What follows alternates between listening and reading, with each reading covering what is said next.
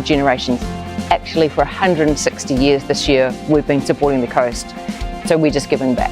We have had some team members that have been on the committee. Baz, he's been on the committee for years. He's retired, but he's still helping. It's fantastic.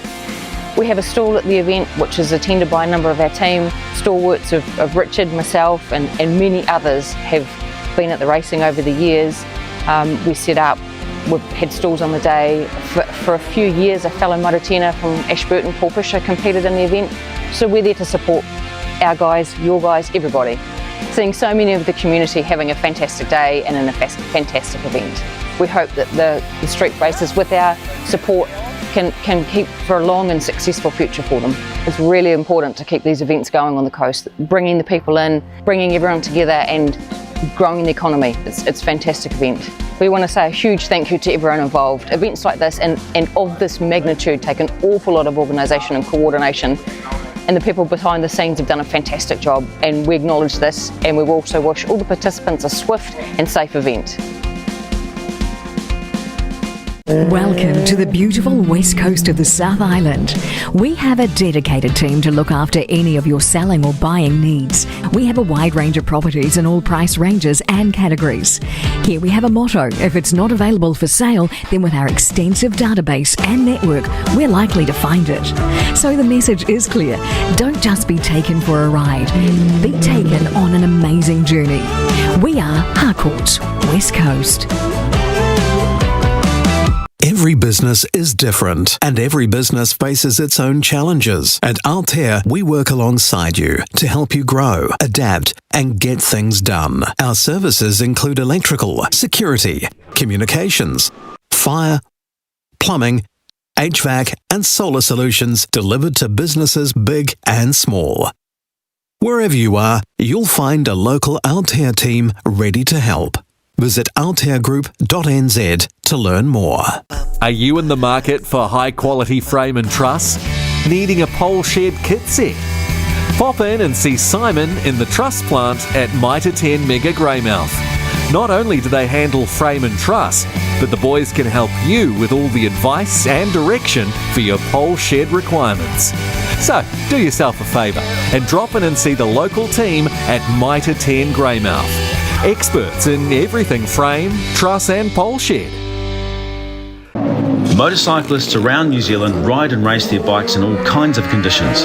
When stressed, your bike can generate extreme heat that can lead to oil consumption, engine and transmission wear. Get your bike the protection it needs with AMSOIL 100% synthetic motorcycle oils. Available and in stock New Zealand-wide. For performance, reliability and cooler running for 2-strokes and 4-strokes. Contact your local AMSOIL dealer.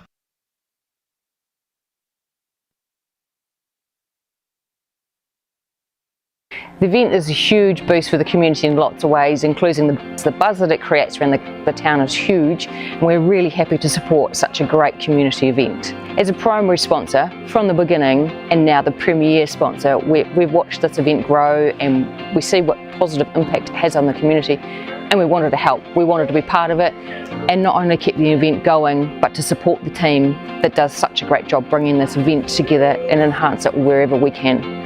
It's great. The influx of people to town, the motels are full, the eateries are just buzzing, petrol stations are just pumping, and the spin-offs are huge for everybody in town. It's fantastic. We love where we live as a national Mitre 10 concept, and Griffin Smith Limited, now trading as Mitre 10 Mega Greymouth and Mitre 10 Hokitika, have been supporting the community that supports us for generations. Actually, for 160 years this year, we've been supporting the coast, so we're just giving back. We have had some team members that have been on the committee. Baz, he's been on the committee for years. He's retired, but he's still helping. It's fantastic. We have a stall at the event, which is attended by a number of our team. Stalwarts of Richard, myself, and many others have been at the racing over the years. We set up, we've had stalls on the day. For a few years, a fellow Moto from Ashburton, Paul Fisher, competed in the event. So we're there to support our guys, your guys, everybody. Seeing so many of the community having a fantastic day and in a fantastic event. We hope that the street races, with our support, can keep for a long and successful future for them. It's really important to keep these events going on the coast, bringing the people in, bringing everyone together and growing the economy. It's a fantastic event. We want to say a huge thank you to everyone involved. Events like this and of this magnitude take an awful lot of organisation and coordination, and the people behind the scenes have done a fantastic job, and we acknowledge this, and we also wish all the participants a swift and safe event. Meet SignLink Graphics, your local family-owned and operated business right here in the heart of the West Coast. The creative powerhouse behind the Greymouth motorcycle street races merchandise.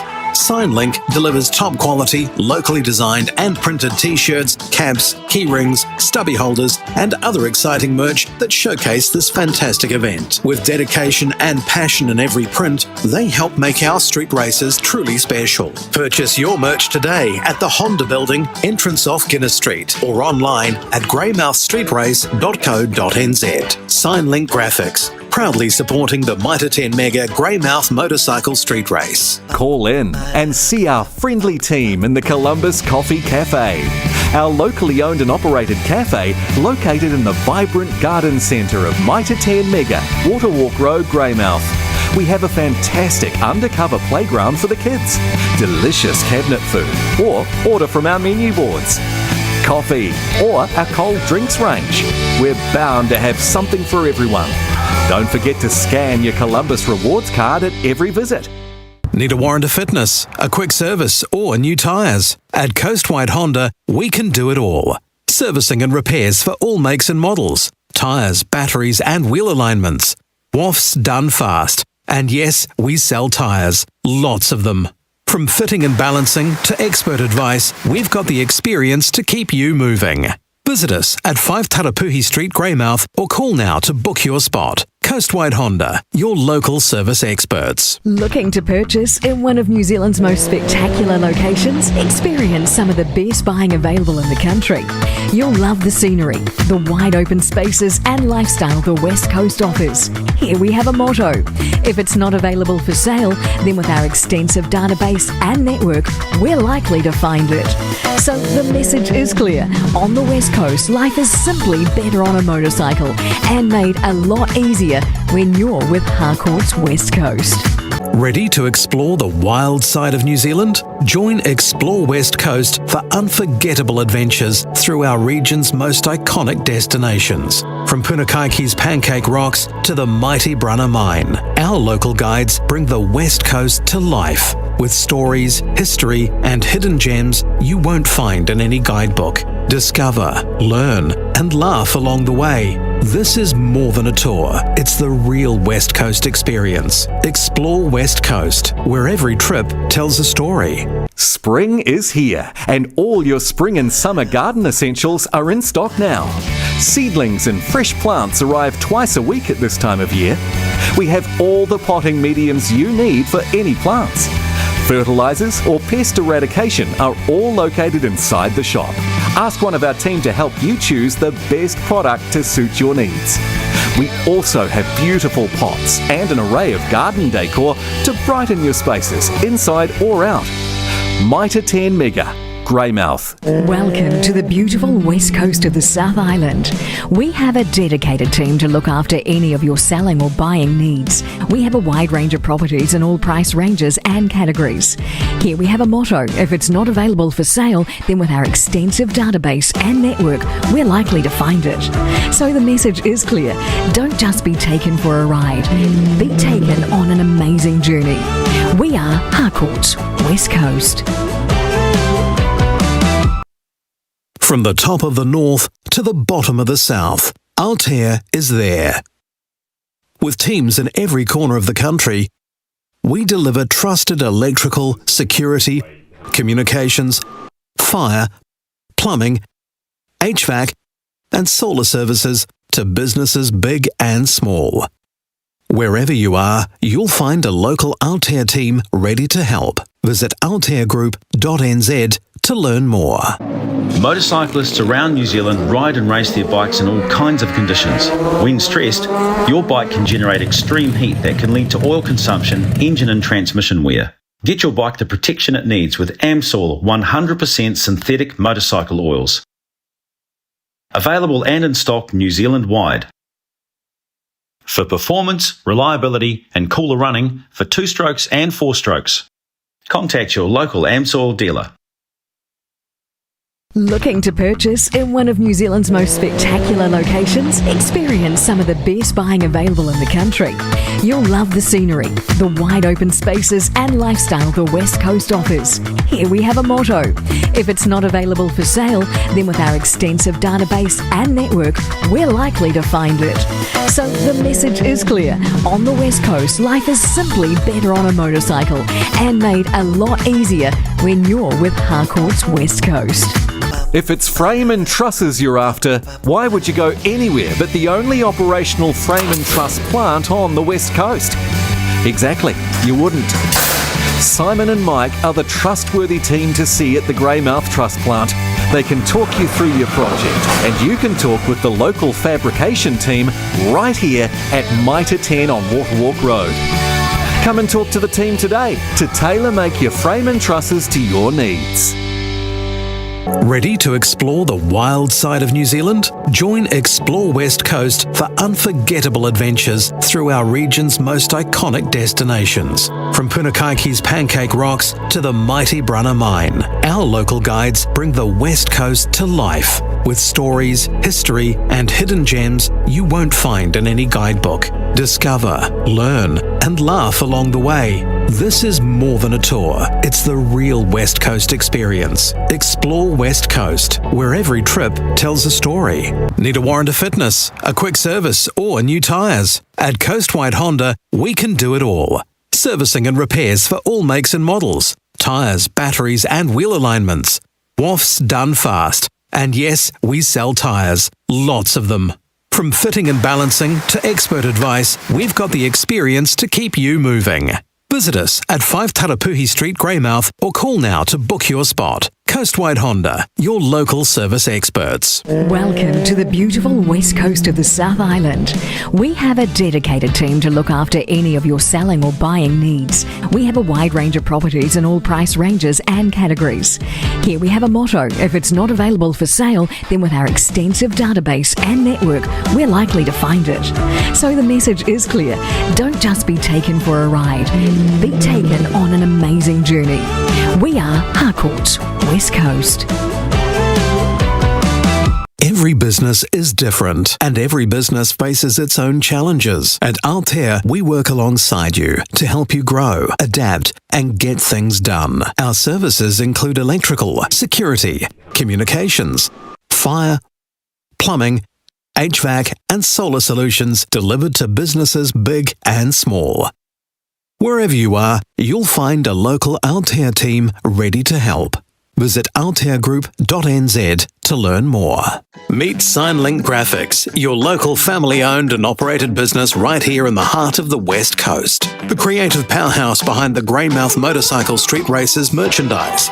SignLink delivers top quality, locally designed and printed t-shirts, caps, key rings, stubby holders, and other exciting merch that showcase this fantastic event. With dedication and passion in every print, they help make our street races truly special. Purchase your merch today at the Honda Building, entrance off Guinness Street, or online at greymouthstreetrace.co.nz. SignLink Graphics, proudly supporting the Mitre 10 Mega Greymouth Motorcycle Street Race. From the top of the north to the bottom of the south, Altair is there.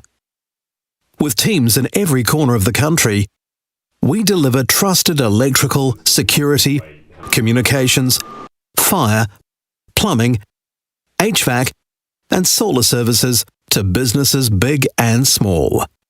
Wherever you are, you'll find a local Altair team ready to help. Visit altairgroup.nz to learn more. Welcome to the beautiful West Coast of the South Island.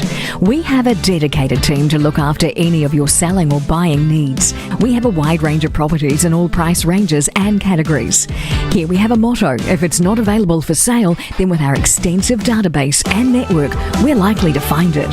So the message is clear. Don't just be taken for a ride. Be taken on an amazing journey. We are Harcourt's West Coast. Summer entertaining is in full swing, and we have everything you need to make your outdoor space shine. Stunning outdoor furniture, elegant lounge settings or stylish dining settings, and even cafe settings. We can help you style your space. Add in a Weber barbecue, a fire pit, pizza oven or outdoor heater. We're sure to have something to suit your needs. We also carry an extensive range of Weber accessories. Mitre 10 Mega, Waterwalk Road, Greymouth. Ready to explore the wild side of New Zealand? Join Explore West Coast for unforgettable adventures through our region's most iconic destinations. From Punakaiki's Pancake Rocks to the mighty Brunner Mine, our local guides bring the West Coast to life with stories, history and hidden gems you won't find in any guidebook. Discover, learn and laugh along the way. This is more than a tour. It's the real West Coast experience. Explore West Coast, where every trip tells a story. Hi folks, welcome to the 2025 Greymouth Motorcycle Street Race. My name's Josh Henderson. I'll be talking through all the commentary action for this one and looking forward to a bit of a interesting day of racing. It's going to be pretty wet. You can see through the race coverage later on. The track is very, very well soaked. I don't know if you can hear through the microphone at all, but certainly it is very loud in terms of the weather. And Mario, it's going to be interesting to see how things play out today. Yes, I see when the bikes come round to that first corner, I think they'll be very cautious as they start heading around the track. Yeah, well, that's one interesting thing I'm looking forward to seeing. That very sharp first corner, going to have to turn that right-hander, right? And you just got to be very careful that with how tight that first corner is. You can't have that front tyre just let go from under you. And that's all it takes. The bike just slip out from under you, especially in these soaking wet conditions. That's all over Red Rover after that. That's right, Josh. And there's only one left-hand corner in the course, as I think there's 4 rights. Yeah, so that does make things a little bit more challenging, because that means you're going to have to dial your setup in just for that sort of right-hand corner mix. But all it takes, again, is getting that left-hand corner just a little bit wrong, because you've got your setups, a little bit different to the right-hand corners. And again, it's going to be treacherous conditions for these riders. They've got to take it very careful, and we'll see in qualifying very shortly as to how they kind of approach it. But certainly for some of these riders, especially the first-timers, they'll have a very tricky time out there for sure. Yes, the first-timers will be the main concern. We've got a few professionals out here that have been doing it for many years, and they're always back, and Greymouth is known for these conditions. Well, absolutely. We kind of thought we'd have a little bit less rain than we do at the moment, and we've kind of been birthed with an absolute storm of a century here. It is raining heavily out here in Greymouth, and for sure it will be a pretty wet race. I don't know if it'll dry up. It's going to be interesting to see if it will. Right. Did Josh want to do this? Yeah.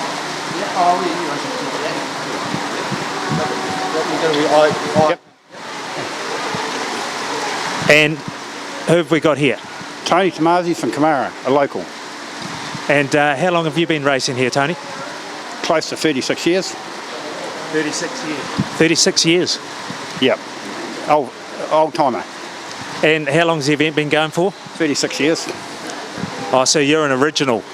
And how are you going to fare today in this weather? I don't mind the rain, it's fine. It's great. You just got to be sharp. Watch your braking, watch your corner speed. It's all good. And what's your biggest concern on the track? It's just, the biggest concern will be just other guys over braking and finding it very hard to slow down in the wet. It's just, everyone's got to take it a little bit easy at first and then find your pace and then go from there. Right, how do you think you're going to go today? Probably midfield most of the day. I'll keep it pretty back from the front. I'll leave that to the experts, say. Okay. And what sort of bike do you have? I'm running 4 bikes here today. I run Formula 1, Beers, Formula 3, and and pre-89. So I run Ducatis, Suzuki's and KTM's. Which one's your favourite? Ducati, of course. 1198's my favourite, but that only come out today if it's fine.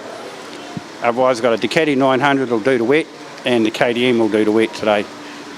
Okay, and you've obviously got special tyres for that sort of thing? Yeah, we run wets. Like this morning, it's so wet, we'll be running them until the sun comes out, which will be about 10:30, 11 o'clock today. The weather will turn and it'll become nice. We'll have a southwest wind, and it'll dry out and it'll be good. I hope. Right, so what time's your first race? We're not far from going out now. They've just put the novices out, but they've pulled them back in, so there's obviously something wrong with the track, and then we'll be out probably in 10 minutes, which will be the first round, which will be beers for practice. That'll be me. Right, and what is Beers? That's our club from Christchurch. That's American European Motorcycles. Yep, and that's our local club from Canterbury that come over here and race. Yep. Okay, how long's the club been going for in Canterbury? It'd be close to 35 years, 40 years, that club. It's had a few changes over the years, as clubs do, but yeah, it's strong, it's going well. And it's got a good following? Yeah, it's good following. We have a good turnout, anywhere between 80 to 100 bikes on a meeting when we have our local meetings over there. And is there a track that they... Ruapuna in Christchurch, it's the main race track where they race cars and bikes. Yep. Okay. And yeah, hopefully the day will go well for everyone and no ambulances are needed, eh? That's all we can ask for. Okay. Ambulance is there. Well, we don't want to see any nasty stuff in this weather. No, that is tricky, but everyone will be a bit cautious, so it should be good. Should be good. We had a lot of fun. Spectators will get pretty well spoilt today. Right.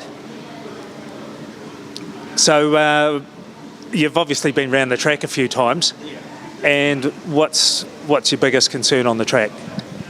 None whatsoever, really, because we've got a new surface from last year on the track. It's 3/4 of its new surface, so that's a huge improvement for grip, especially in this condition. So no, it's all good. It's what it is. You've got to ride accordingly. Right, and you've been around the track a few times? Yeah. I've just went for a walk this morning and checked it, and it's looking good. It's not holding water. That's the main thing. Right, with this weather, I mean, there was thunder and lightning earlier on this morning while we were setting up camera stands and things. It was... wasn't too good, was it? But hey, it's going through, and you're looking towards the south. It is looking clearer if we look out that way now. So that's the depending point today. Right. Right, just hang tight. Right, so Tony, to kind of get your take on the weather conditions out there at the moment. Obviously looking to be pretty treacherous. It's, pretty soaking. We're probably getting more rain than we expected to have. So for you as a rider, how do you kind of, adapt to those weather conditions? What kind of changes do you have to make to the bike to get there? First thing is you've got to run wets on a day like today. There's nothing less. Just to be a wee bit cautious, There is, with wets, you do get a very good grip, but it's depending on, if you're pushing hard, you're going to find it's going to be slippery. They've taken the white lines, they've sand blasted the white lines, so we haven't got that slipperiness on the line, so the surface is pretty damn good. So you said you've been racing 36 years since the original Greymouth motorcycle street race happened in 1989. Yeah, so for you, what do you feel like is your most memorable Greymouth motorcycle street race? Back in the early days when I was about 21, I used to run a Triumph T100, and it was so wet the gutters couldn't keep up with the water. The water was flowing across the roads. That was memorable. Yeah, it was wow. So do you think this year may actually compare to that one? No, this isn't rain really. This is just annoying. So for a rider, just in general, riding around such a tight circuit with, a lot of very tricky corners, obviously you've done this for a while now, but as time goes on, the circuit changes, right? With the amount of time that you're going to have to put through in preparation for this event as well. So for you, what's the kind of most important preparation feature? Just having your bike well prepared, checked over properly, making sure everything's tight, having your tyres, having good brakes, just a general maintenance of your machine. That's what we all do. We all do well, you'll find when you see the racing, because it's a pretty good pace out there. That's true. That's true. All right, Tony Jamazi, thanks very much for your time. Gentlemen, yep, see you around, eh? Yeah, cool. We'll do. Awesome, mate.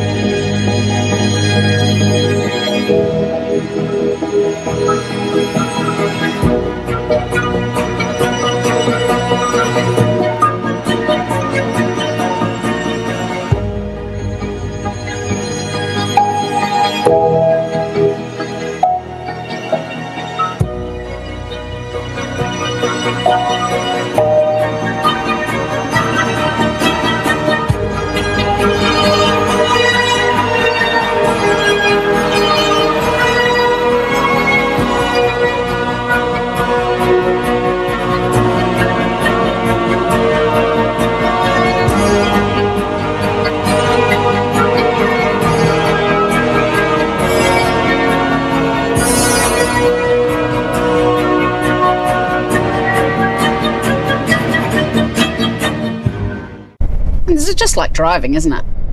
I feel like heaps better. It's a lot of ice. Sure is. Good. Yeah. Very good. Scenic West Coast! Nice start. You know, I think I like the coast. Great sandwiches too.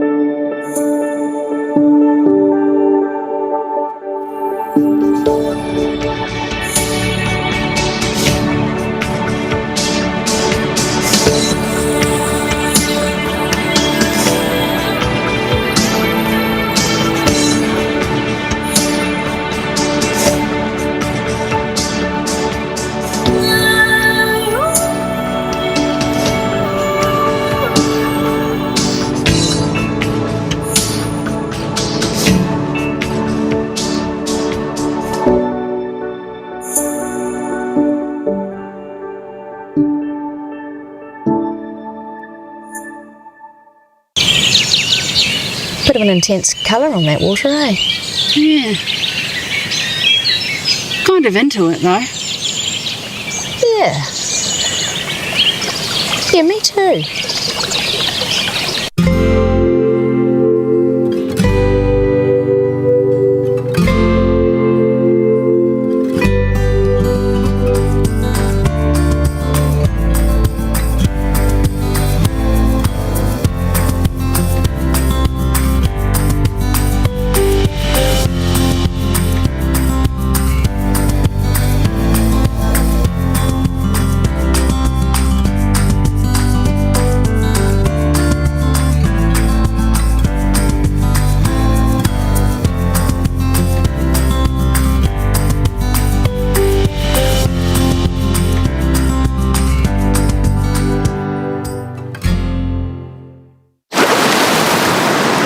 Some really nice rocks around here, eh?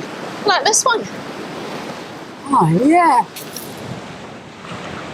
I don't even normally like rocks.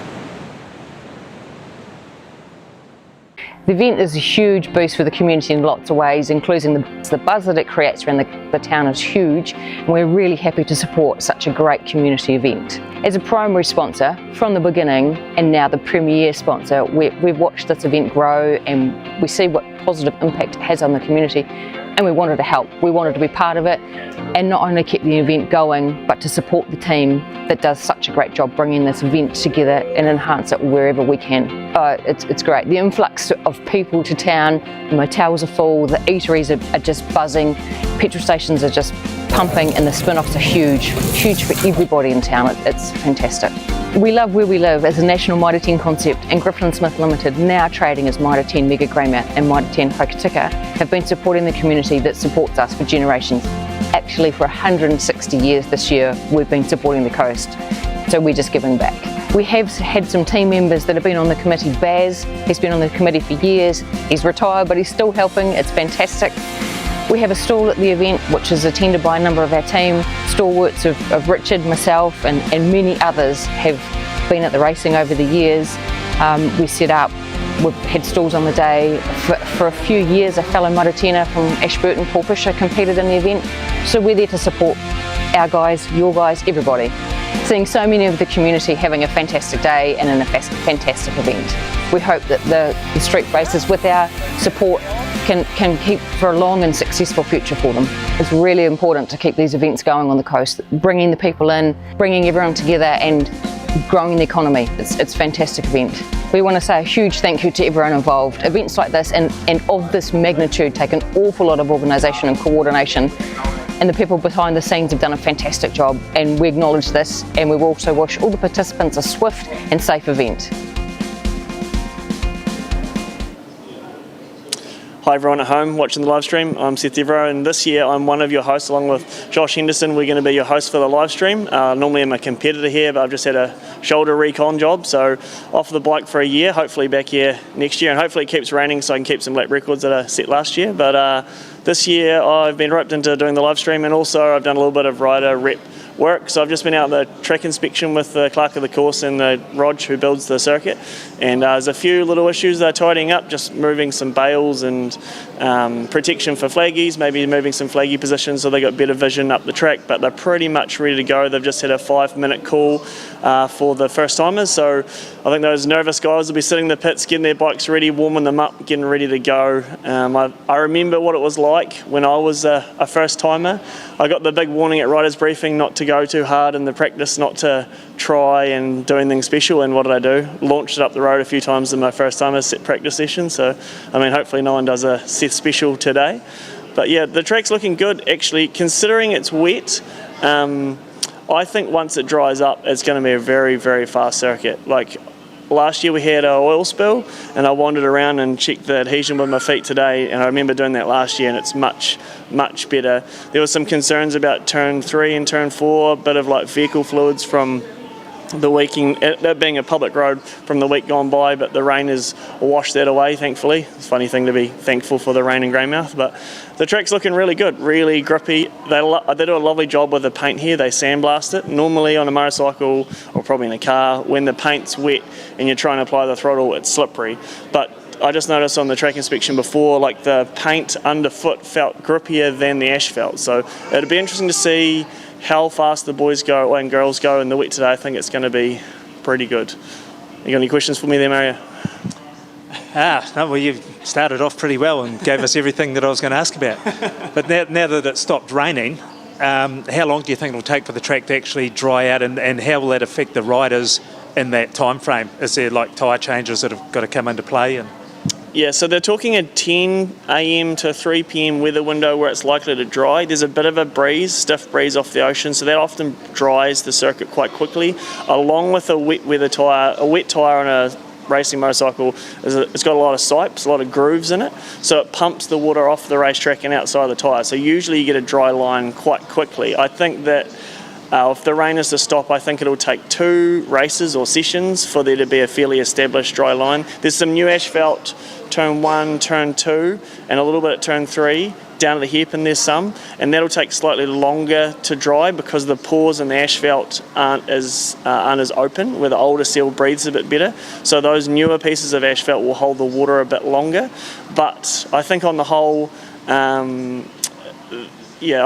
riders that have 2 bikes or that have a well-oiled pit team, well set up, equipment, they'll be faster at switching from wets to dries. They'll be more organised. The other thing to consider is that oftentimes when the track gets drier, you can put a lot more load into the tyre.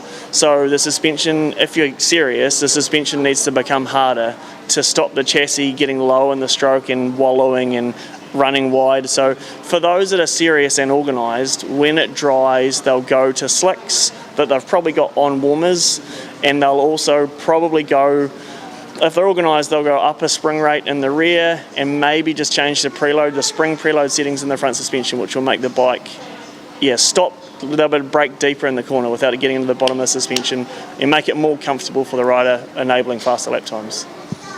Right, so that's a lot of technical information there.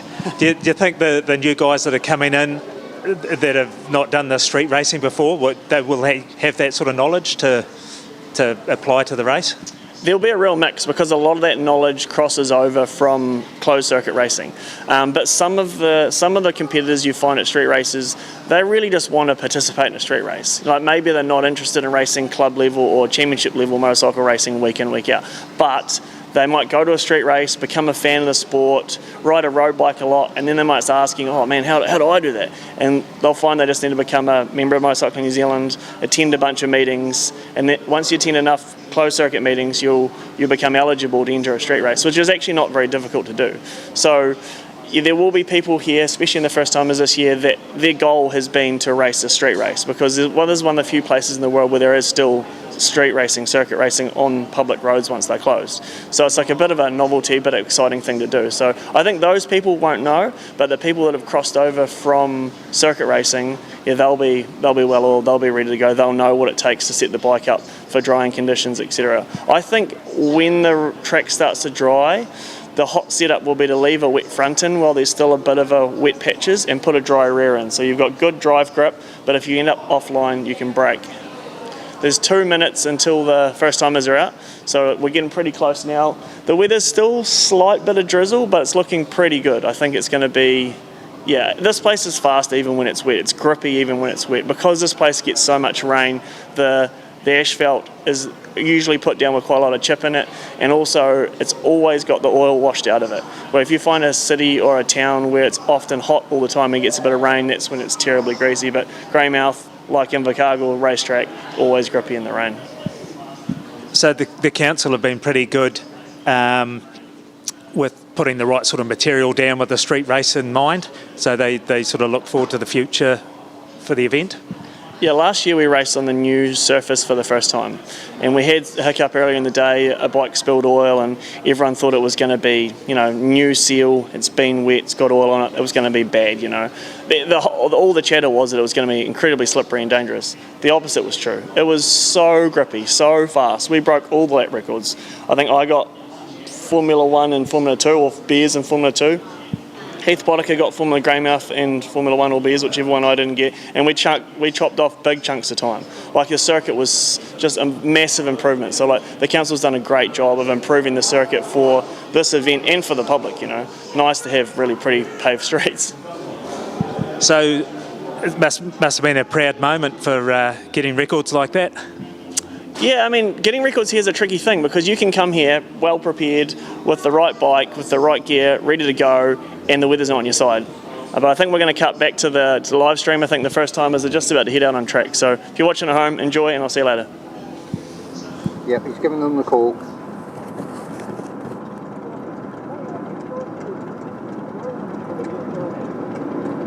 Alright, hi folks, welcome once again to the Moto 10 Mega Greymouth Motorcycle Street Race. My name's Josh Henderson and I'll be taking you through all the play-by-play action of this great race today.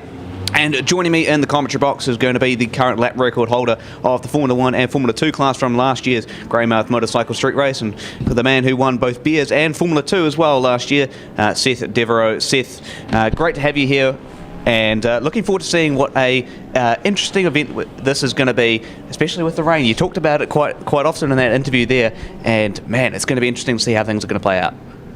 Yeah, I think for these first timers right now it's going to be pretty daunting. A lot of them probably never raced a street race before, and here they are heading around probably some of the wettest roads you'll find anywhere in the country to race on. So yeah, a daunting prospect. I think the first few laps they spend actually behind this truck that you can see on camera, the marshal truck. That's just to learn the flag marshal position, so you can probably see the flags waving in the background. These riders shouldn't be trying to push or shouldn't be trying to go fast. It's just for track familiarisation.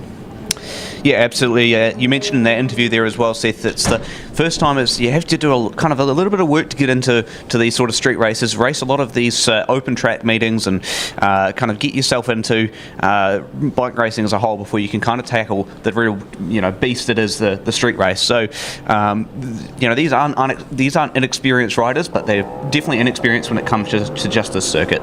Yeah, I mean, some of these first timers probably would be or could be described as inexperienced, but a lot of the most experienced circuit racing guys, they often don't come to street races just because of the safety risks and concerns. There are no runoff areas, there's no gravel traps. Like, if you get it wrong, there are some slip roads and stuff in a few key areas, but for the most part, if you get it wrong, you're going to find yourself in in an air fence or in a mesh fence or in a plastic barrier or something, things that are fairly uncomfortable to hit. I've personally come unstuck at street races in the past, end up in hospital. It's no joke.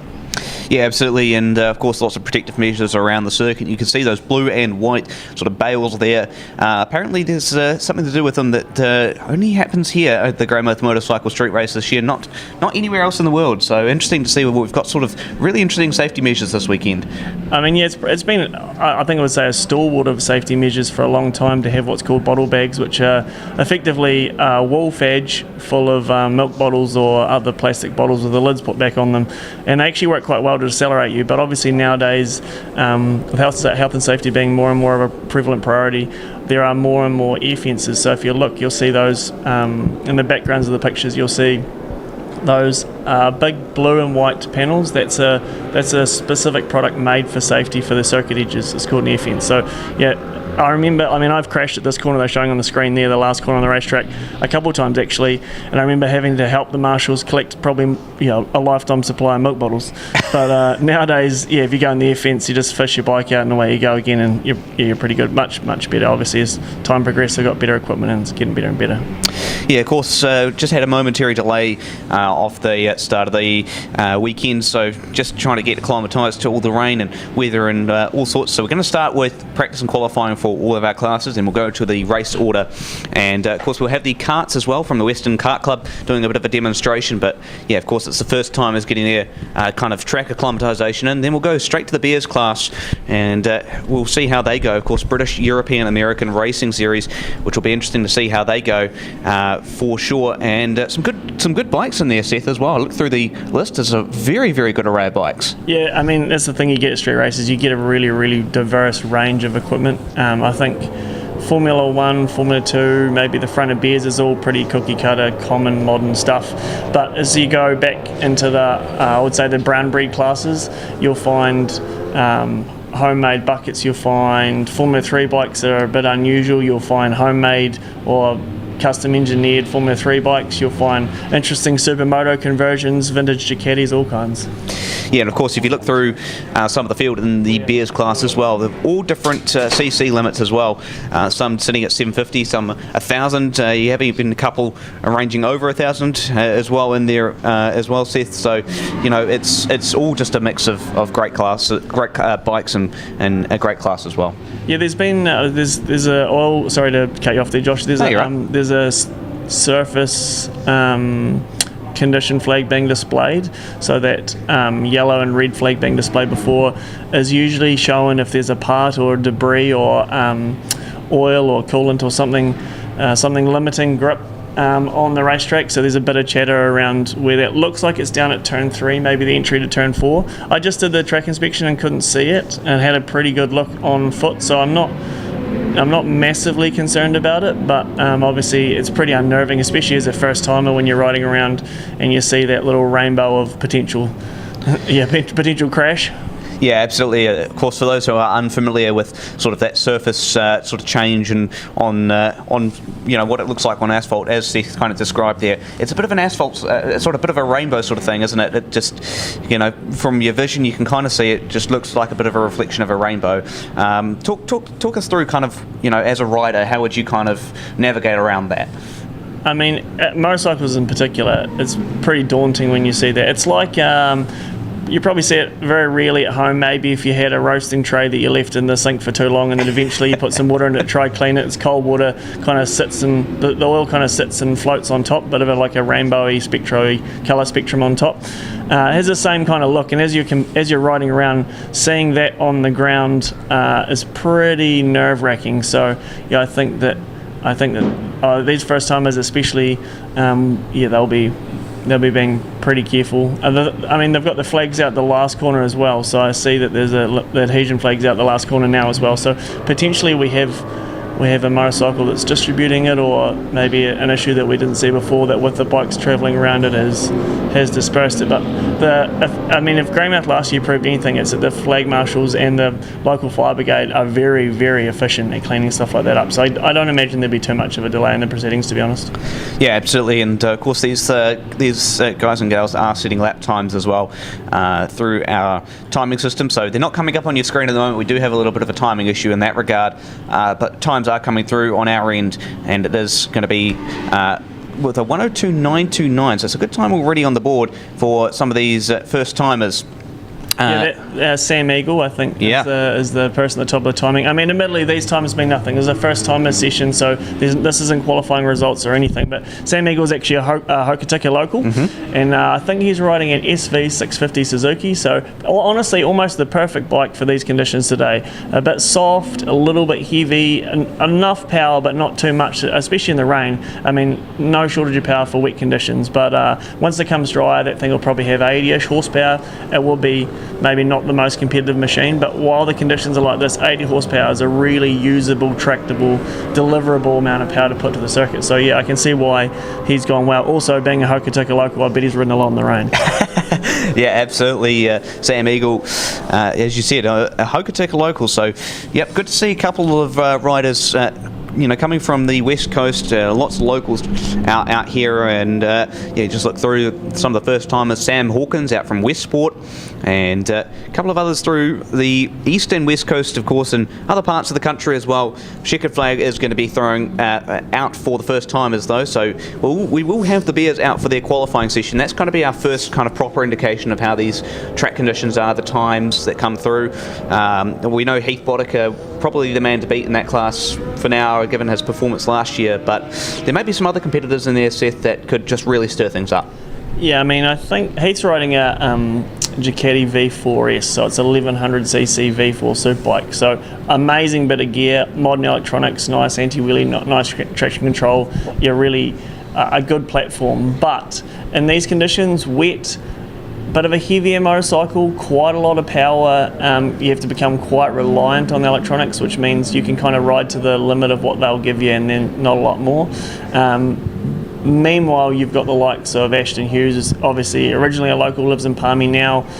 Very, very talented competitor, very experienced competitor on a Triumph 675, which is a potent weapon in these conditions. Nimble, torquey, powerful. Also, Dan Jenkins from Christchurch, the same again. Really, like a veteran of these kinds of conditions. So those guys I expect to see at the front. Also, kind of an up-and-coming names to look out for, Garth Wilson, Angus Finn. Those guys, the same machines. Triumph 675 on wets, really nimble, capable machine around here. They're going to be, I think those guys are going to be not only competitive but also hard to beat in these conditions. Yeah, of course, looking through the rest of the Bears class, you kind of mentioned those Triumph 675s, and a couple of them obviously different years and different years of when they were built. So for, kind of someone who's at home, what would you kind of say would make the difference? Whether, we've got Angus Finn, as you mentioned, in the 2008 built, and then Ashton Hughes in the 2015 built 675. So what kind of difference does that make to a rider? I mean, honestly, in these wet conditions, not too much. I mean, where motorcycle racing differs from car racing is that the rider probably makes 60-70% of the difference. When car racing, the car makes 60-70-80% of the difference. So I don't think there's any real reason why a good rider on an older Triumph 675 couldn't win. The difference is actually probably more niche than that. Some of these motorcycles are the highest specification model Triumph 675 Daytona are. They haven't actually been listed which ones are which in the program, but I know for a fact that the Garth has a spare bike which is a first generation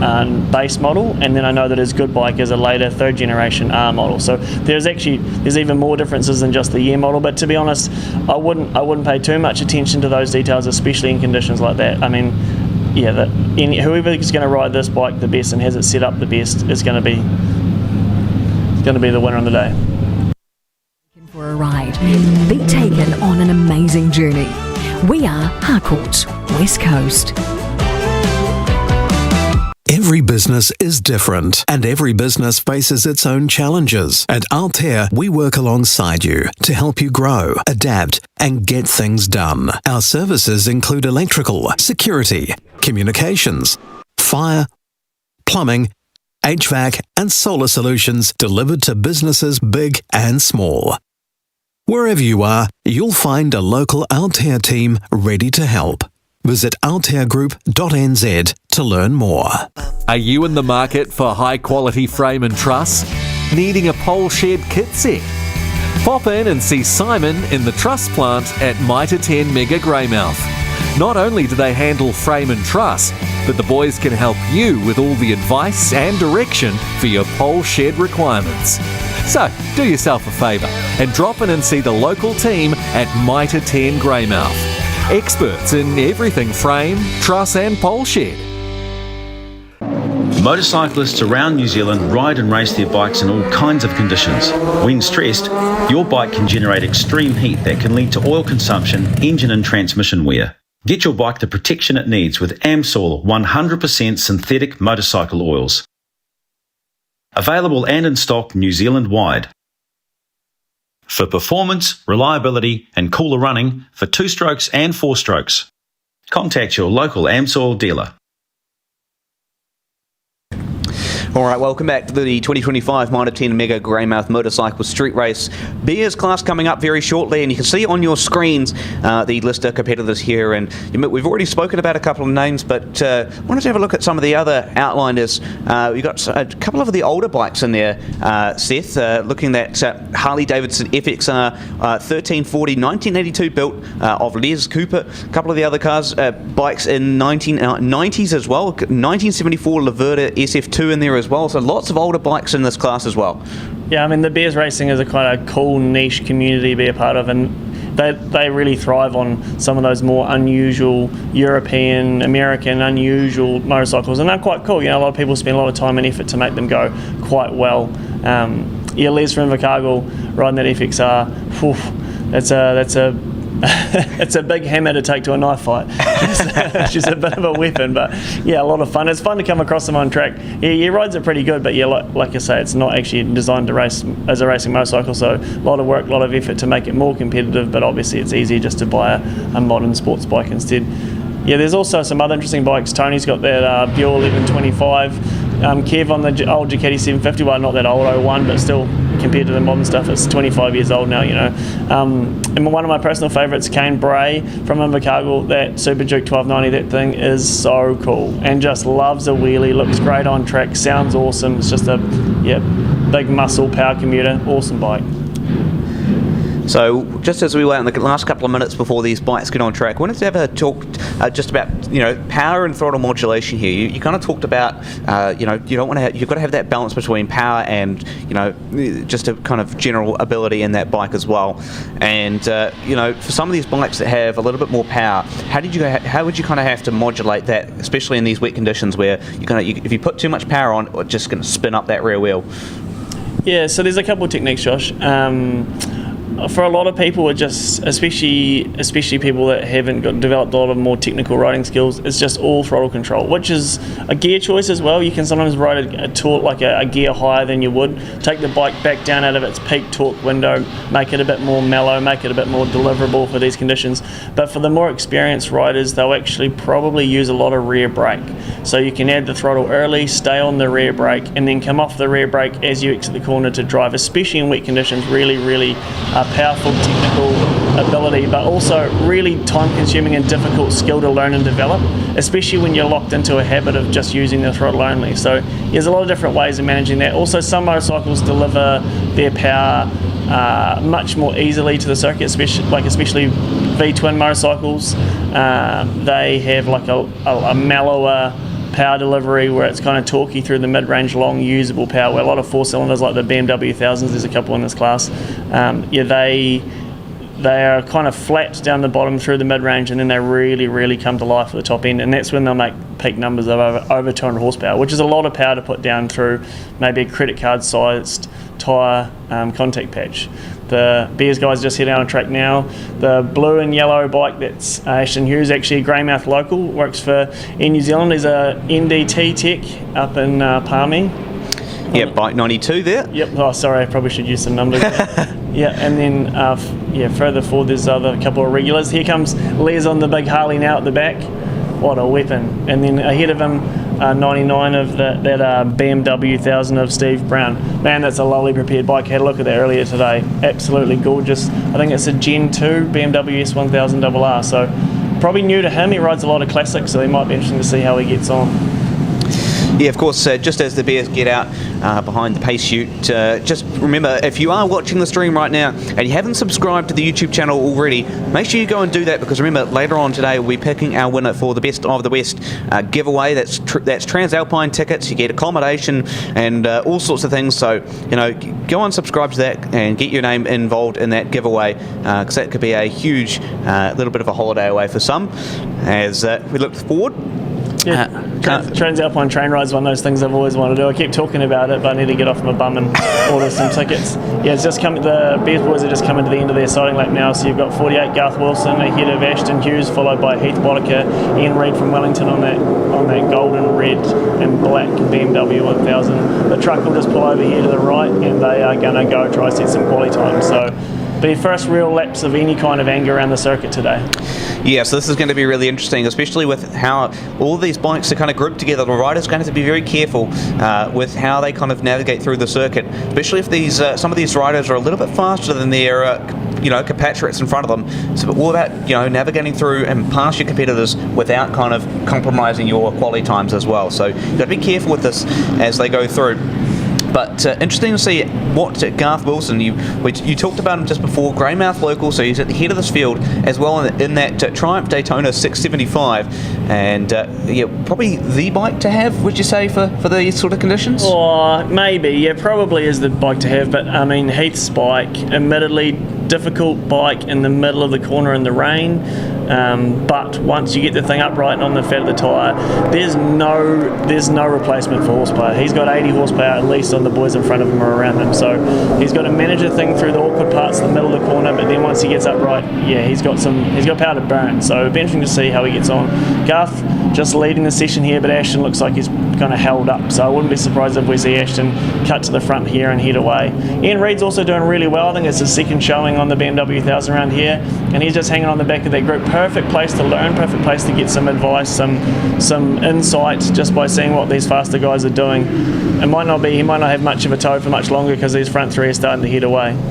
Yeah, of course, you mentioned the toe as well. That's going to be another thing. Maybe not as strong in the wet as it would be in the dry, but certainly that's going to be, something you're going to have to use. Look at that. Bit of a wheelie for Ashton Hughes. Yeah, Garth just about tucked the front, and then it nearly turned into a high side out of 4. Awkward place to get out of, and then Ashton a little bit wide, and if you're not careful and you end up wide there, you end up going across there's a road that comes in there and becomes a bit of a jump. Pretty common. I usually try and get towards the middle of the track a bit more. I usually get a wee wheelie going, carry that down towards the hairpin, but yeah, that jump was probably part of avoiding Garth earlier. Ashton's headed away from these two. I'd say Heath's probably going to try and make his way past Garth here as well, because he want a toe or to try and use Ashton as a reference for a lap. Often a toe is not quite like what you imagine in car racing, Josh. It's not so much of a slipstream, especially on the short circuit, but it's more of a like a visual carrot. It really helps you to adjust and to optimise your racing line and your lap time by having someone just ahead of you. It's really common if you watch maybe Moto 3 or MotoGP qualifying. Riders often use other riders as a reference to improve a lap time. Yeah, absolutely. First time starting to come through. 57.751 for Ashton Hughes so far, the fastest through, and then Heath Boddicker 58.999. So there's only 2 under the minute so far, and you can just see Heath on your screen now though.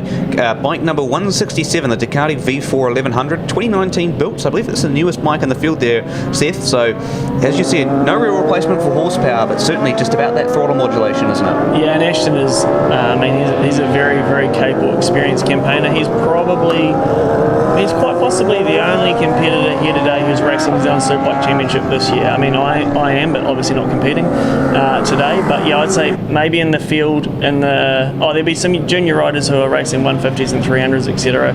But in those senior categories of Superbike or Supersport, I think Ashton might be the only competitor here today who is competing at the upper echelon of our sport this coming season. And I mean, he's a very experienced, talented campaigner, and he's just driving away from the field currently. And I think it'll come down to whether Heath wants to try taking any risk right now, because ultimately he's going to end up on the front row, and to be honest, second place or third place on the grid is actually a better starting position than pole position, I think.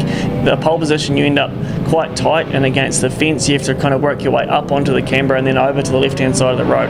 I honestly prefer qualifying second or third, because you get a straighter shot. You're on the top of the camber, you're on the grippier, drier part of the road when you start. So if Heath is thinking about that stuff, I think he'll probably want to just leave at the ladders.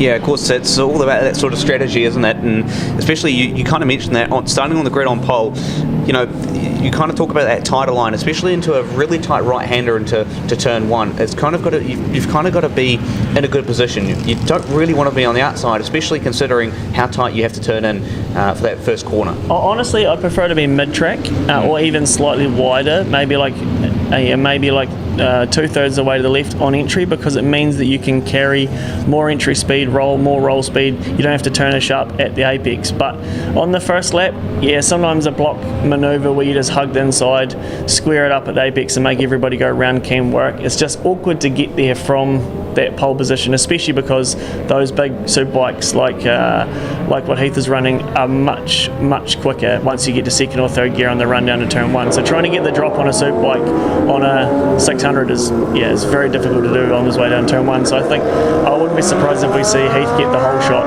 come the first race. All right, checkered flag out for Bears qualifying. It's going to be Ashton Hughes on provisional pole for now. 56.815, 6/10 of a second clear from Heath Boddicker. Then we go back to Garth Wilson in third spot with 57.556. Fourth will be Jason Bardell in the BMW S1000RR with a 59.830, and he's the fourth and final rider to get in under the minute. The rest of the riders inside the 1 minute. Yeah, I want to just give a quick shout out to Ian Reid. I mean, Ian would probably describe himself as slow or hobby level, but I mean, 5th place, a minute 0.1 around this place in the rain on a BMW 1000. That's no joke. Like, he's riding the thing well. That's a difficult thing to do, and he's ahead of people who ride a lot more, and I would say probably, don't listen in, maybe a little thinner or lighter. Yeah, well, great stuff from Ian Reid there to get into 5th. The BMW S1000RR 2016 built bike, certainly performing well, and looking forward to seeing how they'll play out in the race course a little bit later on. Up next, we'll have the buckets up next very shortly, and looking forward to seeing how they'll pan out. You can just see the list of riders on your screen once again for Bears. And impressed with the results from Ashton Hughes. Again, you mentioned it, the Triumph Daytona, pretty solid bike to have. And Heath Boddicker, you kind of talked about the strategy there. It makes sense to start second for him, and 6/10 down on what Ashton was able to manage there. Yeah, I mean, I think on outright pace, Ashton, I mean, even if Heath was serious about trying to get pole position, I think Ashton, if he wanted to, would probably have the edge on him.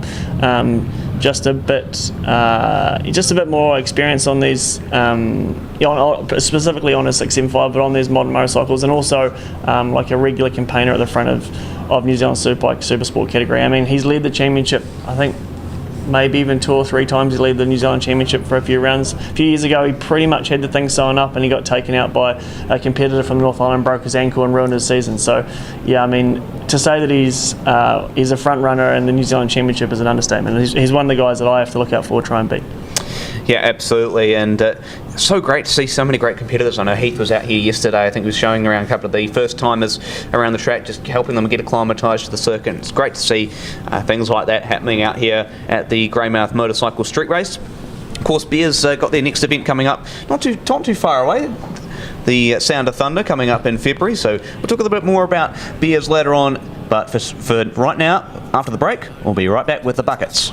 Heart of the West Coast, the creative powerhouse behind the Greymouth Motorcycle Street Races merchandise. SignLink delivers top quality, locally designed and printed t-shirts, caps, key rings, stubby holders and other exciting merch that showcase this fantastic event. With dedication and passion in every print, they help make our street races truly special. Purchase your merch today at the Honda Building, entrance off Guinness Street, or online at greymouthstreetrace.co.nz. SignLink Graphics, proudly supporting the Mitre 10 Mega Greymouth Motorcycle Street Race. Call in and see our friendly team in the Columbus Coffee Cafe, our locally owned and operated cafe located in the vibrant garden centre of Mitre 10 Mega, Waterwalk Road, Greymouth. We have a fantastic undercover playground for the kids, delicious cabinet food, or order from our menu boards. Coffee or our cold drinks range. We're bound to have something for everyone. Don't forget to scan your Columbus Rewards card at every visit. Need a warrant of fitness, a quick service or new tyres? At Coastwide Honda, we can do it all. Servicing and repairs for all makes and models. Tyres, batteries and wheel alignments. WAF's done fast. And yes, we sell tyres. Lots of them. From fitting and balancing to expert advice, we've got the experience to keep you moving.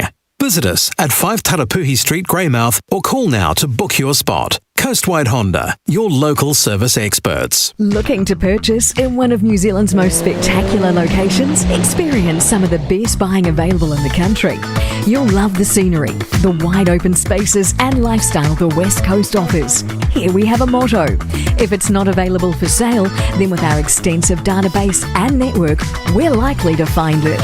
So the message is clear. On the West Coast, life is simply better on a motorcycle and made a lot easier when you're with Harcourt's West Coast. All right, welcome back. The Regent Theatre Greymouth Buckets class up next, and lots of competitors in this one. You're only seeing the first half on your screen in our little program here, Seth. It's a hell of a lot more than that. We can assure you that. There's probably you have to say a bit of a sellout in terms of the buckets for sure. It's always probably the first, or probably possibly even the only class where they have to cut off entries. So I've often wondered whether they run like a qualifying event the day before, make them go for a run down the street, or check them out around the go-kart track or something. You get the field down to, I think it's possibly 40. I'm not sure, but yeah, I know that they've got a cap on that, and I know that those entries fill really quickly. I actually own one of the motorcycles on track right now. Be interested to see how that goes. Harriet Grace from Christchurch riding for Heligraph Racing. She's riding my personal FXL. Now that I've said that, it's probably given her mechanical trouble. Oh no, Commentator's curse to myself. That'd be a hell of a setup. Don't worry, I've done that many times with people. It's not, it's not the most ideal thing, but hey, it happens. It's that's why you're here, Seth. So you can take that limelight away from me. I don't think I want to be putting the curse on anyone today. I think I've never actually raced around here on a bucket. The slowest motorcycle I've raced around here is a super moto bike, which is not the slowest motorcycle by any means. But I think it will be an interesting place, especially in the rain. It will be fun because it's slippery, makes it more interesting. It'll still be a long way. The straight will still be very long even on a bucket. I mean, we are on a big bike. It's the straight, so you barely get out of third gear, second gear in some cases. So it'll be interesting to see how the boys and girls get on this morning. Yeah, of course. So just for the general people at home, can you explain to them what the sort of the buckets class is? Oh goodness, that's a loaded question. Bucket racing was originally, I think, intended to be an affordable category. So, so you're not allowed to use competition-built engines. So you're not allowed to use Grand Prix engines, motocross bike engines, that kind of stuff. You're only allowed to use engines from commuter bikes, trail bikes, enduro bikes, non-competition motorcycles. And there's a limit, I think. I'm going to get the bucket racing train spotters on the live stream are probably going to message me and correct me, but I want to say it's 150cc 4-stroke and 125cc 2-stroke if it's air-cooled, and 100cc 2-stroke if it's liquid-cooled. So I think that's right. I'm sure I'll get corrected. There's also some limitations around the carburetor sizes you can use depending on if it's injected or, liquid-cooled or air-cooled or, whatever's going on in that front. But this category was originally, back in the day, used to be dominated by things like MB100s and AG 100s, TF125s, that kind of stuff. But nowadays people put a lot of effort into their motorcycles. We've got a rider stopped in the middle of the racetrack here, which is not good. Ideal. Hopefully no drama comes of that. So the trick nowadays is people buy often RS125 or in my case TZR 250 chassis and then put hot FXR engines or heavily modified Suzuki FXR 150 engines in them. So there's a guy in Christchurch builds a lot of engines, Brennan Booth, and there's also a lot of other specialists around the country that make really interesting, unique, high performance bucket racing motors.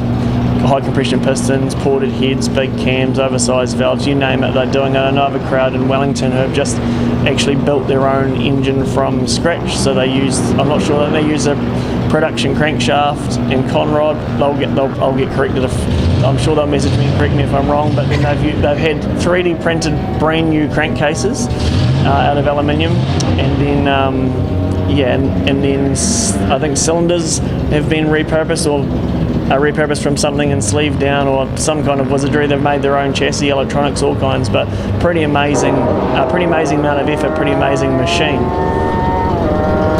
Yeah, and of course, Bucket's also known as the Formula 4 class, so a couple of times coming through for some of these riders at the moment, and I believe it's Harrison Field, the fastest so far, the FXR 150, all the way from Motueka, with a 1:17.082 fastest for him. But he's actually a full second quicker than second place, which is currently held by Craig Matchin out of the Upper Hutt. Interestingly, I don't think I can see my bike on the timing results, so I hope Harriet hasn't had any drama. Yeah, hopefully that's gone to plan, but you never do know. I see some of the motorcycles here, I really like the look of. Some of the ones that got modified, Grand Prix chassis fairings, etc., where others are just a FXR with a number plate zip tied to the forks and go race it. There we go, number 50 there. That's quite an interesting machine. SP2, a 125 two-stroke, something a bit unusual. Number 210, Mike Kyle on a Gonzo 100 from 1980 is. I mean, I've got absolutely no idea. So yeah, a bit of a mixture of interesting machinery, no doubt about it. Yeah, of course. Limited time for some of these riders to go out and set qualifying laps. As you see the checkered flag once again out.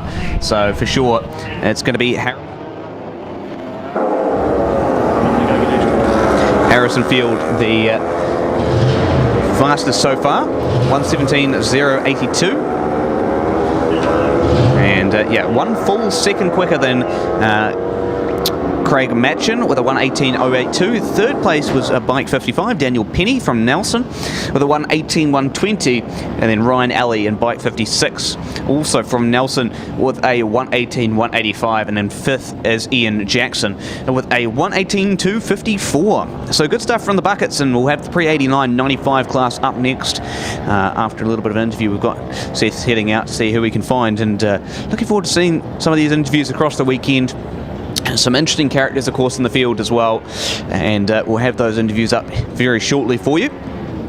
But just again, lots of riders through here, 25 set of time in that qualifying session, and possibly more to come in that first race later on this morning. So just waiting on the Buckets to come in, and then we'll have the pre-89.95 class up next. Big thanks to the Regent Theatre Greymouth for their sponsorship of the Buckets class. Remember, so they're a live entertainment venue in Greymouth, the corner of Mackay and Boundary Streets. You can go to their website, www.regentgreymouth.co.nz, for all the information there. All right, after the break, we'll have the pre-89.95 class, and they'll be running for their qualifying session.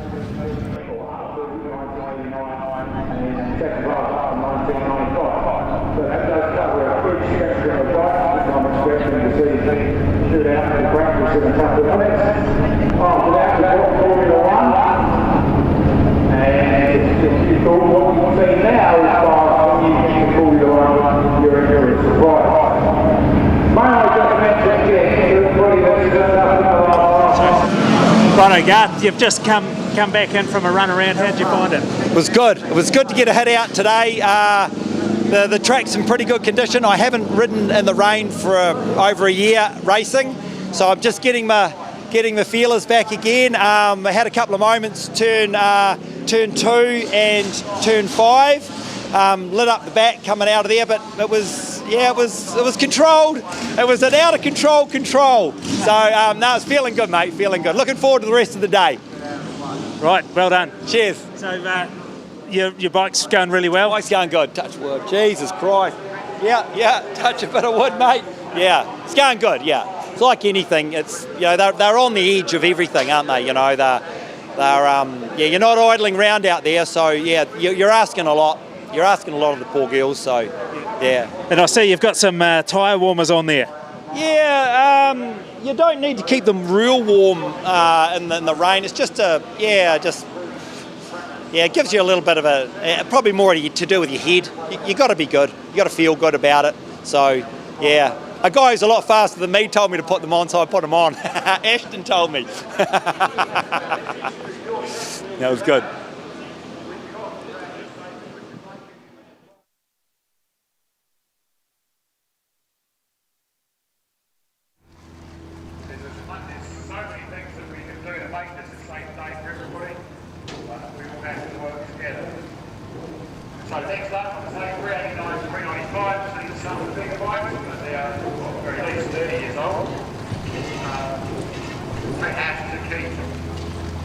same brakes and suspension that they had back in 99. You can't have brand new suspension on an old bike, that is the old class.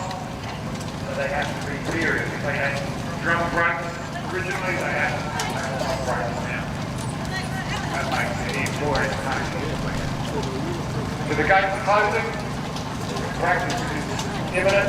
We're on the starter's orders and the next practice session starts in just a couple of minutes.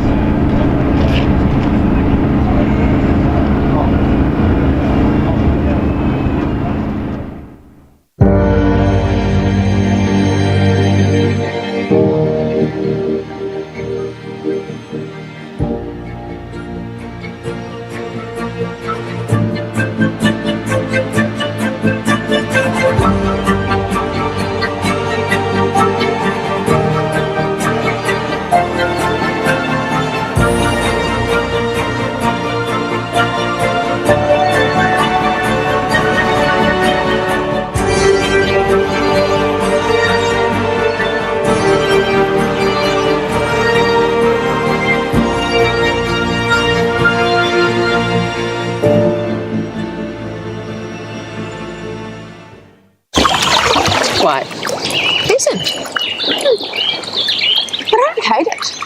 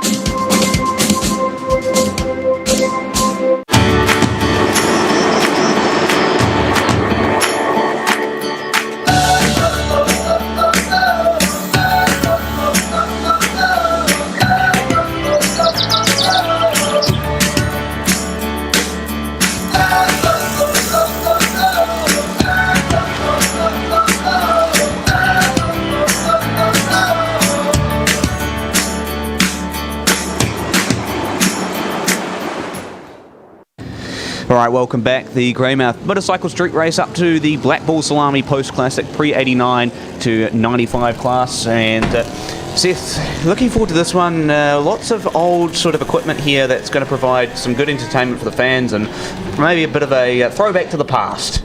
Yeah, I'll be honest with you, if there was a part of the racing which I'm not particularly familiar with, it's a lot of the older or more classic machinery. Admittedly, this stuff is modern enough that I know a lot of the competitors and have an interest in it, but the older bikes is probably where you'll find a lot of weaknesses and information that I can give you. But yeah, this field, Chris McMeekin there on the 24th in Invercargill leading on his big Suzuki, he's a bit of a stalwart of this category and often goes home with a few trophies. Yeah, the GSX 1100, 1981 built, of course, and a lot of these bikes you'll kind of note are sort of less into the Grand Prix style and more into the sort of, how do you put it, the typical bike style, I guess, in a way. Yeah, you would say production sports. Yeah, that would probably be about right, and a lot of bikes in varying CCs as well. Yeah, so there are Grand Prix motorcycles of this vintage, and there's quite a lot of them owned and run in New Zealand, but they're a very difficult machine to run in a street race. They've got very short suspension travel, they're very stiff, most of them are two-strokes, they take a lot of care and maintenance to run, own and operate, and also they'll be very difficult to run around here because they need quite open flowing circuits, high grip scenario where they really come into their own. But if you took a Grand Prix motorcycle and one of these motorcycles to a closed circuit, it wouldn't be a contest. Grand Prix motorcycle would just leave. But around here, upright, flat bars, big production, torquey 4-stroke, great option. We'll just see 748 here, which is Geordie just hit out to the front, so he's on his very, very lovely little Honda. Yeah, Jordan Leslie out of Glen Tunnel, not too far from where I call home there, Seth. So that's a bit of a throwback there. The Honda RVF 400, 1995 built that one. Of course, he's in the classic pre-95 class.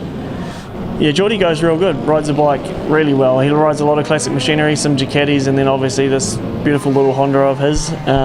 Interestingly, I did think he would be a front runner in this category, but I didn't think he would be this much faster than the rest of the field. But I think wet conditions, he rides a lot of modern machinery, probably more so than some of the guys that run this classic gear, Yeah, so probably more suited to these conditions, able just to kind of understand where the bike wants power, wants grip, wants, wants to be able to, how do you put it? Ride well, let's say.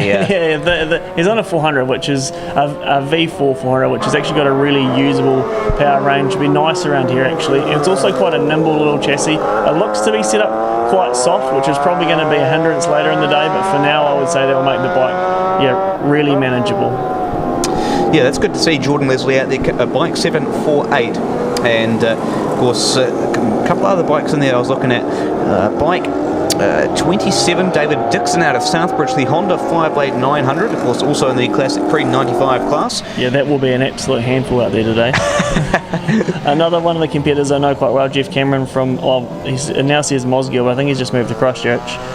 He's on a ZXR 400, I just saw him before wearing a white t-shirt over his leathers. He's one that I think once it comes dry will be competitive, but may struggle in these slippery conditions.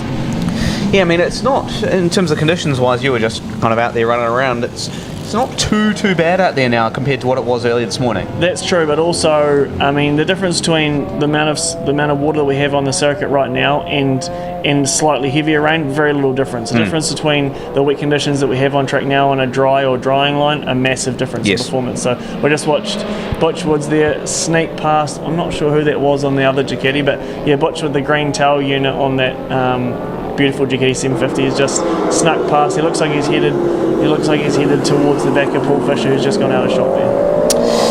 Yeah, and you talk about it, and I guess one of the things to note about these wet conditions is A, the spray, but also B, that finding that dry line, because once you can kind of get that dry line, rub it in, it's kind of like that's where everyone's going to go, really. Yeah, I mean, once there's a dry line, rub it in, that will be the line to use, but at the moment there's no sign of a dry line forming, so Chris McMeekin trying an interesting line there between 1 and 2, try to get past some lap traffic, but unusual. Paul Fisher's actually riding pretty good, number 61 there on the Ducati 750 SS, so I didn't know how well he went in the rain, and to be fair, I don't know if the competition's particularly stiff, but he's looking a lot more measured and capable than I thought he would be in these conditions. So that's good. For someone that's campaigned that motorcycle for a long time, looks like he's going quite well.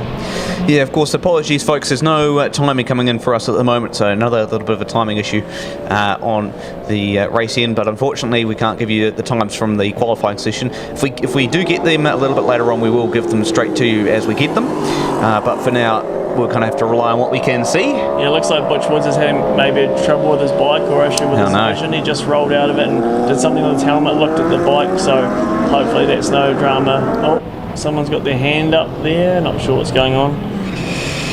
Yeah, it's bike 271 or 211, Tony Jamazi.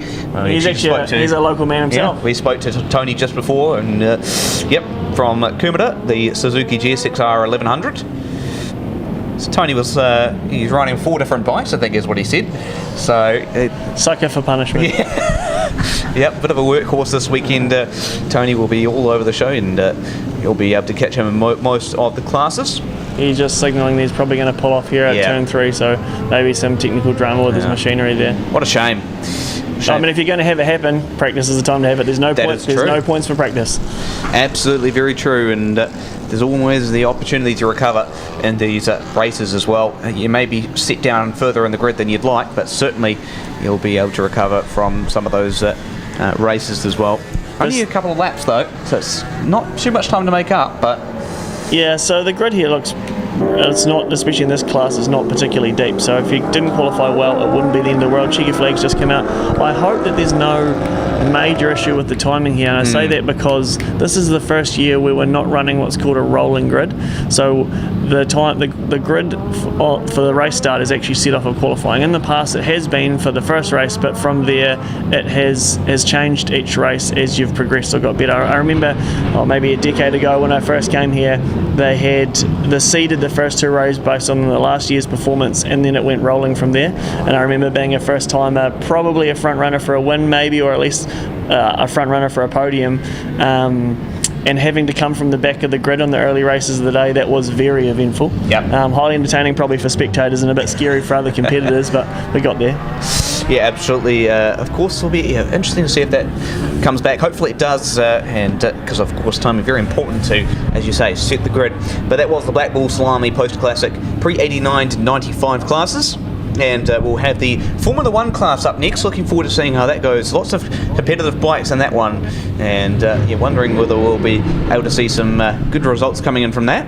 Yeah, I was just talking to Ashton before. He was pretty happy with his wet qualifying. I mean, it's hard to be unhappy with the pole position, but pretty happy with his qualifying result from Beers, his first couple of laps around here in a few years. So those boys are just heading out to dummy grid now, so we will see the Formula 1 machinery, the big boys, on track very shortly.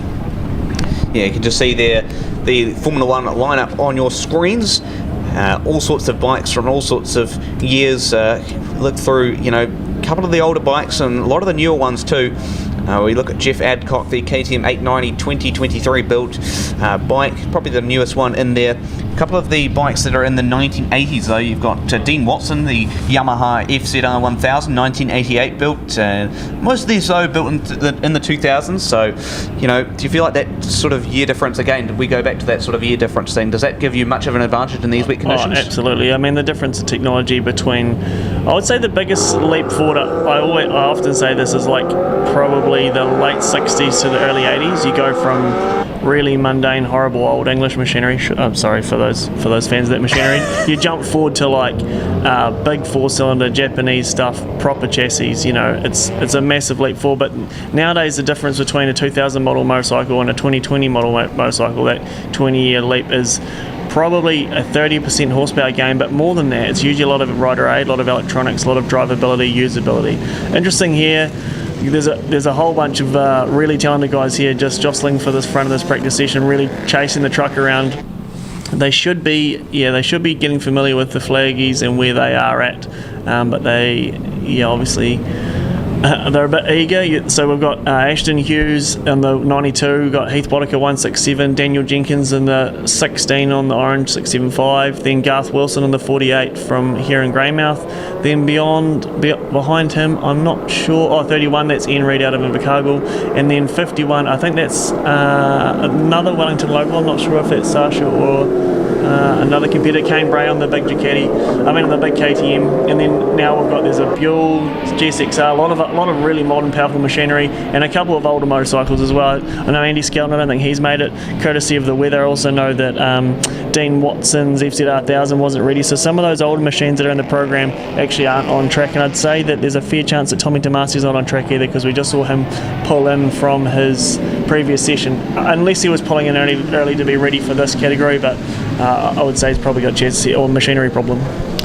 Yeah, of course. A couple of the if you somehow do have a program, of course, you may have just seen before as well on the screens, there may be a couple of changes to the lineup as well. A couple of riders that are in this class and now that weren't originally when the lineup came out, and some that may have withdrawn since as well. So keep that in mind when watching the event as well. Things can change pretty quickly in this one. Westfleet Seafoods Formula 1 class out on track at the moment, and interesting to see how this will go. Of course, we talked about Ashton Hughes' car, bike 92 just before in the Bears class, and now he's out in the Formula 1 class as well. Do you reckon similar sort of times for Ashton, given the I think Ashton will maybe go slightly quicker, but I think the big improvement that we'll probably see will be Heath Boddicker. He's had a whole session to get familiar.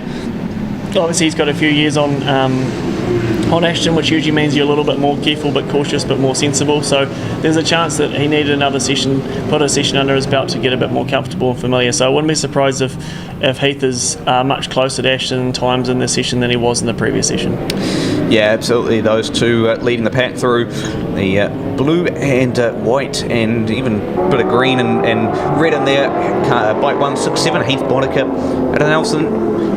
Again, a V4 engine in that one as well. So yeah, so it's lots of good bikes in there. And I mean, you look through. Look at Owen Ripley, the Ducati Supersport 900. Don't think we've seen him on the screen quite yet, but again, another local from Greymouth. Yeah, I don't know that particular competitor or that motorcycle, to be honest, but it's quite interesting seeing how much closer Heath is here.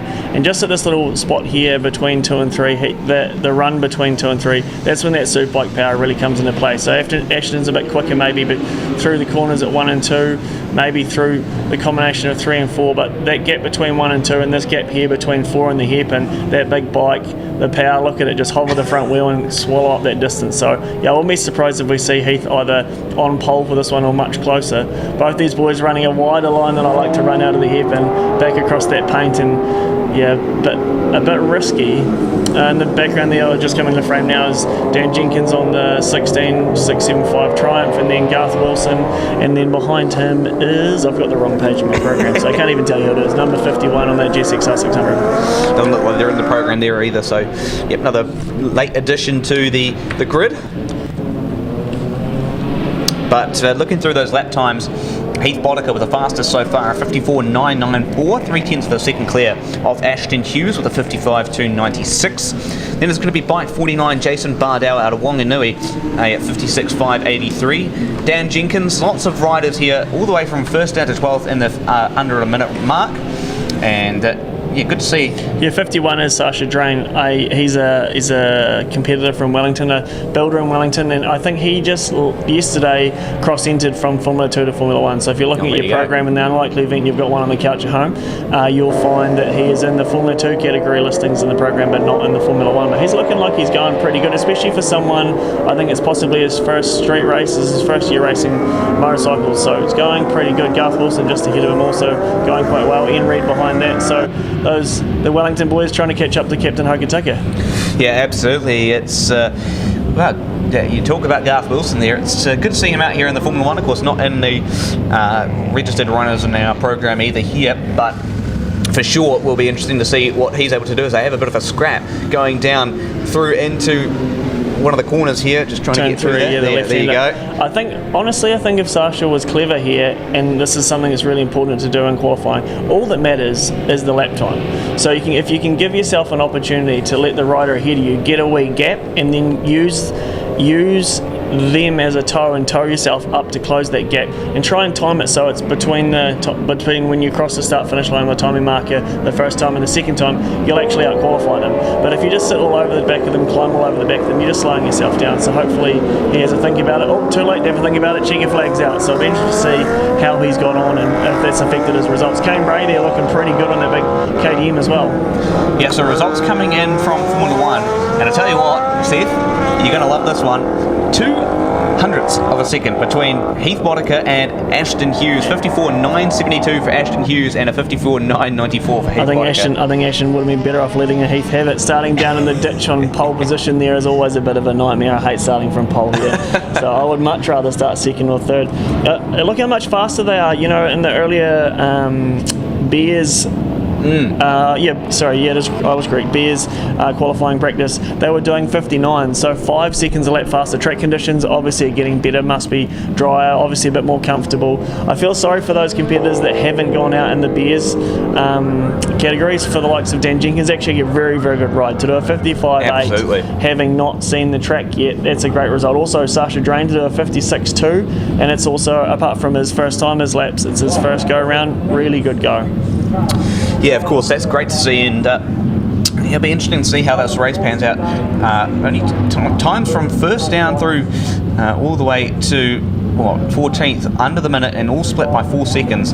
Could be a ripper of a race, so stay with us, folks, for that Formula 1 race later on in this Greymouth Motorcycle Street Race, brought to you by Moto 10 Mega Greymouth. Next up is going to be the Super Moto class. Looking forward to seeing how that pans out. Some good riders in there as well. We look through, of course, if you think about Supermoto, and it's been a bit of an intensive class over the last couple of seasons. And yeah, often they have a dirt section. So this year there's no dirt section, but in years gone by, they've put a lot of effort in and had some jumps and berms and turns for the dirt bikes to do after the right-hander of turn 4, which is Union Hotel Corner.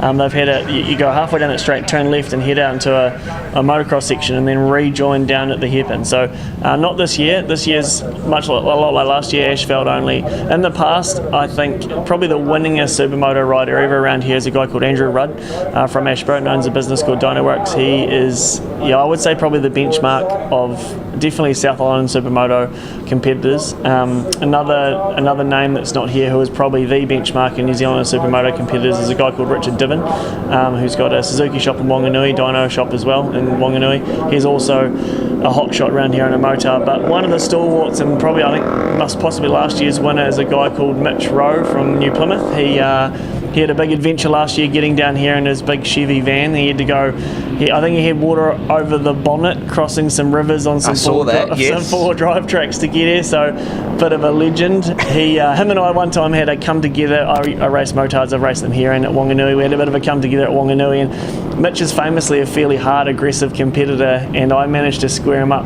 Well, I wouldn't say intentionally, but I'm not particularly sorry, and sent him into the air fence at turn 1 at Wanganui, and he nearly beat me up in the pits, and just about every other supermoto competitor bought me a beer that night, so it's a bit of a in-category rivalry. Nice guy, interesting character, and yeah, he'll be fast today.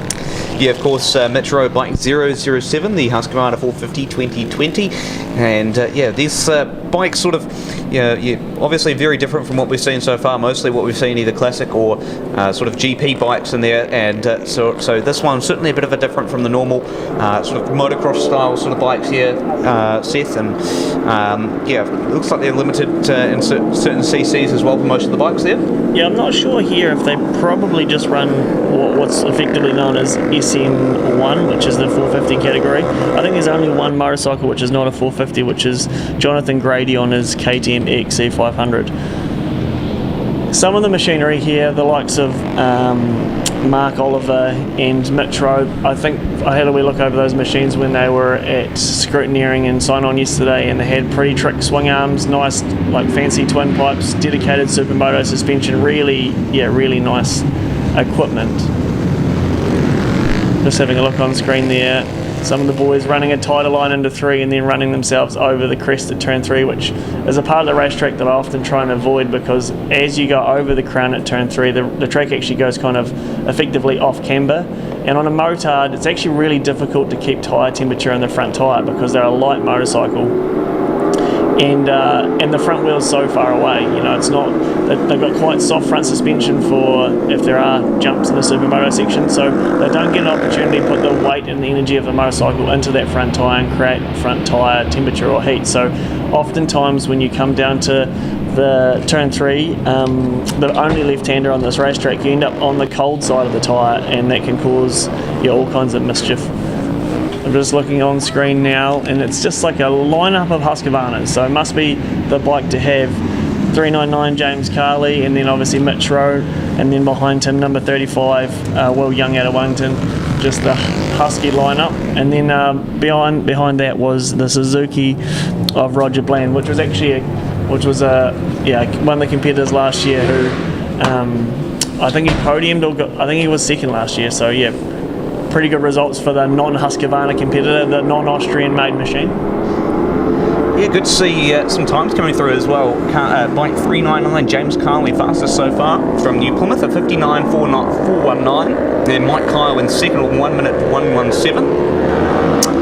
Those from second through to about 7th, all of those in the minute flat. So that's going to be interesting to see how that goes. If they start to catch up to the time set by James Carley, that'll be interesting as well. It's going to be one heck of a race for sure, and not too long before the checkered flag is going to fly here, so you've really got to make those moves for time as soon as you can. Yeah, the competitors here look like they've done a pretty good job of spacing themselves out, with a few exceptions, but spacing themselves out to get a nice little window to the competitor in front of themselves to ride into. So almost perfect qualifying strategy or tactics. Mitch is looking pretty sharp here. I haven't actually had a look at the live timing, but oh no, he's only fourth. There you go. Oh, we're refreshing the timing screen, see if we can get... No, James Carley on the Suzuki. How good. Yeah, Mitch Rowe up to third. Everyone's starting to get under the 1 minutes now, so just adjusting to those track conditions. Mitch, a 58.1. James Carley, a 57.69. There you go. I stand corrected. He's just another Husqvarna Austrian machine competitor. Disappointment factory over here. I was just hanging out for something not made in Austria to be on front there, but... Well, we look through the first Suzuki. We look for either Sean Cox or Roger Bland. Roger Bland, the first Suzuki, in 6th.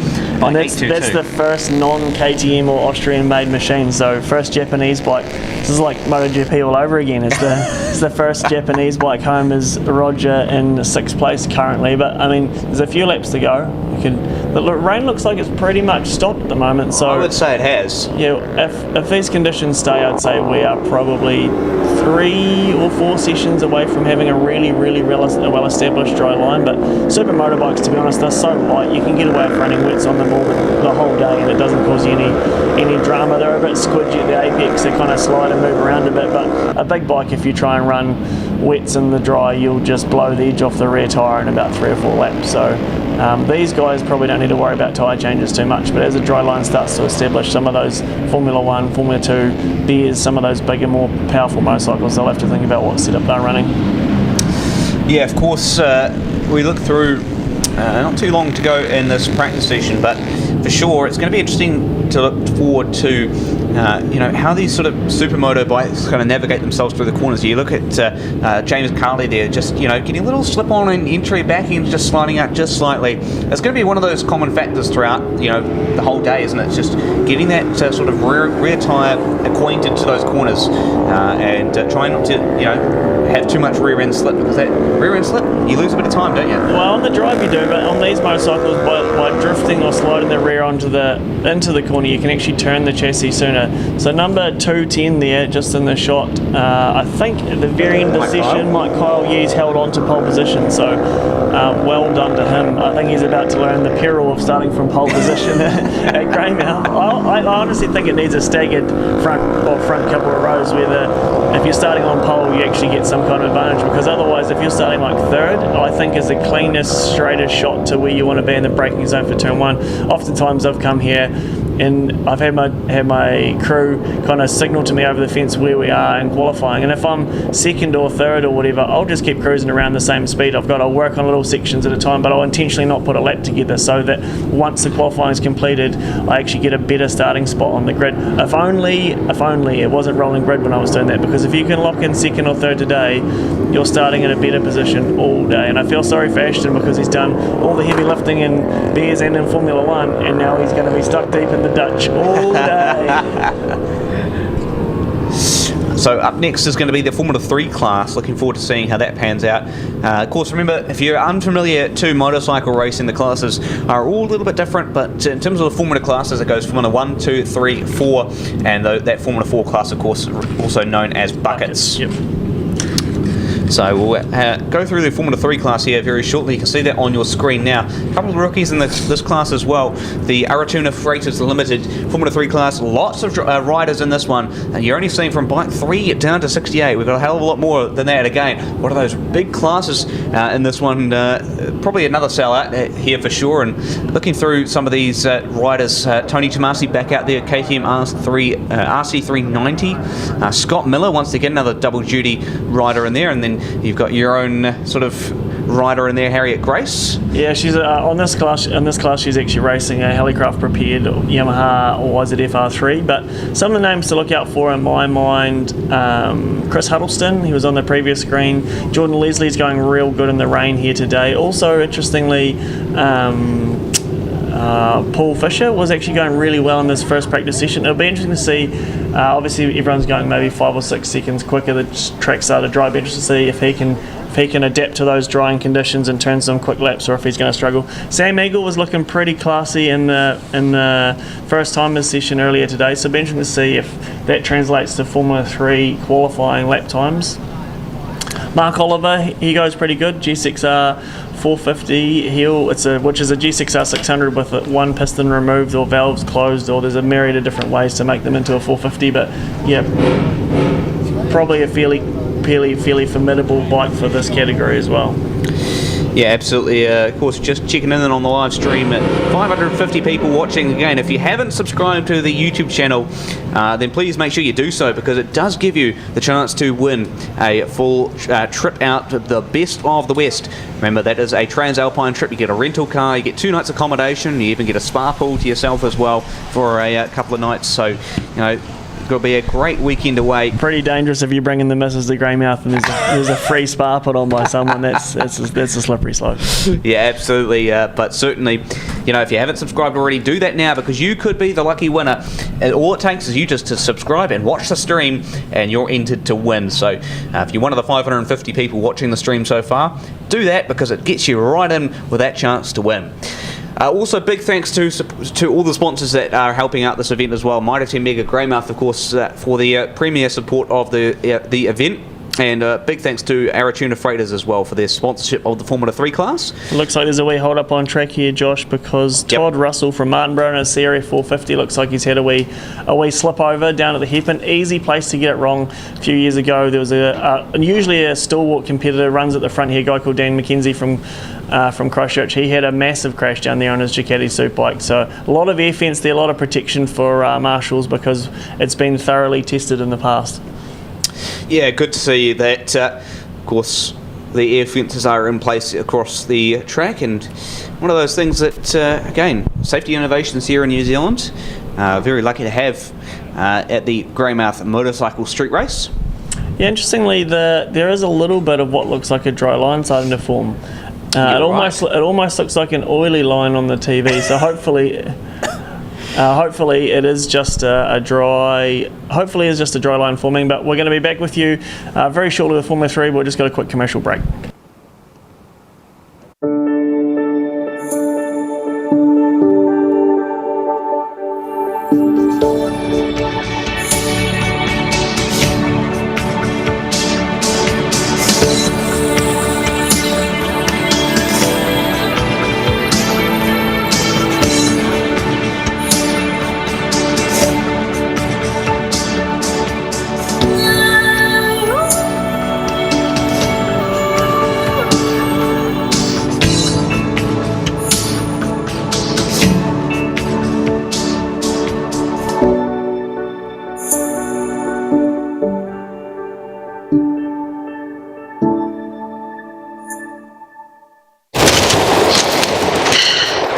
Not bad.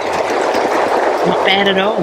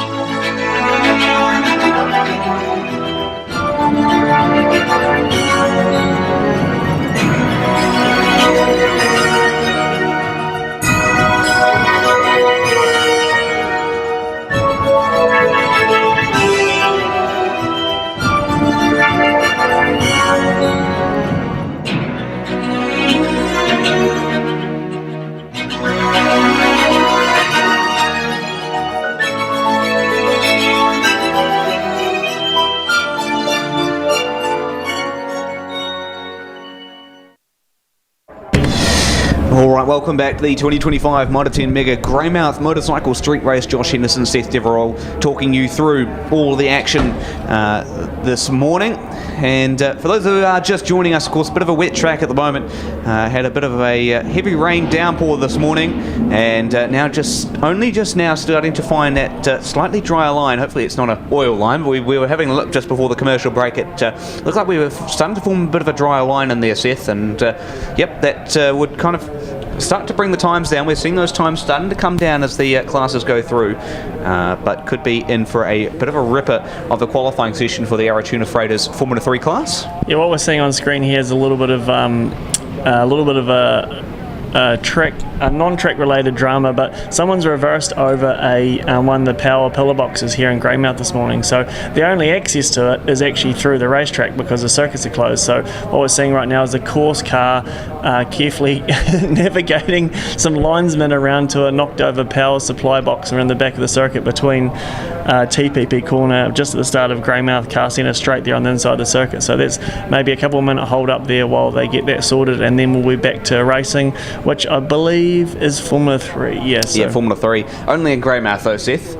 I mean, I wouldn't say that. I think as soon as you try to organise an event like this anywhere, I mean, all hell breaks loose, doesn't it? Something goes wrong. I remember I got in the course car this morning with Rog to go for the track inspection, and he'd had his fair share of curveballs this morning, but I think they've got a pretty good circuit put together now, and a little bit of a dry line forming up, and the boys will be absolutely ripping. It's looking pretty good out there. Yeah, great to see a good force out and spectators as well here. Of course, this morning we were kind of thinking about the amount of rain jackets you probably need to stay dry with how much rain was coming down, but now we're starting to see a bit of a dry sort of area, and we hopefully we'll get some good racing going on later this afternoon. So Formula 3 will be the last qualifying session, of course, of the morning. Then we'll go to the karts demonstration from the Westland Car Club. Seth, I'm looking forward to seeing how that goes. Of course, they tend to provide a bit of a drying to the track as well, with four wheels and wet tyres. Yeah, so it will be, not too many of them, but certainly a good demonstration to be put together, and they'll help to dry the track as well for the races straight away. And I'm going to have to lean onto your knowledge there, because I mean, apart from a bit of knowledge around two-stroke Grand Prix engines, there's probably not a lot I can help you with there. Yeah, no, that's fine. I've done a bit of karting in terms of the commentary work, so they're a great bunch of guys in the kart scene. Of course, Kart Sport Canterbury, Kart Sport Westport, Greymouth as well. All the kart sport clubs across New Zealand do great work to foster kart racing, especially for bringing up New Zealand's next breed of circuit racing. Sorry to cut you off, Josh, there, but I'm quite enjoying watching a competitor struggling to light his cigarette because the conditions are too wet. tells you about the competitors that you might find at a motorcycle street race in the rain at Greymouth. That's pretty funny. Yeah, well, there you go. That's how good is that to see? But certainly, great to see a good crowd on hand for the Moto 10 Mega Greymouth Motorcycle Street Race, 36th edition of this great race, and can't wait to see some of the racing action start to unfold. We've already gotten that taste with qualifying, but oh gosh, it won't be too far away now. Oh no, the racing is where everything just starts to heat up. Starting to get a bit noisy now, so it looks like we might be going racing. Formula 3 competitors starting to head out to dummy grid for our Aratuna Freighters Limited Formula 3 category for today. So yeah, looks like we're probably skipping our classics qualifying there, Seth, and then heading out for the first race, of course, the karts. So tell me, is it a race? Are they timed, or is it a display, or I suspect it'll be a demonstration, but that will hopefully see them racing and going all guns for leather. It's always good to see these karts out on track as the Formula 3 class gets out on track for their qualifying session. Craig Matchin, you can see in the blue KTM RC390, the bike number 3 there that just went past your screen. Yeah, some very visible dry patches starting to appear here. I'll tell you a little tidbit of random information. Paul Fisher, who's a competitor in this class and was going quite well in the classic class earlier, actually used to be a submariner in the Royal Navy. Oh wow. So maybe that's why he's going good in the rain. He's used to a bit of submersion, a bit of water. But yeah, random interesting job and interesting story. Harriet Grace on the Helicraft R's, what are they called? YZF R3 headed past. I think we're just probably mostly call them R3s nowadays. Number 48 there, Garth Wilson, pointing at something, maybe an oil line or something that he's concerned about. Be interesting to see if Roger in the course truck's looking in his mirror. Paul Fisher behind him, then we've got a ZXR 400 behind that. Behind that looks like maybe another R6 or 600 that's been trimmed down to 3 cylinders, another 450. That's Chris Huddleston actually. And then back to number 24 on what looks like a Pro Twin category motorcycle. Yeah, just going through the roundabout section, of course, into the Mitre 10 Mega Straight now. So that's the start-finish line they're heading into. Then it'll be a hard right-hander into the Altair Straight. And then they'll head into TPP corner straight afterwards. So 2 right-hand turns, and then they're down into the Greymouth car centre straight. So that's where they can really let rip on the throttle. And then hard on the brakes into the left-hander at the Grey Ford corner. The only left-hander of the course, of course. Yeah, this particular combination of the corners here, the left-right of Grey Ford turn 3 and the Union Hotel turn 4, really awkward, clumsy little piece of the racetrack. Really important to get your approach line right, but it's awkward to approach because there's actually a lot of road marking for the car parks on the right hand side, so you kind of want to be either inside of the car parks or far enough into the car parks that you're not on the end of that road marking. And then to try and turn the motorcycle, maybe apex a little bit late and nice and tidy, because you don't want to be going over the crest of the road. There's quite a tall camber, quite a tall crest on the road here in Greymouth because they get a little bit of precipitation. So on that Coast Toyota straight between turn 3 and turn 4, you kind of want to be in the middle of the road before you turn hard right. Grey Ford corner there, turn 4, where they've just come through on the screen. They just headed into, here's Garth Wilson, headed into turn 3, just tipped in. Nicely. Nice, perfect line. Middle of the track on that way straight, and then out to the right, and there's a bit of a G out, bit of a deep dip in the middle of turn 4 there, and you don't want to go too deep because it unsettles the motorcycle, brings it across. This is lovely stuff. He's brought it across, he's missed that jump on the exit halfway down the straight on the way to the hairpin, got a nice tidy line around the hairpin and out of there. That's a really great line choice from Garth, so he's starting to put together some good stuff here. Yeah, of course, just getting past one of the first timers there, Garth Wilson, bike 48, and the Ducati 696, very well presented, I have to say.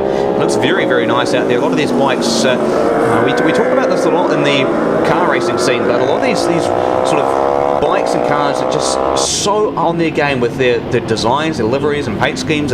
I'm most impressed with the machines that are often that are handmade or have fairings from other motorcycles adapted to fit them, or the front off one and the back of another merged together in fiberglass. Like that skill set on its own to try and do that and then make it look tidy, pretty difficult. Interesting look here, Harriet Grace going down the inside into turn 3, chasing down Chris Huddleston, which is amazingly good effort because she's on a wee 300cc Yamaha and she's following Chris Huddleston as I would say a veteran campaigner of that 450 triple.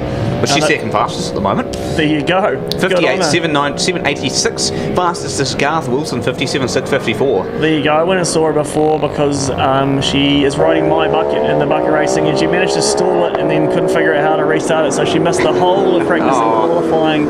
So she'll be off the back, and she'll be off the back all day, so that's going to be an uphill battle. So she needs to do a better job of that in this because there's no rolling grid. She might be able to plead her case with the steward to get pushed up the grid a bit, but I think she'll probably have to get a race under her belt on it before they'll listen to her tears there, I'd say.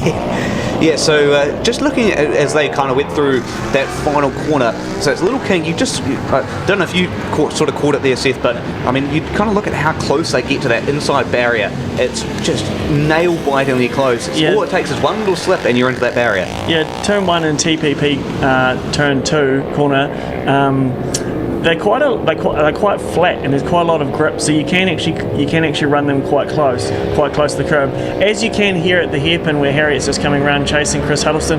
Lovely line from Harriet, too wide from Chris, trying too hard. He's gone across a bit much paint, sacrificed a bit of drive, but unfortunately for Harriet, he's got a bit more horsepower. So yes, down the West Fleet Straight, hard on the brakes, sort of really into a kind of right-hand kink. You see it, that's exactly what I was talking about. You just saw that with Jethro Bowman, just getting really close to the barrier on the inside, and now into the Altair Straight before you head into TPP corner. Yeah, I'd love to know what TPP means. I think I should have been a bit more organised because at the moment it sounds like Te Pāti Māori. Probably getting too much headlines for my liking. Harriet's just headed through turn 3 a little bit deep, I think, but probably she needs to keep the corner speed up. We've Yellow. got a barrier over, it looks like. Oh, we've got a wave yellow at turn 1, so someone has tested out the circuit and its barriers and markings. So I wouldn't be surprised if we see a red flag because we've got a tipped over barrier. It'd be interesting to see if it's not leaking any water, then they won't be too worried, but those plastic barriers are filled with water to keep them, well, I think in this case they're partially filled to not make them too hard and too heavy, but sometimes when you knock them over they spill a bit of water on the track, although in this case a little bit more water on the track, probably not going to make too big a difference. Exactly, and yeah, I mean, we look at the time so far. 5 laps really in for most of these riders. Garth Wilson 56.256, 1 second clear of Harriet Grace, a 57.331, and then Chris Huddleston with a 57.448. So those front 3, not too much between them, but Garth Wilson far and away clear. But yeah, very impressed with what Harriet's been able to do on that little 300cc Yamaha there. I'd say the shout out for me is actually in 5th place. We've got Sam Eagle from just down the road here at Hokitika, and I think he's a first timer. Not only is he a first timer, but he hasn't actually been competing for very long. Although in saying that, I'll be honest with you, it looks like it's him pulling his bike out of the barrier. No. I might have spoken too soon. It looks like the end of the session, the riders are coming in. We must have missed the checker flag. We've been too busy watching it. Someone collect their motorcycles. Checker flag out. Yeah, checker flag's out, and the recovery vehicle's about to be released to go up to turn 1 and collect that motorcycle. So actually, I tell you what, Chris Huddleston's just jumped up to 2nd. Yeah, I wondered when that was going to happen because Harriet looked like she was just barely holding on to him, so she must have put a good lap in earlier. But then he started to get his Mojo into gear. Yeah. 2 tenths behind Garth Wilson, but Wilson does top the charts on that one. So I believe we're actually going to be into our first race session, technically, with the carts. It does look like Sam Eagle fishing his bike out of the fence. I think we'll see shortly. It's a first timer for sure. We'll just double check that. Yeah, it does look like his bike too, a Suzuki SV650. Oh no. Oopsies, you can see his hair hanging out the bottom of his helmet, so fairly distinct set of very vintage leathers he's got, so a bit unfortunate. Probably trying a bit hard. The one thing they told us at Riders Briefing, or the competitors at Riders Briefing, was that if you're a first timer, and especially in practice and qualifying, just to take your time, but easier to listen to than do, I think. I've got to make a run for it. I'm just going to go quickly do an interview. So yeah, we'll see who you can pull up there, Seth, while we wait for the track to be cleared out. Yeah, bike 333, unfortunately, out there. That's 335, I should say. That is Sam Eagle, unfortunately, in the barriers, and a bit of damage to the bike as well on the fairings and the sort of rear end there, especially. So. Real shame for Sam Eagle. Hopefully they can get that fixed up and out for the first race, but it may be actually Classics up next. We'll just wait and get confirmation as to what is up next for you. But yeah, what a shame that is for Sam Eagle, bike being loaded onto the trailer, and that will be returned to the pits. So yeah, unfortunate for Sam Eagle, but have to say very impressed with Chris Huddleston, Harriet Grace, and of course Garth Wilson in there as well. Some great results from them, and well done. It looks like it is going to be the Classics that are going to come out very shortly. So handing off to Seth, we got an interview down there. Hey guys, welcome to the pits here. We're just out here with the Supermoto competitors, and I'm just joined by Mark Oliver. Mark, you've just come in from your Formula 3 session, and you've obviously earlier had a Supermoto session. How are you going out there, big boy? Yeah, no, it's really good. It actually heaps of grip. We're watching, we got just inside the trailer here, we've got TV coverage, and we're listening to a very experienced rider tell us the white lines are better than the road, so we fully fit it. So yeah, I dare say we're going to get in a lot of trouble later on for it. Yeah, no, it's heaps of grip, really good. It's actually quite warm. It's a lot warmer once you're on the bike, to be honest. You get a bit of adrenaline going and everything else, but yeah, our boys, we bring a big contingent down from the North Island, and last year was pretty special, pretty difficult conditions, and then I was promised by one of the organisers this year that it was never going to be as bad, and then we had to basically drive down the Cargill to get here, so yeah, that was a bit of a challenge, but like always, the coast throws out all these sorts of conditions, and they put up with it, so why can't we put a bit of effort in to get here? So yeah, I'm hoping my boss is watching, and I'll say I'll be a couple of weeks. There's a bit of snow forecast, so yeah, that'll be great. Steve, how far is your house? Yeah, from my house to here it's 8 hours, and it's the wrong way for you. So as much as you'll be welcome to stay on my couch, but she'll be a bit of a detour there, mate. Yeah. Hey, how are we going in the Supermoto quali? Where'd you end up? Oh, actually, I haven't checked it, mate, because we're back to back. So yeah, my brakes were stuck on, so I don't think it'll be great. Yeah, my rear brake. I've made a decision to try to use my back brake to try to back it in, which I have no talent for, and that was a complete disaster. Hell of a place to try learn a new skill set there, mate. Yeah. Well, again, when you have a very limited skill set, easy to add to. I know the feeling myself. And so talk to me, Formula 3, how did it feel?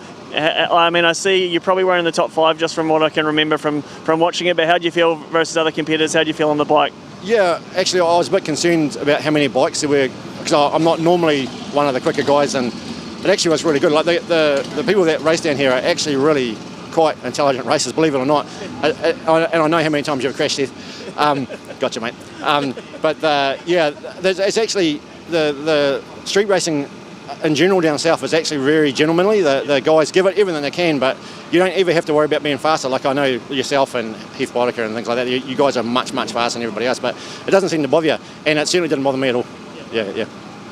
And do you think we're going to find a dry line? It's starting to dry up. There's a bit of a breeze, not a lot of precipitation. Do you think we're going to get one, or are we going to speak too soon? Well, a lot of us have invested a lot of money in slick tyres, but yeah, I don't know. Well, we're hopeful.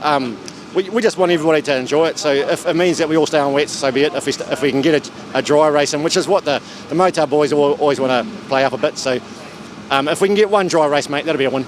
I've got a real question for you. That's the real answer as to whether you think it's going to dry up or not. Have you got wets? Have you got dries? On warmers? Are they warm?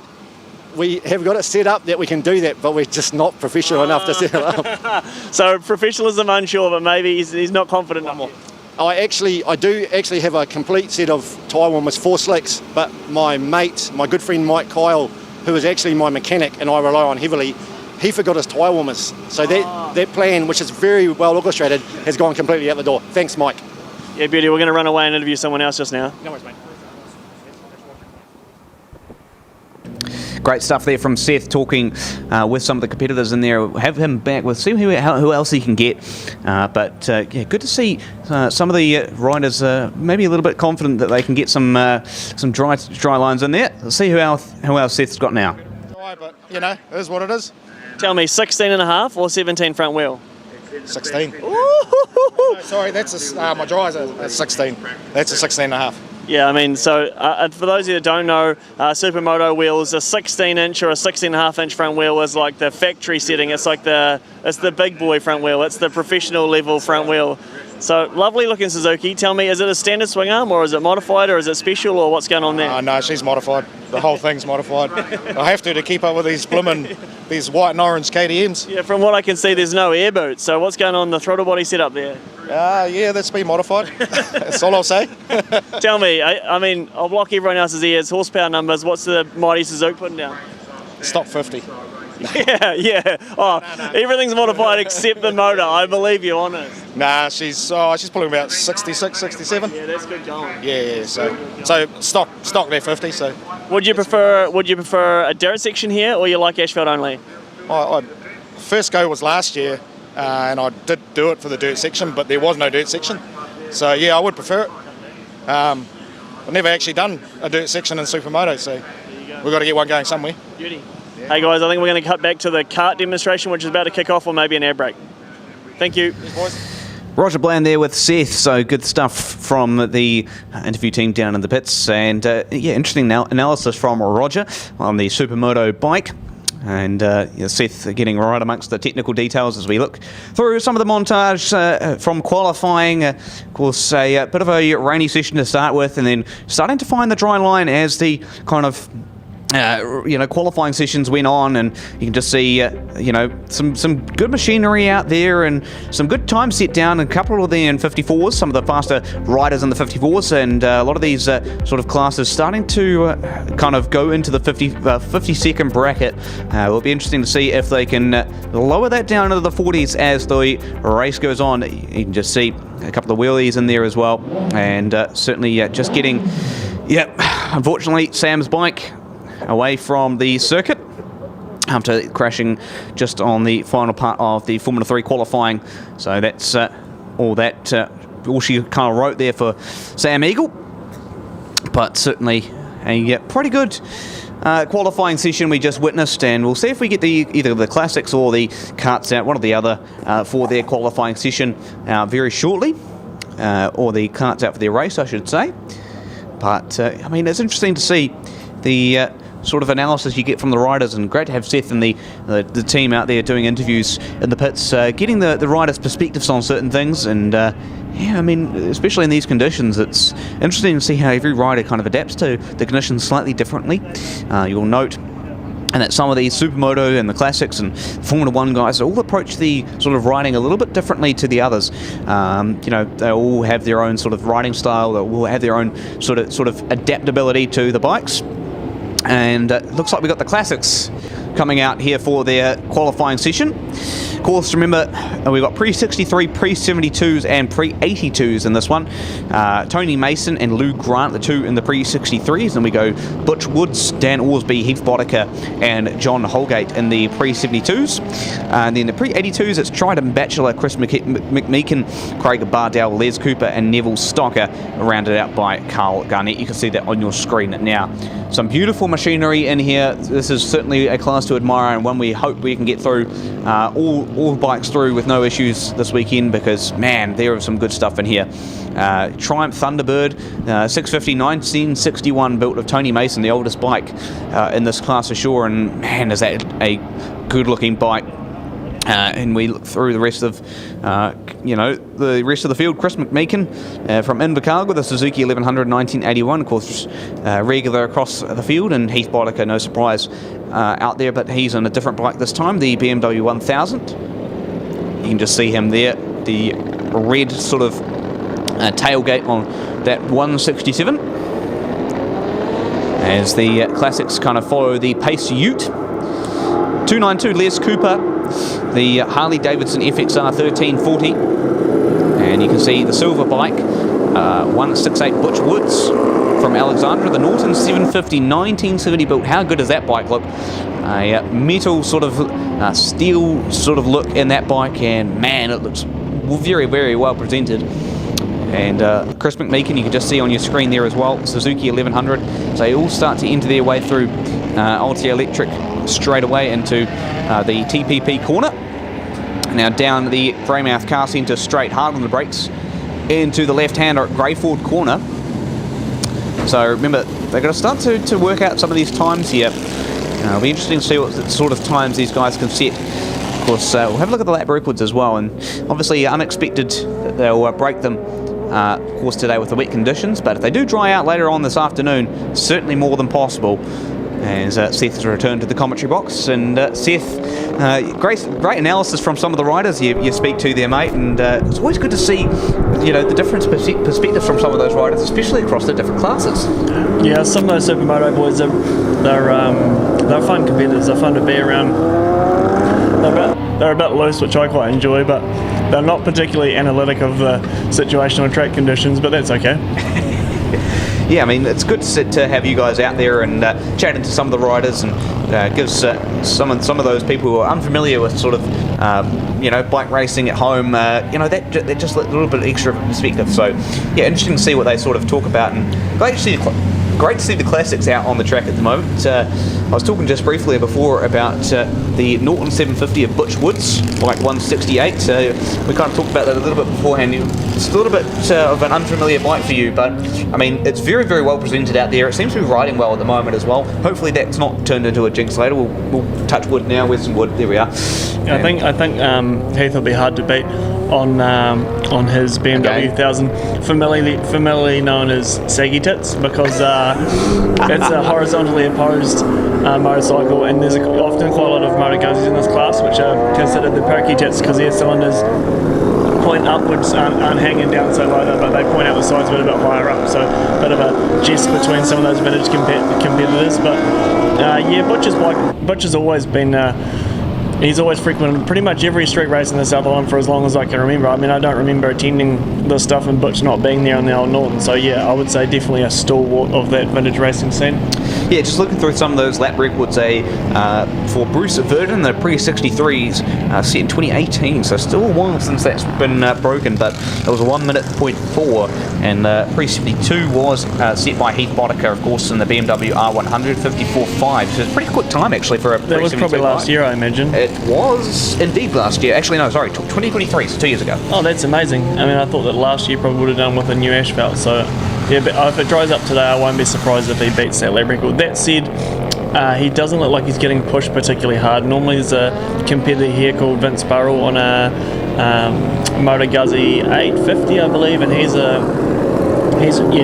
very quick competitor in this field. So normally you would see him and Heath going at it for the win in pre-72. Another name in pre-72 that might be familiar for the motorcycle community is Dan Ormsby, who owns a large motorcycle training academy across the South Island. So he does. Yes, Ormsby Motorcycle Training. There you go. So he's got a facility at Ruapuna in Christchurch where he does license testing and stuff, and to be fair, I think one of his instructors here racing a supermoto bike, Hank Randall, so another just absolutely lovely guy, rides a array of different motorcycles. I think he's probably going to come stay at my place and go ride adventure bikes with me shortly, so yeah, friend of mine, and it's a really neat guy, and he works for Dan Ormsby doing rider training as well. Yeah, of course, the Ormsby Motorcycle Training, really great to have that down at, especially those places like Ruapuna, and you kind of, for me who kind of really basically lives at Ruapuna, you kind of drive through the gates and that's right there, yeah. So, it's so good just to have those sort of businesses operating, just to, people who are new to it just stuck in, so. Yeah, they do the Ride Forever courses with ACC, so there's quite a lot of opportunities for people to upskill. 666, another bike in this class, and I don't see it actually in the... No, it's not on the program, but Kerry Williams out there. I'm trying to think of his nickname, but he's riding a Moto Guzzi prepared by Guzzi Cafe, and we've got some technical difficulties. I know we're away again. Yeah, it looks like he's rolling by the look of it. I have to have a look at the live timing, but he looks like he's online and going quickly, so I wouldn't be surprised if we see him at or near the top. But I think Chris McMeekin will be hard to beat around here in that big Suzuki. He is top of the timesheet, 59.7 in the rain. That is rolling. Yeah, Heath Boddicker third with a 103.4, and second place is going to be Triton Bachelor with a 102.1. That's impressive because he is on a wee 400, 1981 Suzuki 400. Probably a pretty nimble little motorcycle in these conditions, but impressive nonetheless. Yeah, but I guess for Chris McMeekin, 2.3 seconds faster than Triton Bachelor, which is the second place getter so far. The second place fourth. That's very, very impressive work so far. You kind of talked about it beforehand. He's going to be hard to beat, but did you kind of think 2.3 seconds faster going into the... Chris is on a 1100cc motorcycle from 1982, or just before 1982. That's a massive technological and horsepower advantage over a Suzuki 400cc machine. So, I mean, quick math, 700 cc's, hard to go by. Exactly. It'll be at least double the horsepower. Chris rides that thing real good though. That GSX 1100 of Chris's, that's an absolute handful. You often see him wheeling everywhere. It's just a short bike, a lot of torque, a lot of horsepower. A menace really. Yeah, well, that wraps up the JJ Automotive Limited Classics class, and we should have the F2 class up next to round out our qualifying sessions. So that will be interesting. Of course, we did have a couple of the, as you can see, there we go, we've got the timing on our screens now, so that's the final classification for you. The JJ Automotive Classics. There we go. I actually don't know what's going on here because it shows Vince Burrell as second place, and I'm quite confident that he's not here, along with Cleve Cookshawn, who's not here either. So we've got some technical... Well, yeah, that might be from last year, given 53.771 for Chris McMeekin, and he's done a 59.7. So I'm pretty sure Vince is at the Moto Guzzi rally in Methven this weekend, so the chances of him being here are pretty slim. Yeah, no, it might have been a little technical difficulty there from last year. But nonetheless, we've kind of given the times to you. We'll see if we can find the times to get on our screens for you later on through today, and hopefully can get that sorted. On track right now, we've got the course truck just ready for the next category to go out behind them. The Altair Electric Formula 2 class. Of course, we know that maybe one or two riders have switched from Formula 2 up to Formula 1 for this weekend. So, well, the beauty of having a Formula 2 machine is if you want to enter in Formula 1, they'll allow it because it is not. It's under the maximum engine capacity limit for both categories. But if you have a Formula 1 bike, a 1000cc bike, you can't cross enter into Formula 2. But if you've got a 600 or a 675cc triple, you can cross enter into Formula 1. And often those bikes actually end up winning. I've won Formula Greymouth around here in a 600cc machine in the past. Like it's often an advantage. They're very nimble, manageable. And any second now we might just have a wee lap record graphic on the screen there. Oh look, some guy on commentary in there a few times. I'll take that. Heath Boddicker last year. There's actually a bit of a typo here because Heath Boddicker actually broke Formula Greymouth lap record last year. So if you're watching at home, Jay, sorry mate, but you're going to have to come back if you want to get back on the screen. It's a typo that you're there. You're going to have to earn it again. Heath did a 57.054 last year. I was trying desperately to hold on to him, but I did not have enough. He was absolutely rolling. 57.4 Ben Rees in a bucket. That is hauling. 57 on a bucket. That is absolutely rolling around this place. Wow, I mean, you look at that, and it's phenomenal, some of these lap times, and familiar name in their Formula 1 and Formula 2 class. We'll have a chat about that after the break. But up next, it's going to be the LT Electric Formula 2.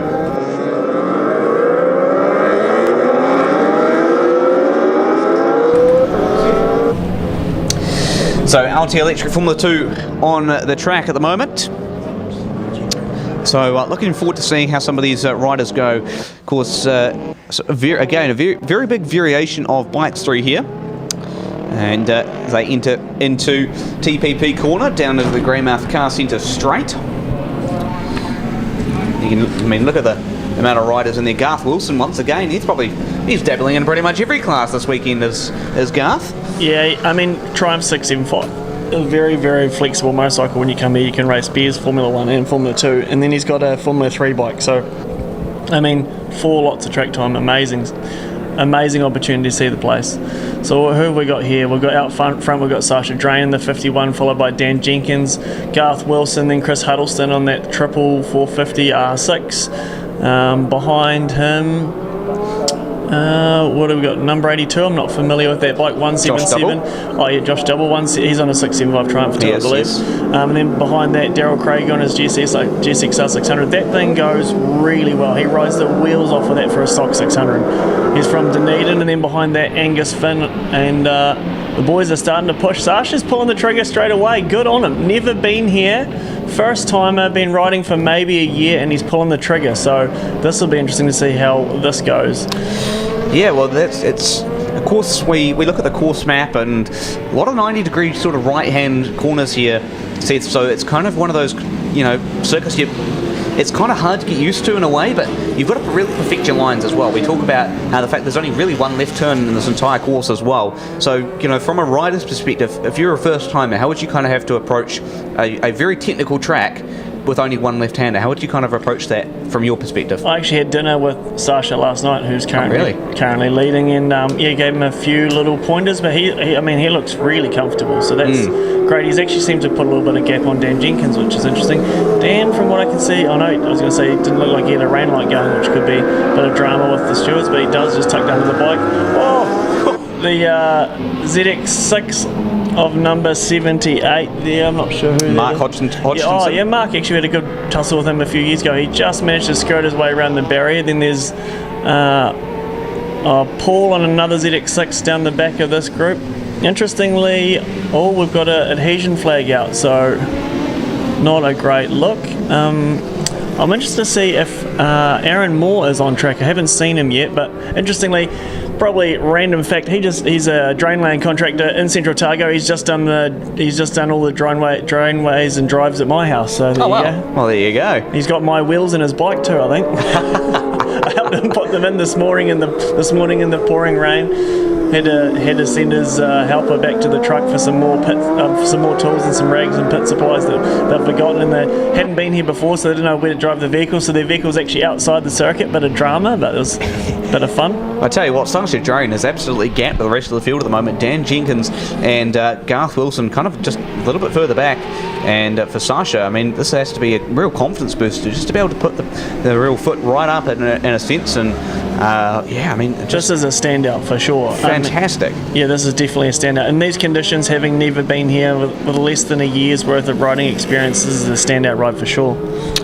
Yeah, of course, Dan Jenkins, you can see on your screen the orange bike, number 16, and bike 48, Garth Wilson, just tailing in there, the second and third bikes to be going through at the moment. And just through that hairpin at the moment, it's a it kind of looks tighter than it is in a sense. You're kind of not putting too much lean angle as you would for some of the sort of tighter hairpins throughout courses throughout the country and the world. Yeah, you can once it dries up, but I mean, being a street circuit and this early in the piece with this level of grip, pretty awkward to start asking too much of the tyres at the moment. When it dries up, that corner is deceptively grippy. Man, you can get away with Moto down there. Dan Jenkins just doing a wee wheelie down Greymouth car centre straight.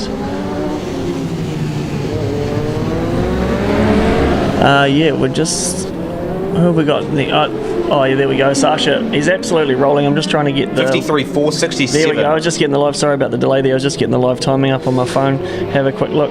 Garth and Mark. Actually, Mark I have had to fight with in the past on that old 06 ZX6. I come here probably a bit too confident, and I didn't know the guy, and a bit of a rougher, older motorcycle, and I thought this won't be any problem, and I had to fight until the last lap eventually sneak past him. So he knows his way around the place, and he's sitting second currently, which is real impressive. Aaron Moore is on track. He's doing a minute 21, so he's got roughly 23 seconds to find if he wants to be near the front. Ahead of him, Daryl Craigie, I'm surprised by. He's in 9th place doing a 58.5. I was surprised by that. I thought he would be further ahead. Josh Double's doing a good job, especially for someone who's done not a lot of laps on a Formula 2 or 675, 600cc bike. We've got waved yellow down at the hairpin, so that's a sign that someone has got it wrong. Be interested to see if we can see in the frame. Maybe not quite, but yeah. Sasha is rolling. He's looking real good. Man, this is a standout ride. I'm really, really impressed. Oh, absolutely. Especially for a builder, not a mechanic, Usually it's those mechanics that go good. I'm just talking crap. No, he's going good, especially for someone that's never been here before. But 53.4, I'd be interested to see if he goes any quicker. He just head across the start-finish line now. I'll give this quick checkered flag flies. A wee refresh. He's 2 seconds clear of second place. Wow. That is a wake-up call for both Garth and Dan. And if the conditions stay like this, he is going to be on for an absolute clean sweep today. There's Paul Jenkins on the 47. He is he's currently living in Cromwell. I've got the engine for his good bike is on the bench at my workshop currently. So got my fingers in too many pies around here. A bit much going on. Well, the provisional results for you, Sasha Drain, with the 53.467, 5 tenths clear over Mark Hodgkinson. Unfortunately, time's not quite accurate on your screens at the moment, but that's all good. Dan Jenkins in third spot with a 54.511, then Garth Wilson in 48 with a 54.818. And rounding off the top 5 is going to be Daryl Craigie. Good result from him in the Suzuki GSX R600 in 5th spot with a 56.420. So that is kind of that for the Formula 2. Up next is going to be the karts for their demonstration run. So looking forward to seeing that Kartsport Westland, or the Westland Kart Club I should say, bringing us a couple of karts for their demonstration run. They should dry the track out a little bit more as well. So good to have them out here. So big thanks to the Westland Kart Club for their support of the event. And again, also big thanks to Moto 10 Mega Greymouth for their title sponsorship of this event. And so 6 laps, 5 laps, kind of be the kind of lap counter for some of these races. We'll get the kart demonstration out, and they will be doing, I believe, 5 laps. And then it'll be Beers, Formula 1, Supermoto, and Formula Greymouth, all doing 6 laps each, and the rest of the classes will be doing 5 laps each. So yeah, will be interesting to see how this goes. Coast Toyota kart demonstration event, and a couple of 125cc's with two 250cc karts. The Westland Kart Club is proud to be a key event partner in the running of this year's 36th anniversary street race. They're looking forward to seeing you around the circuit, kart racing every second Sunday of every month at the Coal Creek Circuit in Westland. So good to have their support, and of course a big thanks to Coast Toyota for their support. They are your home of Toyota. You can bring your car in for a service or a WOF, and if you bring in your street race program, if you've somehow got one, you can get a 10% discount as well. So big thanks to them for their support.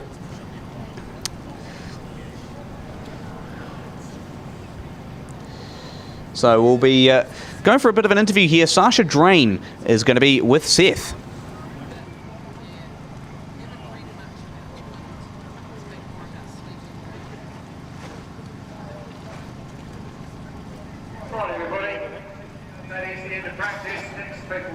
So momentarily we'll just have Sasha with Seth while we wait. Of course, kart demo going to be the first race up, and then we're getting right into the motorcycle races. Can't wait for that. It's going to be a very interesting day of racing, so keep your eyes peeled. Here we go. Here's Sasha with Seth.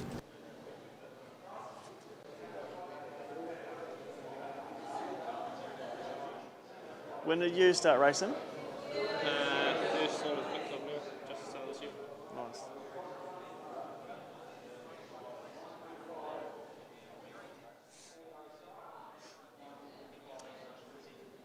Who sponsors the Formula 2 class? You got a program? Hey, I'm just joined here with Sasha. Sasha, your first time here at Greymouth, and obviously, well, not obviously, but amazingly, it's your first year racing a 600 or a sports bike in general, and to qualify 2 seconds clear, or not quite, but almost 2 seconds clear of second place at your first outing here in Formula 2 in Greymouth, you must be absolutely chuffed. Oh, I'm fucking pumped, I can't believe it, but wasn't expecting much for the weekend, but looks like it might go right, so we'll have to stay on the bike and keep the rubber side down and see how it goes, eh? Yeah, that's actually a great approach. An easy place to get it wrong around here. How did you find the circuit? What was more difficult than you expected? What was easier than you expected? I think I'm braking way too early into the last chicane. I can brake like another 50 metres later into there. And then everything else is pretty simple, like the G out spot on turn 4, that's not really an issue, and then bit of a wheelie over that bump mid-straight, but get on the brakes pretty easy and stop the bike up, so it's pretty good, yeah. Have you had a look at the grid here? Do you know where you know how it works, you know where you are, how you're feeling about your first race start, all that stuff? Oh yeah, shitting bricks, eh, but no idea where to go on the grid, but I'm sure I'll find my way out there, but yeah. Well, one thing I will say is the guys alongside you, Dan Jenkins and also Garth, really gentlemanly, nice racers, so you can have a good time there. Run down to turn 1.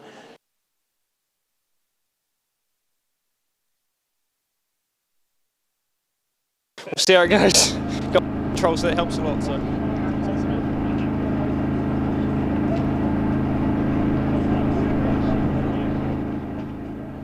Ready to explore the wild side of New Zealand? Join Explore West Coast for unforgettable adventures through our region's most iconic destinations. From Punakaiki's Pancake Rocks to the mighty Brunner Mine, our local guides bring the West Coast to life with stories, history, and hidden gems you won't find in any guidebook. Discover, learn, and laugh along the way. This is more than a tour. It's the real West Coast experience. Explore West Coast, where every trip tells a story. Spring is here, and all your spring and summer garden essentials are in stock now. Seedlings and fresh plants arrive twice a week at this time of year.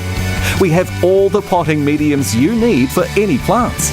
Fertilisers or pest eradication are all located inside the shop. Ask one of our team to help you choose the best product to suit your needs. We also have beautiful pots and an array of garden decor to brighten your spaces, inside or out. Mitre 10 Mega, Greymouth. Welcome to the beautiful west coast of the South Island. We have a dedicated team to look after any of your selling or buying needs. We have a wide range of properties in all price ranges and categories. Here we have a motto: if it's not available for sale, then with our extensive database and network, we're likely to find it. So the message is clear: don't just be taken for a ride, be taken on an amazing journey. We are Harcourt's West Coast. From the top of the north to the bottom of the south, Altair is there. With teams in every corner of the country, we deliver trusted electrical, security, communications, fire, plumbing, HVAC, and solar services to businesses big and small. Wherever you are, you'll find a local Altair team ready to help. Visit altairgroup.nz to learn more. Motorcyclists around New Zealand ride and race their bikes in all kinds of conditions. When stressed, your bike can generate extreme heat that can lead to oil consumption, engine and transmission wear. Get your bike the protection it needs with AMSOIL 100% synthetic motorcycle oils. Available and in stock New Zealand-wide. For performance, reliability and cooler running for 2-strokes and 4-strokes. Contact your local AMSOIL dealer. Looking to purchase in one of New Zealand's most spectacular locations? Experience some of the best buying available in the country. You'll love the scenery, the wide open spaces and lifestyle the West Coast offers. Here we have a Moto. If it's not available for sale, then with our extensive database and network, we're likely to find it. So the message is clear.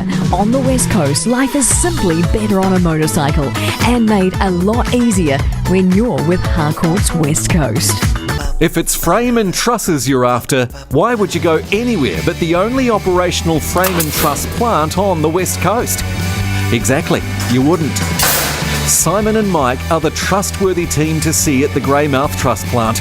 They can talk you through your project, and you can talk with the local fabrication team right here at Mitre 10 on Waterwalk Road. Come and talk to the team today to tailor-make your frame and trusses to your needs.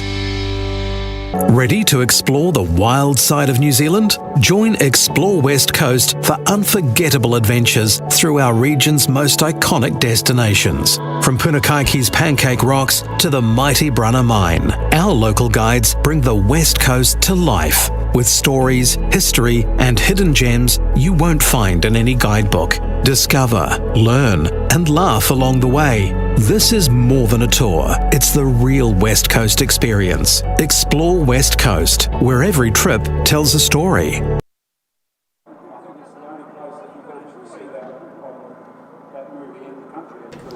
Welcome back to the Greymouth Motorcycle Street Race, brought to you by Mitre 10 Mega Greymouth. My name's Josh Henderson, and I'll have Seth Deverell alongside me here very shortly. And we'll get into racing very shortly with the Coast Toyota kart demonstration event brought to you by the Westland Kart Club. But we do have an interview up here very shortly. And looking forward to seeing what the racing is going to entail. Not too far away from the motorcycles getting underway, but we'll start with the karts to bring you a bit of a warm-up before we get into the full-on motorcycle racing. And then we'll have our interview here with Ashton, I believe, and Seth will carry that one out in a couple of minutes' time. But again, big thanks to all the sponsors of this event, especially Mitre 10 Mega Greymouth for their title sponsorship, Altair Electric, Westfleet Seafoods, Monteith Brewing, the Grey District Council, JJ Automotive, Pub Charity, Toyota, and the Lion Foundation. Of course, all their help and finances and sponsorship towards this event has been greatly appreciated. Without sponsors, it is very, very difficult to run events like this. All right, so Sean Cox from Formula 1 is going to be our interview here very shortly, and Seth's going to have that right up next. This is the Greymouth Motorcycle Street Race. Coverage will resume shortly. We've got Seth with that interview right up now.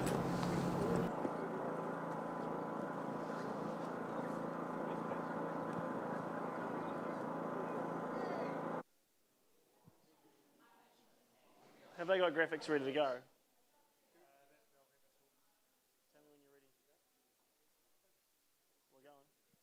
Joined here by Ashton. You qualified for pole and beers and Formula 1. Pretty happy with that? Yeah, no, pretty happy with that, Seth. Thanks for not turning up. 2/10 2 hundredths over Heath. How'd that feel?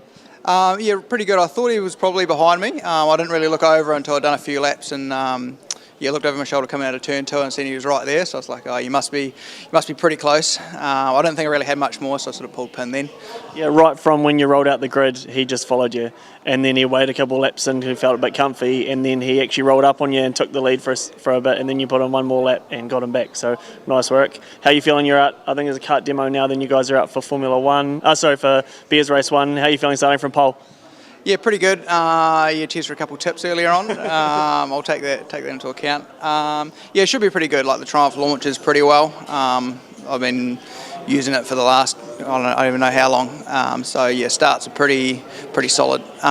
Heath sometimes doesn't get the best launch, but once he gets the power down on the big V4, he'll be away. So yeah, if I can beat him to turn 1, then I should be able to hold him up, I reckon. The only time I've ever really beat him to turn 1 was the time he left it in neutral, so hopefully you've got a better starting technique than I do. How do you find the circuit? 3, 4 is usually the place that people have the most comments about. Turn 3, turn 4, how was that for you? Yeah, like the whole thing's pretty good. Turn 4, you got the big G out and the drain there, so you got to try and avoid that. As you get up out of it, the road falls away from you right as you're getting into the fat bit of the power, and then the front wheel wants to disappear on you. So it's all a big handful, and that's only on a 600. Like a big superbike must be an absolute nightmare. Get through that thing nice and smooth. And I saw Garth Wilson had a wee incident in front of you in one of the practice sessions. You had to go around him because he just about went over the bars at the exit of 4 there. How was that look? You had the box seat. How was that? Yeah, that was pretty good. He was pretty hungry on the gas coming out. Like he was driving quite nice. I'm like, gosh, be careful here, Garth. And then sure enough, had a wee slide. And then I went around the outside of him, and there's the intersection by the race course there. And I was like, I've never been that wide before. And I was like, I'm pretty sure I was airborne. You were airborne. Don't do that. I don't know if you saw, but the Formula 2 qualifying, Sasha from Wellington just put 2 seconds into Dan and Mark on those other Formula 2 bikes. This is a pretty good ride. I was watching on Speed Hive there. I was pretty surprised to see it 53 in a pretty wet track still. So hopefully the grips come up. So he'll be definitely one to watch. Have you been having a look? Is there a dry line forming? Is it time for a dry rear yet, or is it still too early? Definitely still too early at the moment. When I was out, it was still pretty wet. There was like the race line had the shine taken off. It was gone a bit matte finish. So that was drying. Definitely not dry. And do you have any places that you're going to try and work on, things to improve for the first race here? From about like the start line until just before the start line, just the bit in between those two. The whole thing. Hey, good luck, and we'll probably try and catch you after you win a few more races today. Cheers, Seth. Well, Ashton Hughes with Seth there in the interview zone here at the Moto 10 Mega Greymouth Motorcycle Street Race. Big thanks to Ashton for doing that, and great insight from him there. And we'll get Seth back here very shortly and get some insight from the man himself, of course, the current lap record holder of the Formula 1 and Formula 2 classes, and great to have him alongside me this weekend for commentary. As we look at a bit of a montage from those qualifying sessions, and very impressive performance from Sasha. You have to say, sort of just, ran away from the field and put in a good time, and made himself just really comfortable there. And a lot of the other riders just starting to get a little bit more comfortable with the conditions at the moment. You can see a little bit of dry patches through there at the moment, and once we kind of get the races underway, you'll see a little bit more of those dry patches go through. And the more dry patches the better, because the less spray and it's easier to see, and that means we get a little bit more racing action. But again, comes back to the sort of thing of how do you kind of work your bike to maximise both conditions if it does go from wet to dry during a race. Here's some of the karts. You can just see them really going a bit of aggressive on the warm-ups, warming up the tyres. So we've got a couple of Rotax karts, a couple of shifter karts in there as well. And will be interesting to see how this race goes for the Coast to Word kart demonstration event. I believe 5 laps for this one. And we have mostly 125cc karts and then a couple of 250s. So will be interesting to see how they perform, because they were a big help last year with the oil spill. Of course, they pretty much mopped up the sort of spill areas on the track and just made the track so much better in terms of the lines and being able to where the motorcycles could run. So these guys will hopefully clean up the track a little bit in terms of the water as well with those wet tyres, 4 of them on each kart. We've got 1 kart stopped, it looks like there. It looks like that is Alan Giles in the Arrow shifter kart and the 250cc kart number 7. unless he's on the grid. Maybe on the grid there. That looks like to be the case. He's, oh no, they're being waved around him. Okay, so being waved around Alan Giles there. All right. Looks like we have a couple of extra carts in there as well to what was entered.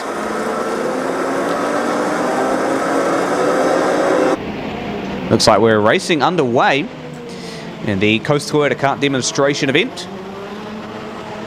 So down through into the Altair Straight, into the hard right 90-degree corner at TPP.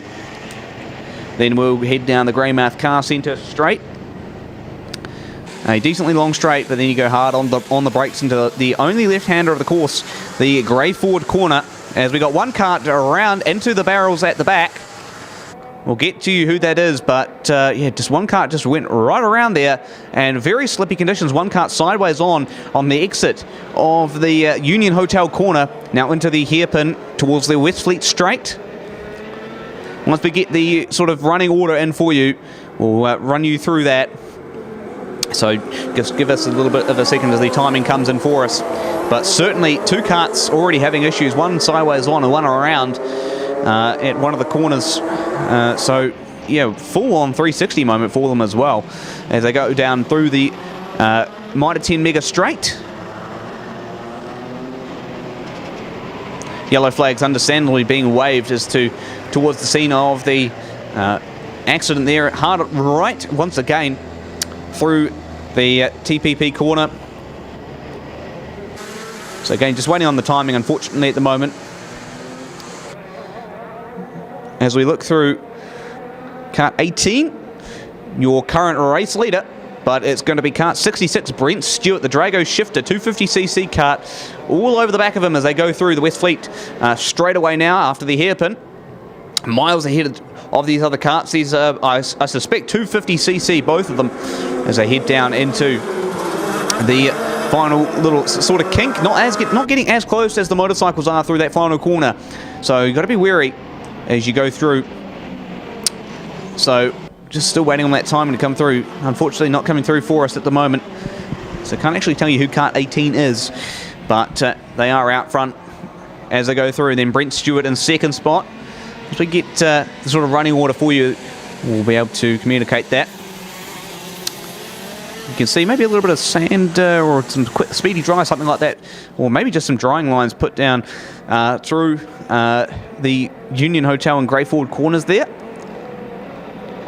So Brent Stewart going to try and find a way through. He's in the Drago Shifter kart, so manual shifter. He pulls a little bit of a lever and the kart goes up a gear.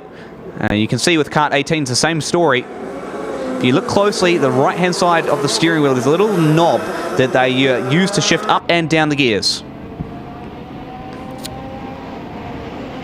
So you look at that, kart 18 using that. Just down a gear through the first couple of corners. So now through first turn one and through the Altair Straight briefly into TPP corner. Now down the Greymouth Car Centre Straight. A little bit wide for the third place kart right there at the moment. And we'll see if we can get the kart number on that one to you. Maybe not. Shane Olsen, if I had to guess.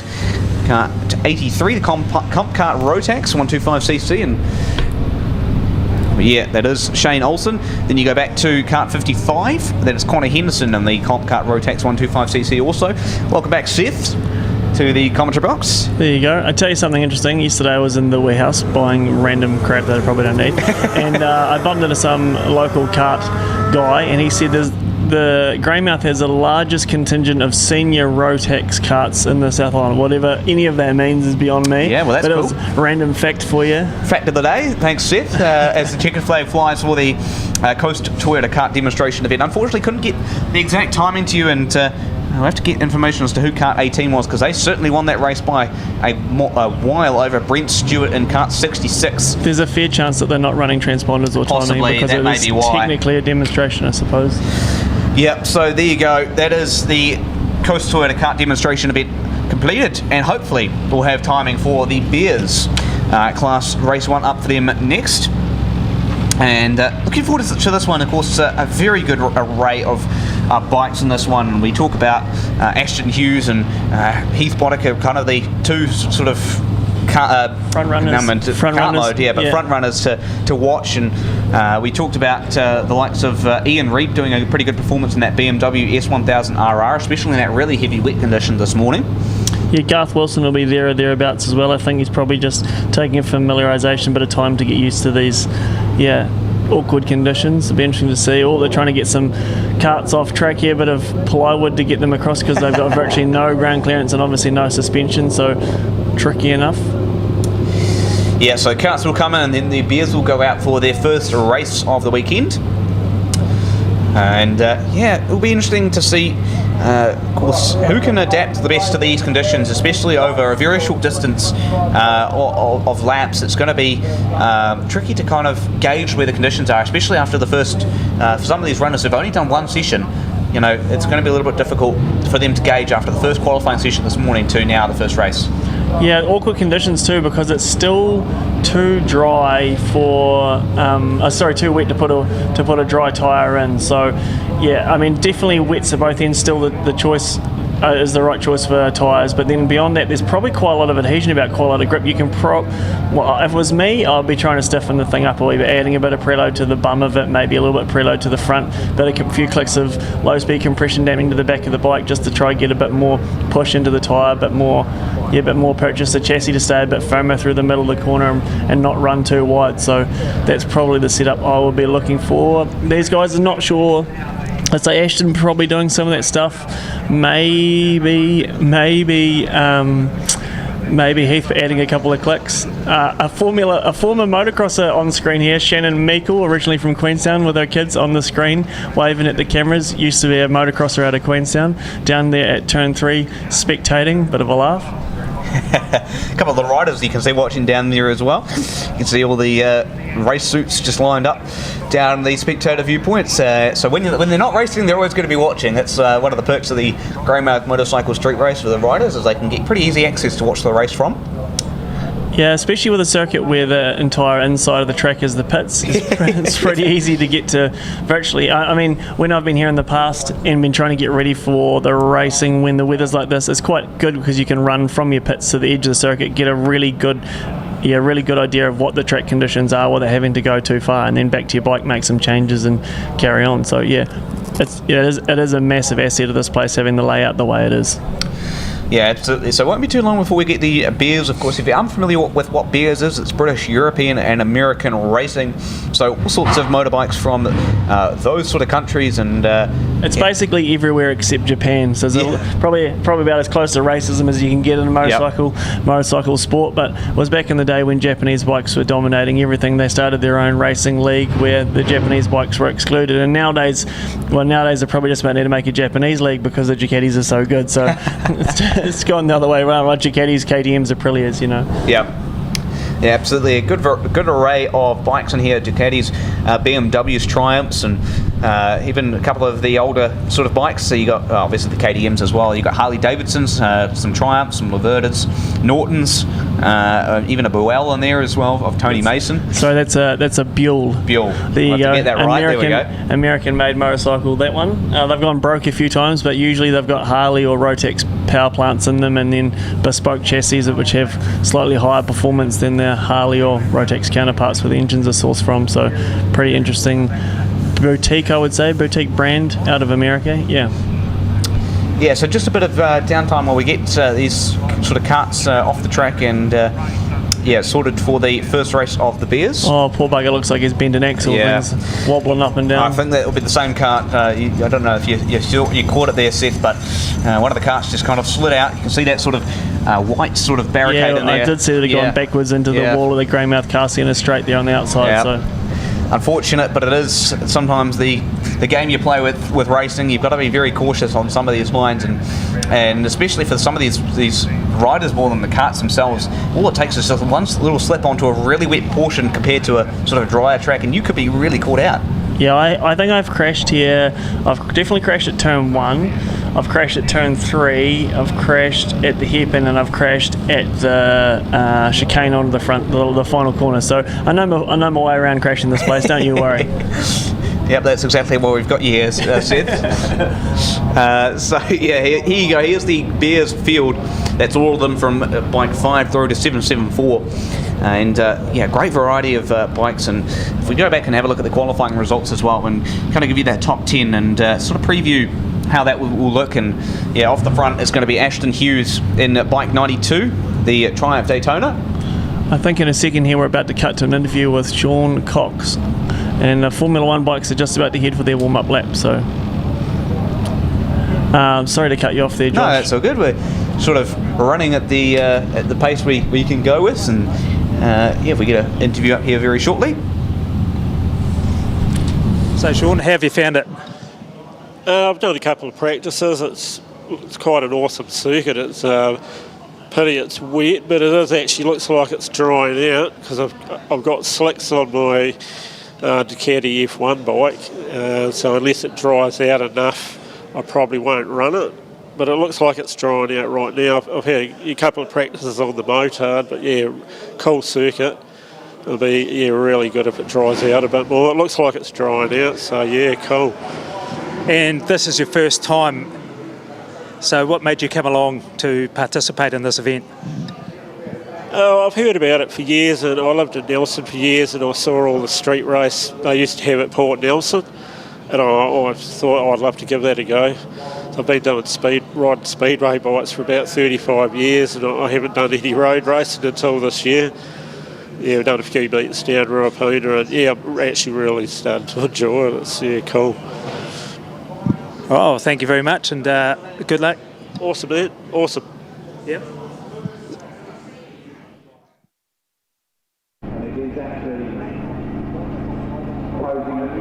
We're just waiting on the first race of the day, the boys to come out, the beers category. So I think the front runners in the front row for this are Ashton Hughes on pole, Heath Boddicker second, and then beyond there, I'm scratching back in my head here, but I think it's Garth and Ian Reid finishing out that front row. So Garth and Jason Bardell. Oh, sorry. And then Ian Reid, yes. Yeah, so they're about to head out for a siding lap or a warm-up lap. It's gone quiet here in the pits, which tells me they've all shot around to dummy grid, so we're about to see bikes on track, I would say. Yeah, looking forward to this one. And so kind of for those unfamiliar, beers, they race across a lot of the South Island, and we know their next event's happening down at Euromark Motorsport Park, so a bit of a circuit racing club as well. Yeah, so predominantly circuit racing club. Beers Racing is run out of Christchurch, but they also have some Beers Racing in the North Island. They have got their own Beers Club up there, I believe. The Sound of Thunder is probably the biggest beers event of the year. It's run in late February every year in Christchurch at Ruapuna. It's an amazing event. It spans 3 days because there's so much racing, and actually one of the last places in New Zealand that has a competitor that pays a bit of prize money. Also one of the last places and one of the last events in New Zealand where you see 3 days of just non-stop track action, which is pretty good. Ashton's off the back there. I think he's going to have to try and filter his way through traffic here quickly and get the brakes up to temperature. Yeah, so Ashton Hughes with the fastest time through qualifying, 56.815, 6 tenths of a second clear of Heath Boddicker, but we know both of those riders are very capable. They're very much, it will be sort of in a battle of their own, but I wouldn't count out Garth Wilson either. Yeah, he's looking real racy there. The track's, the dry line's starting to form up. That big Ducati's an absolute rocket ship on the way down to one. I just had an interview before with Ashton, and I think he's going to find Heath fairly formidable. Heath is actually very, very difficult. Well, this place is a difficult place to overtake, but Heath is quite difficult to overtake, mostly because he's got a big horsepower advantage. Last year, I probably did the overtake of my career to scrape the lead of Formula One away from him, and then promptly had bike problems and had to forfeit the race and did not finish was my result, and Heath went on to win it. So he can be overtaken, but it does take a fair bit of commitment and some risk. They're just gridding up here at the moment, so racing is about to get underway. Yep, and you kind of talk about the kind of grip positions you want to have. You say pole, probably not the best advantage here. So for Heath and Garth, do you think they're probably in the kind of box seat for this? Oh, absolutely. I mean, or probably even Mr. Bardwell out here in the fourth place. I think that's probably the spot. But yeah, second or third is definitely an advantage over first. You're kind of down in the ditch and you've got a wee bit further to travel, and especially because you want to come across back to the middle of the track. Well, we've got the boards up, so we've got roughly 15 seconds before the lights go out. The first race, Spears race, actually is started here by the mare dropping the green flag. Oh, we're away. He's got the launch. That is going to be heavy lifting for Ashton from there. Yeah, Ashton didn't seem to get the best start as they head down into turn number 1. Quick dash down the Altair straight. Yeah, and it looked as though Garth's actually filtered his way into second place, which is a good wee number for him. No, it's not. It's actually Mr. Barble himself. Yeah, it is Jason Bardell in the second spot, and it is going to be Heath Monica that leads them out of TPP corner down into the Greymouth Car Centre straight. Oh, Jace lit the thing up. Oh, and a big wheelie out of turn 4 there. It's all the usual problems of trying to put superbike power to the ground around here. Ashton is probably going to have to not panic, bide his time, get his way past Jason, and then start making some moves towards catching up to Heath. But that will be a tall order. It'll be a tough ask because he's got the run on him, got some bike lengths on him already, and he's already headed away. Yeah, so Heath Monica leads them down through the final couple of corners here. Then we go back to Jason Bardell. You'll find that's turn 1 there, sorry, Josh, and they just headed over to TPP turn 2. Yep, now you're right. So TPP then into the Greymouth Car Centre straight here. So quick dash down, then it's the first and only left-hander of the course. If Heath was to have a weakness, which he doesn't have many of, there at turn 3, he's also just about always quite tentative, especially in the wet. So if you can get a good drive out of 2 into that left-hander, the only left-hander, that's the only place I could find last year where I could get a run on him and have a crack. Ashton setting himself up for a drive out of here to try get that beamer on the way up to the roundabout. Not good enough. He's not going to cut it. The big S1000 triple R or double R beamer is absolutely gone. Yeah, so through the final corner here, let's see how close they'll get. Probably Ashton may have just been the closest in terms of the arm length to the outside of the final corner. Into turn 1, Heath Monica still leads, but it seems like maybe Jason and Ashton just slowly catching him through those sort of technical right-hand corners. Yeah, she's come into a risk game down here at turn 3. People Ashton especially, lining up for the overtake. Jason actually getting closer to Heath. Ashton, if he's clever here, he could probably go around the outside and jam it up inside to 4. Hasn't gone for it, had a look, didn't go. So good bit of patience prevails there on that one. Yeah, well, I don't know about prevails because he needs to get going. He absolutely there we go. He's going for an outside approach. So if he cuts back on the inside, use that drive on the exit as you kind of talk about through that hairpin. I will say this is a great ride from Jason Bardell. He's going real well. I mean, Heath is no slouch around here, and Ashton's obviously a very experienced campaigner. These guys, this is good racing. They're close. They're very close. Anyone could win this, to be honest. Yeah, absolutely. Those front 3 pretty much broken away from the rest of the pack as they go down into turn 1 now. I think it's a matter of time before Ashton hits second place here. He's all over the back of Jason. He's going to have to get a good drive out of here, and I think he might even go around the outside into 3. He's close enough to do it. Yeah, well, this is the thing. You've got to find that just drive. Heath Monica just gives a little bit of a wheelie as they go down the Greymouth Car Centre straight. But as you say, for Ashton, he's got to try and find a different line. He can't really follow Jason through. Jason Bardell looking for an outside move on Heath Monica now. So they're all kind of scrapping for each other. Jason goes for a bit of a wheelie. Here comes Ashton around the outside through the hairpin once again. Ashton's got a little bit less horsepower, but he's got a more nimble motorcycle. He's aware that he's just got to keep the thing rolling a bit more. He can't just point and shoot as much as these big power suit bikes ahead of him. He has to keep the corner speed up. So nice, interesting racing to watch. Heath looks like he's just managing it well, but yeah, this is good racing. Yeah, absolutely. Jason Bardell looks to the inside through turn number 1, gets all sideways on. He's taken the lead though. He has. Sensational. Late on the brakes and absolutely sent it up the inside. Great stuff from Jason Bardell. And this will be interesting. Right now is going to be interesting. Heath won't have expected this, and won't have expected this from someone that he's unfamiliar with. So it'll be interesting to see how he manages the situation. Also, I know that for Ashton, this will be a case of trying to not let I know what it's like when you're in this position. When you've got more speed than them, you're all over the back of them, and you're just trying to figure out how to get away past. And it's so easy to get impatient and make a mistake. Bit of a dry line starting to shape up too. Yes. So he's going to have to be careful to manage it well. But I think he's got more pace, but it's whether he can actually get past the superbike now. Yeah, Ashton Hughes takes a bit of a different approach through that final corner. Sorry, not final corner, through the hairpin, I should say. As he just kind of, usually he goes a little bit wider. We've seen those first couple of laps, went a little bit wider and tended to cut back in. But this time he just followed Heath's line. She's on the final lap too. So. Yeah. One more to go. I think if it's to dry up, I think that Heath and Ashton will be the ones to beat. So if Ashton is to have a chance of winning today, he really needs to get past Heath here to get second, to try and think of the overall. Go on, son. Down the inside. This will be interesting. Got him. Nicely done from Ashton Hughes up the inside. Easy as you like, really. And Heath gave him the room, so it's a nice clean pass. Yeah, like I was saying before, if there was somewhere you're going to get Heath, that will be the place to do it, because that bike is quite hard to stop. Big bike, a lot of momentum, and also cold side of the tyre, always quite an uncomfortable feeling. And because the road goes off Canberra there on the exit, you cannot get it wrong. But I mean, we need to cut to the front here. Jason Bardell, what a ride. So Jason Bardell out of the final corner, got to go around a lap car as well, and he's going to receive the checkered flag. Jason Bardell wins race number 1 for the best in the Greymouth Motorcycle Street Race, ahead of Ashton Hughes, who comes home second after many laps, stuck in third. Finally managed his way up to second, and Heath Boddicker brings it home in the third spot as well. So great racing there from the Bears front three. Garth Wilson going to bring home in fourth as well, it looks like.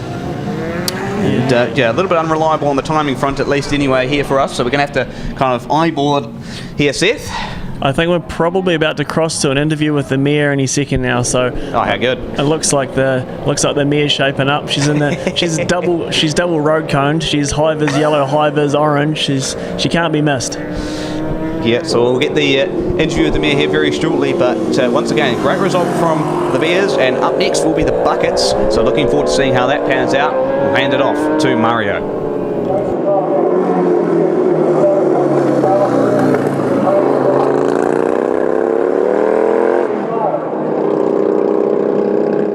Good morning, Tanya, how are you? Good, how are you going? Good, it's been an interesting morning so far. What have you been up to with regards to the race here?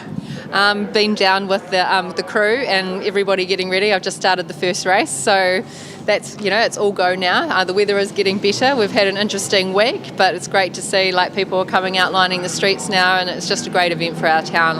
We just get so excited every year. I'm glad that people could make it after the week that we have had, but people have made a great effort to get here because it's such an iconic event. They just love coming here for it, and I always go after for the after function with the guys, and they just rave about how awesome it is.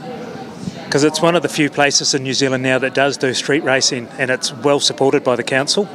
It's definitely well supported. We love it as an event. The team and the crew, everybody that works so hard throughout the year to pull this off. People really don't see what goes into the background to make these things happen, especially health and safety and that these days. But it is still one of the only events now, and I just really thank the committee, but even the fire brigade and the St John's ambulance, people that are here that are all come here to volunteer and support. It's amazing. It's a massive community event. It is, and I have met people that come here to race from across the world, around the country, and of course we have our locals, and it is iconic, and people do travel a long way, and it's quite famous, so we love it. And how does it benefit the community? Oh, of course, all just, the hospitality and the people that it brings into town, the accommodation, the restaurants, it's just great for all of that as well. And just the vibrancy to put Greymouth and the Grey District on the map, it's everything about it is great for the town. And have you noticed the difference as we've progressed through the years? It's been 36, 38 years now, and there's obviously been a few changes in that time. Well, there has, and of course, with events and, help organise events too, health and safety, everything does get harder.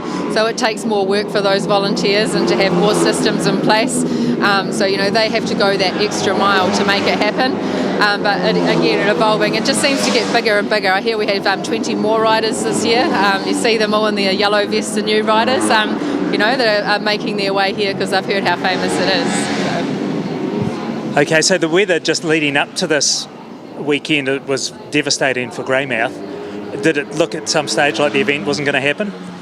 We did when we thought that we might be running out of water, but we managed to fix that pretty quick. We're still on conserve and boil, but it doesn't seem to be affecting, and we're just making sure that people know that and that we've got things in place.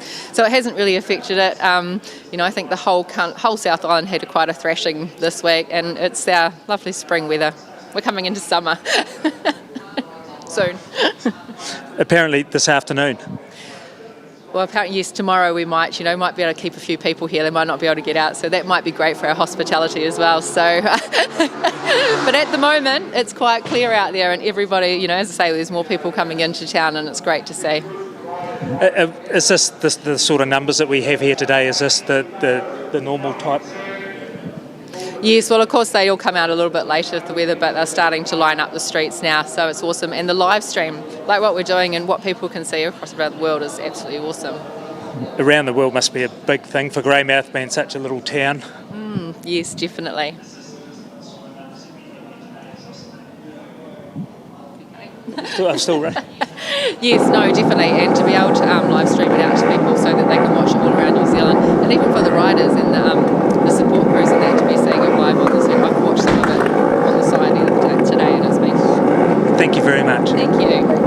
All right, quick transition into the Regent Theatre Greymouth Buckets class. A lot of riders in this one, so going to be a pretty hectic race. Got to be careful in that first couple of corners. 28 riders going to take on the Greymouth Motorcycle Street Race. Green flag flies at the back, and we're underway for the Regent Theatre Greymouth Buckets class. Down into the first couple of corners, and then a short dash into the Altair Straight and TPP. Let's see how they navigate it. Nice and tentative through the first couple of corners for a lot of these riders, and we got a couple of riders down at turn number 1.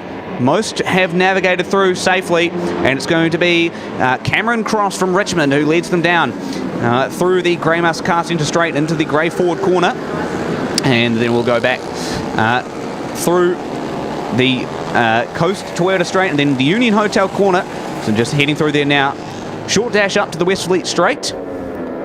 Here's the hairpin. So it's Cameron Cross, currently the leader, in the FXR 150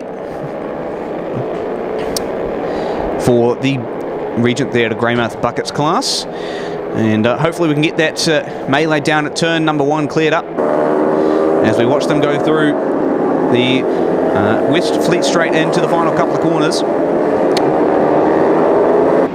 And there we go, there's Cameron Cross through turn number 1 and to the Altair Straight, briefly into turn 2, the TPP corner. And welcome back, Seth. A bit of a melee down at turn 1 for the Buckets. Oh dear. Yep. I've missed all of that action, but I've just been running around trying to catch people for some interviews for later on. But what's going on? Talk me through it. We've got battle at the front. Cameron Cross and Dan Jenkins going for it. Dan Jenkins looks second place, yep. Yeah, so Cross led away early, and Jenkins snuck his way up into the second spot. Then you go back to Ben Rees in third. He's a pretty distant way back. Here comes Jenkins around the outside through the hairpin, though, trying to find a way around it. I mean, you can see that outside line doesn't seem to quite be working for Dan Jenkins, but certainly was very, very close up the back of Cross as they entered into the hairpin. Here he goes up the inside. Tell me, most importantly, is Harriet crash or is my bike still in one piece? Well, I won't be able to tell you on that one because unfortunately the timing's still not working up here, but yep, we'll see if we can find it out visually, but it is a new leader, and it's going to be Dan Jenkins in a bike number 16 through TPP now into the right-hander, followed by Cameron Cross, and then it's going to be Ben Rees, and pretty big gap back after that. It seems to sort of space themselves out, but the battle for the lead still absolutely on here. There's one rider stopped. That's going to be Craig Bardell. Yellow flags waving as they exit the little right-hand kink. Yeah, Dan's riding this thing real good on the approach down here to the hairpin. Nice wide entry. Things actually squirming around a bit. The boys are trying pretty hard indeed. Carrying the corner speed's really crucial on these little bikes to keep the things absolutely rolling. They don't have much horsepower, so you've got to be really efficient with the energy and momentum that you have. And he's starting to put a bit of a gap into second place here. Nice tide. Yeah, using all the racetrack and nearly some more down the last corner. Well, that's just perks of a skilled rider, isn't it? You know your boundaries and you're able to push it. Yeah, and you usually overstep them, or maybe that's not skilled anymore. Yeah, absolutely. It's a game of risk versus reward. It's the Greymouth Motorcycle Street Race. Anything can happen here. So we look through for Dan Jenkins coming through the Greymouth car centre straight, hard on the brakes into the grey forward corner, and then we'll see how he goes. It's interesting to see that he made that move very aggressively through that final corner, and it just started to pull away with it. I feel like that outside line through the hairpin, as we'll see here, as they go through the hairpin now for Dan Jenkins and Cameron Cross, just doesn't seem to be as strong as that tight inside line. Yeah, I mean, I'll be honest, I think it's probably quicker on the exit, so that you lose a little bit of speed on the entry, you sacrifice a little bit of speed on the entry, but then once you've got the thing out of the corner, that momentum that you're still carrying really pays off. And where that pays dividends is here. Yes. At the end of the last time that they're really hard on the brakes would have been there, so the next time will be at turn 1. And interestingly, you see turn 1 and turn 2, it's effectively one big corner. Watch them. All the way out, and then right round, it's like a big double apex single corner. It's not like corner, straight corner, you know. Yeah, absolutely. Dan Jenkins still extending his lead out front, though, over Cameron Cross. Cross led early, and Jenkins has just run away with it now. It's pretty... if you can keep the bike on the track, it's pretty much home and dry from here. And for Dan Jenkins, again, another very impressive performance. He was impressive in qualifying for the other classes as well. And we kind of didn't really talk about him in qualifying for the buckets, but he's really shown up here. Yeah, I mean, he's got a pretty good setup that he's built himself here for bucket racing, and he's just catching up to Dean Watson here in the run into the last corner. So he's got, effectively one right-hander to go, and he's got the race win. Oh, he got it! There we go. Checkered flag. Well done for Dan Jenkins. A commanding performance to win the first race at the Regent Theatre Greymouth Buckets class of the weekend. The Greymouth Motorcycle Street Race brought to you by Moto 10 Mega. And tell you what, Seth, it is raining again out there, so that means conditions are going to start to change once again. Oh, I mean, honestly, as a lazy mechanic, that's almost better. You don't have to change your wheels. You can just... I mean, you know what's happened here? Someone in the pits has got ahead of themselves and put slicks in. And if you put slicks in, you instantly jinx the weather and it'll stay raining. So someone somewhere in the pits need a clip around the ear because they've jinxed it. You've got to wait till it's dry and then you're allowed to put dries in. If you put dries in early, it'll just stay raining. It's just Murphy's Law. My experience of racing every time, consistent. Yeah, well, where's the vortex theory when you need it? Well... Tell you what, great racing from the buckets, impressive performance from Dan Jenkins as well, and pre-89.95 up next. So I'm interested to see how that's going to pan out. Of course, a lot of the sort of mid to how do you put it? They're not old bikes, but they're not new ones either. I mean, yeah, there are post older classics. There are post classics. There are older motorcycles, but yeah, I can see what you're getting at there. I still haven't seen my motorcycle. This is the longest I've ever looked at someone at a screen to try to see my own motorbike. Well, there's a number of bikes down at turn number 1. Oh, don't say it. Well, you never know. No, don't say it. Well, we're keeping an eye on screens. If you're watching at home, folks, you're looking for bike 70, and that's Harriet Grace, Seth's own motorcycle. Surely by now she's gone through. Oh no, I'm scrolling the time and watching the screen. I can't see it. Oh well, that's the most excitement I get today. I can live with that. Any second now, we're just going to quickly cross to a highlight montage. Yeah, so let's have a look at this. This is a replay at the start once again. Let's have a look at turn 1. This is exactly what happened. And seems like riders just kind of a little bit off centre entering into turn 1, and a couple just fell foul. There you go. So, what a shame. What a real shame. There's nothing quite like those negotiations that you have when you're rolling around on the ground in the corner, blaming each other, and you got to figure out whether you're going to have it out there and then, or you're going to pick it up and carry on. Been there, done that. That's a fun game. You used to be allowed to self-recover, and then they banned that, and then then probably in about 2015 or 16, briefly they decided they were going to go back to where you could self-recover. And I remember James Hoogie cartwheeled his GSXR 600 onto the top of the firewall at levels, and then self-recovered, kicked the fairings off it, and carried on racing. And that was the end of that. They reinstated the rule that self-recovery was no longer allowed. It was fairly vivid images of his GSXR rolling around with no bodywork. Well, there you go. That's glad we got you up here, Seth, because you got plenty of stories to tell, mate. It's it definitely helps with kind of the context of these events, and you can just see Bike 50 being wheeled off, and well, it's going to be interesting to see how the pre-89 to 95 is going to race here. You can hear the pit's getting very loud, so it won't be too long. And we kind of look at the amount of bikes in here, and Jordan Leslie from Glen Tunnel, the Honda RVF 400, he kind of walked away in qualifying, didn't he? Yeah, and I think this little bit of water that's just started to fall is really going to help him, a bit more rain, because if it got drier, that horsepower disadvantage that he has would have been possibly insurmountable. But Hey, quickly, can you tell me if our Formula One winner was one of the crashes in the bucket race? Well, that's going to be a good question. I will have to have a look at that. We may have to get some confirmation from our friends out on the course and see if that does come up, because that is interesting. 42 is one of the bikes that crashed. That's Callum Hodgson. Yep. 91, Paul Jameson was also in there. Oh, yep. No, I'm looking for a 49, but I can't see him in there, so that's good. See him, no.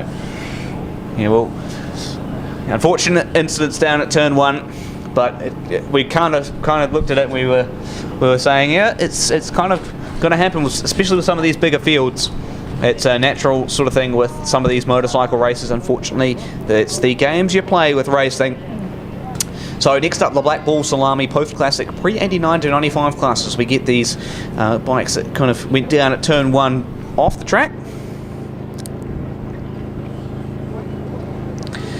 So it'll be interesting to see how some of these bikes go through. And some good riders in here: Tony Jamazi, Chris McMeek, and Jordan Leslie. Riders to keep your eye on. Butch Woods as well. The Ducati F1 750, 1985 built.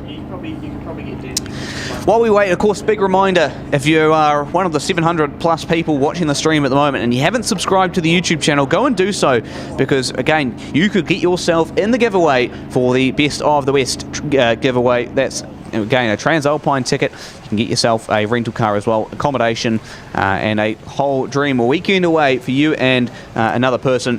So make sure you subscribe to the YouTube channel. As long as you watch the stream and subscribe to the channel, that's all you have to do is simply watch and subscribe, and you could be entered to win that giveaway. So that would be huge for you if you did win that. So make sure you subscribe if you haven't already. So not too long away for the Black Ball Salami Post Classic. And looks like the rain may have stopped again. So bit of intermittent conditions here in Greymouth.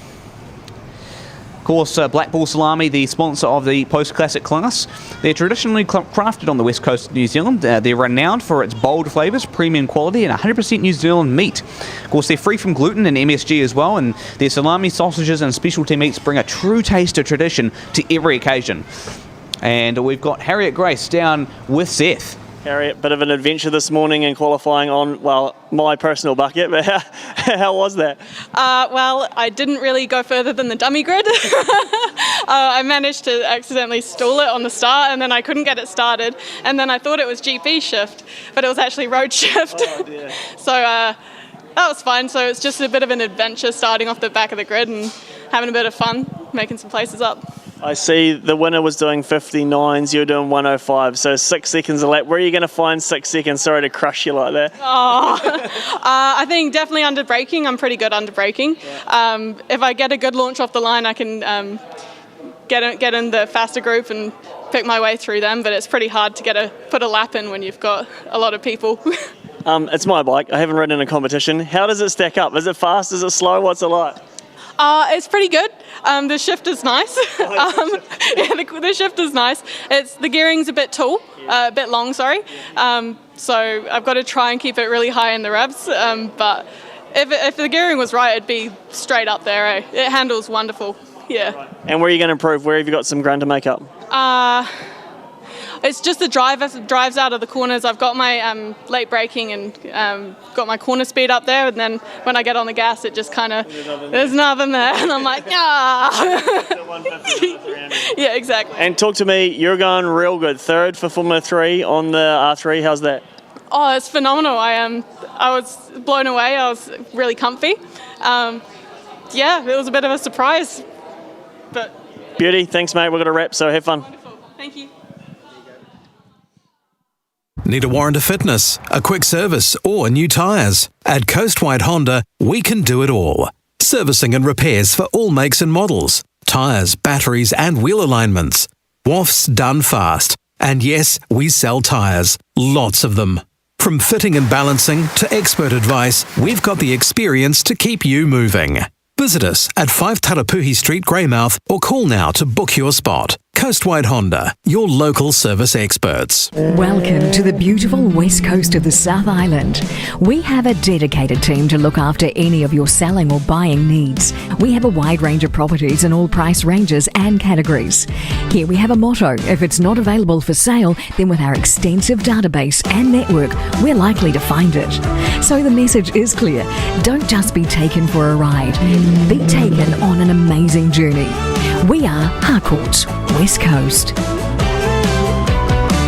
Every business is different, and every business faces its own challenges. At Altair, we work alongside you to help you grow, adapt, and get things done. Our services include electrical, security, communications, fire, plumbing, HVAC, and solar solutions delivered to businesses big and small.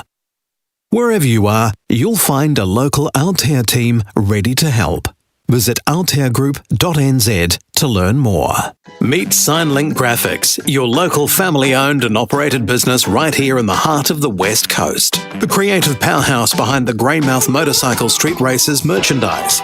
SignLink delivers top quality, locally designed and printed t-shirts, caps, key rings, stubby holders, and other exciting merch that showcase this fantastic event. With dedication and passion in every print, they help make our street races truly special. Purchase your merch today at the Honda Building, entrance off Guinness Street, or online at greymouthstreetrace.co.nz. SignLink Graphics, proudly supporting the Mitre 10 Mega Greymouth Motorcycle Street Race.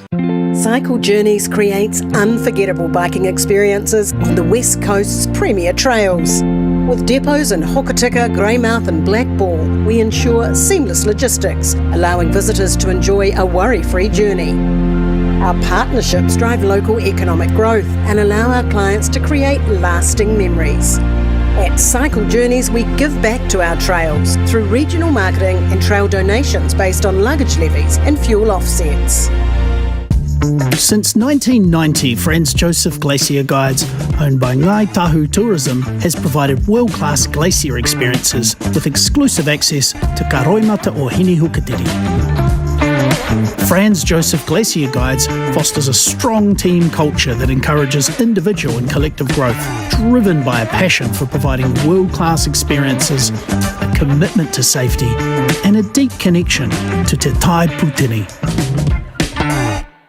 Glacier Country Helicopters is a family-owned business in Franz Josef, run by husband and wife duo Gus and Poppy Gordon. For over 10 years, they have shared their passion for the West Coast's incredible scenery, soaring above the stunning mountain peaks, rugged glaciers, intrepid rainforests and coastlines. Striving to create unforgettable memories for their customers, Glacier Country Helicopters team aims to literally go above and beyond. Welcome to Monty's Brewery, where craft brewing meets West Coast spirit. Born on the coast and raised by locals, it's more than just award-winning beer and cider. It's about laughs, shared stories, and memories made. Enjoy a meal, a tasting tray, and immerse yourself in our rich history. Monty's Brewing, the heart of Greymouth, where community and craft come together. Welcome back to the Greymouth Motorcycle Street Race, presented to you by Mitre 10 Mega Greymouth. On track now for the post-classic pre-89 and 95 class by a Blackball Salami. Looking forward to this one here, Seth. 5 seconds to go, and it's going to be a pretty good ripper of a race. Jordan Leslie's on pole there, and I think there's a little bit of rain that's come down might help him, but he's getting swallowed by those big bikes on the run down to turn 1. He's too good on the brake, so Jordan Leslie leading into turn 1. Smart riding from Jordan Leslie as they head down into turn 1, and then quickly short blast down the Altair straight, then into the Tai Putini Polytechnic corner. And second place, Luke Holland from Glenorchy on his mighty SV 650. I think that is. Is it a 711 or a 211? That's 211. Tony Jamazi from Kumina. I tell you what, Graham Staple Spider will be laughing at home because I always run funky numbers that are hard to read, and I always say, oh, don't worry about it, just use the live timing. And he says, what about the commentators? And now it's my turn as a commentator trying to figure out what's going on. It looks like Jeff Cameron there in second place, 316 on the ZXR 400, and then yes, Tommy Tomasi third, and it looked like Butch Woods in fourth on his Ducati. So plenty of action, but it looks like Geordie has absolutely checked out. Unreal. Man, look at the speed of the man. Yeah, Jordan Leslie absolutely sending it right now. The Honda RBF 400, he is well clear. See what he can kind of do as the times go by. I'm not particularly sure that's kind of, again, the time's still probably a little bit off on our end, but I mean, you think about the gap he's already got, have to be about, what, 3-4 seconds, something like that, maybe more than that. It's definitely more than that. But I tell you what's interesting, I can't see Chris McMeekin out there, which is a bit of a shock. He would have been a favourite for me to run at the front or near the front. It's just this is a day for the 400s. We've got Jeff Cameron in second, and even he's putting lots of metres into the following pack. It looks like the only battle on tracks much further back between Paul Fisher and some others. So, yeah, absolutely. Well, I mean, it's a clear, far and away ride from Jordan Leslie. I mean, this is fantastic stuff. Just to be that far and away clear of the rest of the field. He's one of those riders. Sorry to interrupt there, Josh. He's one of those riders.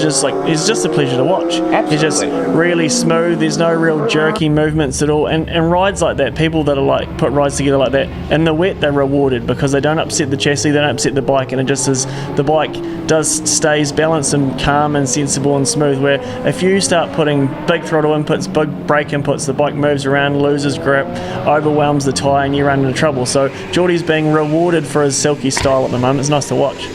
Yeah, bike 316, Jeff Cameron, you can just see there the black and green and a bit of white on there as well, the Kawasaki ZXR 400.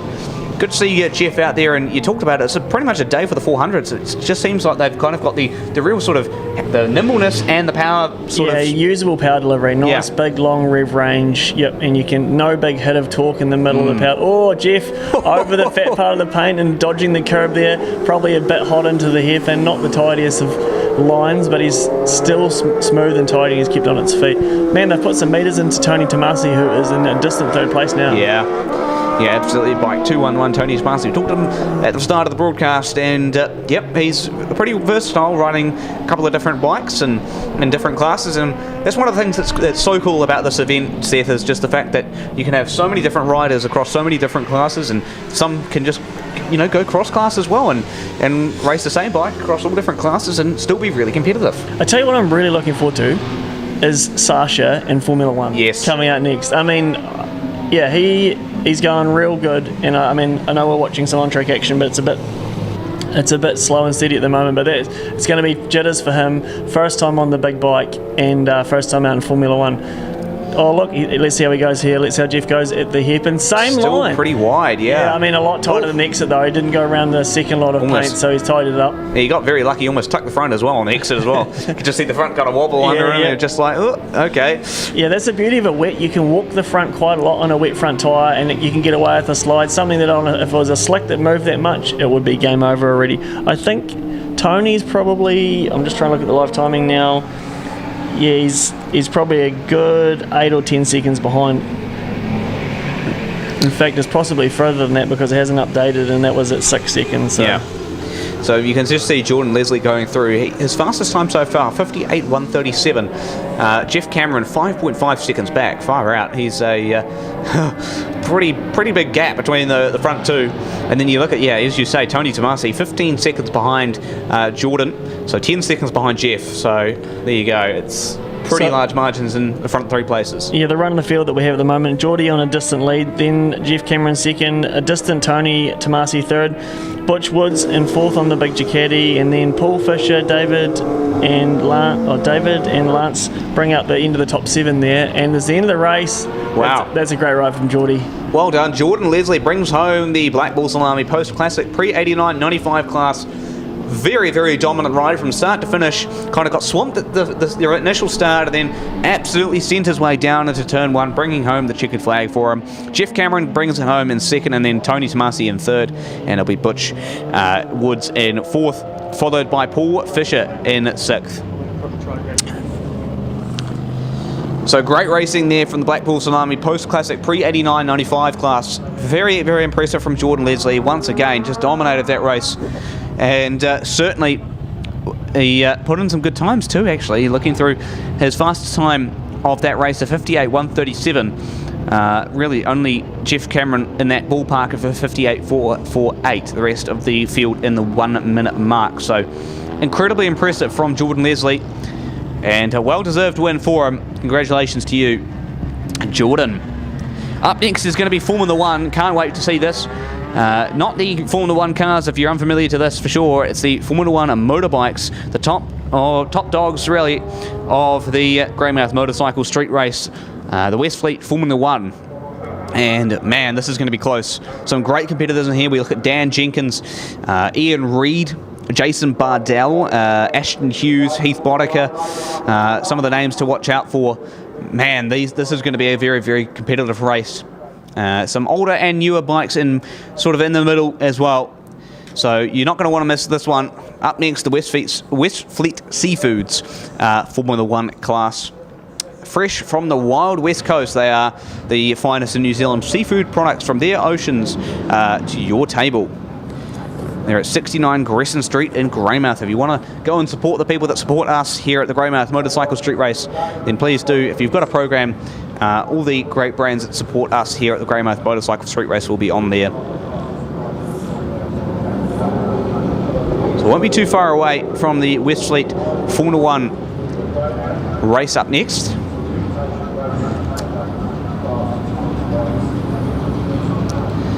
So once again, big thank you to Mitre 10 Mega Greymouth for their sponsorship of the event.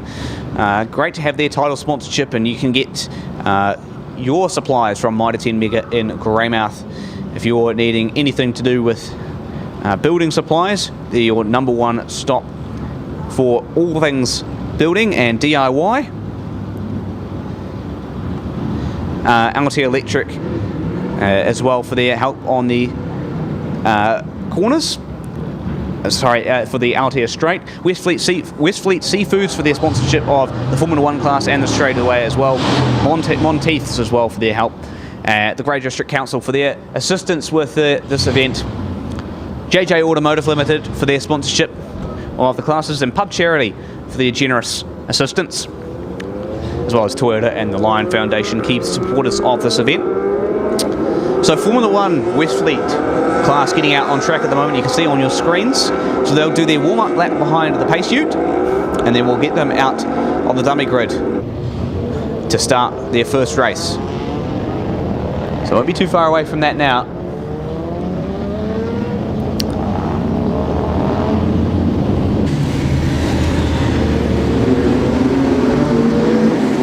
So just getting an understanding of the current conditions, of course, a little bit different from qualifying compared to now for a lot of these riders, because big gap between their qualifying session and their race session. But for those who are double dipping, it can sort of be similar conditions to what their first race was. But for some, it is their first race. We look at Bike 51. Good to see Sasha back out there. We talked about him, and man, good to see him racing out there in the Formula One class. He raced very well in Formula 2. And it's the first race of the Formula One class for them. Ashton Hughes and Heath Boddicker, once again, the two forces to be reckoned with for sure. And Seth, I have to say, the front four, front five, this is going to be so close. Yeah, I mean, I haven't actually seen that yet. This is going to be awesome. Yep. Ashton, Heath, Dan, Sasha, and Garth, yeah. And to be fair, Kane's getting better and better and better as well. So can't count out Jason either. Yeah, well, yeah, absolutely, yeah. Especially after his ride, his ride in Bears, and I mean, it's basically the same conditions, if not slightly better. The run to one is going to be crucial here. Yeah, you've got to be. That's the thing. You've got to be careful with that run to one as well. And we saw how Ashton reacted to the pole in that first race in Bears as well. It just didn't seem to. I mean, I've said it before. I'll say it forever. Starting from pole at Greymouth, not an advantage. It's a disadvantage. Yeah, so really it's kind of in the hands of Heath Boddicker and Dan Jenkins, who are also on the front row, and we'll get that opportunity to kind of launch a little bit better than Ashton. Let's see how they go. Westfleet, Formula One. 5 seconds, the light goes out. They're just clearing the grid now. My money's on Heath for the whole shot, and Sasha second, because that Suzuki will be easier to get off the line than a Triumph. Bit of a wheelie for Sasha as they go down into turns 1. Oh, Jason. So it's Ashton, Heath, Jason, and then Dan Jenkins. Dan trying to go around the outside. He's about to get an education there at turn 2, I'd say. Well, it's actually a better second portion of the start for Ashton Hughes. Very impressive to be able to get that bike back after a bit of a bogged down start and aim for turn number 1 and get the lead back as well. So impressive stuff from Ashton Hughes. Heath Boddicker and Dan Jenkins were tussling it out through turn 1 as we just wait to get the feedback. There we go. Oh, so Dan's gone into third, and Ashton, if Ashton can put in a measured ride here, he's going to be very hard to overtake. Oh, absolutely. Jason up the inside. He was very tight on the very late. That's a lovely bit of racing. That is. He's probably, after the result he's had earlier today, he's probably trying to get in the front, knowing what he can do. Bit of pump of confidence. Yeah. Dan holds on to second for now. Alright, so lap 1 in the books for the West Fleet Formula 1 class, and it is going to be Ashton Hughes, your race leader. Here comes the 16 bike of Dan Jenkins around the outside of Heath Boddicker. Had a look just to try and find some extra grip. Oh, very action, sort of elbows out, racing down through turn 1 through the midfield. Looks like Ian Reid battling it out with one of the other bikes through there. Didn't quite catch who that was. But it is Ashton Hughes, still your race leader from Heath Boddicker, then Dan Jenkins. And there it is, Dan Jenkins. Managed to get through on Heath Boddicker. So this is going to be interesting. The Ashton versus Dan show. We've got a little bit of camera drama. No, we're back. Interesting fact about Jason Bardell, he actually held the lap record for beers at Manfield for a long time, or may still hold it, and he actually ran for council at Wanganui this year. So there you go, random facts. Ashton Hughes, nice and tidy, good drive, but Dan is so close to that barrier sort of on the outside of the final corner. Here he goes. Dan's looking really good around the outside here. Very quick on the outside. Very difficult place to pass. So well, he's not giving it up easy. He was still holding the outside through the Tai Potini Polytechnic corner. Yeah, I mean, but unfortunately we must have some technical difficulty not getting a look into turn 3 down here, because that's probably the passing overtake. And if you've got corner speed around the outside of 2, yeah, there you go. That's pretty much exactly what I expected, because you get the run, you get the choice of the line. If you're outside there, you're inside on the way into the left, and you get the run into turn 3. Yeah, so Ashton trying in that outside line to try and get that speed on exit, as you talked about a little bit earlier in the broadcast. As you say, it kind of, when you have these late braking zones like at the final corner here, that's where that sort of exit speed from that hairpin kind of comes into its own. Yeah, I'll tell you what's interesting. I thought that Sasha will be close in this, but I will say this. I'm proud of him for not getting carried away and trying too hard and doing anything special, because he is a newcomer, but he's had a good qualifying result. It's really easy to let that rush of blood go to your head and think you probably can go better than you are and try harder, and next thing, things line up the road. So pretty a measured approach by the look of the things. He's coming in 5th place at the moment. Yeah, good stuff from Sasha Drain. As we look through, Dan Jenkins, just stunning performance so far. He's pulling away over Ashton Hughes, and seems like he really likes these sort of wet conditions at the moment. He's just kind of more comfortable with the bike as he kind of goes through the corners. You can just see he's not really having any super big moments as he goes through. So this is very, very impressive stuff. I mean, Ashton's bike looks a little lazy to turn. Looks like he can't finish the hairpin, where Dan's bike looks like it's finishing the exits quite nicely. There's a bit of technical difference. I think Dan Jenkins out front, he's got biturbo suspension in his bike, and I think Ashton's probably running modified or updated older Olin suspension. So maybe there's something to be said there for the biturbo, with lots of adjustment for the rear shock, the front forks and the rear shock for high and low speed compression. Maybe Dan's just got a few more clickers of comp in the rear. Maybe the thing's a little bit shorter, helping it turn a bit tighter. But it's definitely looks easier to exit the hairpin than the likes of Ashton Hughes, that's for sure. Yeah, I mean, look at the gap. He's already pulled over Ashton. And speaking of Sasha Drain as well, it's you might have seen just through turn 1. Oh, Dan out the seat. Almost had a high side moment there. Very lucky for Dan Jenkins. But just briefly going back to Sasha, I mean, man, that bike was so squirrely on the entry to turn 1. So he's probably not got the handling quite as he would like it at the moment in this race. Probably overriding the setup, to be honest. Yeah. But I mean, that's a fun place to be, at the limit of the setup and just dancing the thing. It's always enjoyable doing that. You see, have a look down at turn 1, Sasha. He's a little bit better through turn 1 this time. You can see a little bobble as he kind of, hit the brakes down into the first couple of corners. But man, what a lucky save for Dan Jenkins. Save of the weekend so far. Yeah, that's for sure. And man, that curb on the exit of the hairpin comes up so quick. So if you get it wrong, it will bite you and will throw you up the road. So did well to stay on top of that thing. Great ride. Yeah, absolutely. Dan Jenkins, well, he obviously has lost a bit of time to Ashton Hughes now, but he should be able to gain this back. Let's see how he navigates this hairpin now. Tight through there, and yeah. Oh, he's not so keen on the throttle now. No. I wonder what happened. I mean, to be fair, he doesn't need to. He's got a massive gap. I wonder if anyone's telling him how big a gap he has. It's so hard around here. There it is, chicken flag for Dan Jenkins. Oh, he does a wee wheelie. Nice try. Ashton, same deal. Yeah, what a ride from Dan Jenkins. Poor Heath, so impressive. Poor Heath has got the big gun and he can't put it down. He can't put the tyre, he can't put the grip to the ground, so that's a bit unfortunate, the big bike. But yeah, good rides from all these front guys. I feel a little bit sorry for Garth because in the dry he's so fast here, and now in the rain he's just kind of 5th, 6th, which is a bit disappointing for him, I'm sure. Same with Daryl Craigie, a guy and Angus Finn, guys that you expect to run up front are just struggling in these wet conditions, struggling to feel comfortable, struggling to, put the lap time together. Yeah, well, what a great race from the Westfleet Formula 1 class, and Dan Jenkins takes it out after almost high-siding it at the hairpin. What a great race it is from them. And up next is going to be the Supermoto class, so this is going to be really interesting to see how they go. Of course, the sort of dirt bike-looking bikes, and almost going to be a pretty intensive race. You'll see how they go, all very close together as well in that qualifying session. So, we'll keep your eye on the Supermoto class. They'll be up next. Classic.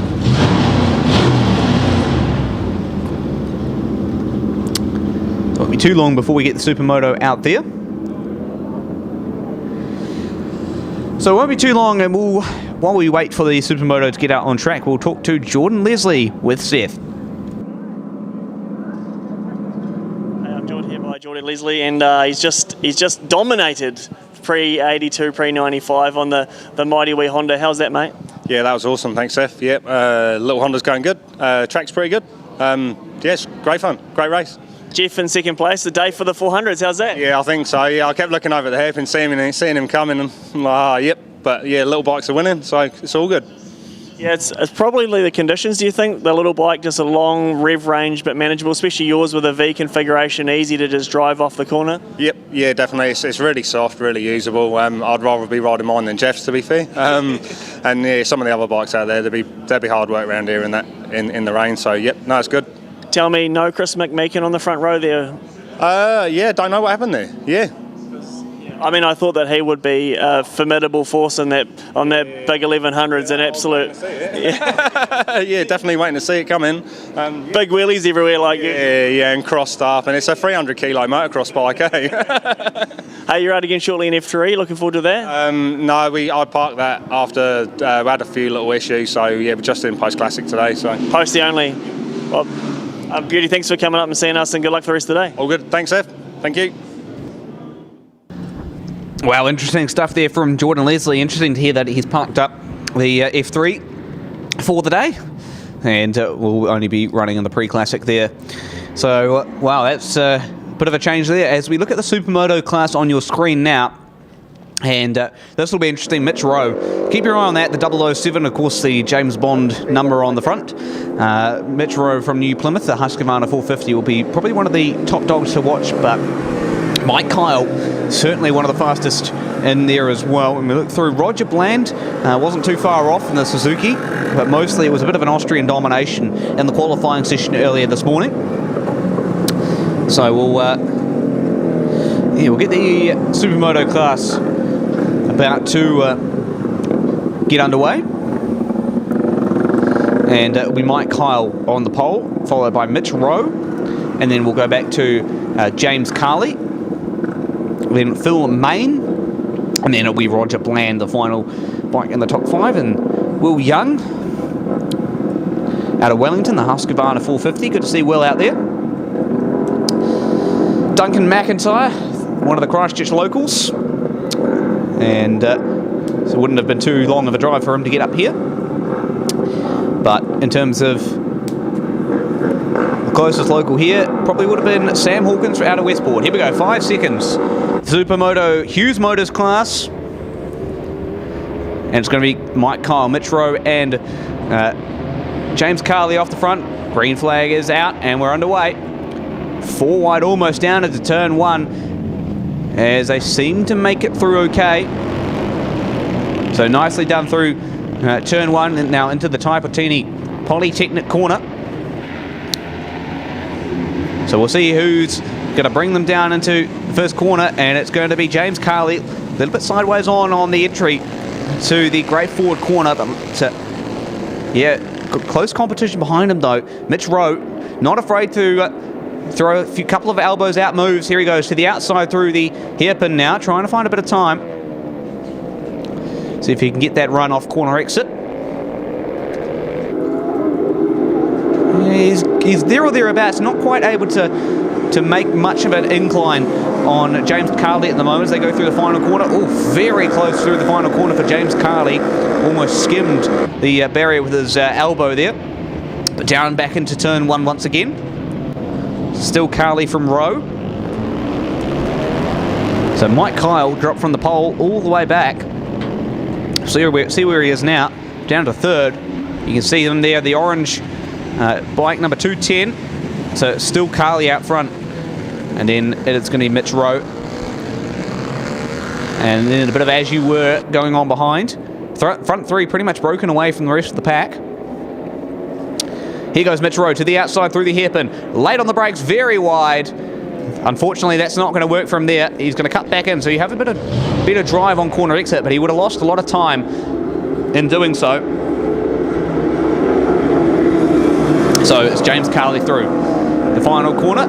Mitch Rowe again very wide through the final corner, almost hit the barrier on the outside. Very lucky to get away with it. Carley into turn 1, nice and smooth through there. Mitch Rowe really throwing everything at it at the moment. Now down the Greymouth car centre straight.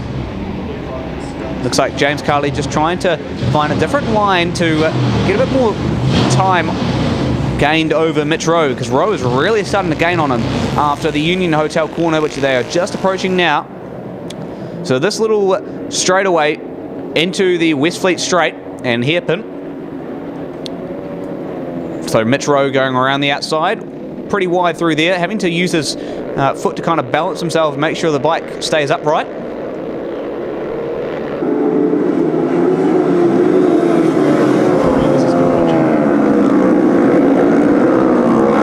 Yeah, James Carley is absolutely rolling the moment. Mitch looks like he's just hung up. Looks like he's looking for an opportunity somewhere to pass. We've got a bit of a freeze on the screen here at the moment, but live on track, we're about to come past our position. Oh, yep. Cameras are rolling again.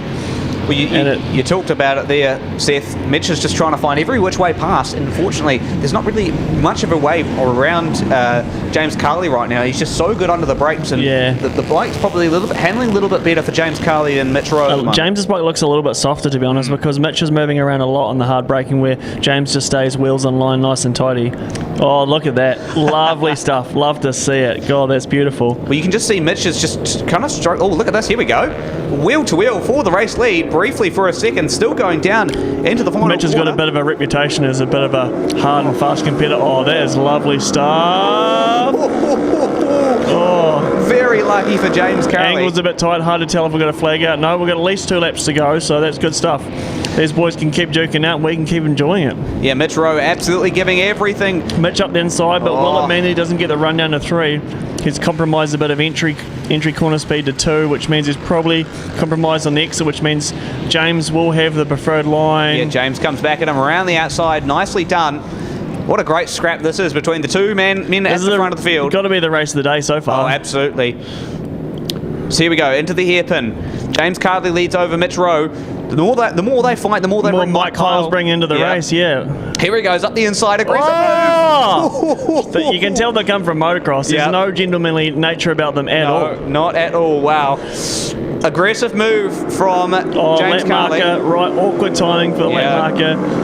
Oh, white flag is out. One more to go. Oh, you'd be gutted if that was a checker flag and the lap rider was in the middle of it. Well, look at this. Here comes Luke Martin. We're almost 3 or 4 wide there. Luke Martin now joins the fight. This is going to be a ripper final lap here for the Hughes Motors Supermoto class. Keep your eye on this one, folks. James Carley leads, but only just. Here comes Mitch Rowe up the inside. Mitch is struggling to get it stopped. He's been struggling to get it stopped there all race. So it'll be interesting to see the compromise of the line choice, the compromise of angles. Down here is where it's all going to kick off. This is the last meaningful passing opportunity right now. Look at Luke Martin around the outside. Going to try and find a way around. Mitro up the inside. James Carley's going to cut back up the inside. Mitch has been good on the drive out of here. It'll be hard to beat Mitch out of here. All right. Mitch holds on. Unless James does something violent, Mitch is going to win this, I'd say. Yep, Mitch Rowe through the final corner. Checkered flag flies, and it's Mitch Rowe. Look at him. That's very good drive. That's the most stoked man you've seen from Taranaki today. What a ride from Mitch Rowe to bring home the Supermoto race number 1 for him. And then it's going to be James Carley. What a drive from him. He led from start through to finish until Mitch Rowe got him on the final corner. And incredibly impressed by Luke Martin, all the way up from 5th on the first lap to 3rd at the line. Great stuff from him. So what a great race that was from the Supermoto class. They sure know how to put on a show. Formula 3 up next, and we'll have an interview with Seth here very shortly. And looking forward to seeing who he's got, of course, in the interview area. So we'll wait till... here we go. So Seth's got his interview ready. We'll see who he's got. I'm just joined by Jason Bardell, winner of the first Beers race today, and then I think you got maybe 4th or 5th in the F1 race. Yeah, around there. Talk to me about your morning so far. It's been a great morning. First in Beers, ready to pack up and go home. You've already achieved for the day, so excellent. And then straight off that onto the bucket. So a bit of an extreme from 200 horsepower to 20 horsepower and roll around on that. About, I don't know, 5th or something, whatever. It was all good. And then one break and then out in the F1. Bit of fogging in the visor for that one, so sort of, a couple of guys got past, but it's all you can do, You just ride around and try and be best. Flick your visor open while you're riding around a couple hundred k's an hour. It's easy, isn't it? I've done it before. It's not a fun place to be. Spy tells me you've got the Beers lap record at Manfield. That true? I had it for 6 years until last year. Yeah. I've had it for quite a while in the Beers class. Yeah, so yeah, pretty good game. It's a nice wee claim to fame. What are you going to do differently? How are we going to make the helmet stop fogging? How are you going to put a cable tie on it? Just a little bit of air gap there. She'll be right for the next one. How you find the BMW around here? Have you been around here before on it, and how you find the big bike? I bought the bucket last year, and they had my orange vest on because it's the first time here. And the other guys are, if you can bring 2 bikes, it's a lot more riding and stuff. I was like, suppose I could bring the other bike, just to ride around, But the big bike's awesome around here. It's just so much fun, and it sticks to the road. It just seems awesome. Is it Gen 2 BMW? Gen 1 BMW 1000. But tell me, the electronics in the rain on those things pretty good from what I hear. No wheelie control, nothing. Analog, she's all you. She's all me. Yeah, pull the trigger out of the corner and hold on. Whop. You got a good start there, especially behind, from the second row. That's a bit of a mission to try and make it to the front there. Second row in the F1 on the front row in the Beers, so yeah, it makes it a bit easier. But I did get a good start, but needed to carry on with it a bit more, a little bit less fog, and we'll be into it for sure. Are you doing any other riding while you're down here in the South Island, or just a trip down for this? Or just a trip for this. Travelled the whole South Island with all the roads closed, just about down to Christchurch to get over to Greymouth. So it's all part of the drama, Makes a big story. It's the adventure that is coming to Greymouth. So what are you about next in Beers Formula Beers? Beers, yeah, right. Start of the next round. Yep. Straight out in Beers again. So 3 races today. Obviously, you'll be leading the class at the moment. How are we feeling going into the last one, or the next one? Oh, should be all right. We'll have a go. It's always good riding around with Heath. He knows where he's going, so follow him. It's all good. If you can sneak one up the inside, it's even better.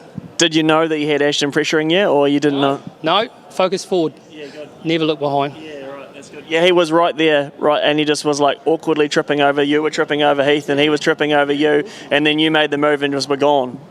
Awesome. That's what I like to hear. It looked exciting too. That's even better. Yeah, no worries.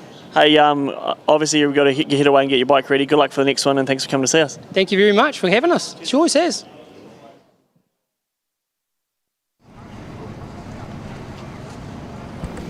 All right, great stuff from Seth and Jason there. Great to have some great insight there as well, and interesting to hear the glad to see that he's happy that the overtaking was exciting. It's always good to hear that riders are always interested in the entertainment side of things.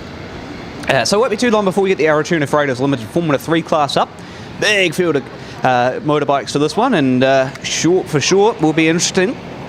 And hopefully this time, so obviously we had a big field of bikes with the buckets earlier, so let's hope we can make it through turn 1 safely this time, and hopefully we'll get all the riders through. That's the most important thing. See if they can finish the full distance, get them some track time, understanding the conditions, and won't be too far away. So just waiting for the Aratuna Freighters Formula 3 grid to get up onto the dummy grid and get themselves underway as they perform their sighting lap.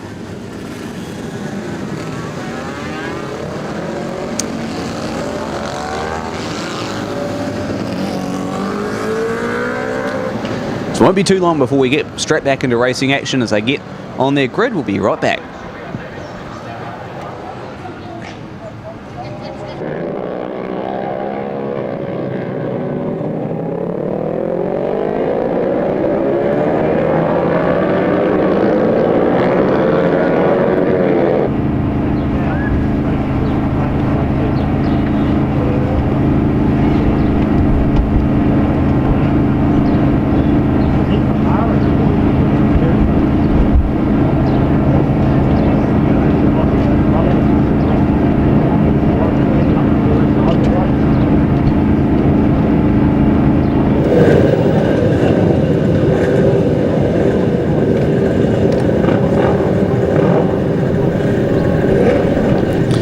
Welcome back to On Track Action. We've just got Formula 3 gridding up right now. Grid Marshal Eamon just wandering through, making sure everyone's where they're supposed to be. Mal at the front of the grid with the red flag out.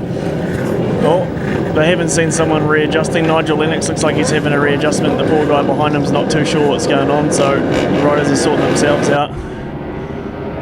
Oh, we are underway. Nice start from Harriet, but she hasn't got the firepower. Out front, it looks like Garth Wilson, followed by Chris Huddleston, and there looks like a bit of a traffic jam for the Apex there, so it'll be interesting to see from the next camera what's going on. Looks like everyone made it safely, so that's a good start to our first Formula 3 race today.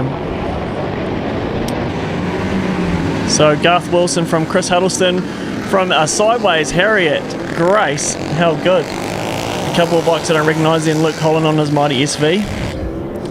Bit going on. They're running down to the hairpin now. Garth, nice and tidy. Chris with a nice, smooth, wide entry line. Harry holding off about every 300 in the country. Bit of contact. Gary Graham, very lucky to avoid contact there. Had to make a very last-minute correction there.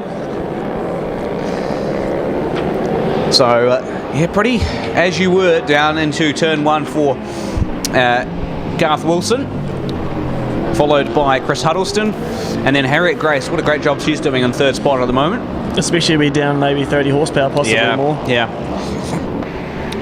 And looking a little bit further back, I believe that is going to be 22 Jethro Bowman.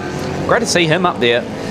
And you can see a little bit further back, 75 Mark Oliver in there out of Waverley. Yeah, he's on a GSXR 600 that's made into a triple, much like the bike in second place of Chris Huddleston. So they're actually probably, in my mind, the pick of the bikes to have, because you get a really nice modern Japanese chassis and then a usable power delivery with quite a lot of power still. But unfortunately, he just doesn't have enough for Mighty Harriet on the 300. Yeah, so we look through the rest of the riders going through. And man, just the commitment levels through that final corner, it really stuns me every time. Yeah, I've been known to come home with some stains on my shoulders from the bottle bags and the air fence. Usually, as long as you can say the thing on it, it can only counts. You can only brag about it if the thing stays shiny side up all day and you've got a wee mark on your shoulder. Garth is absolutely rolling here on that lovely wee Ducati. Well, just the bike looks so planted for him. He's not really having any wobbles with it. He just seems to be, the bike seems to be handling to his liking. So he's got it tuned up to the conditions, obviously, quite well. He's also one of those guys that he just gives you the impression he's probably good at everything he does. A bit of an athlete, and he'll be leading the charge, cutting the shapes tonight, the after party. So just an all-round absolute legend. Yeah, well, Garth Wilson out of Greymouth on the locals here, no surprise. He's able to run these roads very, very nicely. The Ducati 696 again, another one of those very nicely presented racing bikes. For the train spotters, it's got a Kawasaki ER6 or 650 Ninja front fairing and a GSX-R 600 rear fairing. So I don't think anyone's told the Italians. I don't know how they'd feel about Japanese-shaped bodywork on an Italian motorcycle. Yeah, I know. Whenever I have an Italian motorcycle, I tend to give them an Italian girl's name because they are usually sassy little moody bitches. So you've got to treat them with care and love. And I think if they knew they were wearing Japanese clothes, I don't know how they'd feel about that. But Garth's absolutely riding away from the field on this thing right now. Yeah, absolutely. Let's see what sort of gap he pulled to the last lap, and be interesting to see what sort of gap he's got to the rest of the field as well. I mean, you think about it, 53.368 his fastest time, 5 seconds clear of Chris Huddleston, and man, Chris Huddleston's no slouch either. So I'm a bit gutted for Harriet because Mark's made his way past. I give zero credit to Mark because he's only got like 40 horsepower on her, so it's the ride of the day for me for wee Harriet on the 300. That's a good result. Lucas Scott just come up to 5th, Jethro Bowman in 6th, Gary Graham's on the number 660, he's a coaster here, he's in 7th place. Ryan Ely on an ER6, he's also a coaster, number 56, and then Cameron Cummins, I'm not sure where he's come from, on the number 98 from Christchurch on a Ninja 300. Well, that's probably the least powerful motorcycle in the whole field, and he's in 9th place, so ahead of some really powerful machinery, so a good ride from him as well. Yeah, of course, and if you are interested in getting into motorcycle racing, your best bet is to contact the Motorcycling New Zealand club. They're a great bunch of guys and gals that will help you out and get you started into motorcycle racing. I'll nip you in the bud there. Motorcycling New Zealand is the organisation. The club, there's about 3 different clubs you could run. If you're based in Christchurch or Canterbury, you could become Cam's, Beers or Motorcycling Canterbury, or in my case just ride all their different events because they all run pretty good events, and you just get some seat time and a couple of meetings doing that stuff, and you're allowed to come and race these beautiful street races. So she'd be tight at the end there. I'll be interested to see. Wow. I just want to know how Chris Huddleston got on versus Mark, because it was close. Moment of truth. Yeah. Garth Wilson brings home the win, 53.368. Then Chris Huddleston 14 seconds back, only just over Mark Oliver by 2/10 of a second between the two of them. Yeah, it looked close. How good is that? Yeah, nice bit of racing. There's nothing quite like if you're in the middle of the field. In the middle of the field, still having a tussle. I'm going to run away for an interview. You're going to see shortly Mr. Mitch Rowe with his silly cowboy hat. Well, there you go. Mitch Rowe will be the next interview up to have a chat with Seth. And certainly a great race from the Formula 3, and so impressive from Garth Wilson. Great to see him take out that win. And Chris Huddleston, we thought maybe a little bit closer, but man, did Garth Wilson really dominate that race. So congratulations to you, Garth. And man, looking forward to seeing the Formula 3 back again a little bit later on today. All right, so we'll hand this off to Seth, having a chat with Mitch. Mitch Rowe. Mitch, a bit of an argy-bargy win to the first Supermoto race. It will look full motocross spec out there. How was that? Yeah, that was awesome. I've turned into an older rider now. I just turned the big 6.0, so I thought I'd be just taking it easy and letting the young boys, they can have it out there. But I remembered that I can still go hard, so I wanted to show them how to ride. It looked like some Mitch Barsha out there. Bit of a run into him down at the hairpin. A bit of fun? Yeah, no, it's all good. James is one of my mates, so yeah, I'm training him up. So he's learned a few good tips off me. Tell me, did you get the hat from Roger DaCosta himself? Did he send it over to you knowing how good you're going on a Supermoto bike? No, AP gave it to me. Motocross of Nations, I was there 2 weeks ago. There you go. AP gave it to you. How good. So talk to me, what are you going to do differently for the next one? How are you going to keep this winning streak alive? I think it's better to start behind because you can just watch the guy in front and then just work out. If you're in front, you're the guinea pig. So I don't mind getting second place start, I think, and then just work from there. And tell me track conditions, how are they? It looked slippery, but it looked like you were probably the most unsettled in the braking zone with the rear of the bike. Some other boys are sliding them in a bit more graceful, but you seem to have a bit more drive, a bit more corner speed. Yeah, I was just learning it too. An old guy takes a lot longer to learn, even though I've been here about 16 years. I've been doing this, so no, it was one of my favourite street races, so awesome.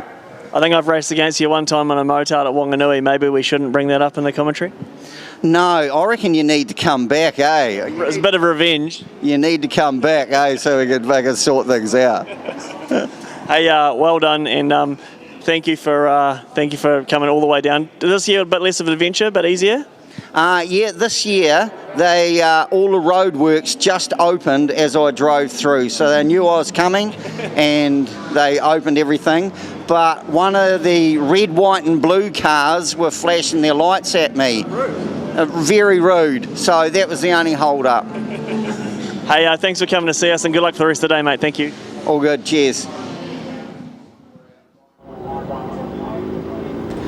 Wow, what a very interesting interview that was between Mitch Rowe and Seth, and what a great bloke Mitch is. Great to hear from him after the Super Moto race.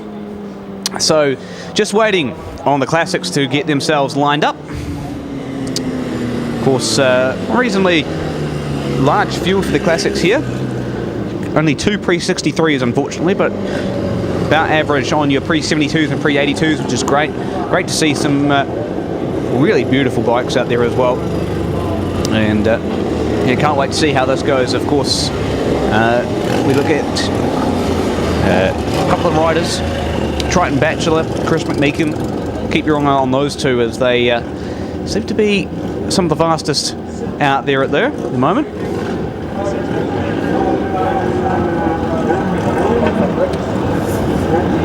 All right. Let's go for the classics. Race number 1 here for them this weekend. Brought to you by J at J Automotive. Just waiting on one more to get in line.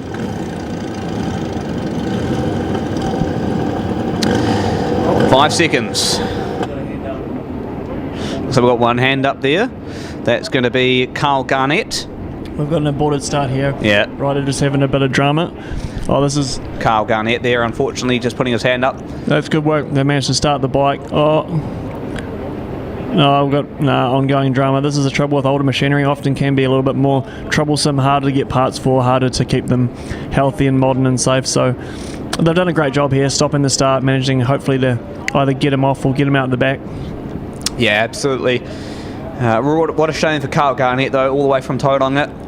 The Laverda SF2 for 750. Hopefully he can get it going this time. Looks like he's got a clutch problem, because once he hit it running, the thing tried to drive away and then stalled. So yeah, pretty forgiving of them to give him a bit of time to get himself sorted instead of sending him in the back or off the side. So here we go. Bit of classic racing. That's probably the spirit of it. Well, 5 seconds left. Here we go. The JJ Automotive Classics, race number 1 for them this weekend, and they're underway. Great start from Heath Boddicker. He's already started into the lead, but he's got to deal with Chris McMeekin as they go down into turn number 1. It's McMeekin who leads them down. So McMeekin with a hugely important start in the 1100 Suzuki. Let's see as they go down. Chris McMeekin must have had some problems, because I didn't see him out in the pre-82, and normally he's a dominant force in 82 and 72. That thing goes real good, and he's got it pretty dialed. Look at that big bike trying to step out, man, what a legend. All the way from Invercargill to slide the big girl around the streets for us to watch. Awesome. Yeah, absolutely. There's Cooper in the Harley Davidson FXR. How good is that? 282, you can see him there. Or 292 is maybe a little bit of an error there. But regardless, Chris McMeekin still holds on to the lead through the hairpin and into the West Fleet Straight, followed closely. Oh. Well, we got one down at the hairpin there. Yellow flags waving. Unfortunately, we can't. Nothing quite like crashing as a first timer. Yeah. Orange vest and it goes up the road. Oh, what a shame. Poor bugger. That is Carl Garnett again as well. Maybe those issues from the starting grid continuing. That's no good. Ongoing drama from the begin, wouldn't start. Yeah. Then he couldn't get it stopped at the start, and then now he's crashed it. Yeah. Nothing quite like that frustration getting the better of you. That's really, really annoying. What a shame. That's unfortunate for Carl Garnett. But at the front of the field, Chris McMeekin, man, he's storming away, isn't he? Les Cooper not really able to stay in touch with him. How good from the big Harley though. What a result. I know, but he's got to hold off Heath Boddicker and a couple of other bikes behind him, but still, I mean, that would be a huge result for the Harley. Yeah, especially because Heath is no slug and that BMW 1000 is quick. Absolutely. Absolutely, you're absolutely right. And, I mean, all the Harley Davidson fans out there will be rejoicing seeing that bike in second at the moment. Look at this! Look at the wide line it takes. It's like trying to turn an oil tanker. What a result! And he's still absolutely hauling. What a legend! Chris McMeekin, same as always. Yeah. Oh, no wheelie this time. Oh, there we go. there we go. Oh, can't leave us disappointed, can he? Yeah, good on him. But look at the swarm of bikes fighting for that third spot right. Sorry, second spot right now. Get my words straight as they enter down into turn number 1 and then the TPP corner. McMeekin continue to extend his gap at the front. Following that, it's still the big Harley Davidson, Elias Cooper, then Heath Boddicker. Only just, here comes Trident Bachelor in the Suzuki GSX E400. Closely followed. Couldn't quite catch who that was there. We'll see when they come out of the corner there. There we go. Closely followed by Dan Ornsby. Ornsby, the formidable motorcycle training instructor out of Christchurch. This is a good battle. It is. Very good battle. Trident Bachelor goes up the inside. Heath Boddicker, nice pass. Boddicker's going to try and get the run on the exit. And they're all scraping to keep up with the mighty Harley. Yeah. That's absolutely right. Well, this is going to be interesting. Let's see if Bachelor's able to make his way around the Harley Davidson of Les Cooper. Les went a little bit wider through the final corner. That's opened the door up for Trident Bachelor, but the raw power of the Harley just gets itself way back in front.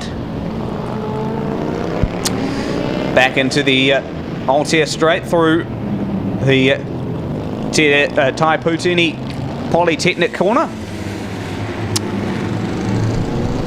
Les Cooper continuing to hold on to second. Man, what a ride from this man. I think he's going to have his hands full shortly. Yeah.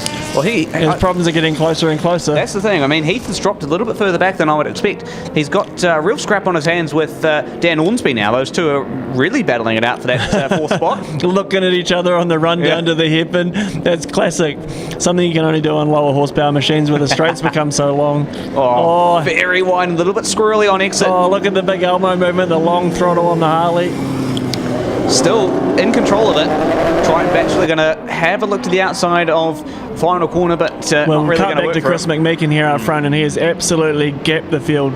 The big Suzuki getting into its work. Yeah, absolutely. One of the highlights of coming to the circuit, actually being at the track, is if you go to prize giving, Chris McMeekin, when he wins, he always tells a riddle and a joke, and it's a highlight for sure. It's pretty hard to go past. Well, the Harley has finally been toppled for a second. It's Trident Bachelor in the second spot now. The Suzuki GSX E400. Yeah, it'll be interesting to see if... Oh, Triton's gone. He's gapped him. Look at that. It must have been getting held up by the Harley. It didn't look like it, to be honest, so that's pretty cool.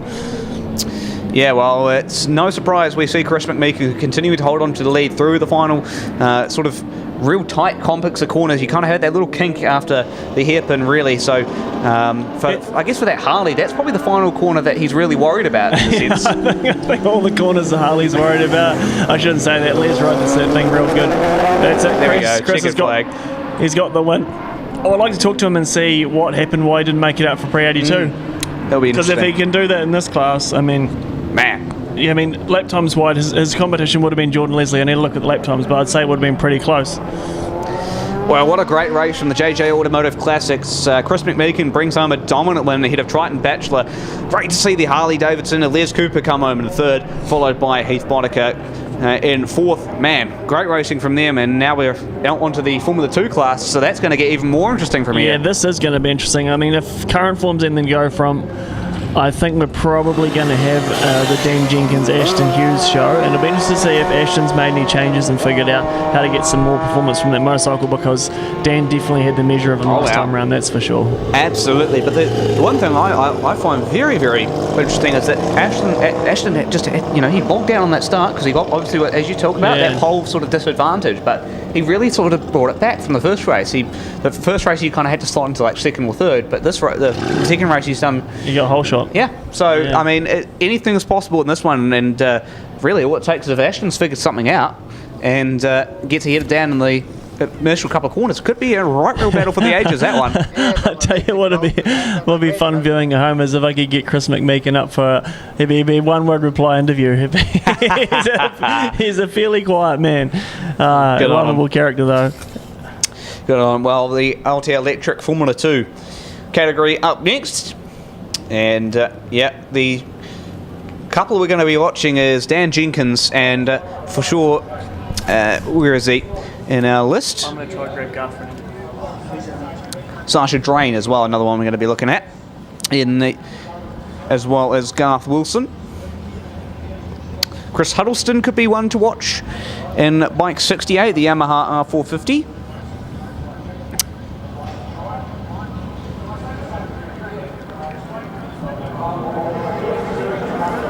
So just waiting for that Altair Electric Formula 2 class to get themselves onto the grid.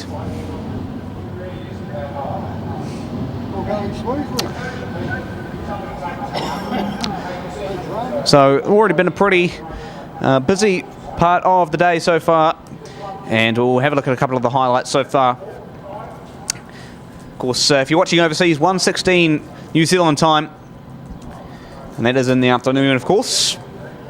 It's not too long to go now, and certainly things are going to start to heat up. Cycle Journeys creates unforgettable biking experiences.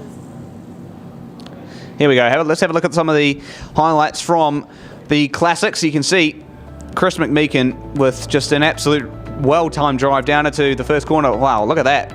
Nasty accident for Carl Garnett.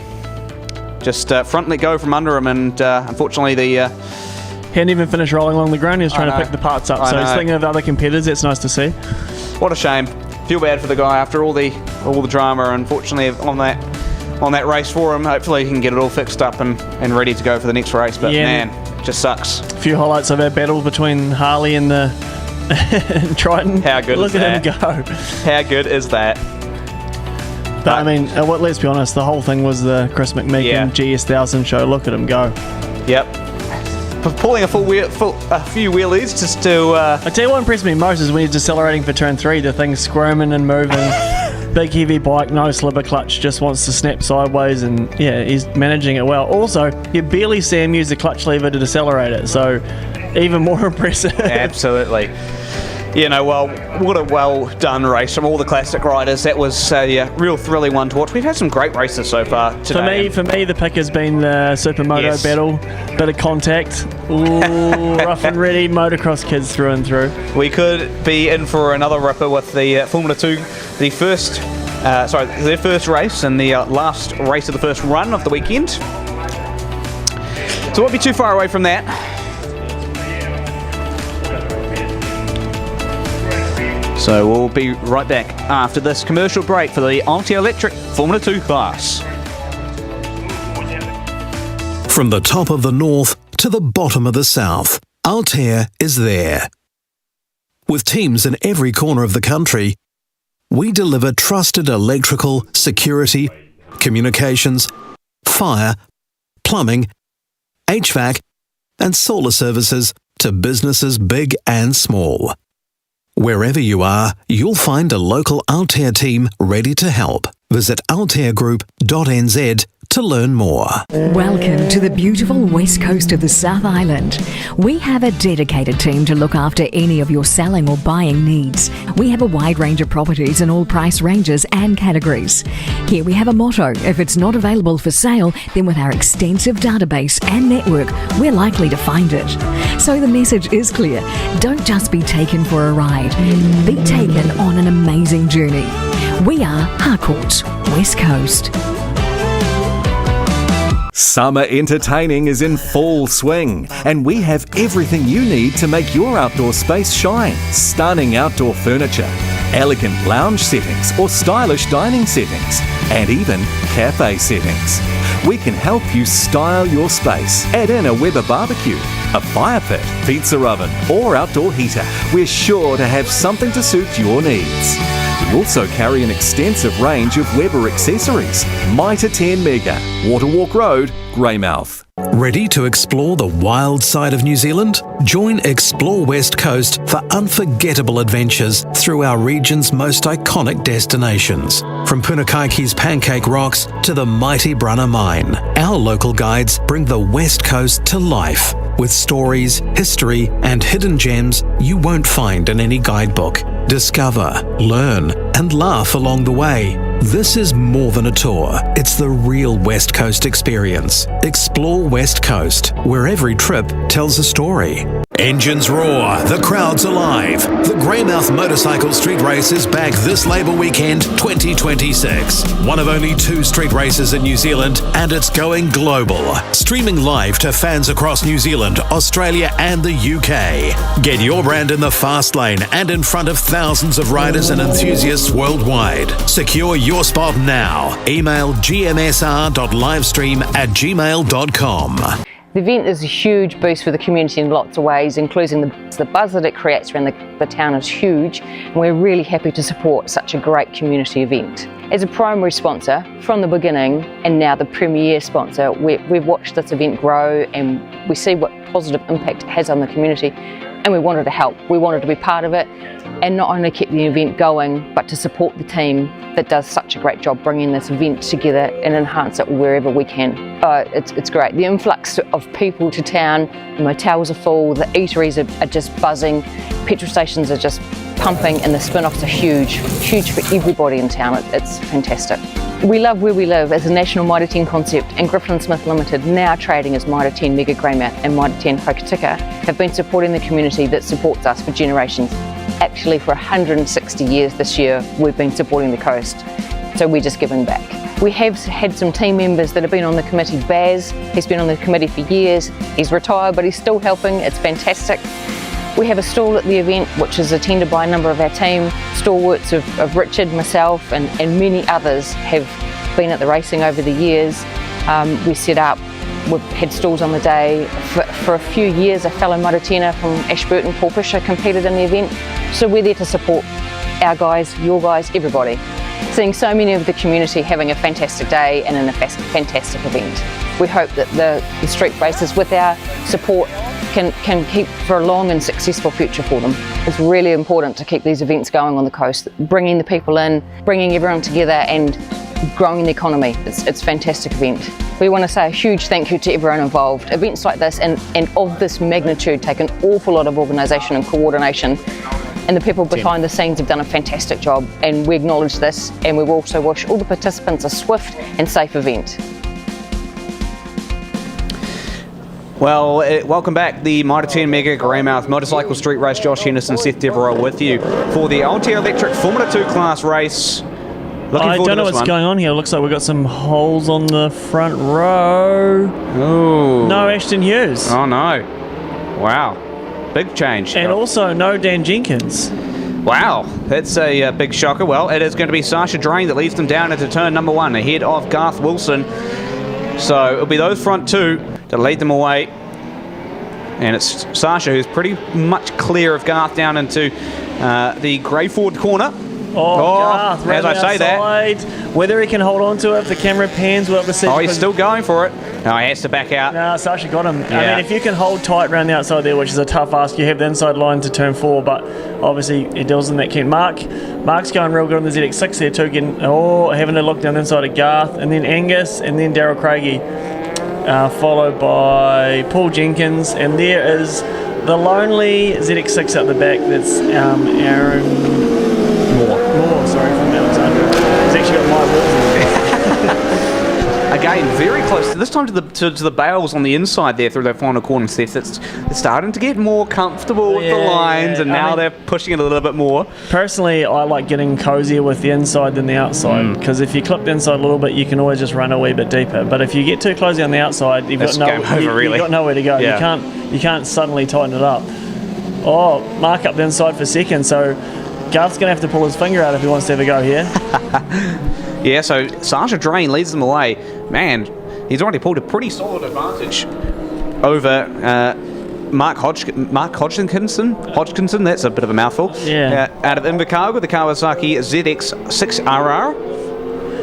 I love that old shape of ZX6, that like 06 to 08 shape. I mean, over the 09 to current 600cc shape, and I always thought the undertail exhaust of the earlier model looked so much better, and just the cooler front shape. But I mean, yeah, it doesn't. It's train spotters for ZX6s, which is what I'm into. But he's actually making up some ground here. He's starting to reel in Sasha. So yeah, it'll be interesting to see. Sasha's managing the pressure well, especially for someone never been here before. Orange Fest, qualified on pole. There's a lot of things eating at him. I hope he's got someone telling him how big a gap he's got. He's not trying too hard. It's really easy around here, not knowing how close people are behind you and overdoing it, trying too hard and then making a mistake. Yeah, so Sasha Drain continues to lead over Mark Hodgkin. I'm going to have a real time. Yeah, I'm going to have a real time with that name. Goodness me. Mark Hodgkinson, there we go. Got He's it. Pulling away from Garth Wilson and Angus He is, Finn, which is, I mean, it's surprising. It is, but fair play to him. If you can get the conditions, if you can get the bike adjusted to the conditions right, and you feel comfortable, that's kind of, And also, he hasn't had the extra seat time that comes with doing the Bears class, which is, Garth has been lucky, and he's also racing in the F3 on his Ducati as well, so he's got plenty of seat time, but it's not giving him an advantage, or not enough to cross the bridge of form to Sasha, who's, running away with it, really. Yeah, absolutely, and this is so impressive from Sasha, as you mentioned. First time here this weekend, and being, able to run in a couple of other classes, and just, in this, at least in the Formula 2, being able to just storm out the front like this and dominate these races, and then in the other classes be so competitive with some of the guys we consider the best of the best. Especially because he's only been, what is white flag? He's only been racing a sports bike for this year. Wow. Some of the guys behind him have been doing it a lot longer, I've had to battle both those guys for wins around here in the past, both second and third, and there he is gone in the rain. So what an absolute legend. Tough ask, and he's doing a great job. Yeah, what a great performance from Sasha Drain so far. All came all the way from Wellington for this one. 2020 model Suzuki GSXR 600cc. I was talking to him the other day at dinner. Stock motor with just a good bit of tuning. Oh, please slide over the paint there. You got to be careful when you're getting across the text for the stop riding on the road there. But 2 corners more to cover, and he'll get his first ever win, possibly on a 600 anywhere. Yeah. And to do it at the street, pretty cool. Probably the one place you would want to have it done. I don't know. It's pretty unusual, that's for sure. Wow, coming to the checkered flag, Sasha Drain brings it home for the Altair Electric Formula 2 class. First career win on the line. Congratulations. I don't think he knows, because he looks like he's still going for it. Well, the checkered flag is definitely flying, so he's got it in the bag, doesn't have to worry anymore. Oh, I hope he doesn't crash it in the warm down lap. That would be terrible. Absolute disaster. I'll know shortly when he comes past here. Yeah, he's still on it. Hopefully they've got him stopped and pulled him in. Wow. Well, we're going to cut to an interview here, I think, with Ryan Ely. Always good on Greymouth Street Race Day. Always good on Greymouth Street Race Day. So Ryan, how long have you been coming to this event? Coming my whole life. Raced for about 5 years around 2010 and had a break, and then this is maybe my 3rd or 4th year back. Yeah. So how have you found the track conditions today? I think they're amazing, to be honest. I think the new seal's proven itself in the wet. So much grip. It's great. Yeah. Have you had any close calls with the wet weather today? Yeah, definitely. Yeah. There's a few squealy moments, but it's only on the rear, so just point forward and keep going. And what about that one left-hand corner? No concerns, to be honest. I mustn't be going fast enough. Nice and safe. So whereabouts have you come from? I'm a coaster, but I live in Nelson now. So we had to do a bit of a roadie down here, take some back roads and avoid all the flooding and slips. And yeah, sort of added to the weekend, bit of excitement. And what sort of bike have you got? I'm running 2 bikes. I've got a SV 650 running an F3, and I've got a FXR 150 running in the buckets, F4. Yeah. Right, and they're both performing really well? Yeah, I'm actually pretty stoked. Sort of qualified 5th for buckets, and I think 8th or 9th for F3, so happy to be in the top 10. Top 10, so how have you placed in the past? Around 10th, around that top 12, top 10 is, not a podium finish, but it's a target. Well, that's great. So good luck, and I hope the rest of the day goes well for you. Awesome, mate. Thank you. Cheers, guys. All right, great stuff there. And up next, the Coast Toyota Kart Demonstration event, brought to you by the Western Car Club. Great to have the support of Coast Toyota on this one. Of course, they're your home of Toyota. If you've somehow got a program magically at home, you can bring it in for a 10% discount. Of course, they're great supporters of the Moto 10 Mega Greymouth Motorcycle Street Race. So this one's going to be a little bit difficult. to call, because we do have cart 18 out there, which we don't have a driver name for. So it's going to be a little bit difficult for us here, as they don't run transponders in these carts, unfortunately. So we're going to have to go with what we know. So right now, cart 66 is your key one to watch. Brent Stewart, the Drago Shifter 250cc cart. You'll see a couple of these shifter carts, if you pay close attention to where the steering wheel is, they'll have a little knob they keep pushing up and down, and that just changes the amount of gears they're using. So if they're pushing it up or down, that shows you that they're changing gear and makes the cart go a little bit faster. So they're on their warm-up lap now for the Western Kart Club kart demonstration event. They're proud to be a key event partner here, and hopefully they'll see you at the circuit. Coal Creek Circuit is where they race. Rolling start for these guys. All right. Alan Giles back out there, which is great to see. Unfortunately, had a bit of a stoppage at the start of the last race. So let's go again. Here we go. The Coastal Motor Kart demonstration event underway. And it's Brent Stewart who leads them down into turn number 1, followed by Alan Giles. So great start from those two. Then we go back to kart 18. Another shifter kart in there as well. I believe that's another 250cc kart. Alan Giles, of course, the other 250cc. So there should be three 250cc karts. Brent Stewart, Alan Giles, and then kart 18. Then we go a little bit further back. Kart 83. Shane Olsen, the Comp Kart Rotax 125cc, keeping up relatively well with some of these front karts. Impressive. He goes very wide through the hairpin though. A little bit sideways on, and maybe one kart around, looks like, down at the hairpin. Another one out, down at the hairpin as well. So a couple of karts out and around at the hairpin before the Wastefleet straight. So that's unfortunate to see. So kart 22, 55 and 47 going by. It may have been those three that got involved at the final corner there. So Kerry Miller, Tracy Mann and Kane Turner towards the rear of the field. Meanwhile, at the battle at the front of the field between Brent Stewart and Alan Giles. Still, Brent Stewart holds on. And then we follow it back to Alan Giles. Pretty well cleared over the other karts behind them, including Shane Olsen in the 4th spot. So it's still a little bit of spray out there, especially through the exit of the hairpin, which is interesting. Here comes Alan Giles up the inside. Brent Stewart late on the brakes through the roundabout section into the final corner. Nicely done. Bit of a sideways on moment for the kart number 18 there, unfortunately, but managed to save it.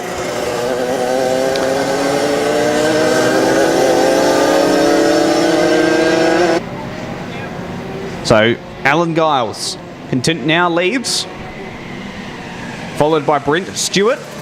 So Giles must have got that lead down through turns 1 and 2 as they enter through the Union Hotel corner. Down the brief little straight, big sideways moment for Alan Giles, managed to hang on to it. Through into the hairpin now. Still Giles seems to have an okay line through there. Brent Stewart did seem to have a bit of line. He gained a bit more time than what Giles was able to do as they go through the roundabout. It's still Giles who had a big moment on the final corner. Here comes Brent Stewart up the inside. Battle for the race lead going down to turn number 1. Giles on the inside, Stewart on the outside, and Brent Stewart around the outside to the lead. Great stuff from Brent Stewart. So these two are going to continue battling. Here comes Giles back up the inside. Hard on the brakes. Into the Greyford corner. And nicely done. And we got car 18 around just on the exit of the Greyford corner. And another one around. Maybe a bit of oil just put down there because that's 2 back to back. Shane Olsen and kart 18 go around down at the exit of the Greyford corner. Meanwhile, through the hairpin, it's still a battle out at the front. Alan Giles and Brent Stewart. Through the final corner, through the sort of roundabout complex and the tight apex through the final corner. Here comes Brent Stewart again. through turn 1. Stewart all over the back of Alan Giles. Entering into turn number 2, TPP corner. So Alan Giles seems to have a bit more of an advantage on the exit of TPP as they enter into the Greyford corner. Short straight through the Coast Toyota straight, then hard on the brakes into the Coast Union Hotel corner. Bit of a long straight, then into the sharp right-hand hairpin. And Alan Giles goes very wide on the exit. That's going to allow Brent Stewart to close in a little bit. You can see he's catching through the roundabout section now. Right-hander. Okay, a little bit wider for Alan Giles, it seems, as a checkered flag falls, and it's going to be Alan Giles taking the win out for the kart demonstration event brought to you by Coast Toyota. Brent Stewart comes home in second, and a bit of a wait back to the third place getter as it seems like a couple of karts going off and on through the course there. So we'll wait to see who comes home in third. And got a couple of karts coming through now. Third place, Connor Henderson. Fourth place, Jake will be Tracy Mann. And I believe it's Kerry Miller that brings it home in fifth. Great stuff from the karts. Kart demonstration, of course, brought to you by the Western Kart Club and Coast Toyota. Big thanks to them for their support of this. We'll have the BS class up next for their next race. And looking forward to seeing how this is going to pan out. Will be a right real ripper of a race, and looks like we may have an interview coming up here very shortly.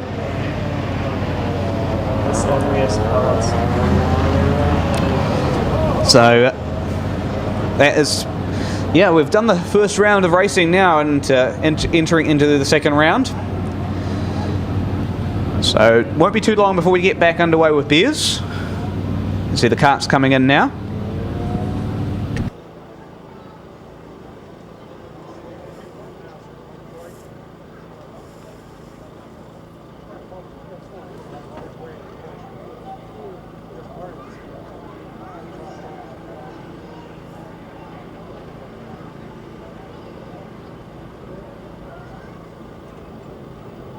Got the remainder of the karts coming off track now, and I can hear the Bears bikes warming up in the pits. That'll be the Ashton, the Heath Boddicker, and Jason Bardell showdown. And so I'm looking forward to that. Track conditions are sun's starting to peek through a wee bit. The rain stopped.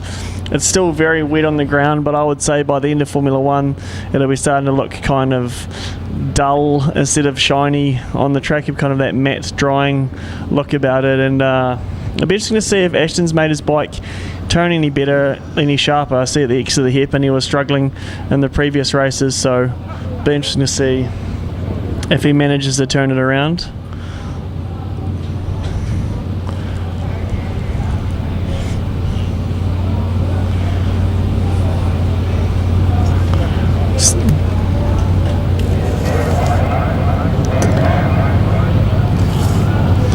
Just getting ready to grid up on track at the moment, so I'd say I actually haven't seen bikes leave yet, so we might have a momentary delay while we wait. Yeah, momentary little wait while we just get bikes on track.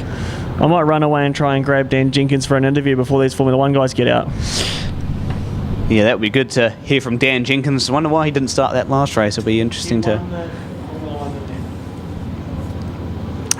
see what happened there. Alright, so it looks like we've got a bit of a replay here for you folks. So let's have a little look at this and break this down. So this is the kart incident here. Unfortunate incident there. Kart goes up and over, down at the Greyford corner. Man, just lost her rear end through the Greyford corner, slipped it out, and unfortunately landed in the direct path of kart number 18. Not particularly sure who that was, couldn't quite catch that, but man, that was a nasty, nasty incident. Hopefully all are involved are all right, and we'll get them back to the pit area. And man, that is a pretty nasty incident there. So it looks like we got Dan Jenkins there with Seth for an interview. By Dan Jenkins. Dan won the first Formula 1 race of the day. How was that? It was pretty hectic, eh? I probably pushed a little bit harder than I should have for the first race. I had a couple of big moments there, but you know what it's like once you're out there. You just forget about everything else, man. You just want to go hard. So no, it was bloody awesome. But the other boys riding out of their skin, I couldn't hold back. I just had to push it with everything. So it was awesome. Exit of the hairpin there, nearly got tangled up, and I think probably the most awkward curb to catch in the whole place, but you managed to avoid it. Well done. Yeah, I had pretty good practice because I did it twice in qualifying as well. So I'm starting to work out how to save that one. So hopefully we can carry that on for the day. Your bike looks like it's turning nice in the middle, but better exit than maybe Ashton and also some of those bigger bikes. Looks like you can just square off the exit and drive a bit better. How does it feel? Well, I actually shortened it up and put some shorter gearing on it to try and get the drive and try to get it to turn better, and it was absolutely terrible. I couldn't ride it in practice. I put it back to my real printer settings and the thing's a bullet. So, it's amazing. The 675 is a different bike to a lot of the other 600s and super bikes as well. His geometry is quite different, and it's really paying off around here. It feels like an F1 bike, you know. It feels just phenomenal. So, By Turbo, you're probably the only one in the class running it. How is it?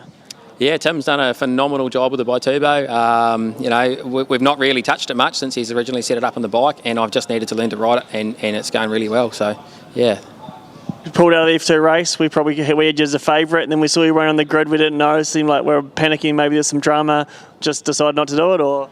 Yeah, I decided, I want to push hard and do the F1 stuff. The F1, to win that is something else. So if I can concentrate on that, and, the other guys in the F2 class, they stay having a good battle with each other, and I think it'd be pretty cool to leave it with them and let them go hard for the win. And I'd rather race with Ashton and Heath, and I'm double classing the bucket, so there's enough on as is, yeah. Nice win, the buckets too, but before Formula Greymouth coming up later on today, few changes, a few things to improve, or just chipping away?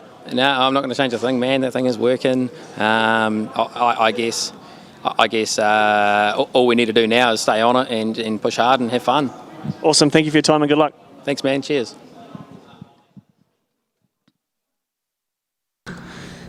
Well, it has been a already pretty action-packed day here at the Greymouth Motorcycle Street Race, brought to you by Mitre 10 Mega Greymouth.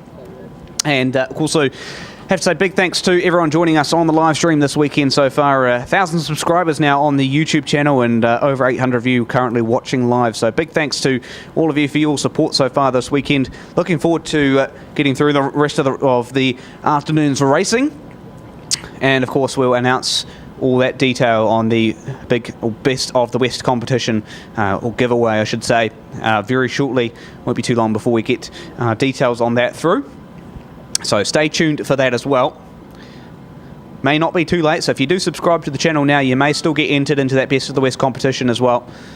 Transalpine tickets, accommodation, spa pools, as Seth mentioned earlier. It's a pretty big thing if you've got a +1 that wants a spa pool. So get amongst it. It will be a great weekend away for a couple of people, and all we have to do is really just watch the stream and press the subscribe button on the YouTube channel. So it could be the easiest win of your life. Beard's up next, and looking forward to seeing how this one plays out. We had a great first race there, Seth. Just talking to Jason Barwell just before, and it'll be interesting to see if he can back it up.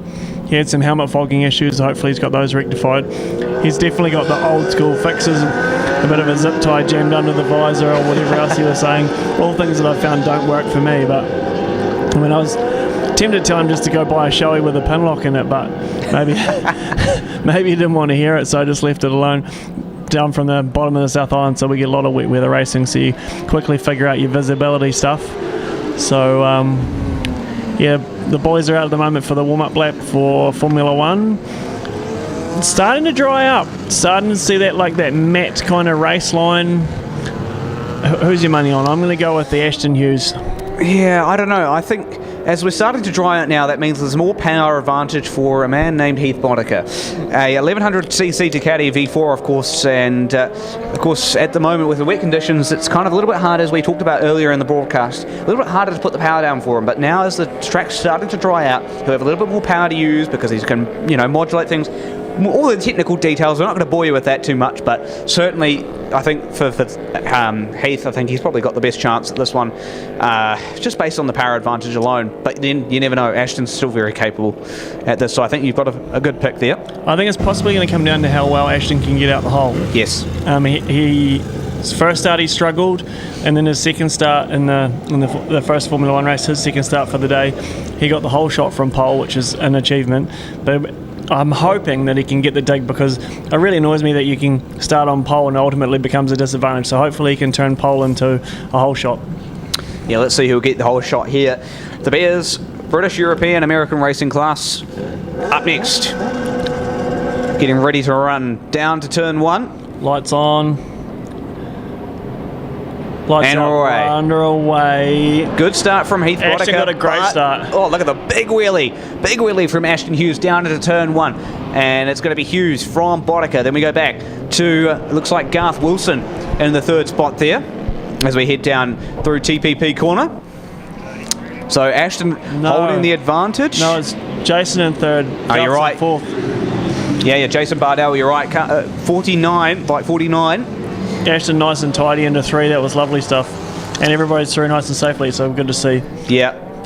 So, Ashton Hughes with the early advantage. He, again, we looked at it, he bogged down on that start, but it's a second sort of phase. You talked about the whole shot. He really sort of nailed that second phase and was able to launch down into turn 1 on the inside of Heath. Jason's looking racy. He is. I mean, look at this. I wasn't sure if it was just a one-hit wonder, but maybe not. He's looking real racy. Ashton is nice and clean and tidy, runs good corner speed, so he'll be a good tow. I think he'll probably tow Heath up to up to speed. Kane Bray a bit sideways into turn 1. That's fun to watch.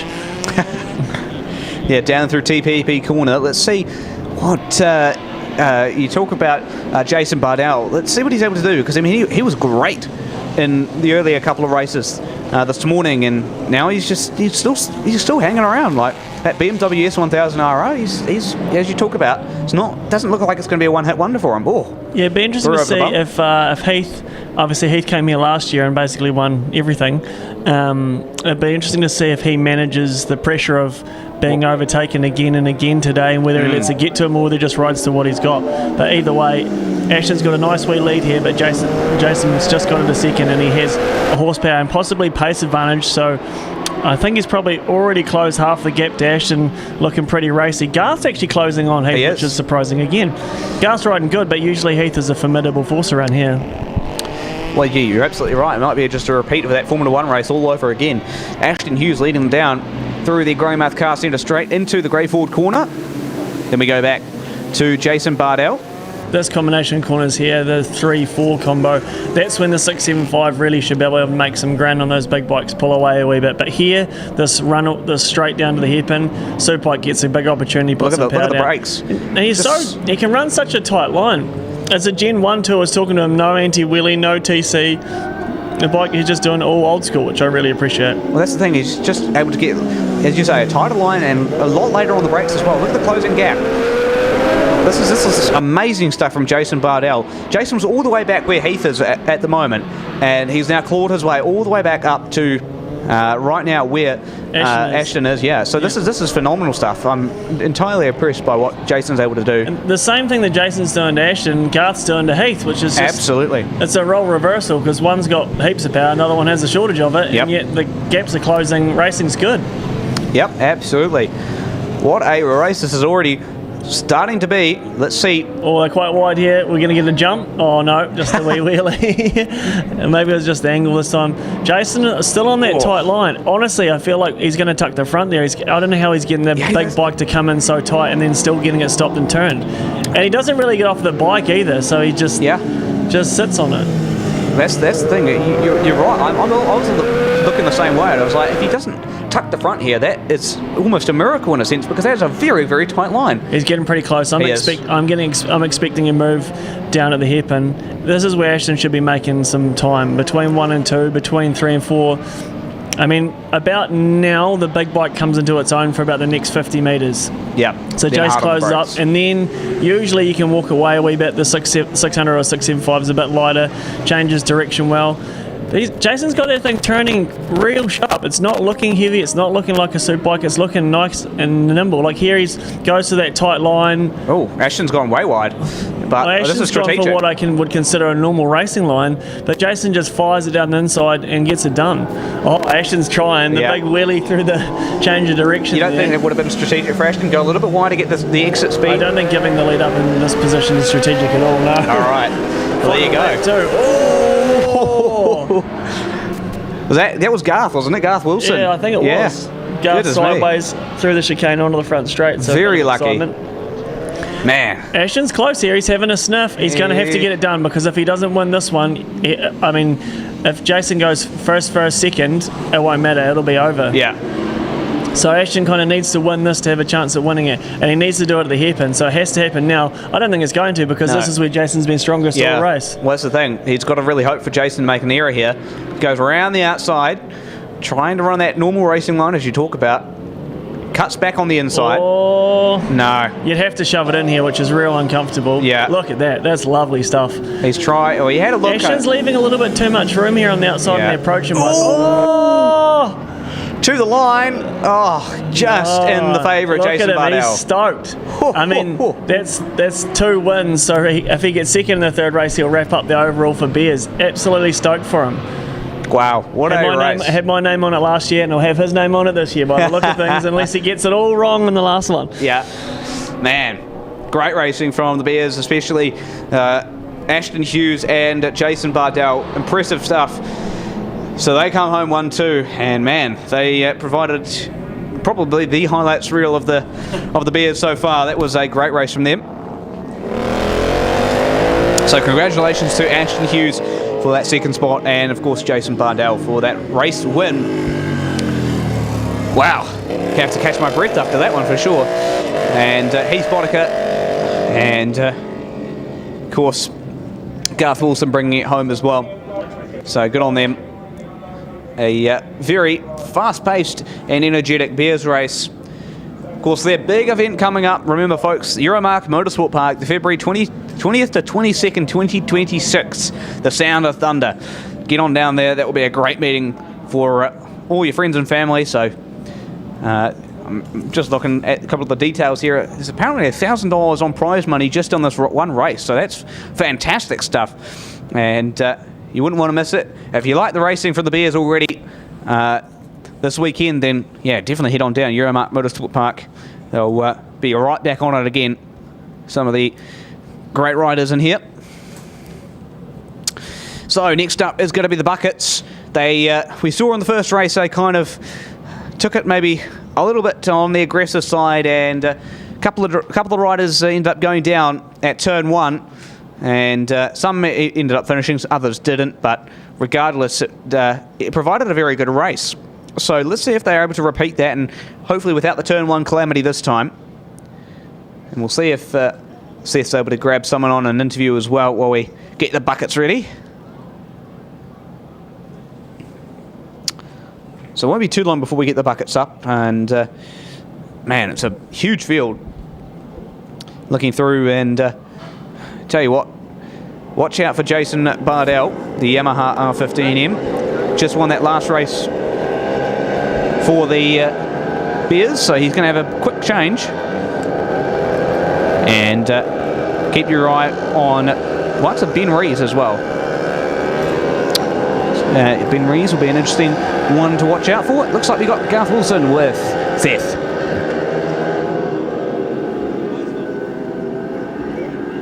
Mate, I just about stuffed it up inside Heath there too. I'm joined by Garth Wilson here. Garth, really eventful Bears race for you. Wee slide right at the end there, nearly clipped the veil. How was it? Yeah, it was right on the zebra crossing, and it was a guy right on my back wheel, so I couldn't actually. Yeah, I was pretty lucky to keep that place actually, but it was pretty good. The the track's pretty good. You know, it's damp, but the grip's pretty good. Yeah, it's some good racing. Good racing. Trying to get you in here for an interview is a bit of a trick because you're just about out every second time. Was it beers, F1, F2 and F3? Yeah, that's it. Yeah, I like to keep busy. Yeah, because otherwise I get into mischief. I felt sorry for Sasha, who's running just F2. He comes out and you've had like every other session to get ready, but he still rode good on that green Jess XR. First time here. Unreal. I said that to someone else. I said that new fella he's going so good. Yeah, first year, right? First year, is he from North Island too? Awesome. I need to have a chat to him. We tried to have a conversation on the grid, but I said I'll have a beer with you later, mate, because that's the best thing about this event, hey? Yeah. You know. I might have mentioned that you'll probably win the dance comp later. Well, there's no cameras allowed though at that time. Hey, you're going pretty good so far. What are we going to improve? What are we going to do better for later? I'm just feeling every lap because it's wet. I haven't done a lot on the wet for probably a year and a half, and I'm just getting my confidence with the tyres. My times are coming down. I'm starting to really push on the next person. So yeah, I'm just working on that and staying upright, bro. Staying upright, Seth. You know what it's about. Hey, awesome. Thanks so much for coming and catching up, and good luck. Cheers, brother.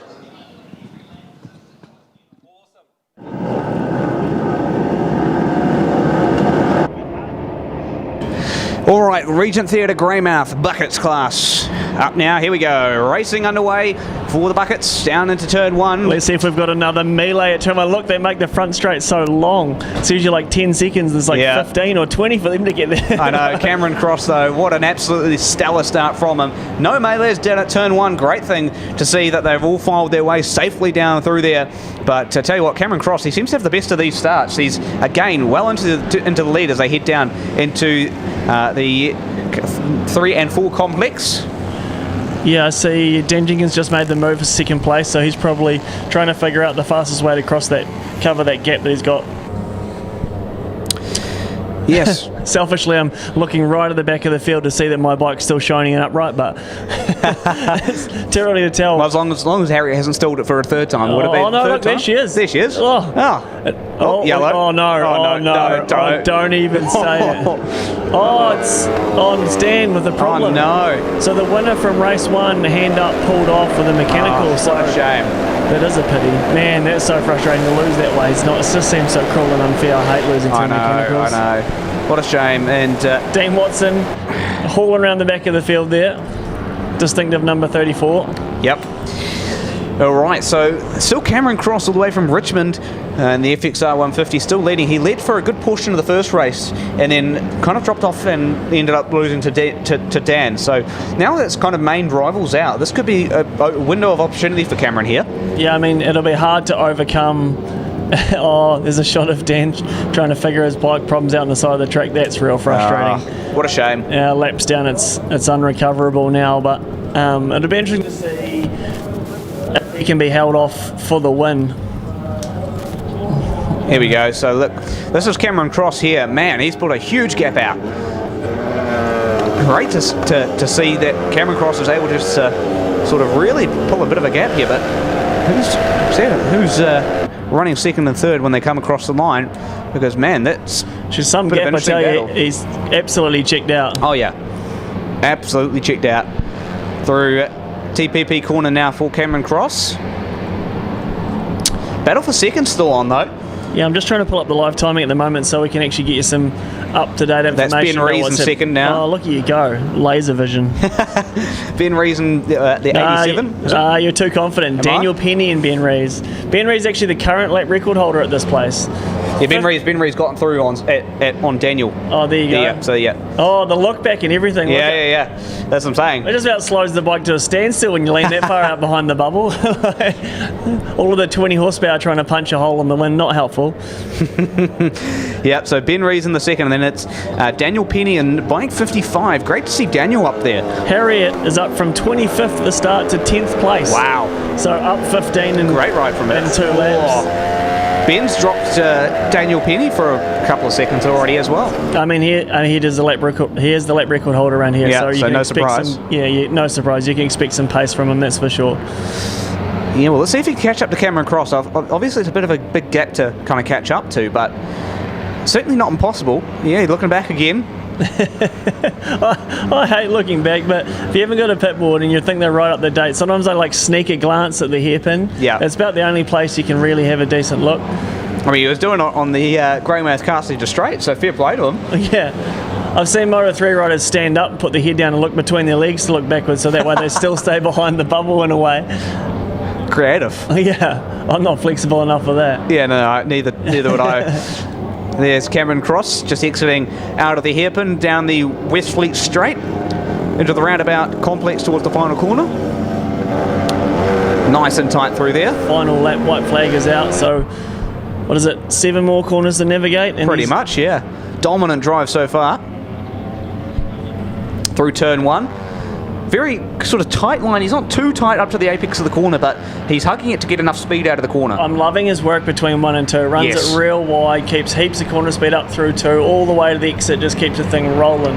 Down here, I think because the dry line kind of dictates the fastest line, the dry line is almost set by the big bikes. So as a little bike, you have to decide whether you want to stay on a big bike line where it's drier or tiptoe outside of the dry line to somewhere that's possibly would lean to a bit more corner speed, but ultimately it's wetter. So I think for the most part, apart from at the hairpin, they seem to be just following the big bike dry line. Yeah, so through the hairpin now down the Westfleet Straight. There we go, got that right. That's the second time of asking. Yeah, Cameron Cross, I mean, this has been an impressive ride from him. Through the final couple of corners, he's going to grab the checkered flag and he'll take the win out for the buckets. Cameron Cross brings it home in first. And Ben Rees, great drive from him to finish up in second. Probably closed that gap just a little bit towards the end of that, but certainly pulled a huge gap over Daniel Penny, who finishes third. Then we go back to Jethro Bowman in fourth, and then Ryan Alley fifth. And then we go back to what looks to be Steve Brown in sixth as well. So great stuff from him. And Harriet's gone from doing 105s to 103s, so if she can find another second, she'll be in there. Her lap timers will be in that hunt for third, fourth place. So that's good going. It's a good jump forward and improvement. All right, so it looks like we've got Mario down there in the interview zone. Let's see what's happening down there. So I look at you, right? So, Philip, promotions. Yeah, for this marvellous event, man. It's just, I'm just watching the eyes of the riders out there. It's just, whoa, so cool. Hey, really quickly, the production team's just handed me the laptop. Through the power of the laptop, we've got Andrew Doncaster as one of our subscribers that's come up trumps in this. So we've got a winner out there, man.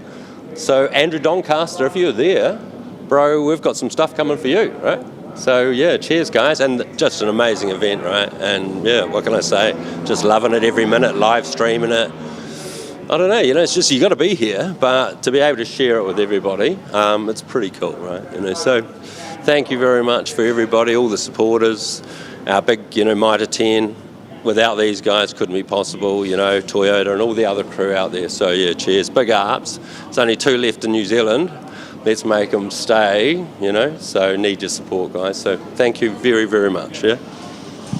Excellent. So there's obviously been a lot of work going behind the scenes here, which you've been a big part of. Can you tell us some of the things that have moved this event along? Yeah, we're a bit lucky. There's a real, solid core of hard outs, and they just, Dave McNoe, as our president, is just just does it. He's so supported by his partner. But there's a group of team in there, working hard right throughout the year. It's a major event for us.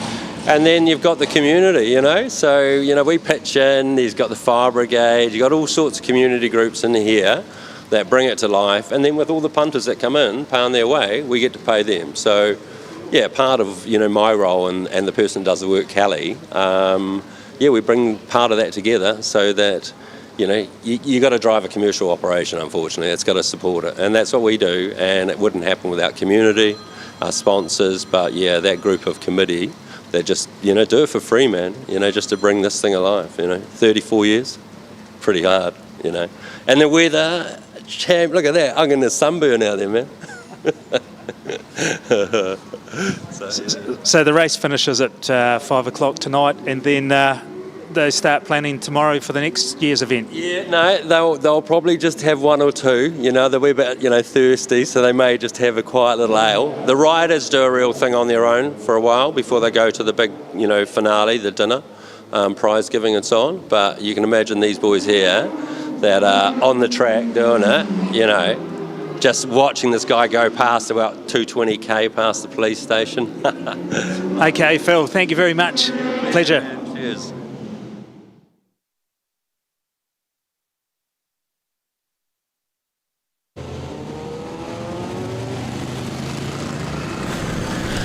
Welcome back. We're just busy gridding up for the pre-89, pre-95. Yep. This time round looks like Chris McMeekin's made it out, and we'll see if it's the continuation of the 400 show, whether it's the Jeff Cameron and Jordan Leslie show, or whether some of the newer machinery or bigger machinery can stand up to those little opponents that did all the winning first time around. Yeah, this will be a good race. Looking forward to this one. But firstly, big congrats to Andrew Doncaster. That's a huge prize for you. And looking forward to seeing your experiences on the Transalpine and out here in Greymouth, of course, as well at some point in the near future. Congratulations on winning the Best of the West. And hopefully you enjoy your prize. All right, Blackpool Salami post-classic pre-89 at 95. As you said, Seth, this will be a bit of an interesting one. Chris McMeekin back out there, so yeah, let's see how this goes. Any early picks? We're starting to dry out, but I still think Geordie's got the upper hand here. That thing, that wee Honda of his is just working so nice. He's so smooth. In conditions like this, you just get rewarded for tidy, smooth riding. Chris is no joke though, so it'll be interesting to see if he can. Yeah, there he is, number 24, middle of your picture. Be interesting to see if he can get some results with the big bike. All right, we're underway. Yeah. Big wheelies, 4 wheelies for Chris McMeekin. Geordie, shove it in there. I mean, not that I'd have a commentator favourite, but nice to see a little bike punching above its weight. Well, down into turn number 2 now. And nicely done from Chris McMeekin. Man, 5 wheelies, there we go, down the front straight into turn 1. That's impressive.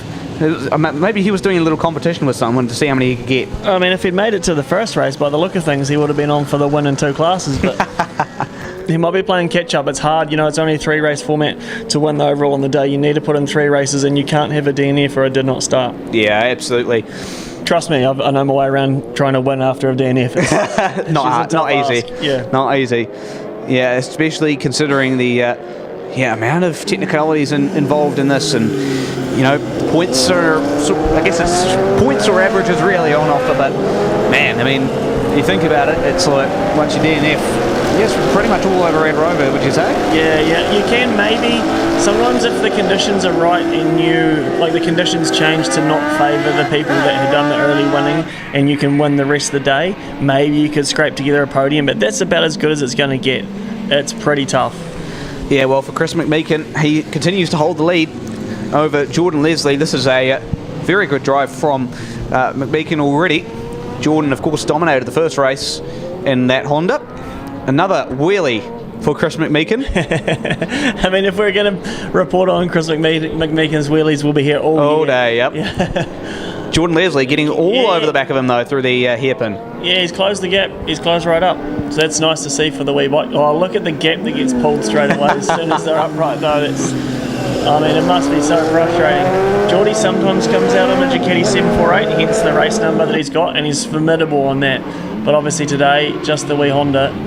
Yeah. I mean, Geordie's racing line is what I would consider the typical racing line. Big open entry, flowing, nice good drive. Where Chris is just tight, square it and get out. But he's got enough horsepower to get it done, so... So would you say Chris is kind of just a point and squirt kind of guy? Oh, he's a bit more finesse than that, but yeah, it's definitely more point and squirt style than what Geordie's running. Yeah, Geordie, look at that, all the way over the left, keep the corner speed rolling, drive out of here nice. By the time we get to the middle of the hairpin just ahead of us, Geordie be right up to the back of Chris. Yeah, look at this, all the way up to the back through the hairpin, but and the big power of the Suzuki. As soon as you get to here, see you later, thanks for coming, sorry mate. Yeah, Chris it's kind of like Chris is taunting him in a way. It's like, catch me up to the hairpin and I'll just beat you back. Yeah, you feel a bit bad to be honest. But I mean, what a day both of these men have had. I mean, Chris McMeekin, Chris must be afraid because he's hugging the inside line down into one, and I mean, he doesn't need to. It's hard to know how close someone behind you is, though. So really, all you can gauge on, unless you look back, is the sounds of And it's tough because you won't be able to hear anything over a Suzuki. That thing is so loud. Sounds great, but it is loud. Yeah, absolutely. Entering into now the grey forward corner, the little left-right complex. Entering Union Hotel now. Still holds on to the race lead for now. Jordan's like, for Jordan, it's kind of like close but no cigar, really. He's there or thereabouts. You can see he really closes up through here. It doesn't really matter because Chris wasn't there in the first one. So if Geordie does this and does this again, he's going to get the overall. Yeah. Consistency that counts. Well, this is definitely it. Although, to be fair, they're not technically in the same class. Geordie's in pre-95 and Chris is in pre-89. So, yeah, it'll be class wins and all sorts there. Well, it'll be class win for Geordie, but I don't know about Chris. I'm not sure how that works because obviously it DNS'd the first race. So. Yeah. We'll have to wait and see. It'll be all sorted in the prize giving and after party, as you like to say, is apparently the unmissable part of the evening. Yes, a friend of mine, another commentator, would have said they'll probably be settled over some brown adult Powerades. Yeah, that is very true. Very true.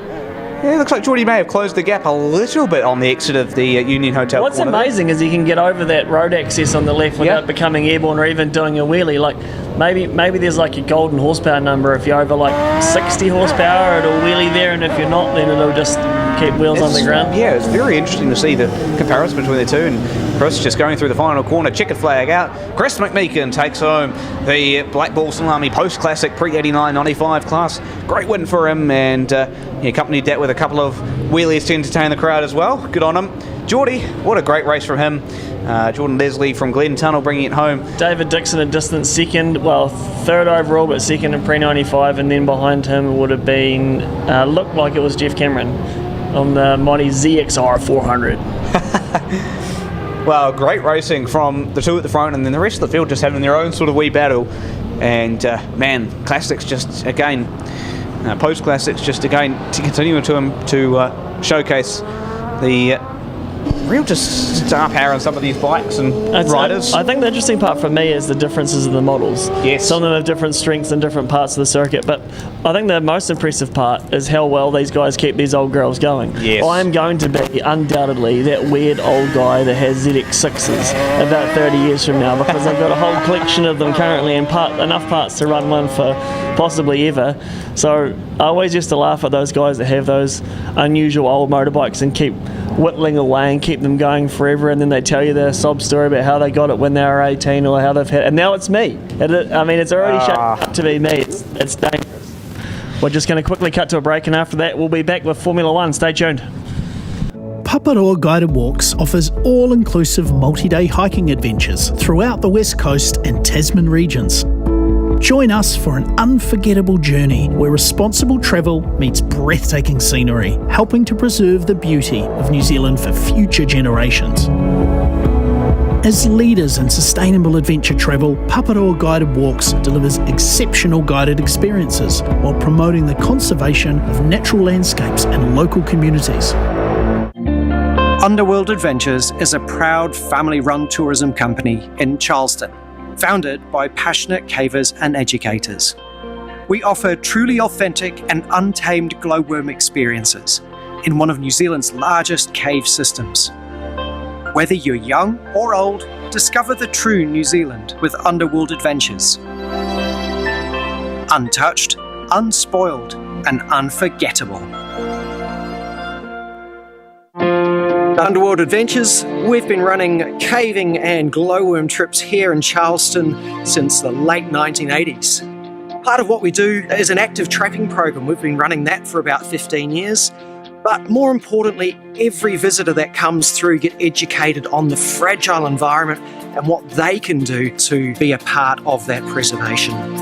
For us here at Underworld Adventures, it's so important that this incredible environment is protected for many, many years into the future. Awatuna Sunset Lodge is a stunning seaside B&B, just a 10-minute drive north of Hokitika. The lodge is a smoke-free adult retreat with uninterrupted views of the Tasman Sea and breathtaking sunsets. With 3 beautifully appointed ensuite rooms, Awatuna Sunset Lodge is a luxury boutique getaway offering personalised service at an affordable price. With many years of experience in both the accommodation industry and sustainability, Elizabeth and Selwyn ensure a fantastic Lightfoot holiday. We welcome you to rest, relax, rejuvenate, and be nurtured by the wild West Coast. Breakers Boutique Accommodation is a classic love affair for owners and hosts Jan and Stephen. Located in the heart of the West Coast in a little bay north of Greymouth with ocean views and a beach to die for, there is an energy that relaxes the mind and soothes the soul. Manaakitanga drives Stephen and Jan as they provide an intimate, warm and friendly atmosphere, sharing their wealth of local knowledge with guests.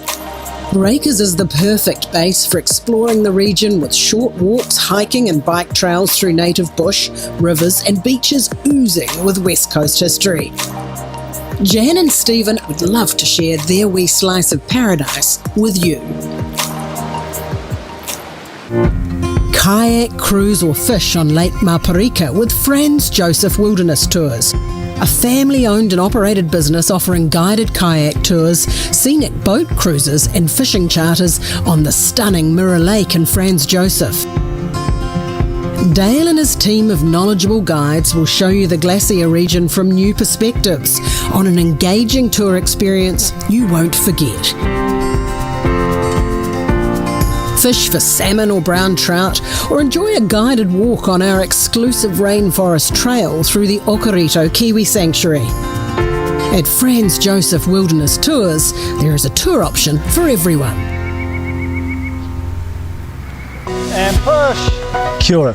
We're Okarito Kayaks. We offer kayak hire and guided kayak trips on New Zealand's largest unmodified coastal wetland, Okarito Lagoon.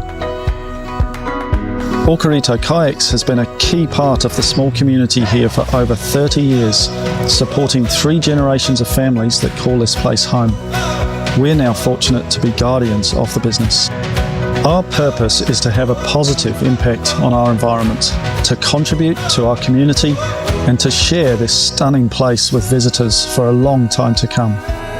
We think Okarito is a really special place and worth looking after. We'd love to share it with you.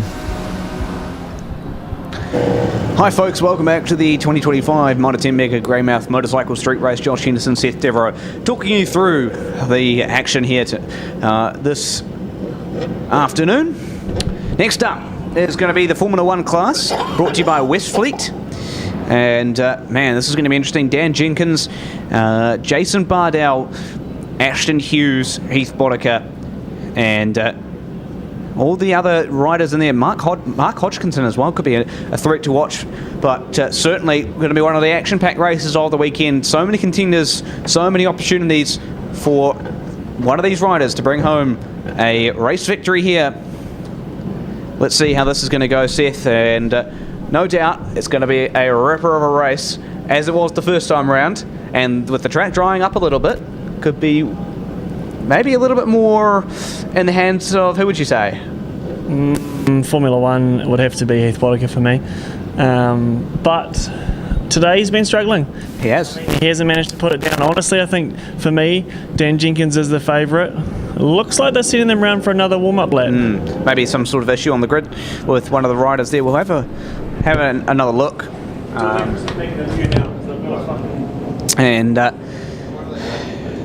We'll wait and see what happens there, but just getting set under another warm-up lap.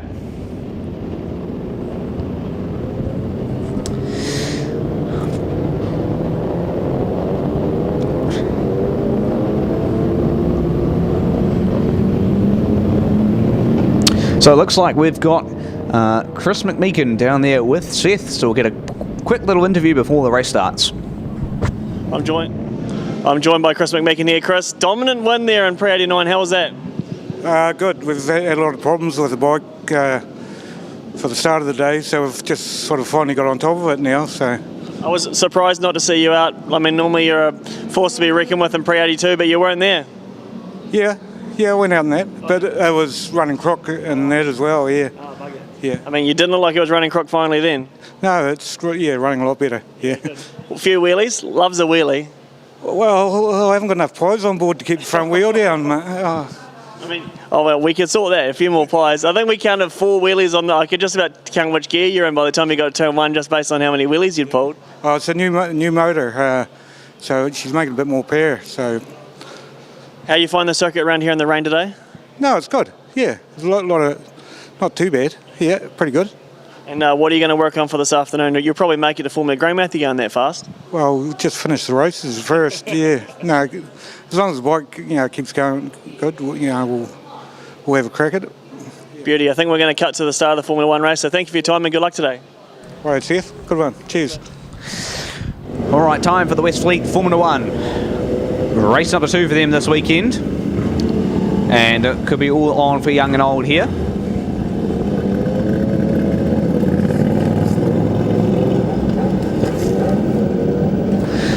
So, could be anyone's game here.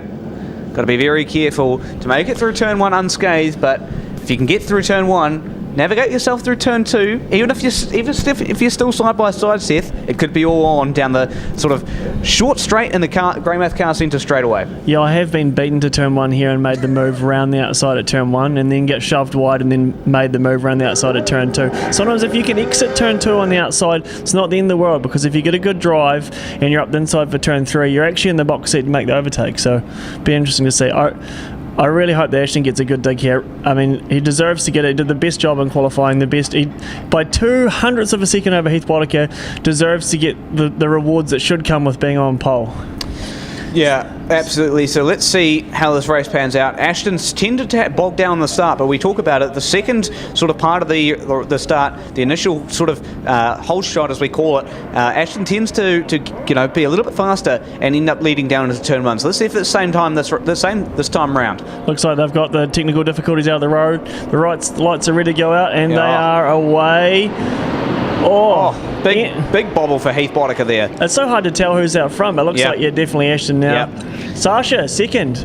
Yeah, I noticed that. This is going to be interesting. If Dan can't get around the outside of Heath Boddicker at turn 3 here, which it doesn't look like he has, he's going to have the big bike to try and overtake, which is not easy at all. Especially on a drying track as well, as you say. The more power in that Ducati.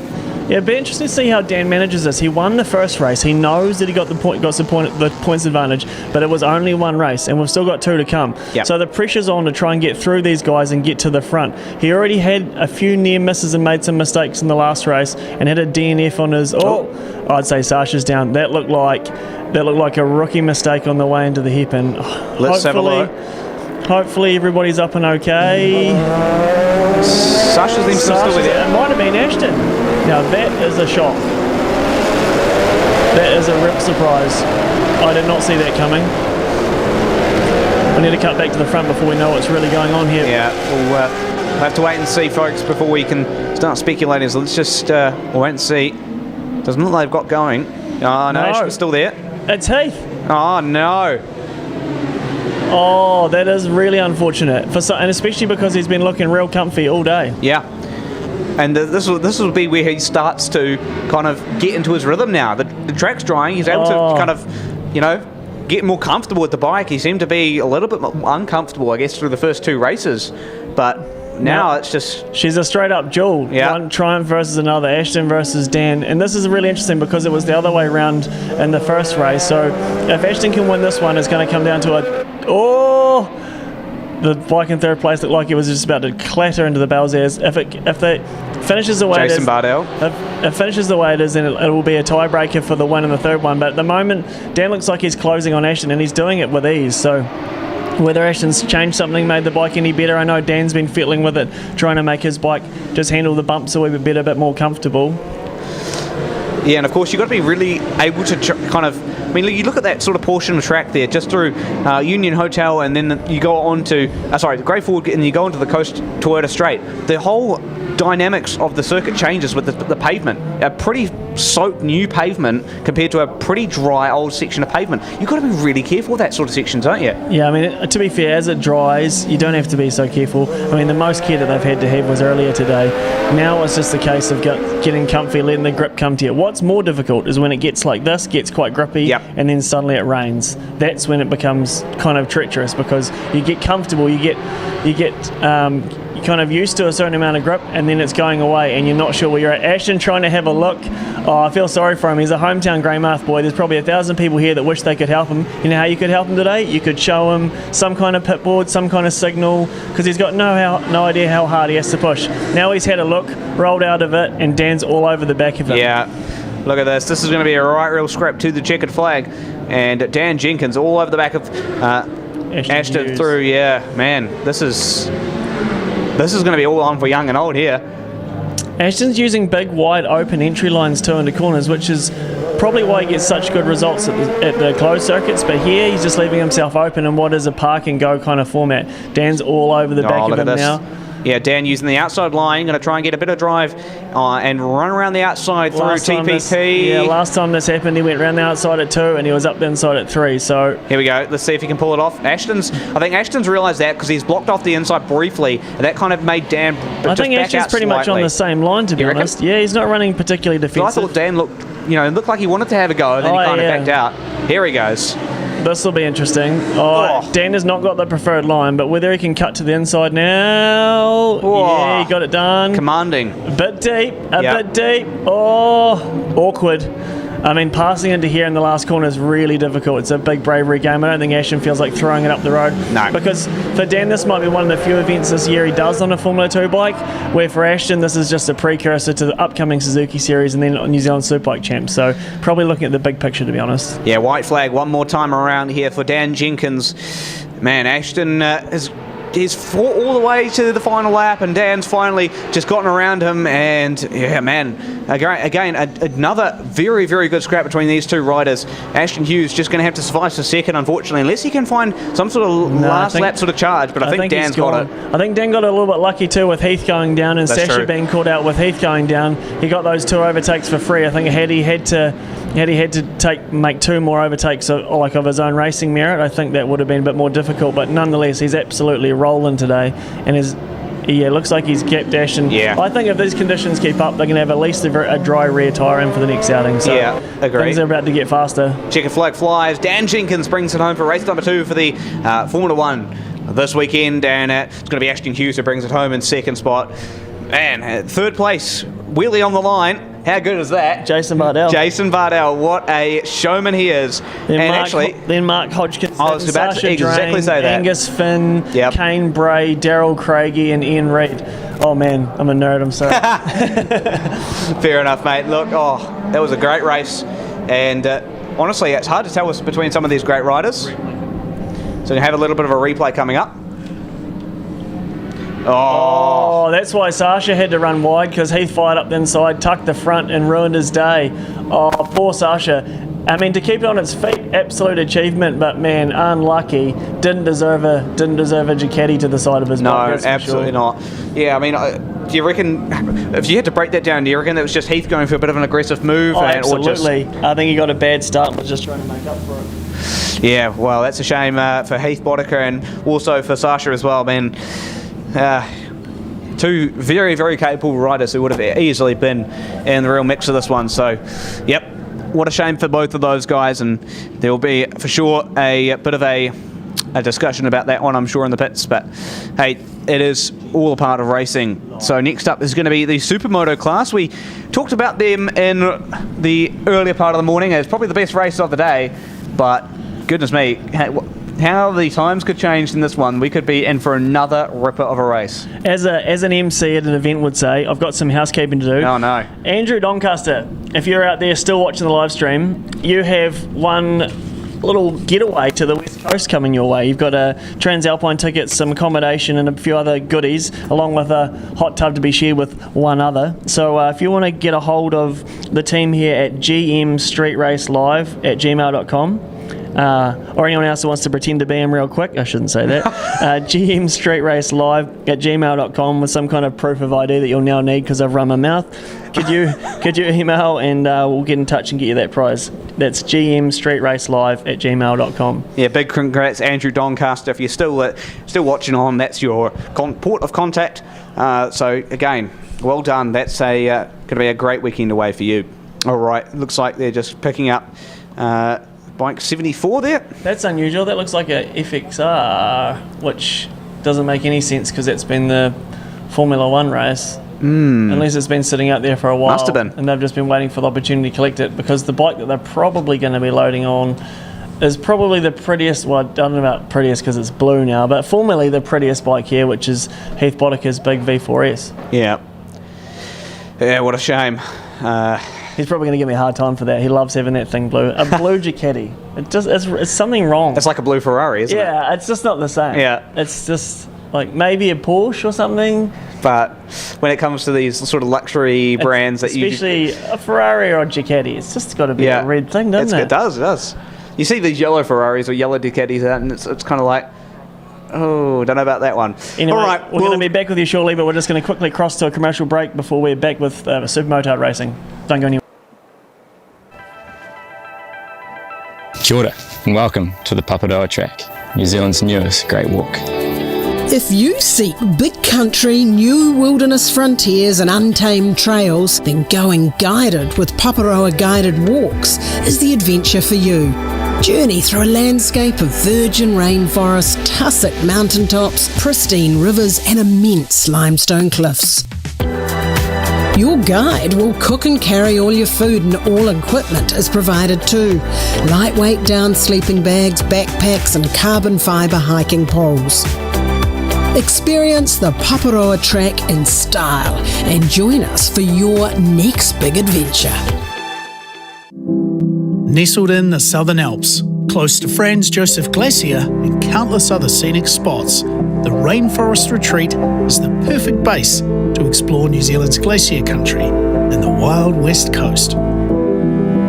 With accommodation all the way up to 5-star deluxe units, there is truly something for every preference and budget.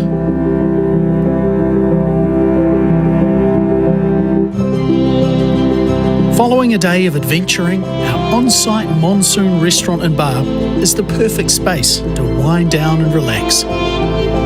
Guests can cosy up next to the open log fires whilst enjoying tasty home-cooked meals and delicious cold beverages. Skydive Franz and Fox Glacier is the pioneer of high-altitude skydiving in New Zealand and was the first operator to be certified by CAA to conduct skydives from 20,000 feet. Nobody jumps higher. Rated by Red Bull as one of the top destinations to visit, Skydive Franz and Fox Glacier has contributed significantly by making New Zealand a skydive destination of choice for world travellers. At Skydive Franz and Fox Glacier, we are dedicated to reducing our impact on the environment, making our business more sustainable, and we are committed to making a real difference to the communities within which we operate.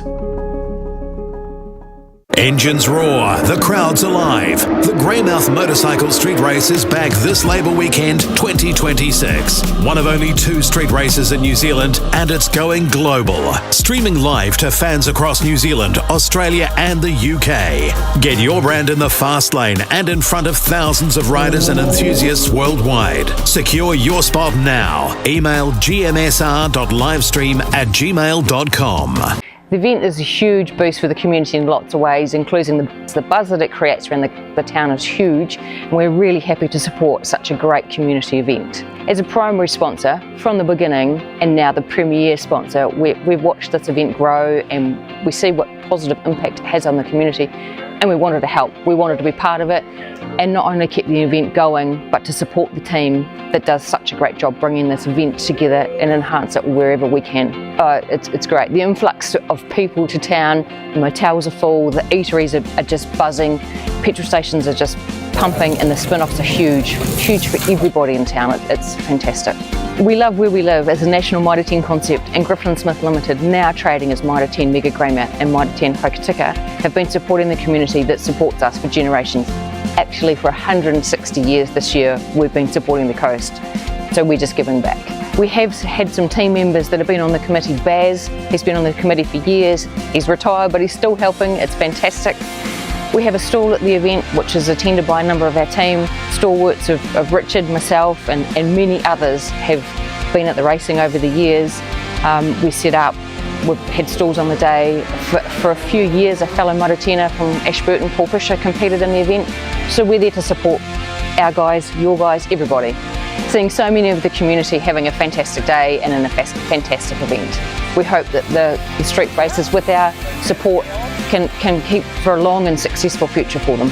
It's really important to keep these events going on the coast, bringing the people in, bringing everyone together and growing the economy. It's a fantastic event. We want to say a huge thank you to everyone involved. Events like this and of this magnitude take an awful lot of organisation and coordination, and the people behind the scenes have done a fantastic job, and we acknowledge this, and we also wish all the participants a swift and safe event.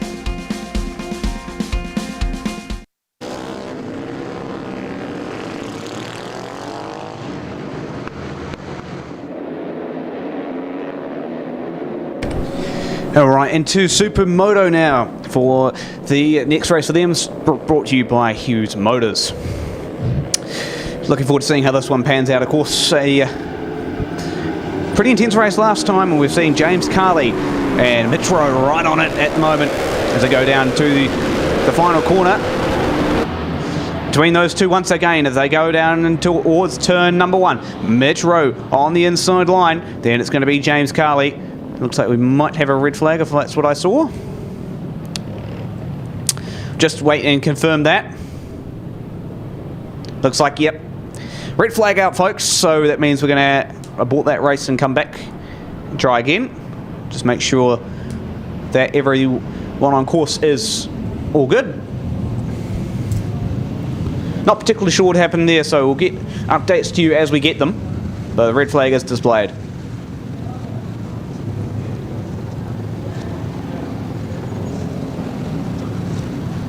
So stay with us, we'll get you updates as we get them.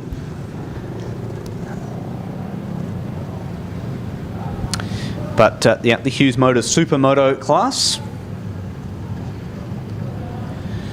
Will be interesting to see between Mitch Rowe and James Carley as to who's going to bring it out this time. Both very, very capable riders, and almost certainly will be right amongst the thick of it, already battling at the front on these first couple of laps.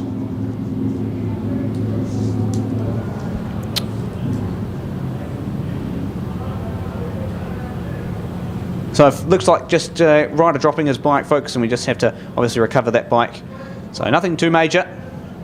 And it looks like we've got another interview out here with Seth.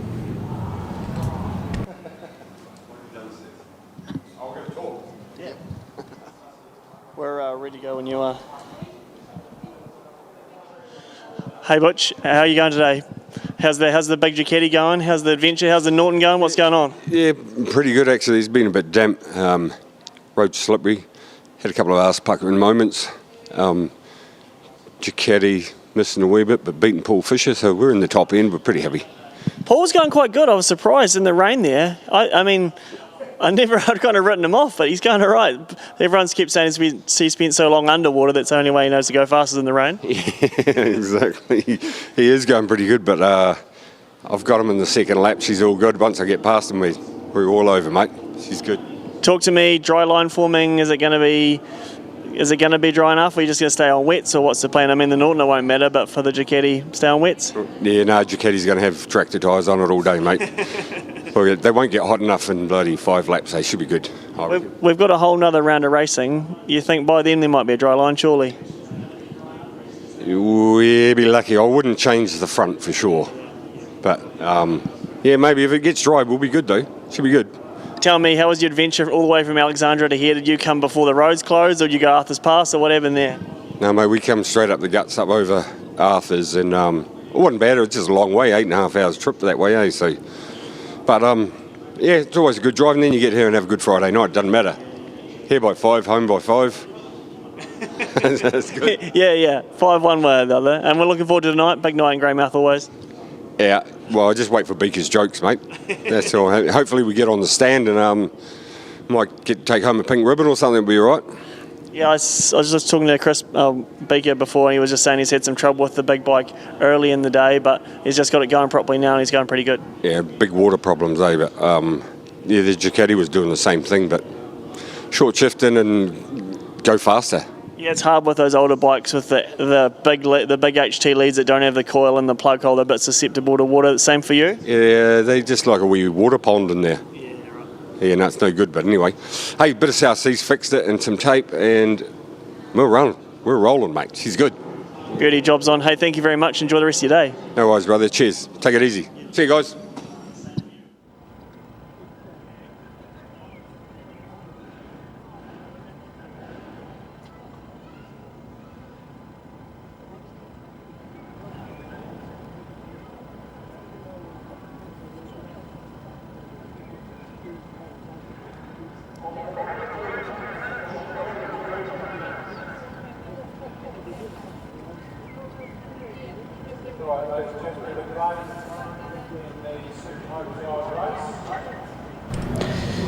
All right, not too far away from getting back into the action here at the Moto Mega Greymouth Motorcycle Street Race, the 36th edition.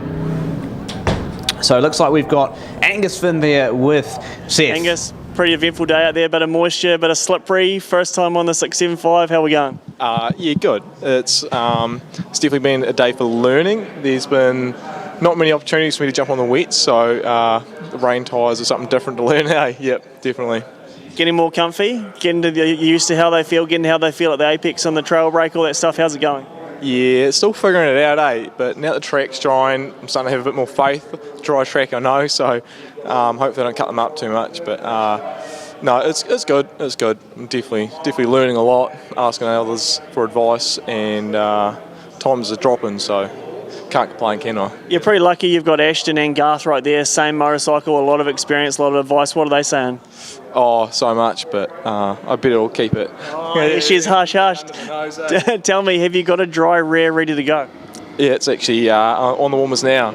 It's on the warmers. Yeah, hopefully the sun stays out and we can really cut the place up, really carve the place up. So that'd be awesome. Are you a bit further back than you'd hope to be? You think come the dry, you're a bit further forward, that's where we're at? Yeah, I was in the dry here last year and felt a lot more comfortable. Definitely doing faster times last year, so if we can get a moment and jump out on the slicks, it'll really change things. It'll be awesome. I remember having to beat you to turn one, you and Garth last year, so you will be formidable, I'm sure, on the dry. Thanks for coming down. Have a good day, and thanks for coming to see us. Cheers, mate. Thank you. Love the opportunity. Love the opportunity. All right, you can see the Supermoto riders on the screen, brought to you by Hughes Motors. And we'll try this all again. Mitch Rowe and James Carley will be right back amongst it once again, so can't wait for that. It'll be a battle for the ages, that's for sure. And they're already going at it, even in that first couple of laps before we went red flag there. So for sure will be an interesting race there, Seth. Yeah, I've just been run back from interviewing people at the front, but yeah. I have been sorely mistaken. So we're F3 out now, are we? Sorry? Oh, sorry, I thought it was Supermoto, so they must have... We are Supermoto? No, this isn't Supermoto. Okay. No, this is called Supermoto This then. is Formula 3, so I'd say Supermoto's out next. Supermoto. There you go, sorry, that's the experience of recognising the motorcycles. Yeah, there you go. Yep, I can see Harriet in the middle of the grid there. At the right of the front, there's a wee gap to see her, and that's how I can tell that's a distinctive back end of an R3. Is that the one thing that caught your mind, or is there was no, just the sort of style of the motorcycles, I guess? The R3 is a fairly distinctive shape, and I will say no more. All right, the Aratuna Freighters, Formula 3 class. We're about ready to go. And we're underway. Oh, bit of a bogged down start there for Garth Wilson. He's still got the Holy though. Look at him. I mean, he spends a lot of time on adventure bike, a lot of time on a dirt bike, so that probably helps. Chris soft on the inside, getting the beat down, getting a bit of a hiding from second on the grid to look like back to fourth or more. So it is Garth from Harriet, from Jethro Bowman on the KTM by the look of it. Then it looks like Mark from Yap Racing on his Gixxer, and then it looked like Luke Holland behind that on his ER6 or ERSV, one or the other. Yeah, so battle going to be for second soon, as it will be between Harriet and Jethro Bowman to go down through. Oh, and Harriet's gone down. Oh, that's unfortunate. Real early too, edge of the tyre real early, so yeah. Super unfortunate. Yeah, maybe carrying too much speed, do you think, into the hairpin, or just do you think the front just might let go? Probably hard to know what the tyre choice is. I think that'll have a big part to play in whatever's happened. So if she was on a cold slick that they've just shoved in, they've probably had a slick in it, hoping that there's a bit more time before the race, then they've sent her out in a cold slick maybe, or maybe she was just trying too hard on a wet. But it was a very unusual crash to have on a wet. Yeah. They don't really just fold and go like that. So I'm picking more likely that there's a chance that it had cold slicks in it. Yeah. What a shame. Well, good thing was that Harriet got up and was moving again, so that's always a positive sign. Garth is absolutely left. Oh, he's in another dimension. Look at him too. He looks so racy, tucked in on that wee short straight down to the hairpin, nice and tidy. Look how deep he is in the front suspension stroke. So that tells you still got a soft setting in the bike, but there's lots of grip about. So he's trying really hard, going to the bottom of the suspension straight away. He's looked behind. He's probably seen nothing behind him. He's probably like, where's everyone else? Yeah. Start on a different lap, mate. Yeah, no, Garth Wilson absolutely on it right now, on the money. So, yeah, battle for second really. It looks like it. From what I saw last time, it was between Jethro Bowman and Lucas Scott in bike 47, the Yamaha R3. Yeah, kids I'm familiar with from 300 racing. Lucas, not unfamiliar for throwing the thing up the road while trying to get overtake done. Probably getting a bit better now as he's getting a bit older, but not sure what. Maybe they've dropped it a little bit further back. No, that's that GSXR of Marks in second. That's where a bit of horsepower comes in. And then behind that looked like Luke Collins. So those 300s just suffering for the horsepower. Then it's Chris Hardleston, and then it's the trifecta of little bikes. Yes.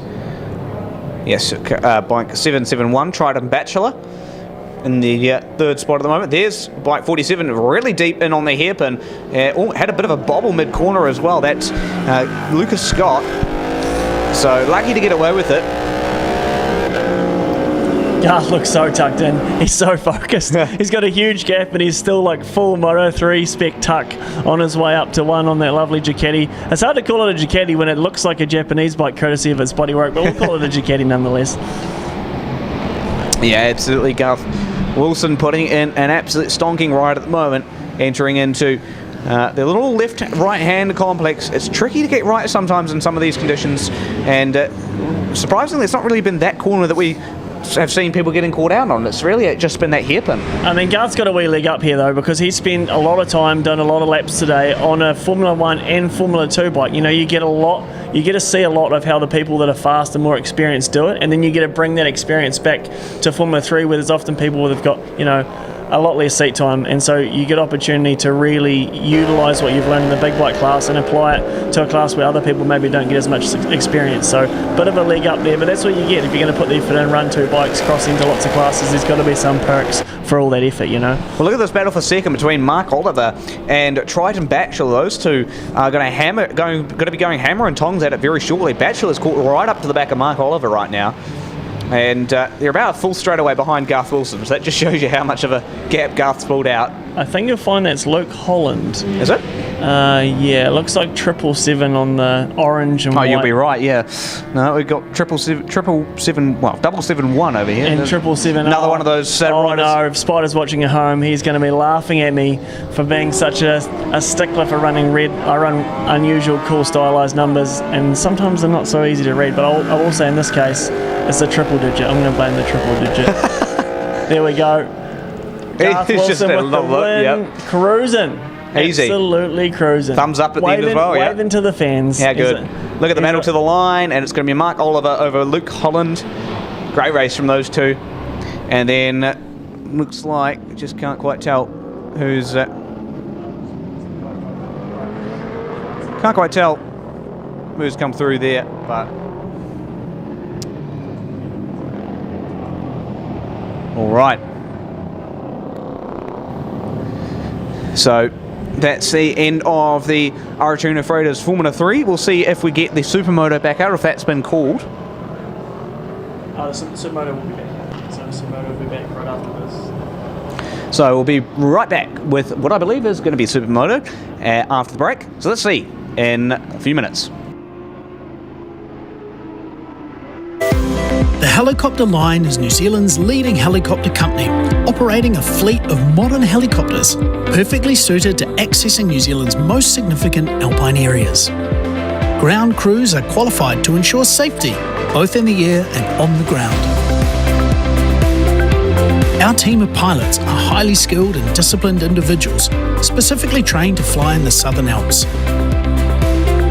Our CAA certification comes from our safety management systems, which drive ongoing compliance and safety in all aspects of our operations. At the Helicopter Line, our passion ensures that our clients have the best experience on scenic flights and heli hikes.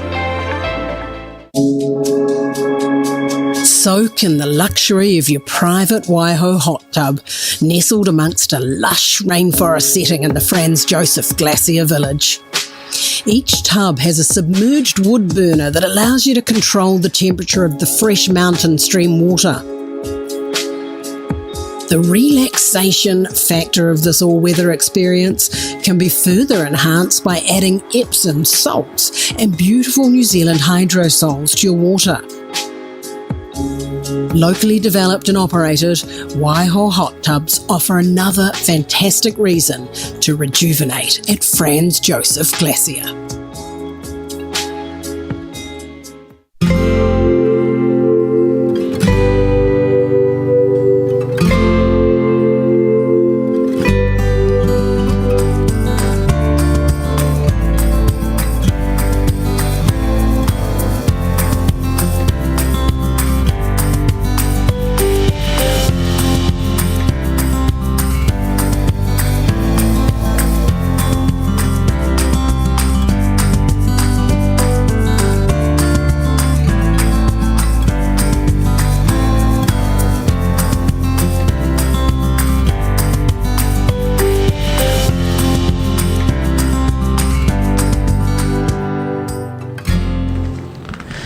Welcome back to the 2025 Greymouth Motorcycle Street Race, brought to you by Moto 10 Mega Greymouth, the 36th edition of this great race. And man, Seth, we've had a great day so far with some great racing from all classes. And yep, up next seems to be the classics, from what we're told. So should be another good race from them as well. They've what was it? They've had a pretty good race of their pre 63, 72, and 82 classes. Yeah, it's been a bit of a roller coaster of a morning so far, watching all the different stuff. It was funny. I went for a lap in the course car this morning. I did the track inspection on behalf of the riders rep who was busy, and the man Rog that builds the circuit, he was saying, "Oh, I hope it stays wet all day." And I said, "Why is that?" And he said, "Because if it's wet, everyone just stays on. There's little crashes and bits and pieces, but as soon as it gets dry, people start having like actual proper crashes." And sure enough, it started to get dry. He's thrown up the road. Harriet's thrown it up the road. Like, people are, making mistakes because they're trying a bit harder. There's a bit more adhesion. The lap times are coming down. The speeds are coming up. They're asking more of the tyres. Oftentimes, you're caught between running a wet tyre and drying track, or a dry tyre and still a damp track, and there's mistakes. It's that crossover period that can be really treacherous. Yeah. And I tell you what, for those who may have just started watching, or whatever time you started watching this morning, man, what a change in the weather, isn't it? We've started with probably torrential rain this morning, and we're now with sunshine and a very dry track almost. So yeah, it's dry. All the new asphalt is slow to dry. All the old asphalt's already dry. Yeah, and we discussed it earlier in the day. It's just those older, more established pours, that older asphalt drains away a bit better. The new stuff's still really well sealed together. Doesn't have holes in between the aggregates so much. Holds the moisture a bit better. Yeah, absolutely. All right, Classics time, brought to you by JJ Automotive. Let's see how this one goes. We looked at the likes of Chris McMeekin, Trident Bachelor as the two to watch in the pre-82s, but we think about Heath Modica. Let's see if he's back out there in the BMW 1000. He should be. And Dan Ormsby, you talked to Butch Woods earlier, which was an interesting conversation to listen into. Let's see what he can do. That's him there in the orange leathers, just on the centre right of the picture there on the old Norton. Got someone trying to bump start their motorcycle. Yeah. It looks like, at a glance, Dan Ormsby in his Triumph. You might be right. All right. About to get racing for the JJ Automotive's Classics. We've got no, maybe not. Nope, one pulling off. That's Neville Stocker. The beauty of classic racing, we've got a bucket of something being distributed on the grid. We've got confusion. We've got marshals wandering around. They're going for another warm-up. All right. Yeah, so it looks like Neville Stocker's pulled off in the Honda CB550P, 1977 built.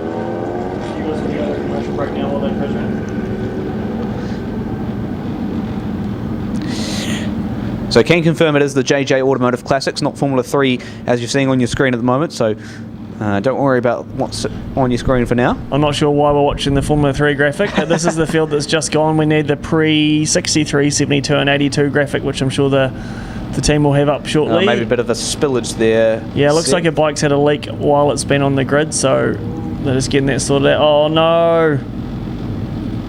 It looks like Les Cooper and the Harley was the one leaking the oil. That won't do anything for the stereotype. Oh no. What a shame. What a real shame. There we go, we've got the right graphic on the screen. In the oldest bike class here, Tony Mason and Lou Grant in the pre-63, Tony on the Triumph from Blenheim, and Lou obviously on the Norton 750 from Canterbury. Pre-72, Butch Woods from just in my neck of the woods in Alexandra, Dan Ormsby, obviously the famous rider coach, and he used to race an R1 and an R6 in New Zealand Championship from Oxford on the Triumph T140. It looked like him pushing his bike off, but I could have that wrong. Heath Boddicker, I don't think's ready to go. He's busy fixing his Ducati super bike. And they've pulled the graphic away. Oh, yep, that's the Harley getting pushed off. Yeah, what a shame. It ran so well in that first race too. Yeah, it did. Disappointment, eh? It's the nature of having pre-unit construction engines where the gearbox, pre-unit means that the engine and the gearbox are not in the same casing, but the gearbox is separate to the engine and they have a primary drive that links the two. It's just like another set of complications, more things, more seals, more opportunity for oil to be leaked. It's just the older style of motorcycle, or probably a new chopper, same thing, technology from the 30s. All right, let's try this again. Take two. Let's see how many wheel spins we get from wheel spins. I'm still stuck in car mode. Wheelies. How many wheelies we get from Chris McMeekin this time? He gave us 5 the last race. Let's see if he can beat that. Down to turn 1. Yeah, I had a laugh with them in the interview. I said I could just about tell what gear you're in at turn 1 because I could tell how many wheelies you'd done every time you shifted gear. He told me that he hadn't eaten enough pies, needs to have a few more pies, hold the front down. I thought maybe make the bike a wee bit longer, but I wasn't going to tell him that. All right. Let's try this again. Ready to go in our JJ Automotive Classics. And we're underway. 1 wheel spin, 2 wheel spin for Chris McMeekin, only 2. Oh. Heath is there, so I was wrong. He's obviously had a quick gear check and wellness check. He's been through all the checks and he's back on the track. Obviously, there's no mechanical checks for this bike because it hasn't been crashed, but the Ducati's away getting mechanical repairs. There we go, Chris. It's third gear. Is it? Oh, and back. That's it. It's third gear. I think it's interesting. You can probably pick what gear people are in based on what Chris is up to. Yep, exactly. So Heath Boddicker in the second spot right now. He'll be hoping to try and grab another race win if he can, if he's lucky enough. Still, he hasn't won a race at all today. So who's that? Sorry, Heath. No. So he'll be not the day he had in mind. No, I don't think. Not at all. After a dominant last year, it's kind of like it's been a bit of a change of fortunes for him. So if he can get a win on the classics, it'll probably lift his spirits a little bit. I mean, to be fair, technically he's winning in class right now. That is true. So he's leading pre-72s as he did the previous race, I believe. Look at this battle further back. Like 137 and 548 having a good go at it. And Carl Garnett and Lou Grant. Good to see Carl back out there after the first race, Gremlins, and then the slip. Crash down to the hairpin, yeah. So, yeah, Chris McMeekin, understandably, back in control of this one. Yeah, that's a cool bit of kit too, that Pre-82 bike.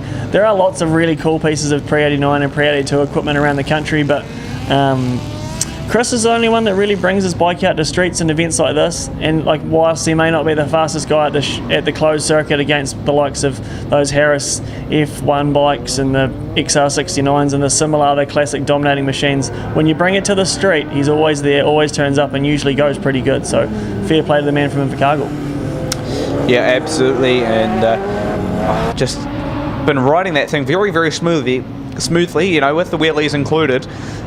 You know, Chris has just been smooth in control and hasn't really looked back in those races that he has been leading. Heath Boddicker just, as you say, leading in class at the moment, and probably just going to try and bring it home this time. I mean, to be fair, to try and bridge that gap to Chris would be almost impossible. Yeah, Big Mountain Heath's just coming past our position now. There he goes. Yeah, absolutely. Chris been dominant so far this weekend in the races he's run, and been cool to see him actually pulling those wheelies and having a bit of fun out there as well. To answer your question, I'm glancing out the window. It looks like Supermoto guys are putting helmets on and making shapes to get ready, so we might see a rerun of the Supermoto race come the end of this. Otherwise, she'll be Formula 2, which would be, well, exciting. Yeah, well, it could be Formula 2 then Supermoto, you never know. We'll see what way they all run it as we have a good battle going on between Triton Bachelor and what looked to be Heath. Might have lost it there, but that's all right. But definitely Triton Bachelor involved in that one. I haven't got the live timing going, so I can't even help you. Yeah, no. That's all right. As we continue to await Chris McMeekin through the left-right-hander. Got to be picture perfect through here as well. I mean, we talked about the surface change before, and it's pretty much there at the moment. I tell you what, if Chris has got wets on this thing at the moment, he'll be having the time of his life. This thing will just be sliding at the apex, sliding every time he gets on the throttle. It will feel fun. It will feel rock and roll. Not that thing needed help to feel rock and roll. Look at it, wheeling and sliding and bucking and weaving. It's a bumpy piece of road too, and his bike's quite soft, so you can see, because you can see the exposed foot tube, you can see how much the undulations affect the suspension on the motorcycle. White flag. On his way into one here. Oh, camera's a bit blurry and fogged courtesy of the weather, but yeah. Yeah, well, one lap to go for Chris McMeekin. And out through TPP corner, down the Greymouth car centre straight. Going to be hard on the brakes into the Grey Ford corner. So quick left into a short straight, the Coastal Toyota straight, then right down into the Union Hotel corner. Nicely executed. Got that tight hairpin left to go, and then the sort of short right-hander through the roundabout complex after the Westfleet straight. Look at that, Chris looks so good. And the way he just come up the edge of the track and uses that road entry is almost like a wee jump. Yeah. Last corner here, and fantastic. Checkered flag, end of the race. Great stuff. Work. Chris McMeekin brings it home for the JJ Automotive Classics. Congratulations to Chris. He'll bring it home in first in race number 2 for the Classics. Heath Boddicker brings it home in second. And then it looks like it's going to be Triton Bachelor third. Then the 666 bike, which we actually don't have on our book here, but that will finish in third. Great stuff from all those riders as well. Again, just great to see those classic machinery out there once again. And it looks like we've got a little bit of an interview down there in the interview area with Seth.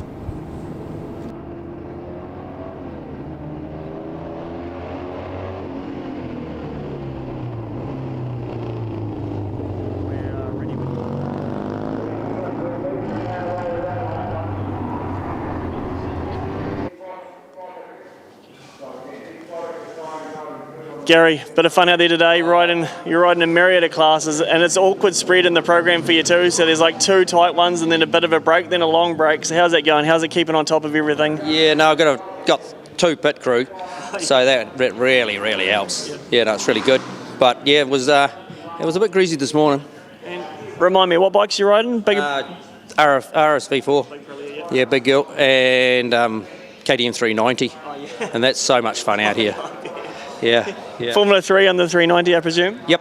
Yeah, so there's some big bikes in there, but we're holding our own. Yeah. There's from like 5th through 10th, there's like 300 land in there. Oh, yeah, you just push it up inside them, just go under them. Yeah, it's a really late breaker.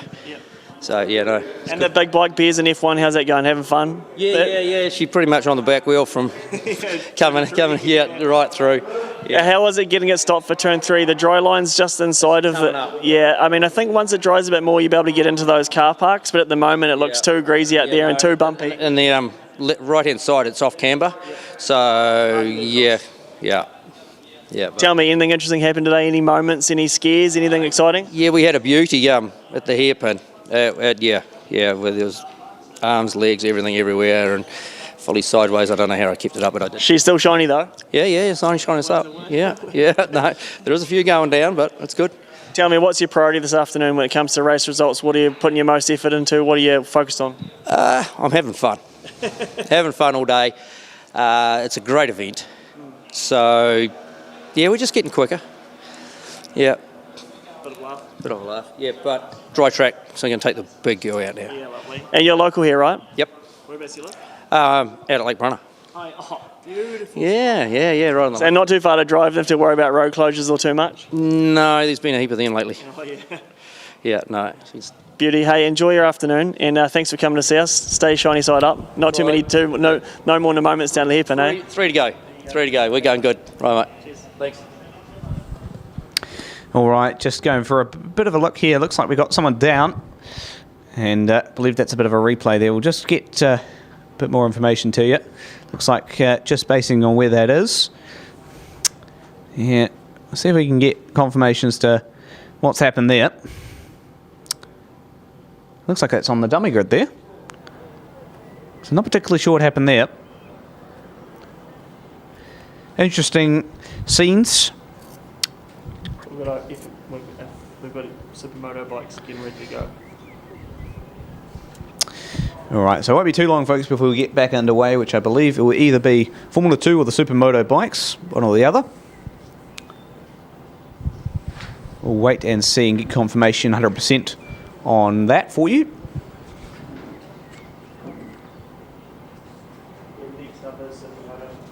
So it sounds like it is going to be Supermoto up next. So they'll rerun their second race, I should say, that got red flagged, unfortunately. So this will be a bit of an exciting one between Mitch Rowe and James Carley, and see if anyone else can join themselves in the picture for the Hughes Motors Supermoto second race of the weekend. You doing ads? Is it an air brake if you want to cross to it? All right, we won't be too long, folks, so we're going to go to a bit of a commercial break, then we'll get right back into it with the Hughes Motors Supermoto. Welcome to the beautiful west coast of the South Island. We have a dedicated team to look after any of your selling or buying needs. We have a wide range of properties in all price ranges and categories. Here we have a motto: if it's not available for sale, then with our extensive database and network, we're likely to find it. So the message is clear: don't just be taken for a ride, be taken on an amazing journey. We are Harcourt's West Coast. Every business is different, and every business faces its own challenges. At Altair, we work alongside you to help you grow, adapt, and get things done. Our services include electrical, security, communications, fire, plumbing, HVAC, and solar solutions delivered to businesses big and small. Wherever you are, you'll find a local Altair team ready to help. Visit altairgroup.nz to learn more. Are you in the market for high-quality frame and truss? Needing a pole shed kit set?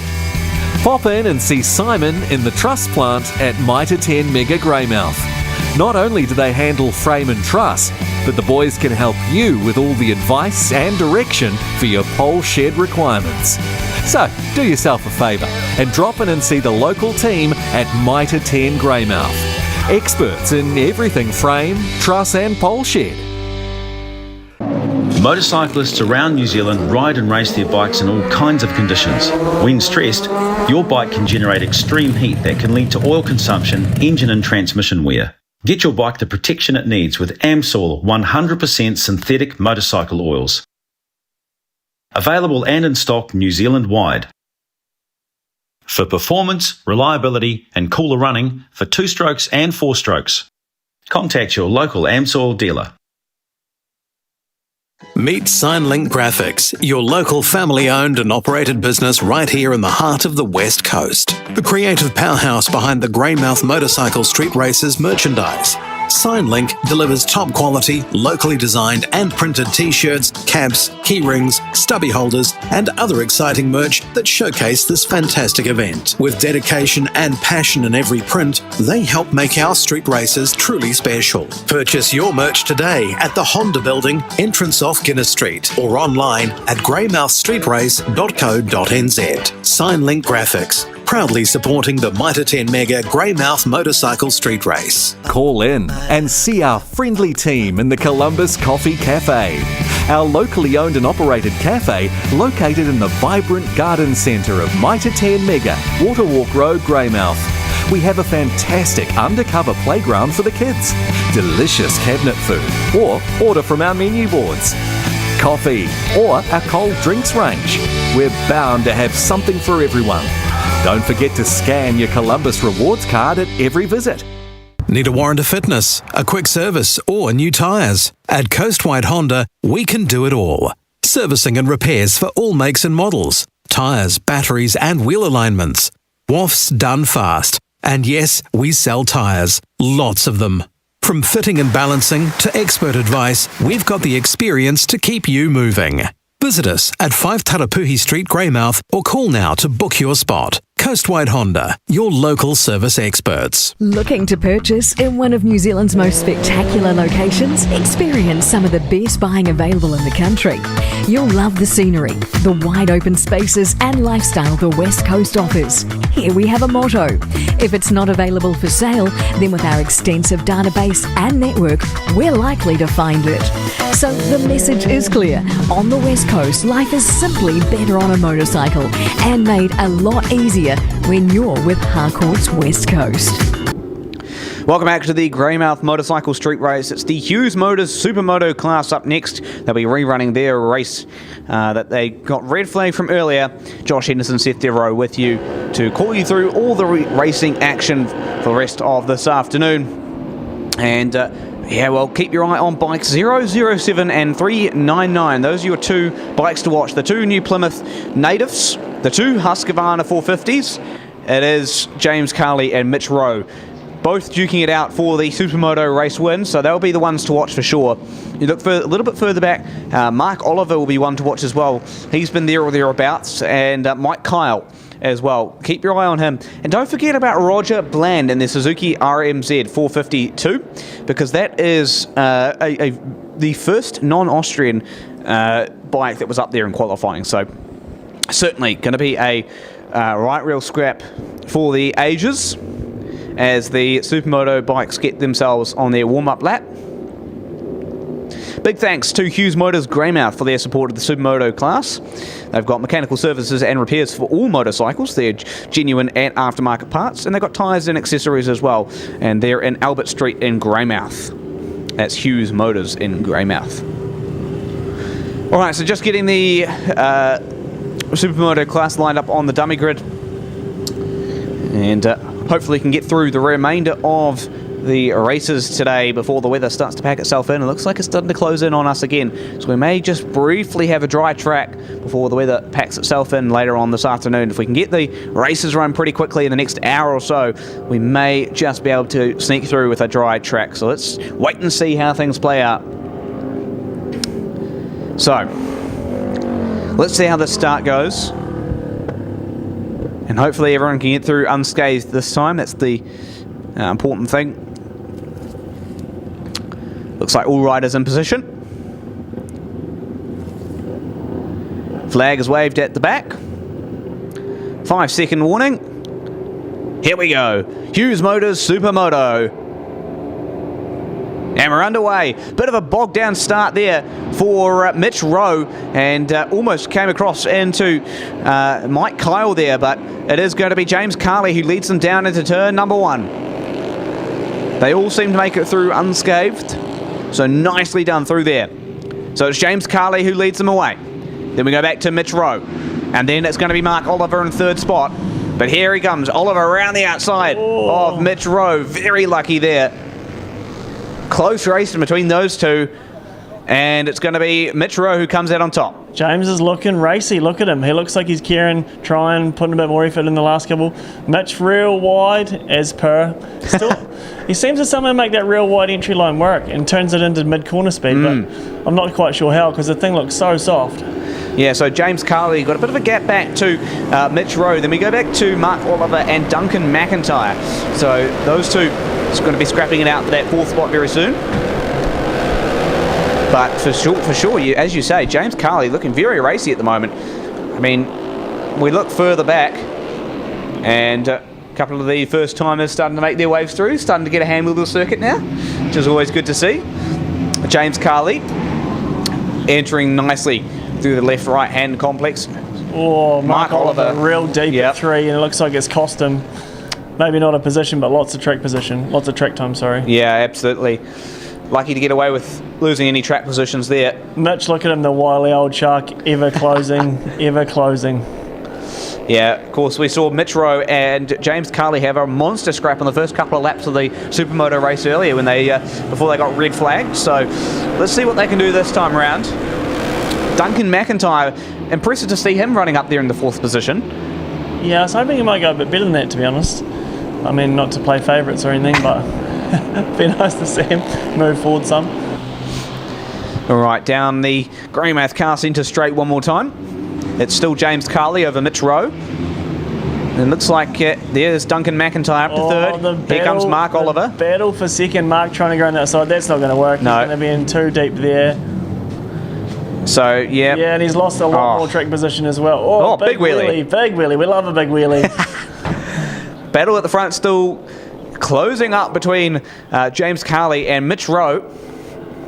Mitch just maybe... I don't know. I'm starting to think that James might have the measure of him. He's just... Well, it looks like he's pulled out a little bit more of a gap now, he's just holding that kind of arm's length, and Mitch seems to be doing more and more desperate stuff, but it's fairly wily old bugger. He's 60 years old. That's getting long in the tooth for racing these things, especially if you're going toe-to-toe, arm-to-arm, bargee. Although, to be fair, he's got a long checkered past of motocross-related full-contact racing, so... All right, well, let's see how this goes. Mitch Rowe going to try and hunt down. You can see, you talked about that wider line. I don't know whether that's working for him or not. He seems to be getting a tiny bit of time out of it, but not much to gain on. Yeah, I mean, on the drive, these bikes don't have a lot of horsepower, so you kind of need to keep them rolling, but also if you square them up, that becomes forward momentum instead of just driving across the racetrack. James looks so good on the rear brake and the slipper into here, just backing it in nice and smooth. Bit of a moment for Mitch, as you noticed that. Bite so hard if you got that. I know. Oh man, scares me. I've been out there. I haven't used it as a berm, but I nearly have. I've been in the water culvert in the drain there, but not quite into the curb. All right. Another time around. James Carley continues to hold on to the lead, followed by Mitch Rowe. Then we go back to Duncan McIntyre. And I believe it's still Mark Oliver just hanging on to the 4th spot, is it? It's a bit of a yo-yo here between 1 and 2. Seems that James is strong here through 3 and 4, down and out of the hairpin, and then Mitch is strong through the roundabout, the last corner. Yeah. Maybe exit of the hairpin as well. Just goes back and forward, back and forward. And it just basically means the gap's a bit staggered. There's not really any time being gained or lost in that. Yeah, I know, but it just is. It's interesting to see the strengths and weaknesses. It is, yeah. Mitch with the fancy swing arm. Oh, he spent some money on that thing. That's a lovely bit of gear. All right, through the roundabout section into the final corner. How close do you dare to get to the barrier on the white flag? One more time around. Outside of a lapper being involved or a mistake from James here, I think we might have a winner, which means it's going to be the decider in the 3rd one. Yeah, absolutely. There is a lapper going to get involved here. It just depends on how quickly they get around him. Pulling a wheelie, is he? No, he just squared it up a bit much. Oh. Now that's going to trap Mitch Rowe right behind the lap. Oh, no, he's fine. He's through clean. We like that. Maybe lost a bit of time through there. I mean, you look at the gap, at least through the Union Hotel corner, the gap's extended a lot more than it was last lap for sure. Yeah, he's done. He's got him. Yep. Outside of a mistake here, one more corner to navigate and he'll get the win. So it should be 1 apiece, which will make the finale race 3 pretty interesting. Nail biter then. Yeah. All right, coming through the roundabout section for the final time. Looks like Mark Oliver may have gone off somewhere because he's all the way at the back. Checkered flag for James Carley as he goes through. Mitch Rowe comes home in 2nd. And I tell you what, on the podium, the quote-unquote podium, I should say, but Roger Bland in the Suzuki RMZ 450. How good is that to see? So your final top 3, James Carley, Mitch Rowe, and then Roger Bland. Man, great racing from those guys in the Supermoto class. That means up next is going to be Formula 2 for their 2nd race. So we'll head to the Formula 2 class here very shortly.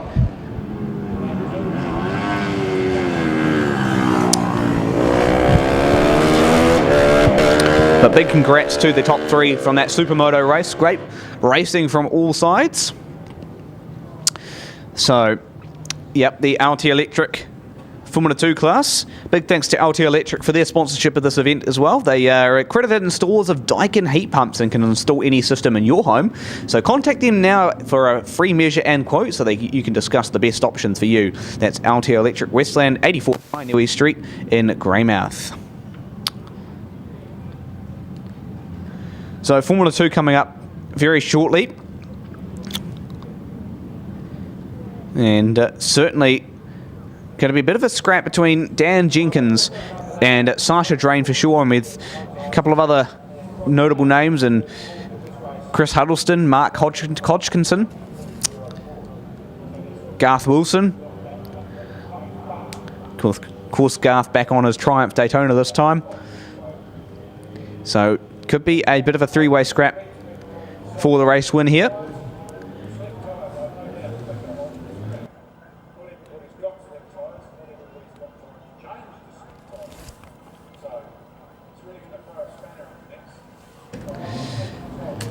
All right, so let's have a look at a bit of a montage on that first race.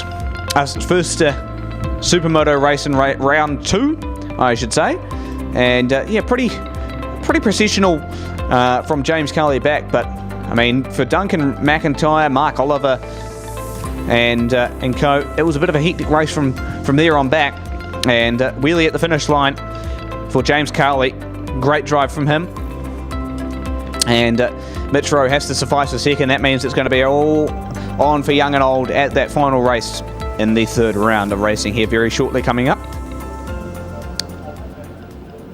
So not too long, just a little bit of track work happening. As you can just see, Marshall's just sweeping some stuff onto the track to clear everything up 100%. So it won't be too long before we get the LT Electric Formula 2 bikes onto the grid.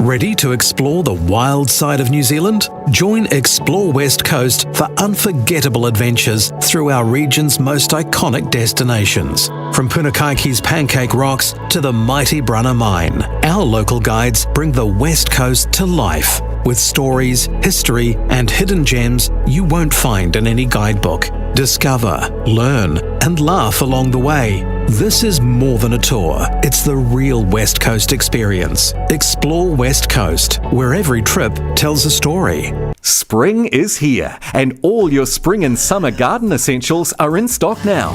Seedlings and fresh plants arrive twice a week at this time of year. We have all the potting mediums you need for any plants.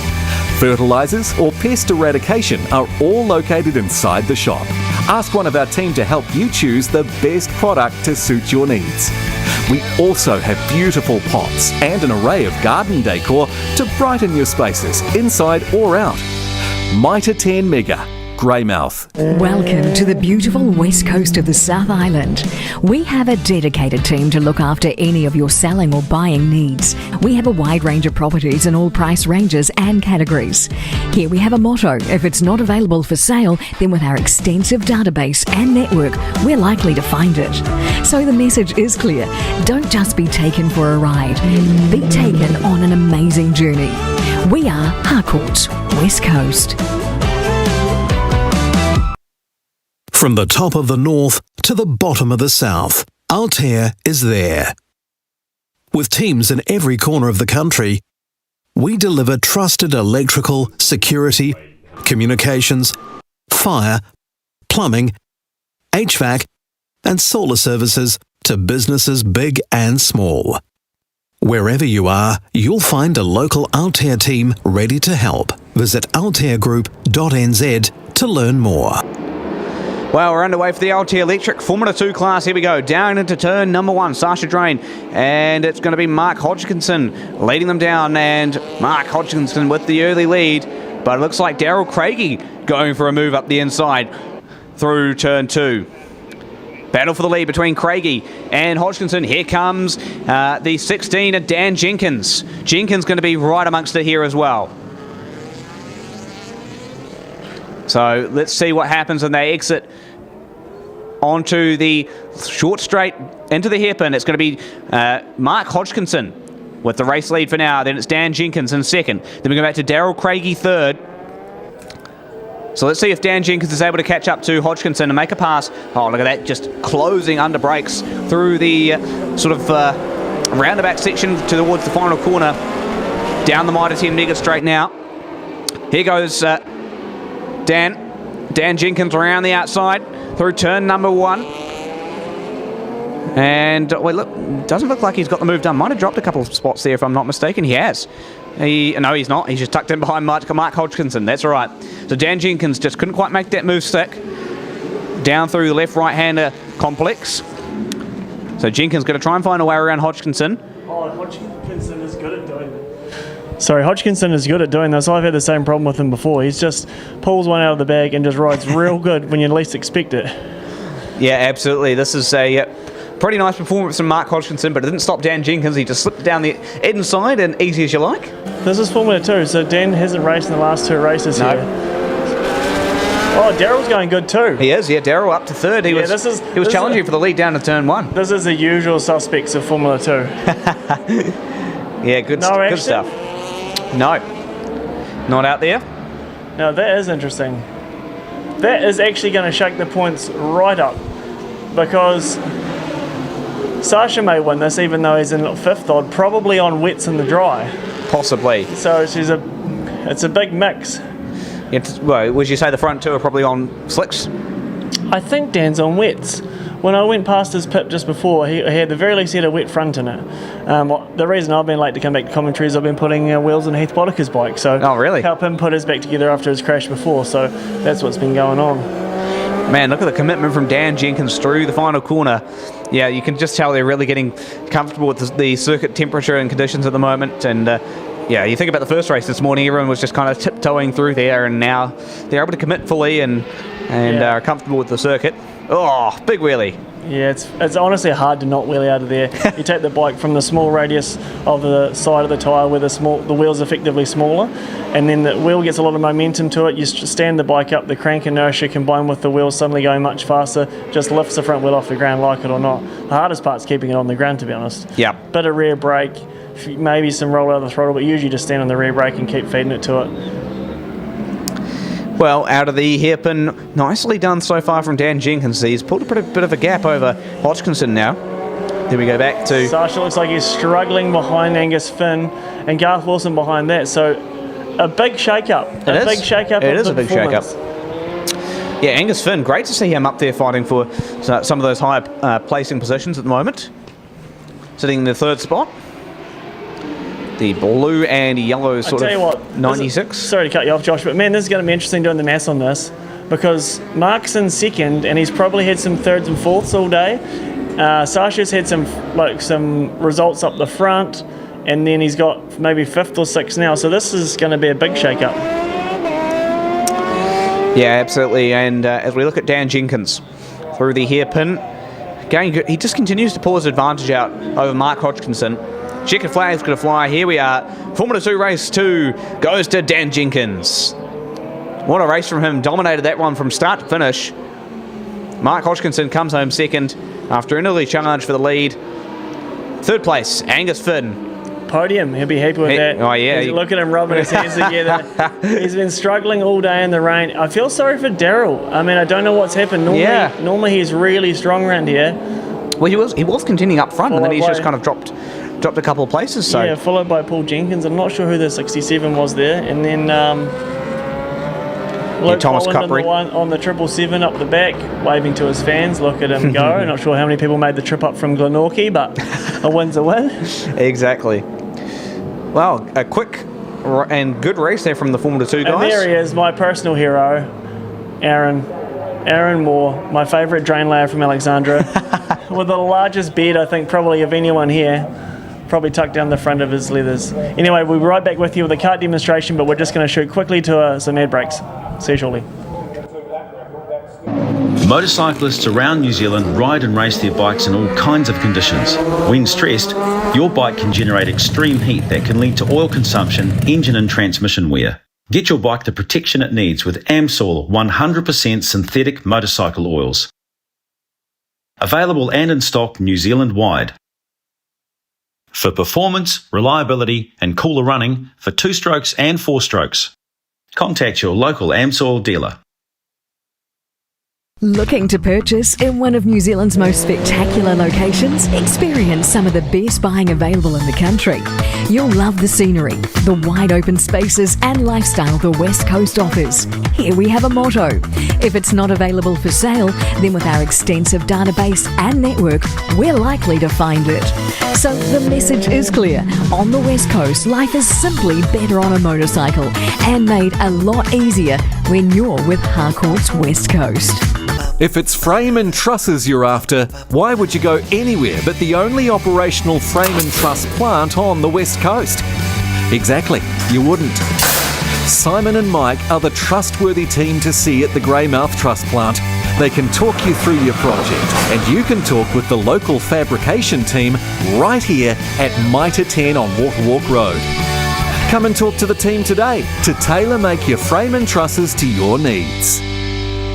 Ready to explore the wild side of New Zealand? Join Explore West Coast for unforgettable adventures through our region's most iconic destinations. From Punakaiki's Pancake Rocks to the mighty Brunner Mine, our local guides bring the West Coast to life with stories, history, and hidden gems you won't find in any guidebook. Discover, learn, and laugh along the way. This is more than a tour. It's the real West Coast experience. Explore West Coast, where every trip tells a story. All right, welcome back to the Moto 10 Mega Greymouth Motorcycle Street Race, and third round of racing about to come up here. And looking forward to seeing how things are going to play out. So we've got the carts back out on track. Beautifully presented cart, that one, 91. Of course, unfortunately, with the carts, we don't have live timing on them, so it's a little bit more difficult for us to call these. So do bear with us. And there is some late entrances into the carts that aren't actually on our commentary sheets either. So, yep, we'll do the best again with what we've got. Unfortunately, it's not ideal. So just we'll call these as best as we can. Of course, last race for the carts was between Brent Stewart and Alan Giles. This is their final race of the weekend. 250cc, the two 250cc shifter carts between Stewart and Giles. You can see them on your screen now. Those were the two that were well and truly clear of the field and battled for the race win. Looking forward to seeing if they can do another big scrap here. And of course, the last race, if you missed it, ended up with a bit of a big crash towards the end of it. Had a two carts spinning. One ended up crashing over the top of the other and went upside down. So, yep, bit of drama. And don't think either of those carts are back out in this one. So rolling start. It'll be a rolling start for these guys. Here we go. So it's going to be Alan Giles who leads them single file down into turn one, followed by Brent Stewart. Then it looks to be Shane Olsen possibly.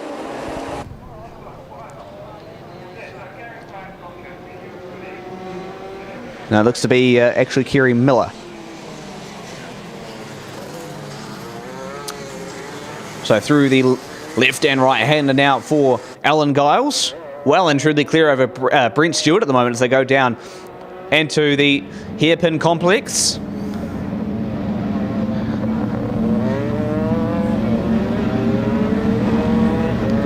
Then through the Westfleet straight into the roundabout section towards the final corner.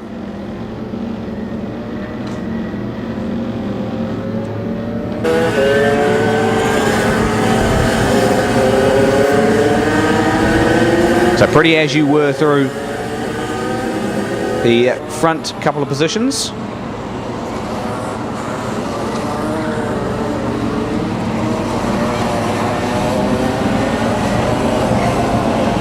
Wait to see what the battle for the lead does look like here. And it seems like, again, a game of cat and mouse here. Alan Giles still holds on to the lead over Brent Stewart, and then the rest of the field trails behind. Stewart just didn't seem to get as much of a jump, and that's kind of allowed Giles to really pull away with this. So it'll be interesting to see if Stewart's able to gain any spots at all here. So they go down the straight.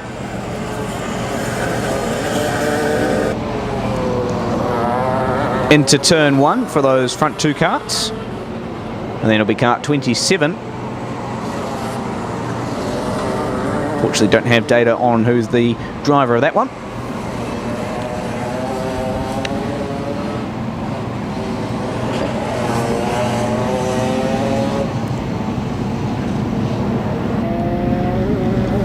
So Alan Giles continues to lead over Brent Stewart. No real change at the front of this field, and don't think there's going to be a change at the front of this field. I mean, look at the gap that Alan Giles has got over Brent Stewart. It's not really closing, is it? Just remaining as you were.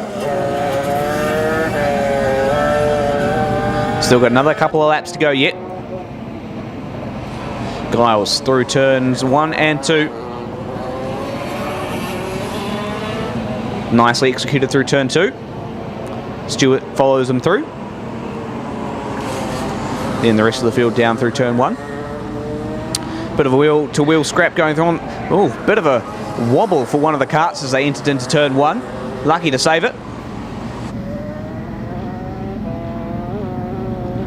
Down the back straight into the hairpin. Bit wide for Alan Giles as he exits the hairpin there, but still nicely executed. Maybe a little bit of a closer gap this time for Brent Stewart as they go through the final corner. Here we go, change of the lead. Brent Stewart goes to the front. What a final couple of corners from Brent Stewart. Now the race is on. Alan Giles has got to find a bit more time. Brent Stewart now to the lead. This is going to be interesting. See if Alan Giles, maybe has he got some sort of problem, because Brent Stewart is absolutely wiping the floor clean right now. Wonder if Alan's got some sort of problem, because yeah, that gap is extended drastically. I think there may be something technically wrong. We'll have to wait and see. Remember, he did have problems in the first race this morning. So these shifter carts getting themselves through the final couple of corners into the roundabout complex. Full commitment into the final corner.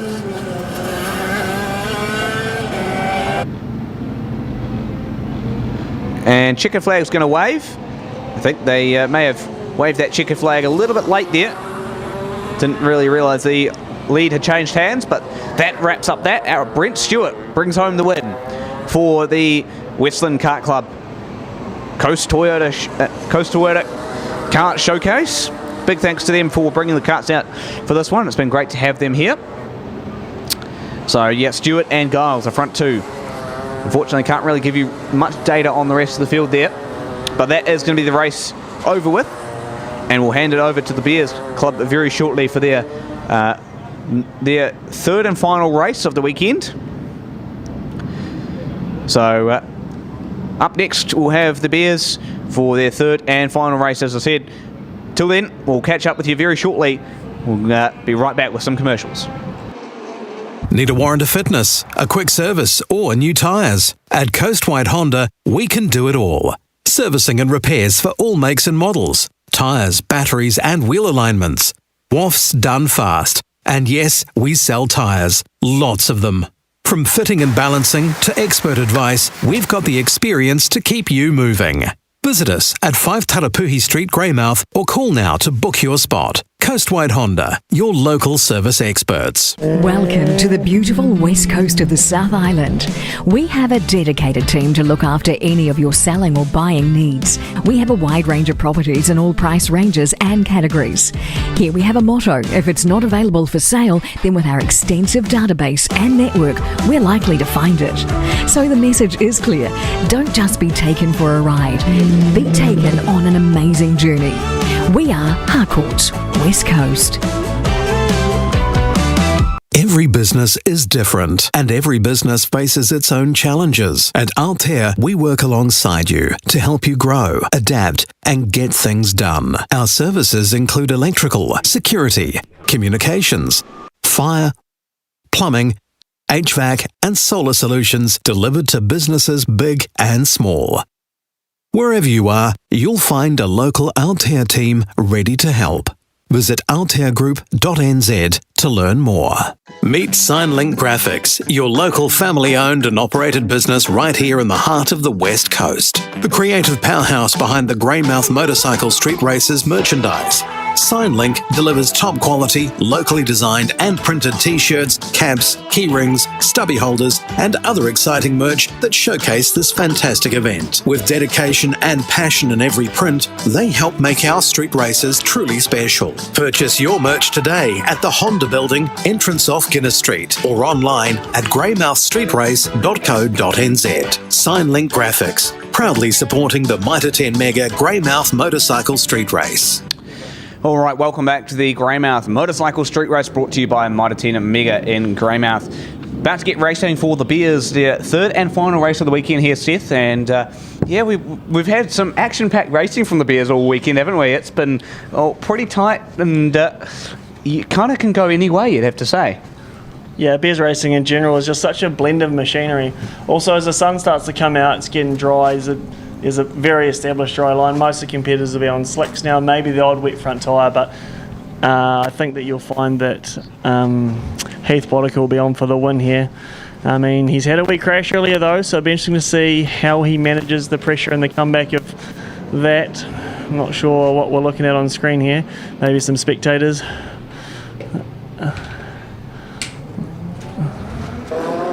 There we go. Heath's out, Ashton's out. This is good. All the boys are rolling.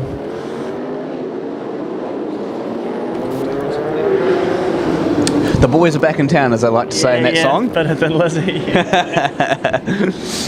So, yep, Bears back out. British, European, American racing, if you're unfamiliar with what it is. Look at that. A little bit of bleed through the new asphalt. That's a bit of crusher dust down. That's just all the right things to make you not sure about how much grip you've got. The race line looks good, but trying to overtake looks like it'll be pretty difficult. Yes. Yes, you're absolutely right. And it's not. I don't think it's going to be conditions where we'll be breaking any lap records, do you think? I don't know. I mean, this is pretty ideal. You've got not too hot a surface, doesn't get greasy. It's nice and dry. You've also got no precipitation, so that's good. I mean, there are little patches of dampness which take the comfort and confidence away. We're just looking there, they're brightening the camera up for us. Yeah, there's a few stickers. So people that got brand new slicks, when I say stickers, I mean there's still the sticker on the tyre from fitting a brand new slick. So people are spending money to go fast. Oh, Kane looks like he's on a wet, bold manoeuvre, or maybe it's just the crusher dust making a little stripe on the tyre. I know that Ashton had a slick in. I know that Heath's got slicks in because I fitted them. So just been run down there before trying to get an interview, but he was too stressed doing that, so I gave him a hand. All right, British, European, American racing. Their third and final race of the weekend. Let's go racing for another 6 laps. We've got Jason Bardwell who's leading the points here, 2 wins, but whether he can do it in the dry, that's going to be that's the unknown quantity, isn't it? Yeah, I mean, to be fair, it's probably more on us than anyone else. Maybe we're just not familiar with him, you know. He wins up north, he goes up north, he's never brought the big bike down here before. This is all new to us, so how he goes in the dry is going to be interesting. All right, 6 laps of distance, here we go. Final race for Bears this afternoon, and we're underway. Ashton, but whether he can turn that into the big bike. Here we go. Heath Boddicker, first opportunity to try and lead a race for the first time this weekend. Yep. Wheel to wheel with Ashton Hughes down into turn number 2, and it's Heath Boddicker who takes the lead away. Heath from Ashton from Garth. I'll be honest, it looks like the Buell after that, which is a big surprise. And then Jason in 5th, Angus 6th, Kane Bray, and then Ian Reid for 7th and 8th. All right, let's see how they go down into the hairpin. It's Heath Boddicker from Ashton Hughes. Then we go back to Garth. Let's see if he's able to make some ground on the front 2. And then speaking of the devil, it's Jason Bardell. Up to 4th. Yeah. He's looming, he's coming, but I mean, it'll be so hard to beat Heath from here. Yeah. That big bloke's got so much power. He's got track position. Oh, that's Jason. Big mistake. He's gone in too deep at the chicane. And he followed the bikes in front of him, that's it. That's all it takes. He's had to brake check, so it'll be hard to make that ground back, especially because those front two don't tend to make too many mistakes. That said, Heath did throw it away last time out, so anything could happen. Yeah. But now Heath, you have to say Heath's probably more in his comfort zone, almost completely slick track, all on slick tyres now. Yeah, I mean, I have beaten Heath around here on a 600 in the dry. It takes a lot of doing. Yep. Like it takes. I don't think Ashton is prepared to commit that much at the moment.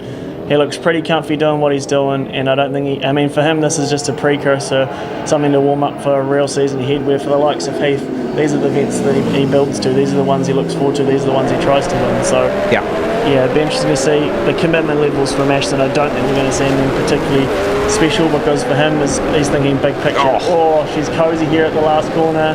Kane Bray getting around someone. Yep. Wow, it is starting to get intense now. Wow. All right, let's see what the battle at the lead between Ashton Hughes and Heath Boddicker. Still as you were, and then you go back to Garth Wilson.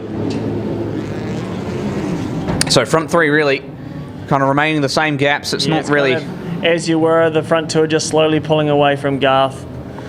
Heath's super tidy here, using just the right amount of racetrack. There's a little bit there left, so if you need some margin, if something slides or steps, but mostly it's just on the right line, doing the right things. Hard to beat in these conditions.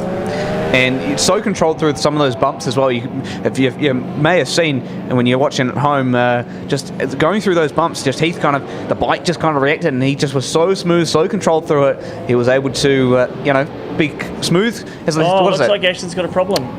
He's lost a bunch of ground. He's looking around. Maybe he's just managing. I mean, I need to do the math here, because Jason won the first two, and now he's sitting in fourth, which puts him on 50 points, and I think that Ashton's on 40 points, because I think he got second in both of them. So, quick math, which isn't going well for me. That means Ashton will get 20 out of this one, and Jason will get 12, which means that Jason will still get the overall if things finish as they are. So Jason Bardell looks like he's still on for the win of Bears if he manages to finish and just keep her upright in fourth place. However, if Ashton can cross the bridge and beat Heath, he will get the overall. All right, well, let's see what happens here in the next couple of laps. Not too long to go now in the final Bears race of the weekend. You can see Ashton Hughes there just getting through the left-right complex just behind Heath Boddicker, and then really the gap's kind of remaining the same throughout the whole field. It's kind of, there's not really any sort of closing, is there, happening at the moment? No, they're kind of, everyone's just running the pace that they've got, and this is often what you find in a dry condition, where people can kind of get to the limit of their own comfort, and that defines their lap time. Where in the wet, people can use each other as a reference, kind of the confidence comes and goes, ends up grouping up, sometimes better racing. One to go, white flag displayed for Heath Boddicker. He'll be desperately wanting this to kind of cap off what has been a pretty disappointing weekend for him. And I'm sure he probably didn't want to come have an interview without a win either. Very true. If he can bring home a win, he'll be at least satisfied that he gets something out of the weekend for sure. And through the Union Hotel corner up now. I'll tell you something interesting, which has only just occurred to me. Coming up is Formula 1 and Formula Greymouth. Now, Dan Jenkins just went out in Formula 2. Ashton Hughes and Heath Boddicker were in Formula 2. They're out now in Bears. So all these guys are trying their dry setups before the big races later in the day. And what's going to happen is they haven't raced against each other and they haven't seen each other. So they're all kind of feeling comfortable but not sure if it's enough. Yeah, well, that's going to be interesting through the rest of the weekend. Checkered flag flies for Heath Boddicker. He'll bring home race number 3 for the Bears this afternoon, I should say. And it'll be Ashton Hughes who comes home second, and it'll be Garth Wilson coming home through another good race from the Bears club. And oh no, it looks like Gary's had a mechanical. Yeah, right on the line as well. That's super unfortunate. Hopefully it's just something gone wrong with the bike. Hopefully he hasn't crashed and he's not trying to get it back to the grid or something. A stalwart of the Bears community, Eamon's down there trying to tell him how to do it safely and where to go. Yep, absolutely. All right. Well, that brings the end to the Bears for the weekend. Bucket's going to be up next. Looking forward for that, and can't wait to see how that one's going to pan out. So not too far away from Buckets.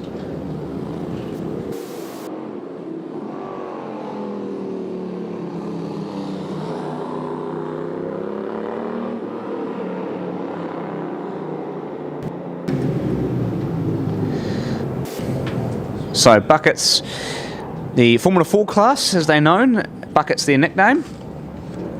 So not too far away for them, and of course anything can happen there. That's a certainly very action-packed class. Dan Jenkins, hopefully we'll see him back out there. Of course, didn't finish the last race, and will be interesting to see if he can bring it home. And Ben Rees, we talked about him with the lap record here. Oh no, it looks like Gary might have gone down, might have ended up in the air fence at the final chicane here. They're just having a wee repair of the air fence, and we're just going to quickly cut to a wee replay and have a nosy at what might have gone on. Right, let's have a look at what happened here for Gary as we go through the final corner. He's just gone. This is not that nice and tidy. Oh no, straight on. No, gutted. Oh, not too bad as far as things run there. I personally have crashed that corner on more than one occasion. Oh, now this is the tricky part, isn't it? The lolly just about getting out of the way. Coming in unsighted. This is where you really have to rely on your flag marshals. You have to rely on a heavily waved yellow. You have to rely on riders seeing it to come around there and not have a real accident. It's well run. Thankfully, not a disaster there. Yeah, no, well managed risk. They done a great job. What a shame for Gary, though. That's... Oh, gutted, eh? I mean, that's why we have air fences, though. Look at that. Did a great job. A non-event. Imagine if that was a pile of tyres or a concrete barrier or a pole. Be a little bit different, wouldn't it? Yeah, very different. Where it looked like you just picked the bike up, rode it back to the pits, so... Yeah. All right, well, that... Contrary to popular belief, they're not full of milk bottles. They're full of multi-layered foam, because I have had the pleasure of having to repair them or helping repair them after I've damaged them, so... the milk bottle bags are behind those wolf edges in the background, but you'll find the air fence is actually just multi-layered density foam, high-density foam. That's what's going on in there. Yep. Well, good stuff there to see that the air fence quickly and swiftly repaired up. Won't be too far away from the Buckets. I think what we're going to do is before the Buckets come out, we're going to cut to a quick commercial break. So we're back with you shortly with Formula 4 Buckets. From the top of the north to the bottom of the south, Altair is there. With teams in every corner of the country, we deliver trusted electrical, security, communications, fire, plumbing, HVAC, and solar services to businesses big and small. Wherever you are, you'll find a local Altair team ready to help. Visit altairgroup.nz to learn more. Welcome to the beautiful west coast of the South Island. We have a dedicated team to look after any of your selling or buying needs. We have a wide range of properties in all price ranges and categories. Here we have a motto: if it's not available for sale, then with our extensive database and network, we're likely to find it. So the message is clear: don't just be taken for a ride, be taken on an amazing journey. We are Harcourt's West Coast. Summer entertaining is in full swing, and we have everything you need to make your outdoor space shine. Stunning outdoor furniture, elegant lounge settings or stylish dining settings, and even cafe settings. We can help you style your space. Add in a Weber barbecue, a fire pit, pizza oven or outdoor heater. We're sure to have something to suit your needs. We also carry an extensive range of Weber accessories. Mitre 10 Mega, Waterwalk Road, Greymouth. Ready to explore the wild side of New Zealand? Join Explore West Coast for unforgettable adventures through our region's most iconic destinations. From Punakaiki's Pancake Rocks to the mighty Brunner Mine, our local guides bring the West Coast to life with stories, history, and hidden gems you won't find in any guidebook. Discover, learn, and laugh along the way. This is more than a tour. It's the real West Coast experience. Explore West Coast, where every trip tells a story. The event is a huge boost for the community in lots of ways, including the buzz that it creates around the town is huge, and we're really happy to support such a great community event. As a primary sponsor from the beginning, and now the premier sponsor, we've watched this event grow, and we see what positive impact it has on the community. and we wanted to help. We wanted to be part of it and not only keep the event going, but to support the team that does such a great job bringing this event together and enhance it wherever we can. It's great. The influx of people to town, the motels are full, the eateries are just buzzing, petrol stations are just pumping, and the spin-offs are huge for everybody in town. It's fantastic. We love where we live as a national Mitre 10 concept, and Griffin Smith Limited, now trading as Mitre 10 Mega Greymouth and Mitre 10 Hokitika, have been supporting the community that supports us for generations. Actually, for 160 years this year, we've been supporting the coast, so we're just giving back. We have had some team members that have been on the committee. Baz, he's been on the committee for years. He's retired, but he's still helping. It's fantastic. We have a stall at the event, which is attended by a number of our team. Stalwarts of Richard, myself, and many others have been at the racing over the years. We set up, we've had stalls on the day. For a few years, a fellow Moto 10er from Ashburton, Paul Fisher, competed in the event. So we're there to support our guys, your guys, everybody. Seeing so many of the community having a fantastic day and in a fantastic event. We hope that the street races, with our support, can keep for a long and successful future for them. It's really important to keep these events going on the coast, bringing the people in, bringing everyone together and growing the economy. It's a fantastic event.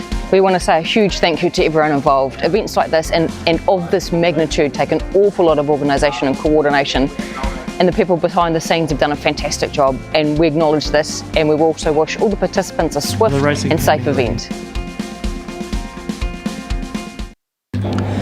All right, racing here for the buckets, the Regent Theatre Greymouth buckets. You're back on the Greymouth Motorcycle Street Race, and Seth, this is going to be a ripper of a race. There looked like already. a bit of contact possibly on the way into 3. Dan Jenkins trying to go around the outside, possibly unsighted. It'll be interesting to see. They're all still upright, but he had to. They're all still upright, but he had to give it up. Bit of contact in the back of the pack between Sam Eagle, and I couldn't quite catch who that was, but Eagle was forced way out wide. Goodness me. Plenty of action.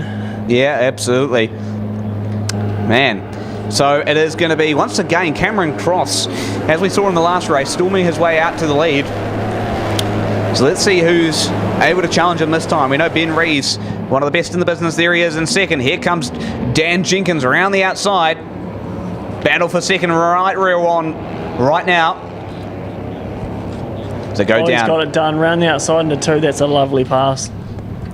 All right, now let's see if Dan Jenkins is able to send it up the inside of Cameron Cross for the lead of the race. It looks like he's gone 2 for 1. Wow, what a pass, Dan Jenkins. 4th to 1st in 3 corners. That's good going. Absolutely fantastic riding from Dan Jenkins. Man, it makes the straight so long, these bikes, doesn't it?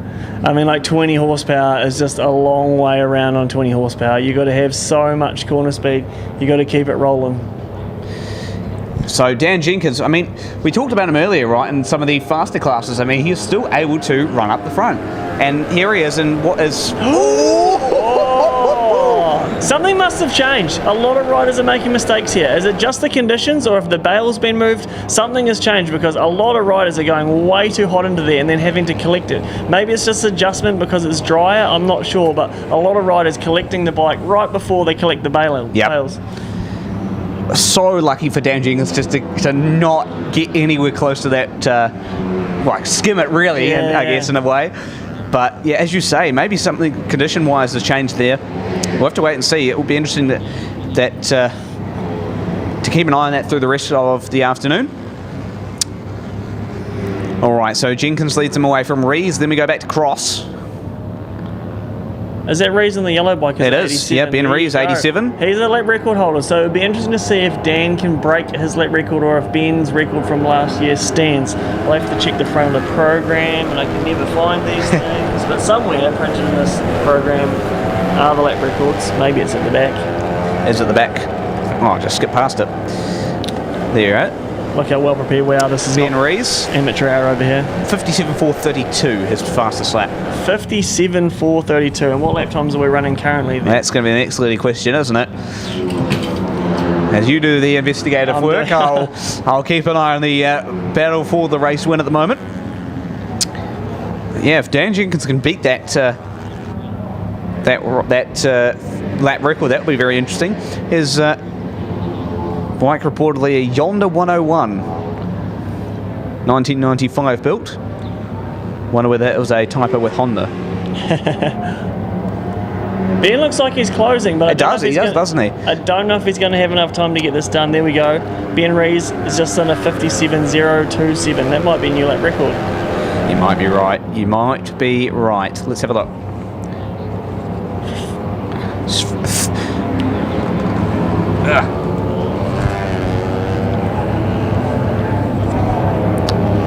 They're just rounding turn 2 down to 3. Let's see if Dan can put in the last lap of the day. I mean, admittedly, I think that you'll find that Cameron Cross has got the overall wrapped up with a second, a first and a third. I think that will be enough, but Dan possibly would have had the win if he hadn't had mechanical failure. Won the first one, was leading the second one, mechanical failure, and now he's winning the third one. So he's got 2 more corners to navigate. Oh, Dan Jenkins has broken the lap record, 56.984. Oh, wow. So it's a new bucket lap record. And this lap huge. here looks like it's actually pretty good on its own. So here we go, checkered flag. Good chance once the timing updates, hopefully shortly. Dan Jenkins brings it home to win the buckets. What have we got? Fans, the fraternity of Formula 4 fans. Can't wave enough, my mate. How good was that? What a great race from the buckets. A new lap record, at least anyway, for Dan Jenkins. Whether that's beaten again, we'll have to wait and see. Yeah, I'm waiting on the time end update, but he definitely has broken the lap record. Man. With the 4th lap of the race. Huge stuff. Wow. Good to see some great racing action here at the Greymouth Motorcycle Street Race for the buckets. And we'll see if that lap record is broken. We'll wait and see what the result is. 56.546. So record goes again. Bit of an adventure of the day. You managed to put the Panigale on its side. Maybe the Beamer not quite as good as you might have liked, but then suddenly ripping again once the sun came out and the big bike. Talk us through what's going on. Yeah, well, I've got new leathers on and a freshly painted bike, so that's an absolute recipe for disaster. At a street race, you're a brave man. Yeah, always going to end up on Yas for that sort of combination. So, and the Beamer wasn't like in the wet weather at all, so that's definitely not a coaster, the old Beamer, but she come good in the dry, so yeah. It's going good. We're not sure if we're going to get a Formula Greymouth. The time's looking like it might be tight. In the event that we don't, the winner of the last Formula 1 race wins Formula Greymouth. How are you feeling? Still no moisture coming. I know you got slicks in the bike, the warmer's on. How are you feeling? Oh, well, I can't be bothered changing it if it bloody rains again, but if it... Whatever, I don't believe that for a second. I might have my name on the trophy the last couple of years, I think, so no, I'll be pretty keen for it, yeah. Hopefully it'll stay dry and it's give those young fellas a bit of a run. I'd love to beat that little dwarf bloody Dan. He's smoking around here at the moment, so... Yeah, he's just broken the lap record in Bears. Him and Ben went under Ben's lap record from last year, so it looks like there might be a bit of grip out there. How did it feel in the dry on the big bike just before? Oh, it just takes a little bit to get your head around it because we've been in the wet all day, so it's the first couple of corners feel pretty sketchy, but yeah, just muscle memory and getting back into it, yeah. And have you been riding much lately, or is this just off the couch special, or what's going on? 100% off the couch. I've just had 5 weeks in Europe, so I've had 6 months off. I had 1 weekend 2 weeks ago, and that's the only time I've been on the bike since Sound of Thunder. Bit of adventure time, a bit of adventure bike time though, so that probably helped for the slippery conditions?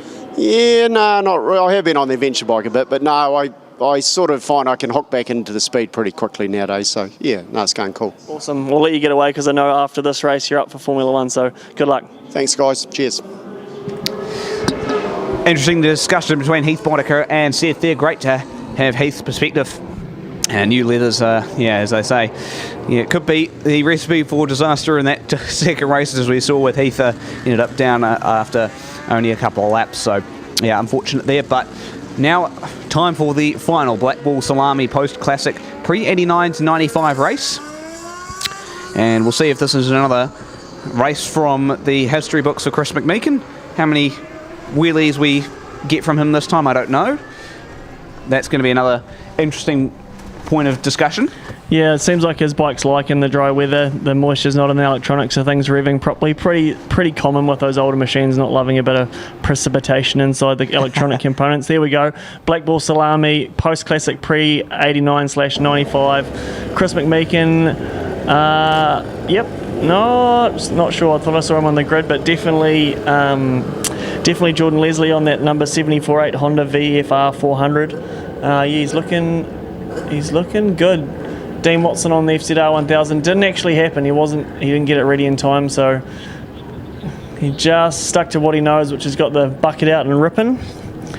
There we go. There's a good graphic. David Dixon on the Honda 5 900. I've been confused by this bike all day. Every time I look at the 27, I think it's a Ducati. So maybe it's my lack of knowledge around the older machinery.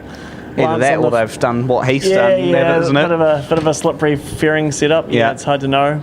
The distinctive orange leathers of Butch Woods in the middle of the grid there on his Ducati. Good on him. All right, getting ready to go for the final post-classic pre-89 95 race of the weekend. Blackpool Salami bringing that to you. Here we go, we're underway. Good start from Chris McMeekin once again. Another two wheelies as they go down into turn number 1. Jordan Leslie up the inside of Paul Fisher, but not enough grunt in the Wii 400 to get up to second place this time round. Yep, so it's McMeekin, what looks to be possibly David Dixon. It is David Dixon in second. That is the Honda Fireblade that troubles me. Yep, the one so that I keep misrepresenting. Oh, no, now that I see it, it is a Honda. Yep, it's got the original bodywork on it. Well, there you go. So McMeekin from Dixon, then it's from Jordan Leslie. Let's see what these two are able to do. If Dixon's able to kind of get a little bit, more of an understanding of the dry line, he could be in a right real scrap with Jordan Leslie here. And there's Jeff Cameron lining up Paul Fisher. Paul not going so well now that the rain's come down, dried up a bit, and now it's coming down to those people that have just got the outright corner speed. Yeah, absolutely. Let's keep an eye on a little bit further back, bike 160, Bradley Page. You can just see him there, the blue Kawasaki ZXR 400. He's been running all right so far this weekend. Been around midfield, but he's been pretty consistent. We've got one down at the final corner, and that's right into... I'll be surprised if that's not a red flag. They're going to have to... red flag's out. Yeah. That's a stoppage for us. What a shame. That is unfortunate. So I'd say that what will probably happen here is that the post-classics race will get postponed to later in the race format. And instead the next race is likely to be Formula One, which will be a bit of a curveball because I think a lot of the guys aren't ready, although they're probably grateful because it looks like the weather might be closing in. So to get their race out of the road while it's still dry, they'll probably be quite relieved. Yeah, absolutely. I might run away and see if I can find someone for an interview. So good luck, Josh. Go on. And wow, we'll get more updates on the final corner there as we get it, and as to who that is. So just be patient with us there, folks. We'll get updates to you as we get them. But I think Seth's right on the sort of format of the weekend. So I think we'll probably either finish off the Blackpool Salami post-classic pre-89 95 race later, or we'll work something else out. But it should be the Formula One class up next, which could be very interesting. The West Fleet Formula One 2025.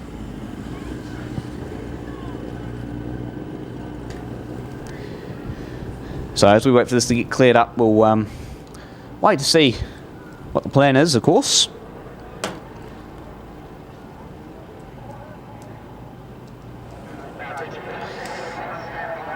The West Fleet Formula One could be anyone's game really in terms of the race, but we'll have to wait and see as we come back. We'll be right back with some commercials, and we'll be back after that with the West Fleet Formula One. Welcome to the beautiful west coast of the South Island. We have a dedicated team to look after any of your selling or buying needs. We have a wide range of properties in all price ranges and categories. Here we have a motto: if it's not available for sale, then with our extensive database and network, we're likely to find it. So the message is clear: don't just be taken for a ride, be taken on an amazing journey. We are Harcourt's West Coast. Every business is different, and every business faces its own challenges. At Altair, we work alongside you to help you grow, adapt, and get things done. Our services include electrical, security, communications, fire, plumbing, HVAC, and solar solutions delivered to businesses big and small. Wherever you are, you'll find a local Altair team ready to help. Visit altairgroup.nz to learn more. Are you in the market for high quality frame and truss? Needing a pole shed kit set? Pop in and see Simon in the truss plant at Mitre 10 Mega Greymouth. Not only do they handle frame and truss, but the boys can help you with all the advice and direction for your pole shed requirements. So, do yourself a favour and drop in and see the local team at Mitre 10 Greymouth. Experts in everything frame, truss and pole shed. Motorcyclists around New Zealand ride and race their bikes in all kinds of conditions. When stressed, your bike can generate extreme heat that can lead to oil consumption, engine and transmission wear. Get your bike the protection it needs with AMSOIL 100% synthetic motorcycle oils. Available and in stock New Zealand wide. For performance, reliability and cooler running for 2-strokes and 4-strokes. Contact your local AMSOIL dealer. Meet SignLink Graphics, your local family-owned and operated business right here in the heart of the West Coast. The creative powerhouse behind the Greymouth Motorcycle Street Races merchandise. SignLink delivers top-quality, locally designed and printed t-shirts, caps, key rings, stubby holders and other exciting merch that showcase this fantastic event. With dedication and passion in every print, they help make our street races truly special. Purchase your merch today at the Honda Building, entrance off Guinness Street, or online at greymouthstreetrace.co.nz. SignLink Graphics, proudly supporting the Mitre 10 Mega Greymouth Motorcycle Street Race. Call in and see our friendly team in the Columbus Coffee Cafe, our locally owned and operated cafe located in the vibrant garden centre of Mitre 10 Mega, Waterwalk Road, Greymouth. We have a fantastic undercover playground for the kids, delicious cabinet food, or order from our menu boards.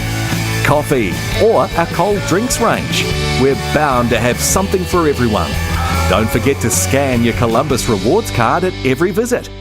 Need a warrant of fitness, a quick service, or new tyres? At Coastwide Honda, we can do it all. Servicing and repairs for all makes and models. Tyres, batteries, and wheel alignments. WAFs done fast. And yes, we sell tyres. Lots of them. From fitting and balancing to expert advice, we've got the experience to keep you moving. Visit us at 5 Tarapuhi Street, Greymouth, or call now to book your spot. Coastwide Honda, your local service experts. Looking to purchase in one of New Zealand's most spectacular locations? Experience some of the best buying available in the country. You'll love the scenery, the wide open spaces and lifestyle the West Coast offers. Here we have a motto. If it's not available for sale, then with our extensive database and network, we're likely to find it. So the message is clear. On the West Coast, life is simply better on a motorcycle and made a lot easier when you're with Harcourt's West Coast. Welcome back. I've got Aaron Moore here, all the way from Alexandra. Come up first timer, Formula 2, the Mighty ZX6. Enjoying your day? Yeah, great. Having a great time. Run out of talent and brakes on my qualifying lap and didn't go so well there, but new brake caliper and happy days. For someone from what I've seen you do a lot of different things, drive a digger better than I've ever seen someone drive a digger, play a guitar better than I've seen most people play a guitar. How does it feel doing something that you're maybe struggling at? How is it finding a new skill, developing a new skill, learning, growing? Are you enjoying it or is it a challenge? How is it? It's great. Yeah, I'm really enjoying it. Really enjoying the challenge and the adrenaline rush. Yeah. I think that's my favourite bit. Yeah. How was your trek up here? Arthur's Pass, I presume? Yeah, it was long and difficult, and but it was good. It was worth it. Yeah, it was well worth it. It's a part of the country you don't often see, especially from where we live. We just go through Haast and carry on up, and you never see the viaduct and all that stuff. Yeah, no, I enjoyed all the little towns and villages and things, and Canterbury Plains, and it was great.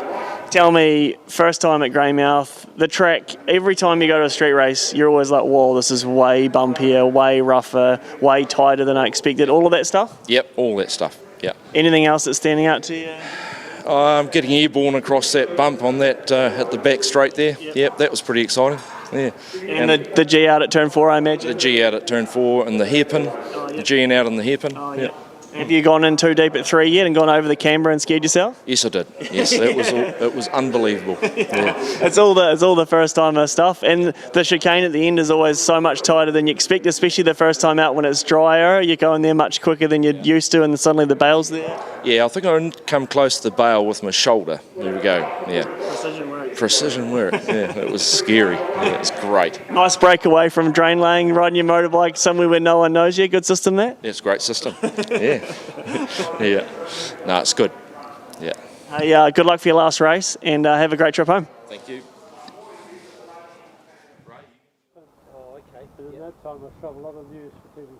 All right. So not too far away from getting Formula One underway here very shortly.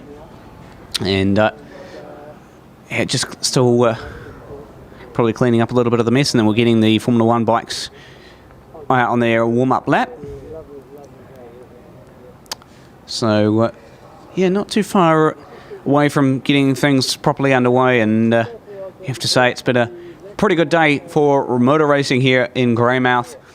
Weather, of course, started things off with a bit of rain, and we've kind of had that track transition, and may have a bit of rain as well to finish off the rest of the day. We'll have to wait and see as to how the next little bit will play out.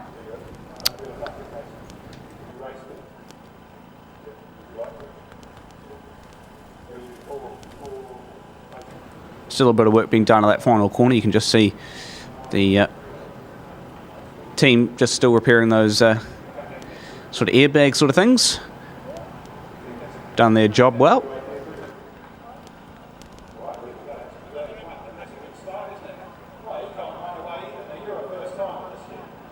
So your name is? I saw you, it's Repo, isn't it? Yes. I thought, yeah, the commentators could have a bit of fun with it. I didn't think I had anything to but there you go. So where did you come from today? Penn. And is it your first time to go? First time to watch the races, first time to participate in races. It's hard to describe to people that don't race, but the buzz you get from racing is something I've never had in England. I don't know, it's such a scary place to race. People are so close, the speeds are high, the roads are awful. It's such a buzz. No, I don't know.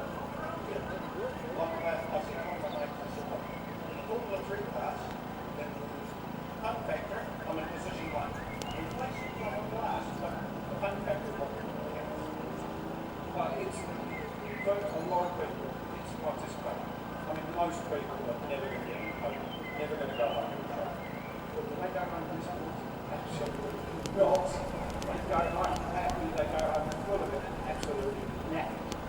This top is going up and I'll look for the That's funny that, because I can almost guarantee you that people that have done any other old life over the 2, 1. Welcome back. I'm joined by Josh, your first ride around here on the big bike. How is it adjusting to the Mighty 675? Oh, it's actually quite easy. It handles much better than the SV650. It's quite planted, you know. When you go into the corners, it's just, I can go that fast, I can go faster. It's incredible. I love it.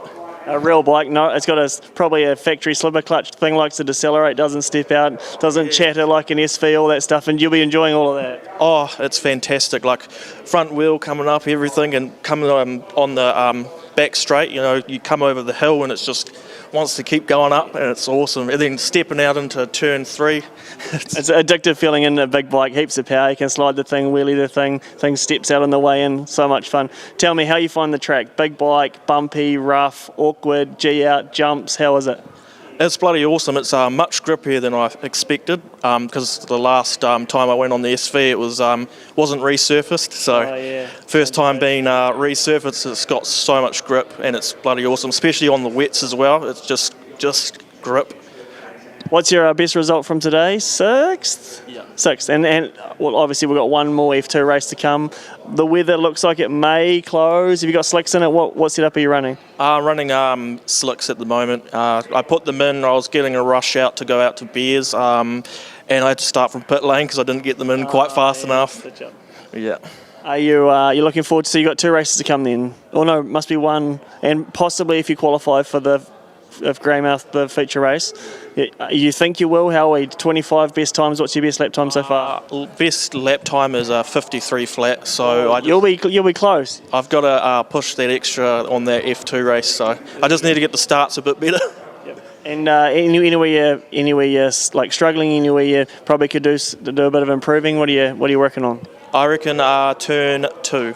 Turn 1 and is awesome, just turn 2 I'm just struggling a little bit, and probably turn 4. Yeah, there you go. My advice would be any corner before a straightaway, that's where the time is. If anywhere you've got big full throttle for a long time afterwards. Are you planning to ride the 6M5 much at any other events, nationals or any club rounds or anything, or are you just these kinds of events? What's your plan? At the moment it's hard because I'm actually living in Perth, so I've moved over to Australia and I just had the flights booked already, so I'm not sure what's happening there. I'm currently working and thinking of a plan on what's going to happen because I'm enjoying it so much. Yeah. Addiction is dangerous, yeah, I know. I mean, there's a lot of adult decisions I've forfeited just to keep racing motorcycles. I know how you're feeling. Hey, good luck for the rest of the day, and keep a shiny side up, eh? Thank you, Matt. Thank you.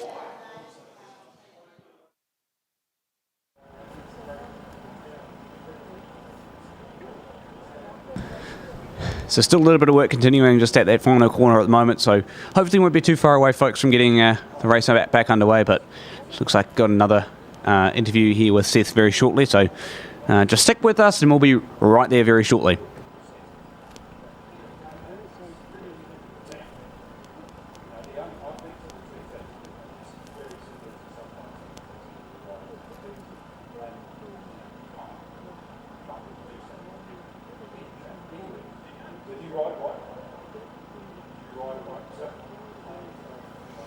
Welcome back. I'm here with James Carley. James, a bit of a punch up with Mitchell in the first one, and then you got him in the second one. How are we feeling at that? What's going on? Yeah, it's pretty sweet. I suppose I've been learning the trade off Mitch the last couple of years, so third time's a charm. Getting there now. I've finally got my act together, got the bike and everything sorted, so yeah, it's pretty cool. Bit of a rough measure to be learning off Mitch. He's a bit rough and tumble. He probably races motor the way most people don't want to race a motor. Yeah, that's pretty much what everyone else has said, but it's good. It's good to get a bit of everything in, and it's obviously good to sort of have those battles like that and get you going, but keep in it sort of thing. So every time I see him, he encourages me to get a motor, but the only few times I've raced a motor, I used him as a berm at Wanganui and sent him into the air fence, and I'm sure he only wants me to get one so he can T-bone me and get one back. So a bit rough and tumble, but in the end there, a bit dry. You just had too much pace. I mean, are you hoping it stays dry? You think you'll probably check out again? What are you feeling? Yeah, well, I gambled and put the slick on the back that race, so yeah, everyone else kept the wets on, so it paid off. It was good. That last lap was actually my fastest one. I was only really just getting the feel, so yeah, it's good. Hopefully it stays dry. We'll full slicks. I think everyone's full slicks now, so we'll see if that holds off. But yeah, just get a good start again and stay up front. So it's a tiebreaker. I mean, he won one, you won one, the other guy, alternate seconds. Yeah. So it's winner takes all in the last race. How are you feeling? Is there any pressure, any jitters, or are you just looking forward to it? Oh, looking forward to it for sure.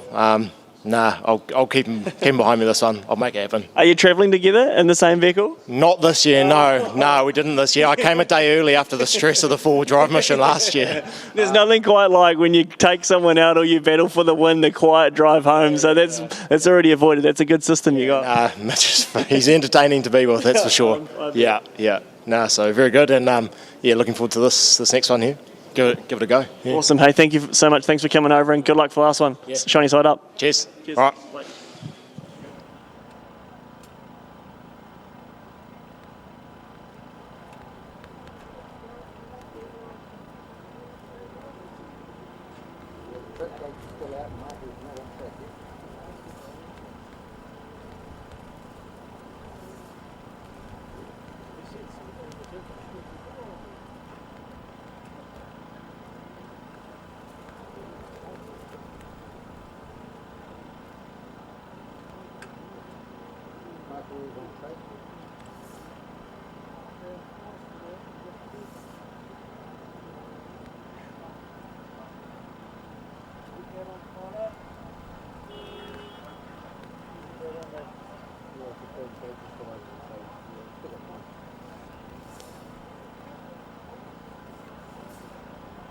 Ready to explore the wild side of New Zealand? Join Explore West Coast for unforgettable adventures through our region's most iconic destinations. From Punakaiki's Pancake Rocks to the mighty Brunner Mine, our local guides bring the West Coast to life with stories, history, and hidden gems you won't find in any guidebook. Discover, learn, and laugh along the way. This is more than a tour. It's the real West Coast experience. Explore West Coast, where every trip tells a story. Spring is here, and all your spring and summer garden essentials are in stock now. Seedlings and fresh plants arrive twice a week at this time of year. We have all the potting mediums you need for any plants. Fertilisers or pest eradication are all located inside the shop. Ask one of our team to help you choose the best product to suit your needs. We also have beautiful pots and an array of garden decor to brighten your spaces, inside or out. Mitre 10 Mega, Greymouth. Welcome to the beautiful west coast of the South Island. We have a dedicated team to look after any of your selling or buying needs. We have a wide range of properties in all price ranges and categories.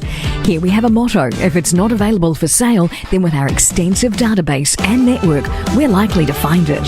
So the message is clear: don't just be taken for a ride, be taken on an amazing journey. We are Harcourt's West Coast. From the top of the north to the bottom of the south, Altair is there. With teams in every corner of the country, we deliver trusted electrical, security, communications, fire, plumbing, HVAC, and solar services to businesses big and small. Wherever you are, you'll find a local Altair team ready to help. Visit altairgroup.nz to learn more. All right, Westfleet Formula One coming up very shortly. The third and final race for them this weekend, and surely will be on for young and old, that's for sure. And we're thinking about Dan Jenkins could be on in that Triumph Daytona 675. Of course, if you're just joining us, we have had a bit of a delay after an accident in the last race, so we'll come back to the previous race. Hopefully towards the end, of course, the pre-89 to 95 class. But the determination of what happens with that, we'll let you know as soon as we know. But of course, we had a bit of delay, of course, after a red flag there. So just waiting to see what the plan is, and then we'll see what happens with the weather as well, because that could change the game for a lot of these riders, I should say. And I mean, we're definitely starting to get some movement in the pits now, which is great to see. And that will get the Formula One Westfleet field out very shortly for their sighting lap, and then they'll be racing to determine a winner of the class and possibly a winner of Formula Greymouth. Depends as to what the plan is in terms of the running order for the rest of the afternoon. Of course, if you're watching internationally, it is currently 4:26 New Zealand time, so a little bit over our allocated finish time here. See a couple of stickers on there, especially for Bike 49, Jason Bardell. Stickers on the front. So Westfleet Formula One getting themselves out on their sighting lap at the moment.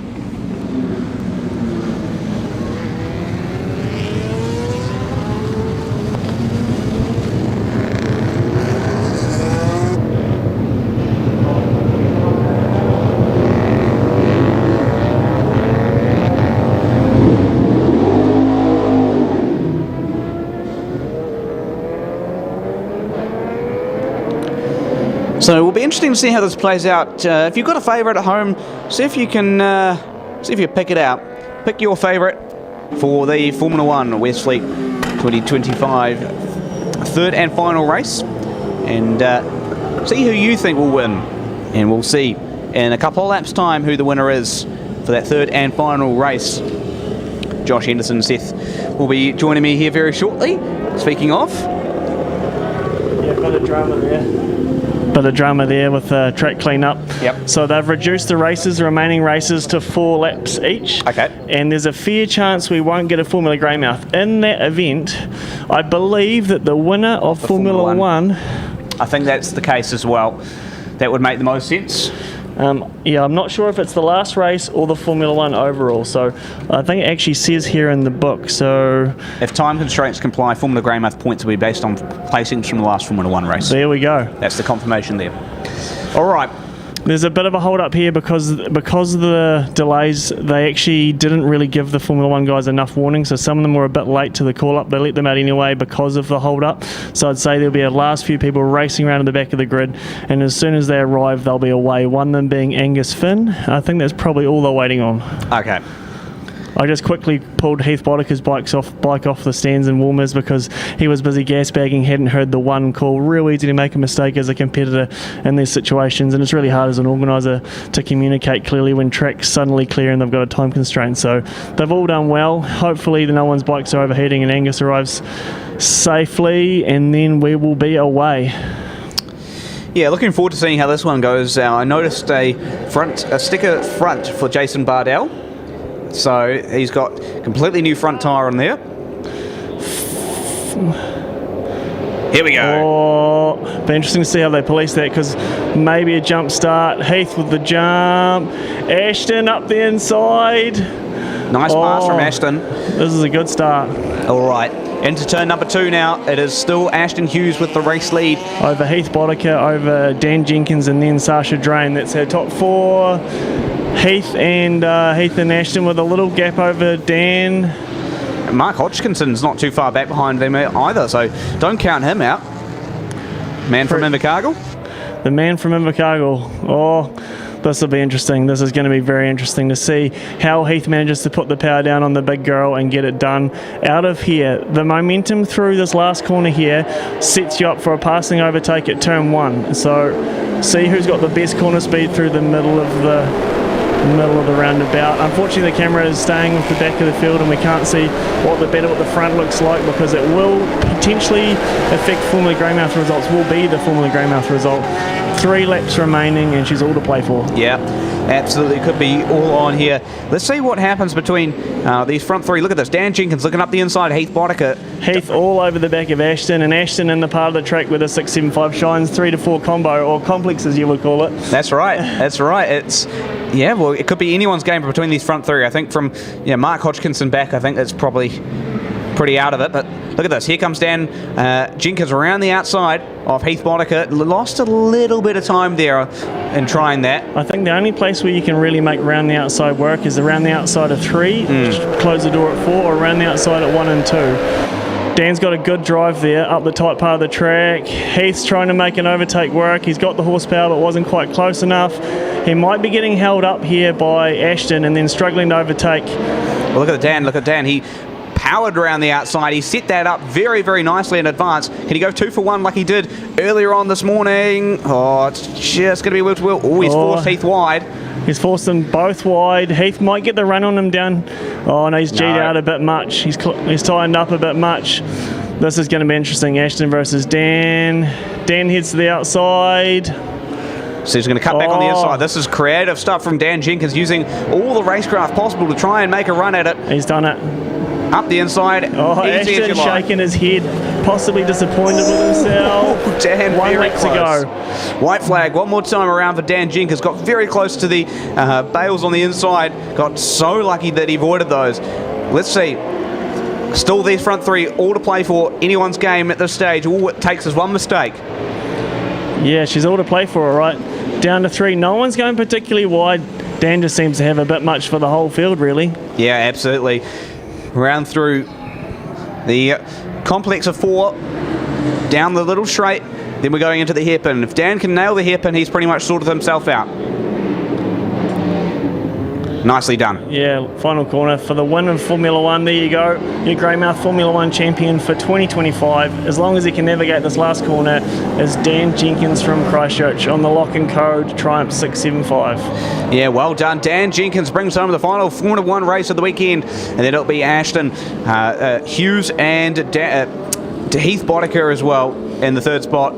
Man, great race between those 3. They did a great job all weekend long. Those 3 been the main contention, main contenders. There we go, got it out. And good for Dan. I mean, he's He's been running quite well all weekend, you have to say, in all the classes he's raced. And yeah, apart from DNFs, he hasn't put a foot out of the line. So no, well I'm done. Just quickly flicking through the book. I don't think he broke a lap record just then, but he might have gone pretty close. That was a 48.0, which is a very, very respectable time around here. No, because you were 47. Yeah, I know, but especially given the conditions, half wet, half dry, crusher dust everywhere. Yeah, it's not easy. It's not an easy setup this year to try and make some time. But you'd be hoping the lap records wouldn't fall, would you? Oh, it doesn't really worry me.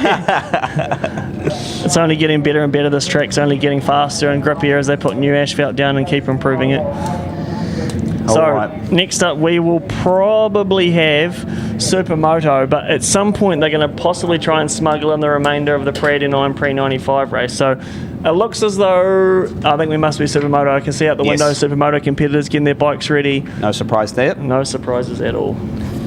Can't wait for this one. This will be a bit of an interesting battle, but especially mainly a two-horse race between Mitch Rowe and James Carley, but nonetheless, it'll still be a good race between the two Husqvarna 450s out of New Plymouth. You can see on your screen the full field here. So, no doubt, will be a close race between those two riders. And then, look a little bit further back, Luke Martin, Mark Oliver, Duncan McIntyre, and Mike Kyle, probably the other riders consider. Actually, Roger Bland to consider as well. He got third in that last race in that Suzuki RMZ 450. So, that's great stuff from Roger. If he gets just one place higher, they could be pretty happy with that. So it won't be too far away from Supermoto here. Brought to you by Hughes Motors, Greymouth.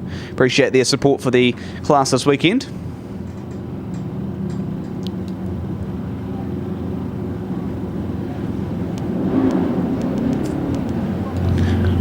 There we go, a Supermoto graphic on the screen. Sponsored by Hughes Motors. Neville Hughes, who was a long-standing Supermoto competitor, based here in Greymouth, has got the world's most interesting workshop. It looks like, well, probably my workshop plus 40 years. Hoarded things and random things on the shelf and more things tied in the ceiling and all kinds of random ideas, projects and contraptions lying around. Pretty interesting place to go to. He's the fixer of all things, from cars, trucks, motorbikes, jet skis, small engines, all of that stuff. Is just an all-rounder and just a hell of a nice guy. The father of, would you believe it, Ashton Hughes, the runner-up in a F1 race that we've just had, and just generally a all-round good guy and front runner in New Zealand Supersport. He's a bit of a stalwart of Supersport, much like myself, has been running that class for possibly too long. We're both just too cool to go up to Superbike, but it is what it is. I think this is going to be pretty interesting race to watch. Mitch Rowe versus Mr. Carley himself.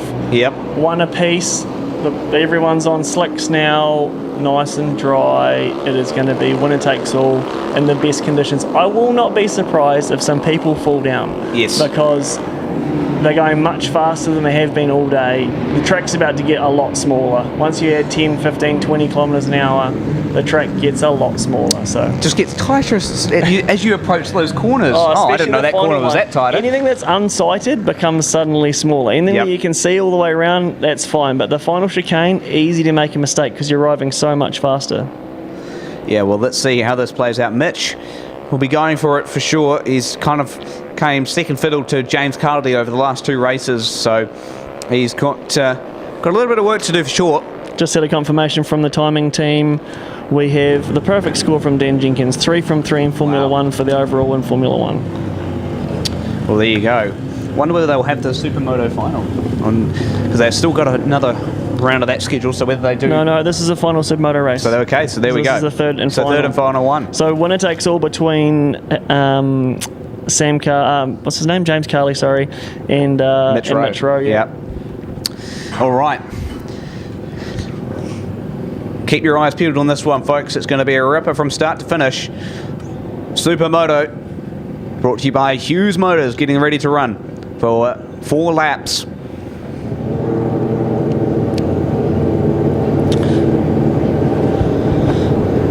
There we go, just waiting on Mel to get the flag, get the wave from everyone that she's ready, can walk her way off the grid, and we'll be underway. 5-second board, final Supermoto race of the day. Is it going to be 210, James Carley, or 007, Mitch Rowe? The start's going to be super important. A lot of wheelies. A lot of wheelies. Look at Mike Kyle. Sorry, 210 isn't James Carley. I've absolutely stuffed that up for you. Mike Kyle. That is Mike Kyle up the inside. So he's up to second. No, James Carley's leading though. Yes. Yeah, yep. There he is, James Carley, 3.99. Mitch Rowe's got back up to second. And it's going to be a bit of a battle going further back. 3.5 laps of ungentlemanly warfare. That's absolutely right. Well, look at this. Look at this. The Suzuki's in the frame. Now we're talking. Roger Bland. Enough of the Austria Cup. She's getting interesting. Roger Bland in the Suzuki. Come on, mate. Help us out. Use Mitch as a pyramid. Do it to you. Come on, let's go. All right, wheel to wheel between Roger Bland and Mitch Rowe. And not too far back. Looks like just didn't quite catch that. But someone else getting involved in that battle too. So a bit of a three-way battle for that second spot. James Carley stretching that gap just a little bit as they go down through 1 and 2 into 3 and 4 now. There's Carley. Oh, he's using all the road. He's using all the road. He wants it. Oh, can he A, go fast enough, and B, keep it on its feet? It's a tough thing to do. It's especially with someone like Mitch behind you, because you know that if you give him a sniff, he'll use you as a wall and just carry on by. Yeah, so James Carley continues to lead from Mitch Rowe. Then it's Roger Bland once again holding on to third place in the Suzuki, just like he was the last race. Starting to get a little bit darker as they go through, though. Oh, look at him using the whole racetrack. He would make a pretty good Grand Prix racer at this rate. But, I mean, Mitch keeps telling me that I need to get a Supermoto bike, but at this rate, at this rate, I think I might be able to get James to come across to a Supersport bike. Look at him. He's looking well adjusted to a road racing line. So still battle raging on between the front two. Mitch Rowe starting to catch up to James Carley here a little bit. He's kind of cleared himself from Roger Bland. We're just coming around for the white flag. A lap and a half to go. Mitch is starting to get close enough. Oh, G out, jumped his way out of turn 4. Look at them all nipping their way around the inside of that wee road access. Oh, Roger Bland having a look up the inside. It'll be interesting to see. I wonder if Mitch knows he's there. I wonder if he knows. Yeah, I think Mitch might have made a little mistake on the entry to that hairpin there. It just allowed Roger to kind of swoop in. Oh, every time, every lap, Mike Kyle just uses all of the road on the exit. It's too exciting to watch him try and dodge the bail. One lap to go. Mitch is slowly closing. 4 corners to go. Winner takes all for the Supermoto, brought to you by Hughes Motors. Here he goes. Oh, too far back. A bit late, and he's probably ruined his run now. Yeah. Because he needs to do the same move down here at the hairpin. Go on, James. James is a much bigger boy than Mitch. He's probably got 30, a couple of kilos on him. Here comes Mitch up the inside. Cleared him, but can James fight back on the outside? No. That is rough. That might be game over. That is a masterclass, and I feel heartbroken for James. Not only that, but it looks like Roger's going to sneak by him. Oh, look at that. Winner takes all. Wow. Mitch Rowe. Oh, that's going to be the happiest man in Taranaki. He will be hard to talk to and even worse to listen to for about the next 4 hours. I'm going to have to avoid prize giving alone just to avoid Mitch Rowe. Wow, what a great race from the Supermoto all the way to the flag. Mitch Rowe brings it home and takes the race out. Ahead of Roger Bland, who brings the Suzuki home second, 1 place better. He should be a very happy man there too. And James Carley, well, he'll be the most disappointed man of the 3.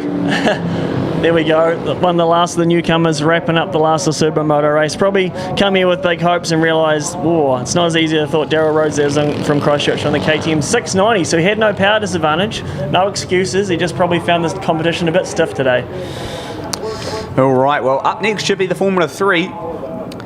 Up next, the Aratuna Freighters Formula 3 for them, and man, that will be a good race, wouldn't it? Yeah, I'm interested to see, and now that it's dried up, the 300s are going to struggle. It's just not going to be their day.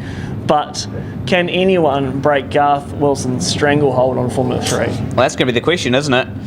The Ducati 696, that looks a bit of a... the Japanese special, bodywork special? Yep, that's right. And just one of the coolest guys here, to be fair. I like him a lot. Just a real pleasant guy to be around and just a real gentleman of a racer. And obviously going quite good because he has dominated Formula 3 all morning. He has, absolutely. All right. Not too far away then. We're just going to quickly cut to some highlights and have a quick chat. Let's see what we've got. Oh, the Supermoto start. Yeah, it's pretty clean and tidy for Supermoto. No one getting bunted, no one getting punted. Rog having a look at Mitch. Mitch too good late in the corner. I hate to tell Mitch, but he's actually got quite a bit of corner speed about him, especially for someone 60. Yep. It looks like he's partied hard for all those 60 years too. Don't tell him I said that.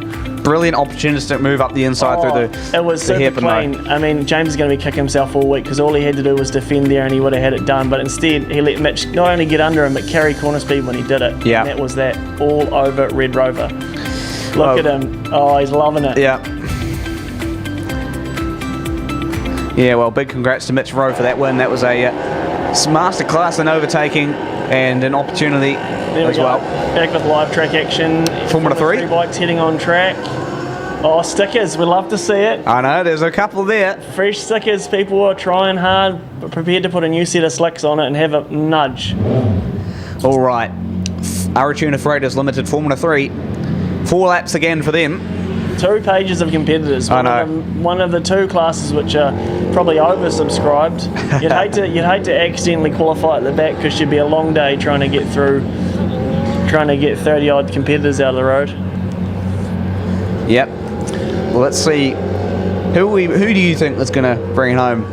Hard to bet against Garth Wilson. Yeah, it's hard to bet against Garth. Yeah, it really is. I'm hoping that some of the riders that have travelled further that have only really had a chance, haven't really ridden here on the dry before, the likes of Greg Percival. Greg's a really, really nice guy. He used to be the road race commissioner for motorcycle in New Zealand for a long time, ran the New Zealand Supersport and Superbike Championship as a volunteer. Just a great guy that's given back a lot to the sport. Travelled a long way to be here. It'll be nice to have him get some nice, clean, dry laps around this place instead of just the potential misery for these had all morning. She's a fairly big grid for a time constraint the rest of the day to try and fit the next 1, 2, maybe 3. Oh, and I stand corrected. There is a Supermoto final. Sorry, I stand corrected. Yeah, I'll be honest. I think they'll probably cut the Supermoto final and run Formula Greymouth if they are running out of time. That's my gut feeling is what the organisers might do. Yep. Malvina with the flag. She's having a look, make sure everyone's there. Nice to see orange t-shirts at the back of the grid. Newcomers. People have kind of made the effort to become eligible, qualify and come here. Oh, Garth, a bit of a sluggish start. Yeah. But didn't really stop him though. Oh, look at he's been Chris Huddleston trying to pinch it. He's done it. He's done it, and Chris goes well in the dry. Garth is. He's getting mugged inside and outside. Garth was really sluggish on the inside of the corner there. So far, everybody's upright, which I wasn't sure that was going to happen, but we are. We're all go. Chris Huddleston from Jethro Bowman, from Garth Wilson, from looks like Lucas Scott from Harriet Grace. Oh, someone's running at turn 4. Yellow bike. Did he gather it? He's gone down the slip road. That's unfortunate. Oh dear. Oh no, I lied. He's gathered it. That's good. That is good stuff. Come on, Chris. All the way from Christchurch. Had a rough morning. Not gone well in the rain. Jethro on the Mighty 390. That's a standout ride. Garth is going to monster him down here. That's so unfair. 30 horsepower. That is unfair. And when they go, Harriet! Using all of the racetrack. Woo. She paid for the whole lot in her entry fee. She's going to use the whole lot. Yeah, that's what we say all the time. If you're going to go all the way out, you've paid for it in your entry, haven't you? Yeah, I paid my road users and I paid GST on my fuel. I'm using the whole road. It's mine. Yep. Well, look at this. Here's the battle for the race lead. I think that's... I wouldn't say. I don't think Chris is going to give it up that easy. Once the camera pans or we cut angle, it'll be interesting to see if he went round the outside. Job done. Job done. Garth Wilson to the lead, and he's going to just streak away, you reckon? Don't curse him. Don't curse him. He might go 3 from 3 here, though. Jethro Bowman running a real nice race here, too. Taking that really wider approach on the exit. He has to. He's down 40 horsepower. He's got to keep it rolling. He's just got to keep it rolling. Momentum game, isn't it? Yeah, big momentum game. There's Luke Holland. Yeah. A few faces that I don't recognise. Is it AR6? I don't see too many of those these days. I think that's Ryan Ely. No. Not sure who that is. Nelson Tale, that's who that'll be. All the way from Milton. He's like myself, he's a fellow Can-Am dealer. Services side by sides and quad bikes for a crust, as they say. So not too long left to go, and already just starting to kick off through that midfield. Yeah, just looking at that. Is that Jethro going through on Chris Huddleston? It looked like it. It did look like it. It is? Yeah. Oh, man, what a ride. Wow. I mean, Chris is going to monster him down here. He tried too hard to carry some corner speed, Chris, I think. But you can see he's tucked really sort of into the bike. Look at the difference in riding style. Chris can just kind of lift upright and... He ducked down, had to get under the bail. That's precision work. That's nice to see. Oh, sideways on the 390, no slipper, manual hand clutch control. Absolutely sensational What a work. stonking ride from Jethro Bowman. Ride. Garth is just checking out. Yep. Can't say it's too surprising there. But for Jethro, that's a phenomenal ride so far. He's going to have to hold off Chris Huddleston through these sort of longish straight sections where the power of the R450 kind of gets under him. Here we go. He's not close enough. No, not yet. He's just not going to get there this lap. Look how relaxed Garth looks. He's just a stylish man. Yeah. Like it or not, look at him go. Checkered flag. And Garth Wilson brings it home for Formula 3. And Greymouth, turning the weather on. I mean, if you're enjoying watching this at home, it's pretty good watching it at home. But I tell you what's better? Being at the track. Here in Greymouth. Being here, hearing them, smelling the smoke. Oh, Marshall running across the track during a live track. We must have a crash. Red flag, yellow, waved yellow, red flag. Oh, a bit of action. I'd say this might really affect proceedings for the remainder of the day. Yeah. So I wouldn't be too surprised if we end up with no Formula Greymouth after that. Really unfortunate. Last lap. Oh, what a shame. Again, we'll get updates to you as we have them. We've got a red flag out. Again, that's that final corner. It just catches the people out again. Oh, what a shame, what a shame. All right, folks. I think we should cut away from this.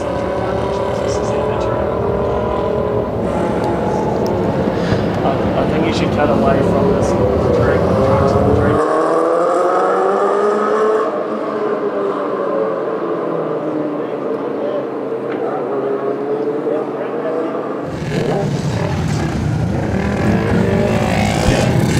All right, folks, so we'll just take a momentary break here in commentary and we'll get updates to you as we have them, but for now, we'll wait and see what the proceedings happen, see what happens from here, and may give you some commercials as well. Motorcyclists around New Zealand ride and race their bikes in all kinds of conditions. When stressed, your bike can generate extreme heat that can lead to oil consumption, engine and transmission wear. Get your bike the protection it needs with AMSOIL 100% synthetic motorcycle oils. Available and in stock New Zealand-wide. For performance, reliability and cooler running for 2-strokes and 4-strokes. Contact your local AMSOIL dealer. Looking to purchase in one of New Zealand's most spectacular locations? Experience some of the best buying available in the country. You'll love the scenery, the wide open spaces and lifestyle the West Coast offers. Here we have a motto. If it's not available for sale, then with our extensive database and network, we're likely to find it. So the message is clear. On the West Coast, life is simply better on a motorcycle and made a lot easier when you're with Harcourt's West Coast. If it's frame and trusses you're after, why would you go anywhere but the only operational frame and truss plant on the West Coast? Exactly, you wouldn't. Simon and Mike are the trustworthy team to see at the Greymouth Truss Plant. They can talk you through your project, and you can talk with the local fabrication team right here at Mitre 10 on Waterwalk Road. Come and talk to the team today to tailor-make your frame and trusses to your needs. Ready to explore the wild side of New Zealand? Join Explore West Coast for unforgettable adventures through our region's most iconic destinations. From Punakaiki's Pancake Rocks to the mighty Brunner Mine, our local guides bring the West Coast to life with stories, history, and hidden gems you won't find in any guidebook. Discover, learn, and laugh along the way. This is more than a tour. It's the real West Coast experience. Explore West Coast, where every trip tells a story. Need a warrant of fitness, a quick service, or new tyres? At Coastwide Honda, we can do it all. Servicing and repairs for all makes and models. Tyres, batteries, and wheel alignments. WAFs done fast. And yes, we sell tyres. Lots of them.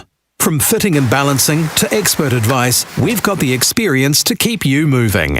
Visit us at 5 Tarapuhi Street, Greymouth, or call now to book your spot. Coastwide Honda, your local service experts. Welcome to the beautiful west coast of the South Island. We have a dedicated team to look after any of your selling or buying needs. We have a wide range of properties in all price ranges and categories. Here we have a motto: if it's not available for sale, then with our extensive database and network, we're likely to find it. So the message is clear: don't just be taken for a ride, be taken on an amazing journey. We are Harcourt's West Coast. Every business is different, and every business faces its own challenges. At Altair, we work alongside you to help you grow, adapt, and get things done. Our services include electrical, security, communications, fire, plumbing, HVAC, and solar solutions delivered to businesses big and small. Wherever you are, you'll find a local Altair team ready to help.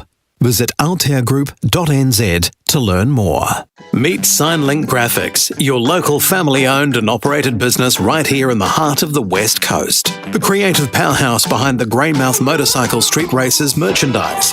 Signlink delivers top quality, locally designed and printed t-shirts, caps, key rings, stubby holders, and other exciting merch that showcase this fantastic event. With dedication and passion in every print, they help make our street races truly special. Purchase your merch today at the Honda Building, entrance off Guinness Street, or online at greymouthstreetrace.co.nz. Signlink Graphics, proudly supporting the Mitre 10 Mega Greymouth Motorcycle Street Race. From the top of the north to the bottom of the south, Altair is there. With teams in every corner of the country, we deliver trusted electrical, security, communications, fire, plumbing, HVAC, and solar services to businesses big and small. Wherever you are, you'll find a local Altair team ready to help. Visit altairgroup.nz to learn more. Welcome to the beautiful west coast of the South Island. We have a dedicated team to look after any of your selling or buying needs. We have a wide range of properties in all price ranges and categories. Here we have a motto: if it's not available for sale, then with our extensive database and network, we're likely to find it. So the message is clear: don't just be taken for a ride, be taken on an amazing journey. We are Harcourt's West Coast. Summer entertaining is in full swing, and we have everything you need to make your outdoor space shine. Stunning outdoor furniture, elegant lounge settings or stylish dining settings, and even cafe settings. We can help you style your space. Add in a Weber barbecue, a fire pit, pizza oven or outdoor heater. We're sure to have something to suit your needs. We also carry an extensive range of Weber accessories.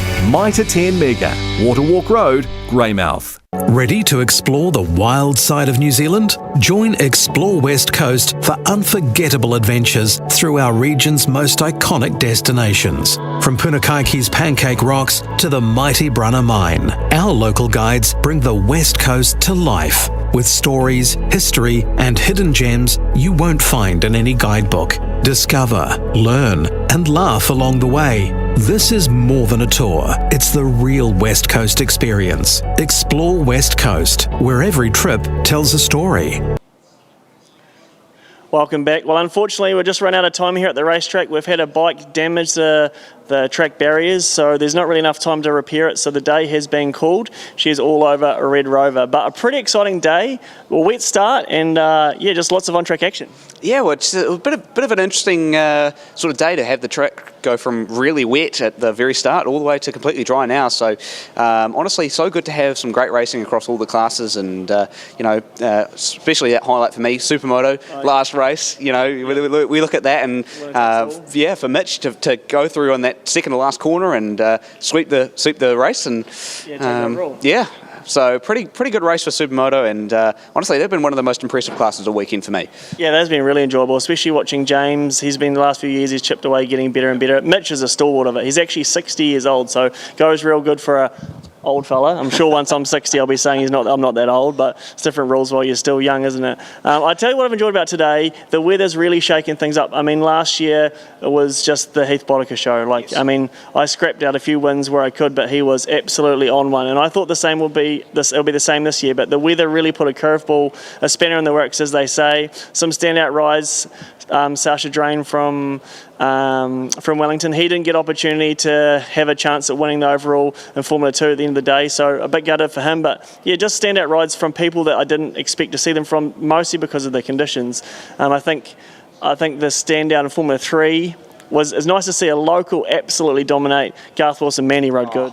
Yeah, he did so well. I mean, to go out and perform so well in all of those races, and in mixed conditions as well, like to go from the wet to the dry and perform that dominantly across all 3 races, so impressive. He should be really thrilled with that. Yeah, I'm sure he will. I'm sure he'll be having many adult Powerades later to celebrate. There's a nice wee after party going on down here in Greymouth. I will say this, if you want a great day out on Labour weekend next year, don't watch the live stream. Come down to Greymouth. They've got fresh whitebait patties. They've got all the local things. The hospitality is great, the food's great, and the after party is... It's something you've got to experience in real life. The next class we need to cover is Formula 2, something that I won last year, a class that's very near and dear to me, and pretty exciting to get a new winner all the way from Invercargill, Mark Hodgkinson. A real array of race wins, people that didn't expect to get wins, people that went good in the rain, people that came here probably expecting to go well and were middle of the pack. Pretty exciting, varied racing. Yeah, well, that's the thing. I think for Mark, that's huge. I mean, he should really be happy with that. To go overall and take home the class, that's huge. Especially as you say, to come all the way from Invercargill, that's a real mission. And as you say, a mixed sort of class of winners, and for Mark to be that consistent across all 3 races, again, consistency is key. We talk about it quite often, and for Mark, that's exactly what he did. He did well too to do it across all the different conditions and on an older motorcycle, an old ZX6, a 636, possibly even 05, 06 shape, I even think. So of those front runners, by far the oldest and possibly least powerful machinery, and did a great job. I think the next class we need to cover was the dominant performance in Formula 1. Yeah, no, I just, Dan Jenkins needs to be applauded. I mean, what a performance. From start to finish, he was on the pace, and, the fact that Heath just couldn't even get close to him just is a real testament. For Ashton, I think he should be happy with his results as well. Yep. He performed well all weekend long, but for Dan, just dominant from start to finish, and yeah, there's not much more I can say. Yeah. Dan did well too. He did it in mixed conditions. He did it with a pair of wets on it. He did with a wet front and dry rear. In the end, he did it with dries on both ends. But the most impressive part was he found ways to overtake. He started 4th, got his way up to 3rd, got his way up to 2nd, and then got into the lead. Around here is no mean feat to overtake, especially on a 600, especially when you're down a little bit horsepower. So he's done well there. And because of the way the days he ended up today, he will also be the Formula Greymouth winner. So hats off, well deserved. I think he probably would have won it even if we had run the race. So absolutely great result. But anyway, thanks for watching the live stream, logging in and hanging out with Josh and I all day.